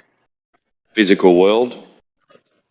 No, but I mean, like, what I mean is, like, he's saying if you knew physics, you wouldn't accept the proposition the Earth is flat. So, what is it about physics in itself that negates the possibility the Earth is flat? Oh, you'll have to. He's muted. Take him off. I know, but I mean, wasn't anybody paying attention? Yeah, he's been on. Or did he not offer anything? Did he not offer anything? That's No, he that's didn't a offer possibility. anything. Amish said we can talk about physics, but he just kept on repeating that if you knew physics, you would know the Earth was a ball. But he doesn't know the Earth is a ball yet either, though. Gotcha. Okay, but why is everything else a ball? Oh, there we go. Oh, we're going to look away from the Why Earth is there again. balls? Clearly, balls that exist. Okay, whatever you want to call them. Immediately Apparently, trolling. That's crazy. you can actually shoot, radio waves at it. I don't have any substance, so I'm just going to start making jokes right away. Yeah. Hey, let's. Do you know that the Earth is? How do you know? Give us one thing that you know the Earth is a ball. Go ahead, man. Oh, dude. Lala, you're I up. don't even have this fucking bullshit, dude. Just one thing, man. Alright, man. I already gave. Okay, here's one. Why don't we float up, or left, or right? Why would He's you not being a expect to That's float? called flying. Come on, man. You Superman? You're wondering why you can't fly? You good? You're all right, man. Why can't you fly? That's not even an answer. That's a retarded question to ask. Why aren't I flying? What do you think you're Goku? Well, okay, but that's you see how that is the case. Oh, your dude, premise is flawed. your premise is non sequitur, dude. It's irrelevant. Here's Lala. Here's like a common sense thing I ask people sometimes, right? So just imagine like wherever you are, imagine the seasons in fast forward, like winter, spring, summer, fall, right? So you see the sun come out now. Focus on the plant life, right? Like watch out the garden and Oh, the I can flowers. tell you Right? one. I just remembered. So you know how the sun, Jesus. can be, supposedly in the flat Earth model that the sun must be much closer to the Earth, right? What? And yet, yes, true. It's true. Did you even ask anybody? You're just kind of just saying. Also, you made like 5 points in 30 seconds. Do you have one that you actually care about? Lala, I mean, I was in the middle of talking when you cut me off. Can I finish what I was asking you? All right, go ahead, man. Yeah. So just imagine the seasons in fast, in fast motion. So you see every day the sun come overhead, and you're watching, and then you see it go as night, day, night, right? This goes through the seasons. Like now, what does the plant life do when there's no sun, when there's less sun? Do they go up or down? The plants, do they grow or do they not grow? With what? With or without sunlight? Yeah, with the sunlight, then the sun goes away. It's daytime, nighttime, then it's spring, then it's winter, then it's summer, then it's fall. All the seasons, right? Now, just imagine like the Earth growing, right? When the sun comes close, it gets hot. The plants grow, right? They go up, and when the sun goes Okay, dude, away, it you're goes not answering down. my point. You're not answering my point. I'm just asking you to imagine that. Is that the case? Is that the scenario? Okay, but you're not answering my point. Well, it's just the statement that you made earlier that why don't we float away, right? So Well, when there's this no one's even sun, better. This one's right? even When there's better. no sun, things 'Cause I've don't never go heard a up; they proper go down, explanation. right? So I'm No, just no, no. asking you, how do you What? imagine we would float away? Why can the sun, like, say it's a lot closer? Why, when I look up into the sky, can't I see, the sun every day? Like, or it could be any, fucking possibility. If you just assume that, Could be any possibility. So why is it a sphere then? well, I'm so high and I fucking lost my train of thought. No, But that's why you think. That's why you can. That's why you've got some imagination. No, that no, you no. can So I float. was about. No, I remember it. Okay. So magnification, right? So if I'm close to something, it gets magnified in my view, right? My Yeah, TV's and that that far away means. from it, I can see it. Shut up. If no, shut up. If it was 60, like if it was like 60 meters down the road, I wouldn't be able One, to see it as much. two, Okay? yellow, But if blue. the sun is close to the Earth, which it would need to be to have on a flat Earth, Who said that? bro, how can you have a model that has it go around or We anything don't like that? have you. You came in talking about planets, and now you're talking about a model that we didn't give you. How do you claim something that we didn't give you when it's supposedly what we're claiming? Bro, listen. You're arguing at the moment. You're arguing Do against you yourself. acknowledge that there appears to be an attractional force, okay, What? No. to the Earth? Dude, I can hear how dry your mouth is. Like, drink Okay, something. well, that's true, but I don't see how that's relevant. You still haven't proved that you know that Earth is a ball. Well, I'm asking a question about the Yeah, I know, propositions I but see for in the you, flat Earth to model. believe in the position that you They all hold, say that. you need to know to yourself that Earth is a ball. So how are you doing that to start with? Well, you Isn't can that the observe first premise? other planets, right? With No, not talking about other telescopes, planets. right? We're talking about And the you can see Earth. that they are all round. So, like, it's literally like Dude, we're talking about the we've Earth. never found Just stop. like a planet and be like, bro, it's flat. Like it's like a Yeah, but Minecraft biome. Paulo, It's a Paulo, Minecraft biome we're loading in. you're bringing ideas that you created. You're arguing against a ghost. You've not asked a single person in here, hey, what is it that you guys think, so I can understand it and then argue against it. You came here with your own Well, just ideas and answer you're what I'm arguing saying, and then against you it. can complain about it Bro, after. your premise is flawed. We don't think that the Earth is a floating disk amongst a universe of balls. This is crazy. You're arguing against an idea that you came up with, just like Just Bananas in the chat. You Yeah, but guys think our position you can shoot you're radio not waves at them listening. and You're receive not them back. listening. We don't. You The realize that, thing right? you're arguing against, we You don't can even detect believe in them. them. We know He's not we listening, know they guys. exist. He's not listening. No one can dispute that. May I try saying something, Care Bear? Whoa. If nobody else has. Okay. First and foremost, man, please stop misconstruing circle and spherical to be one and the same. Nobody observes any of the luminaries in the sky to be spherical. You only perceive them to be circular. A frisbee, a clock on the wall is circular, right? But it's not spherical. There's a distinction. When you take it, doesn't even matter if it's a camera or a telescope for observing the stars with good magnification capacities. There is no depth to them. None of that. You only see a light in the sky. That's all you can observe. Yes, it has a shape to it, but you can't tell if it's concave, if it's convex, if it's flat, if it's spherical. You can't, because your eyes can't discern it. So I'm that pretty sure claim you can see is something that looks like craters on the moon, even just by looking at it.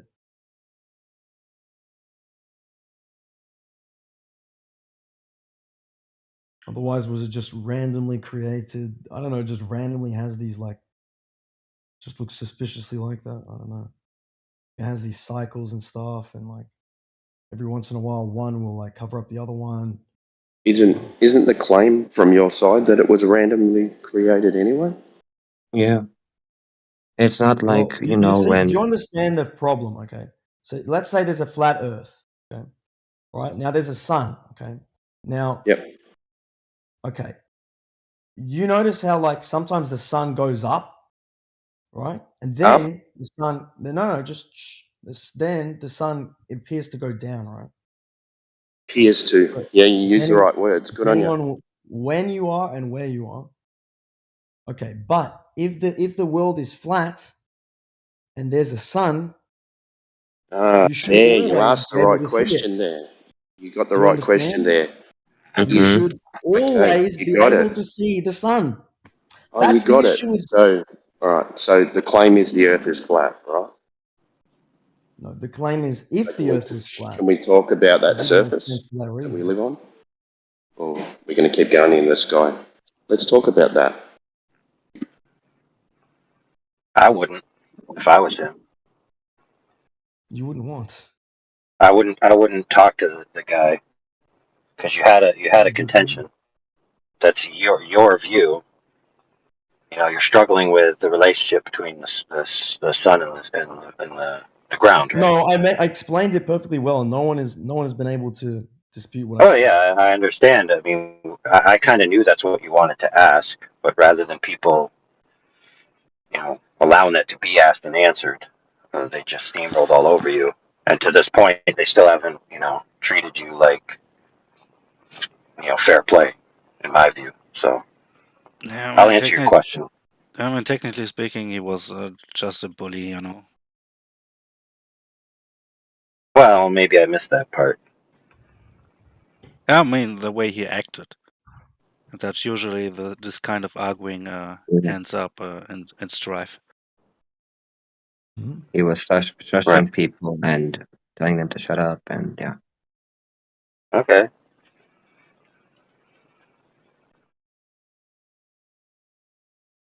And also cursing in Spanish. Very, very bad. Hey, what? No, that was a Cursing different guy. Spanish. That was a different guy.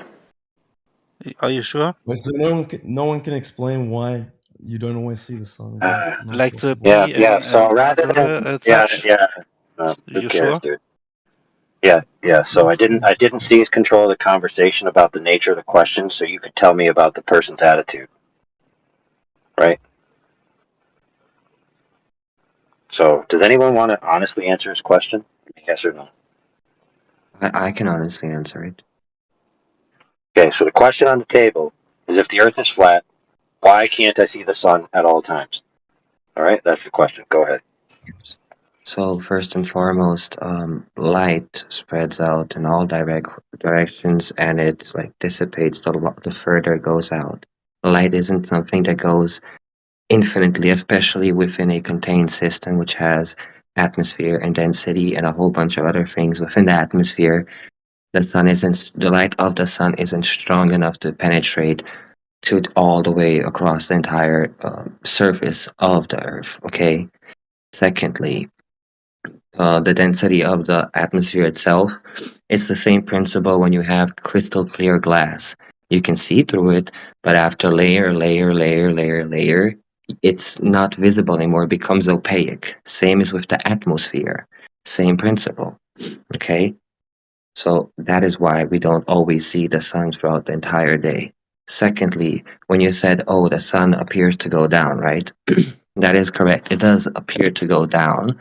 But if you had, for example, a drone and you put it up at 100-meter elevation during the sunset, you would have perceived the sun to have set 10 minutes prior to the drone perceiving it set, because it doesn't set down, it goes away.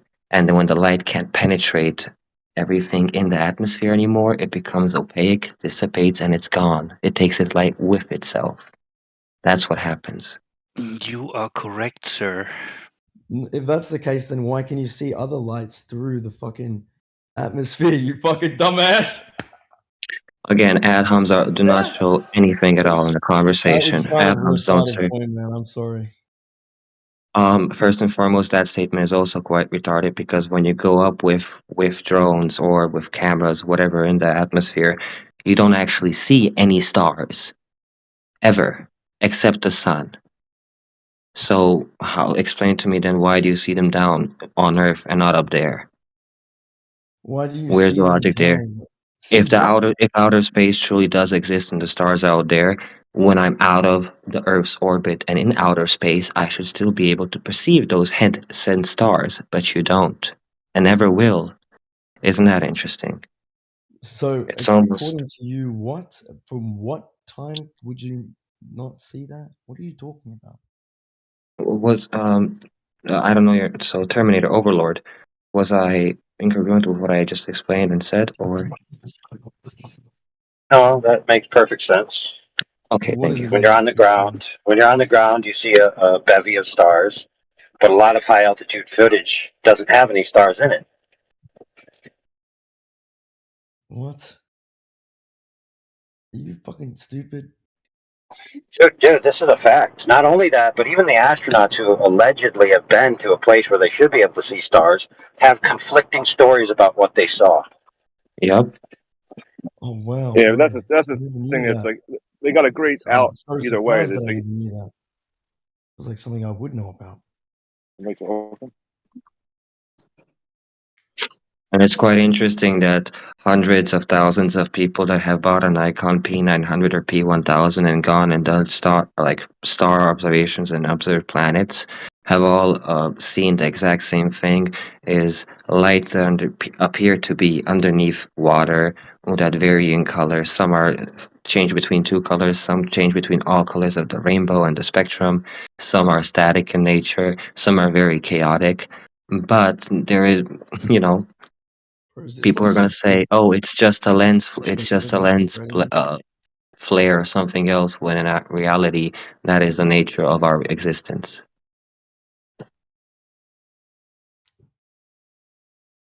Look, here's all I've got to say is this, okay? I'm just trying to understand, okay?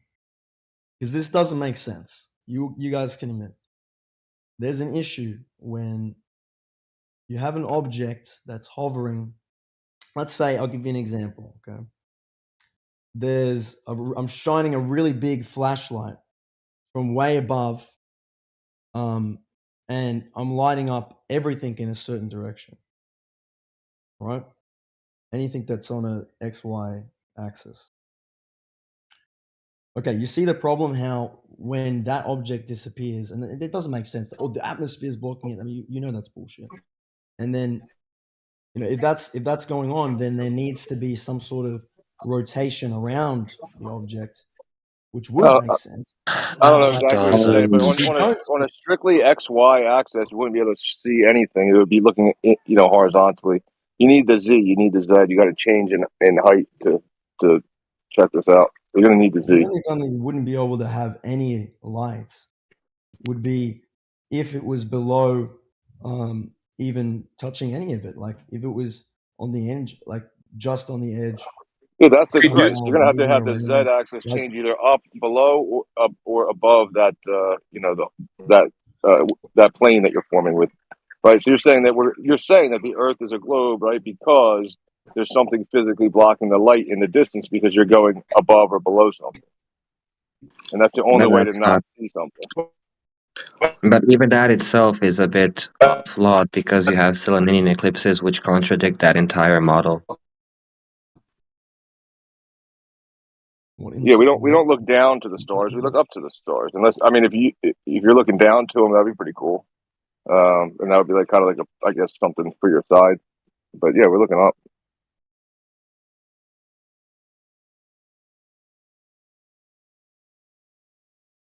If you're even referencing stars.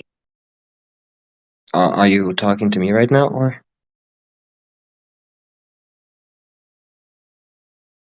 No, it was the guy Okay. who said the XY axis. Yeah, I don't Okay. know if he's talking about stars or if he's talking about mirror flashes or he's I'm talking about talking lasers about or what he's saying. what an object would look like if it's shining light down upon you, and it has to be necessary. Okay, let's just establish Well, something. XY is If a an object, plane, right? no, It's just just shush. two If an dimensional. object is So I don't know how you're getting above if on an an object XY. is flat like a desk table, okay, and I shine light underneath it, okay, how much? That's not what we think, bro. That's not our position. So Yeah, I don't know what you're really talking about, come on, Lala. man. You're Like, high as a kite.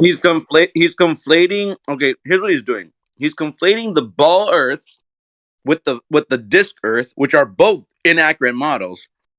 Yes. But he's conflating those two, and he's creating arguments in here because he doesn't get it. Hey, listen. The best thing to do, buddy, when you don't get it and you don't understand it, is you should be more listening than talking, because What is it I don't get? because you can go into any university, and if it's your first day in calculus, you're not going to talk the whole time. You're going to sit back and learn what is you're supposed to learn, and then hopefully you can grasp it. You understand Okay, it. but you So still haven't explained it properly. You guys just made up a bunch of shit. It wasn't May even a I good wait? I have an idea because I don't. You guys never had this even guy don't thought get about it. that. You're too fucking Or retarded. have us explain anything. The only person who ever actually explained anything was whenever you asked, "Why can't I see sunlight forever?" Right? Other than that, you're spitballing. You're talking You still, shit. even, You're not I'm actually saying in an answering. analogy, No one you have actually Wait. explaining. you have a flat object, okay, that's not our and you position, start bro. shining Come on, light dude. Listen. at even one You gotta part of it. listen better. Necessarily, you need to hit other parts of it, right? See, again, you're in dude, you're conflating. Okay, so guess what? In the flat Earth that you're trying to describe to us, is the sun 93 million miles away from the disk? Oh, I mean, to be honest with you, I don't memorize random Okay. numbers. Okay. Is it millions of miles away on the disk? Is this in your mind what you're Of presenting to us course, right if it's a now? million miles, Yeah, okay, whatever. okay. See, that's the problem, buddy. Okay, also, can a million Earths fit into the sun Okay, on a wait, flat no, Earth? no, how is that a problem? You never even explained why that was a problem. You're just like, there's a problem. Because we're Like, why is trying that a to problem? right now, Because, Lala. You keep bro, talking too much. bro. You're not listening enough. You're the Oh one my who can't God, dude. explain. You haven't even been able. Listen to this. Listen to this. We've heard you. We're trying to explain how your any position two is flawed. objects, one You say is any shining flat light on object. the other. Lala, come on, bro. We've heard you 30 times. So let me try to explain this to you. That flat object is not our position. We do not think that the Earth is a flat object amongst the universe of globular or balls, right? So when you say, well, how come, you shine the light on this flat object? Why don't we see all the light everywhere? Well, it just shows that you and everyone else in the chat here does not understand our position. Exactly. Better off instead of trying to debunk a ghost that you created.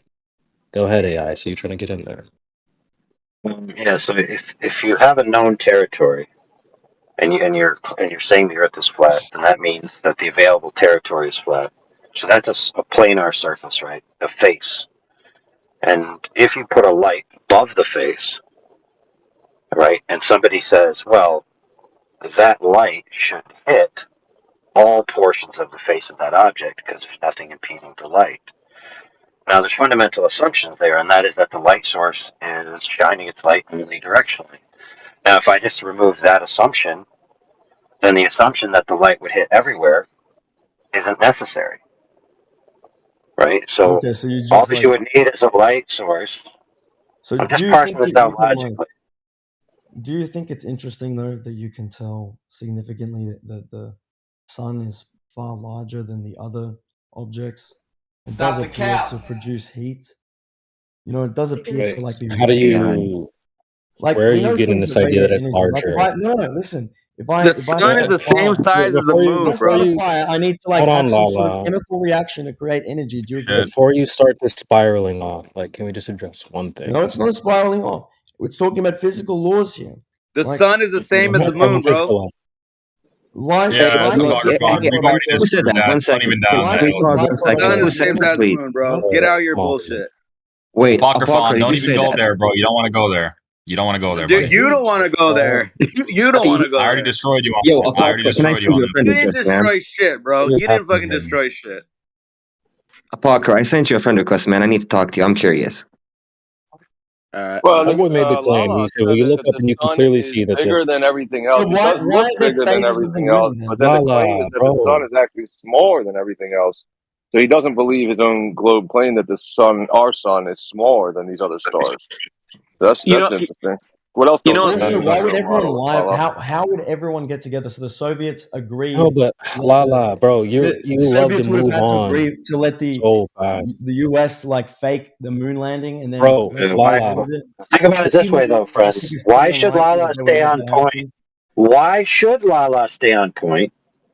When someone offers a point, he presents some type of rebuttal, and rather than that being challenged specifically, 3 to 5 people talk about something that's not the thing that's being talked about, and then Mr. Lala is being criticized for being off point. How is that fair? I well, guess he I'm brought the up only one who gets to step how back the up sun because is I obviously addressed the your biggest thing Lala. in the sky. We're trying to address that specifically. So I'm Yeah, not sure if you're I referring addressed to me. You could say directly who you're referring to as the largest No thing. one If needs I to take didn't it personal. If claim the before he shoe moves on fits, to wear something it. else. Okay? That There's seems fair to multiple me. people saying different things, right? At the same time. How could he possibly AI is respond? robotic for me. So, I mean, Lala, what I said to you specifically was that you claimed a second ago that the sun is the biggest star in the sky, right? But that's contrary to your model's belief system that our sun is actually very small comparatively, and the stars are really big. So, are you saying you don't believe the story that that they feed us? That you now have come to realize that the sun is different than the stars and larger than the stars in actuality? So it's like the only object that we know of that has that property, like a No, I'm magnifying. You asking don't you know that that it's an object even to Like a begin big with. magnifying glass Of pointed course up you at the know it's wall. an I don't know. object, dude. Stop saying stupid shit. Do you now agree No, you that the don't. sun is You don't larger know than the that. stars? Not only that, but there are phases of the moon that we can observe, right? That I'm, make a I'm lot of asking you about the sense. sun. In your claim about the sun being That make large, a lot of sense do when you agree with yourself? I'm just we're asking you to agree with yourself, really, that the sun is larger. Is it that hard for you to agree with yourself? What's wrong with you, dude? Where are you going? Sun's big or not big? I mean, look, Like yes, bigger than a of course, quarter? Bigger than a because silver dollar? if you What? If I hold if up you have a silver any dollar, huge object, I'd say I've Is it got an huge? ant Because it's the versus. size of a Shut quarter up! in I've my got hand. an Is it You don't ant huge? even know if it's an object. versus like a Powerade bottle. No Okay, tanks. Are you Powerade really trying bottle. to do that right now? Holy shit, man. Yeah, I'm trying to That's get him fucking to funny. give me a straight answer. Not, I mean, he's all over the fucking place. Bro, can you just let me speak for more than 2 seconds? No, It's not stay on about just your own speaking. You know? topic. On your own topic. Stay on your own topic, which was Okay, the sun being big, right? The Earth that's what I'm not lighting talking up. about. Don't forget where you started and where you're going. So you said you got a quarter size, right? The size of a quarter, like an American quarter, held in your at arm's length. That's the size of the sun, right? It's about the same size, and you got these tiny little specks in the sky called stars. And you're saying now you're coming to the conclusion that the Earth can't be flat because of this is where you were. So let me hear your answer. Well, if it's very close, then how does it manage to light up the other balls like the You said moon? it was close. And who said it lights up the other bulbs? If it was closer than the other objects, because we don't just see Who said stars, it we was also see close? planets. And you can see Bro, the you're arguing with the things that you came up with in your own mind. If it was close, then not a single person in here said that it was close. Not And a not a single single person here claimed that it actually glows comparison up the rest of the in planets comparison to in the the other solar light system. sources, then why is it different? So Like, if what it's about the close, planets?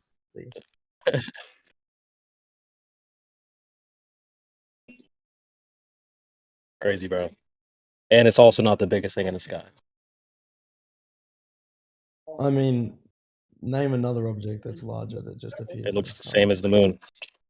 Fuck the moon. It's not the same size as the moon. It's way bigger. What are you fucking That's the talking about? claim. Well, that's the claim. Okay, wait. But you said when you look Even up, visually, that I'm is the saying, biggest even thing in the sky. When it visually. looks like, no, Visually, it's visually it's bigger. the same size as the moon. No, it's not. No, it's not. Who's gonna make that Like claim so they literally, can live that's on that hill? even on the globe side, they say that because it's so far away, that's why it looks the same size. They're saying it's like 400 times farther away. That's why it looks the same size. So Well, they even admit in their it doesn't model look it's the tiny same size. You compared to like goofballs. that. It's not Visibly, it it being looks the the same same. size. That's just it appearing No, sometimes to but be similar sizes. What are you talking that's the about, man? point, Matt. But You lost your Matt, mind here, or you've what? missed the point. 'Cause Matt, you've missed the point. Did you hear what he said? Because he said when you look up, that is visibly the biggest thing. That's clearly not. If there's something else the exact same size, dummy. Can I also Or add not something the here, exact Bear? same size, dummy. Oh, Yeah, but if no, but Wait, we're wait. talking about Also, appearancy, right? here's Not an the idea though. claim. You said it If they're the appears to be. exact You same even admitted size, yourself no, that, this is the problem, dude. If they're dummy. the exact same size, how come one can eclipse the other? No, I'm not making the claim Hang that on. they One are. can We're just eclipse the addressing other, your and claim the that one when that you look appears up, to be this thing closer looks the is the biggest. It moon. doesn't. Holy What? smoke. can I just throw in there Guys lose something the real plot quick when so it comes to bad. the sun? If you film the sun with a camera and put some infrared foil like over the camera lens as you're filming it, you'll actually just see a small dot in the sky, just like the moon. Like it's like that. It's not that hard to figure it Congratulations. out. Like if it was Congratulations. What actually about that? one more time. Where's that proof? Bro, we're just trying to That the address what he sun we said. You are guys lose observing, the that the plot sun we are so bad. observing is not the actual, like it's not fully the sun. We're not actually seeing the sun. We're seeing the light of the sun. We're not seeing the sun. We're seeing the light of the sun. Okay, but that doesn't The make sun sense. is light. What are you talking about, dude? You don't see the shape of the Kind of sun. You don't see its. You don't see its like Yeah, you how. do. Okay, well, what shape is it See, the then? sun is circular. What are you talking What shape about? is it? Well, you guys have to be Circle? Are you full sure in that? stupid, man. There's Are no you way sure you in guys that? can Wait, believe so it. Am I sure that All the sun lights from a appears distance look circular? circular. Yeah, look, All I can lights. look at the sun right now. no. You said you can see what shape it is. So what shape is it? I didn't say I can see what shape it is. I said I can see that it's circular. Yes, Look you at the did. sun and see that it's circular. Oh, okay. Yeah. Yes, you did say that. It's We're on YouTube, recorded. bro. This You is can look it live. back. On No, YouTube, you you're just gonna said have you to can go see look what it shape back, it not is. me. Well, I will be happy to do Go that ahead. because when I asked you, well, what shape is it? You said it looks circular. So it's a Yeah, circle? it looks circular. Yeah. I'm not You gonna Hey, look be at All right. least I'm not use gonna stupid. be the correct inconsiderate. term, bro. Sure At enough, least it That's is use the circular. correct I'm asking you, what terminology. shape? Terminology. I know Again, you Lala said is super you can high right see now, what but like shape it Lala, is. Holy your shit. earliest point, Lala, you can definitely take a light bulb, put it, close to a flat floor, and light up only a small portion of the floor, or you back it away and light up a little bit more. Back it away far enough, and the light will extinguish due to atmosphere and distance and light attenuation, as well as the inverse square law. So there's things to your point in regards to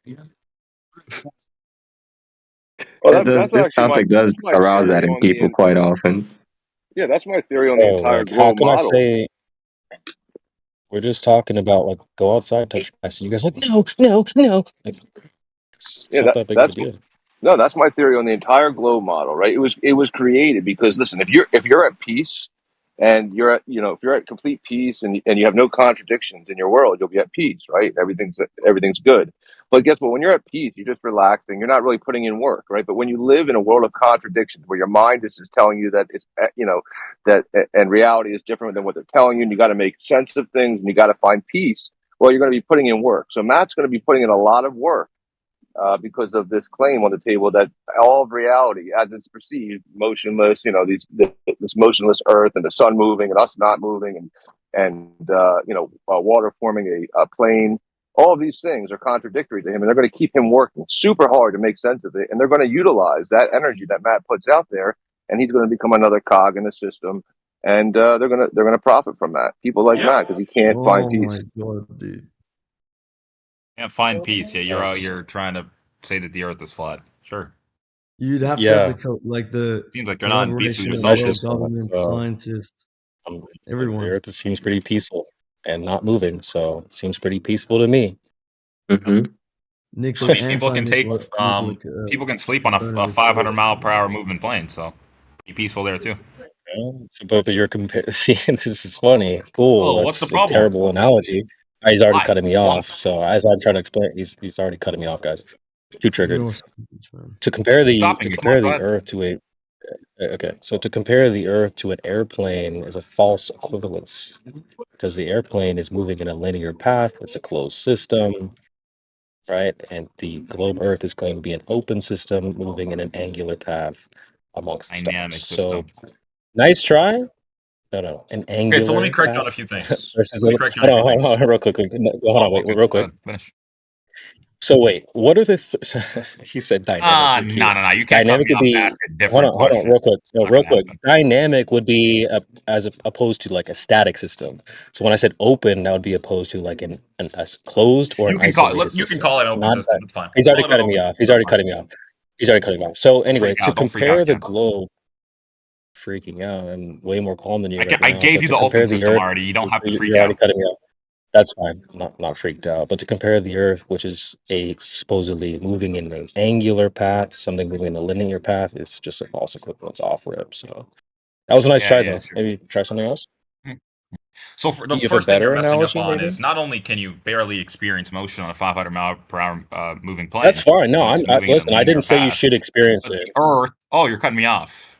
The Earth Well, is to be fair, supposedly I didn't say you frictionless should or space, so there's shouldn't no be friction, so experiencing you're barely going to be anything. feeling any motion to begin with, right? Because You're we not. have You're not people addressing what I on actually said, though, man. Because I spacecrafts didn't say that you are should or falling shouldn't be towards the feeling Earth, anything. and they're I addressed moving how at that's moving in an 17,000 angular miles per versus a hour, linear but they're path. also chilling at the same time.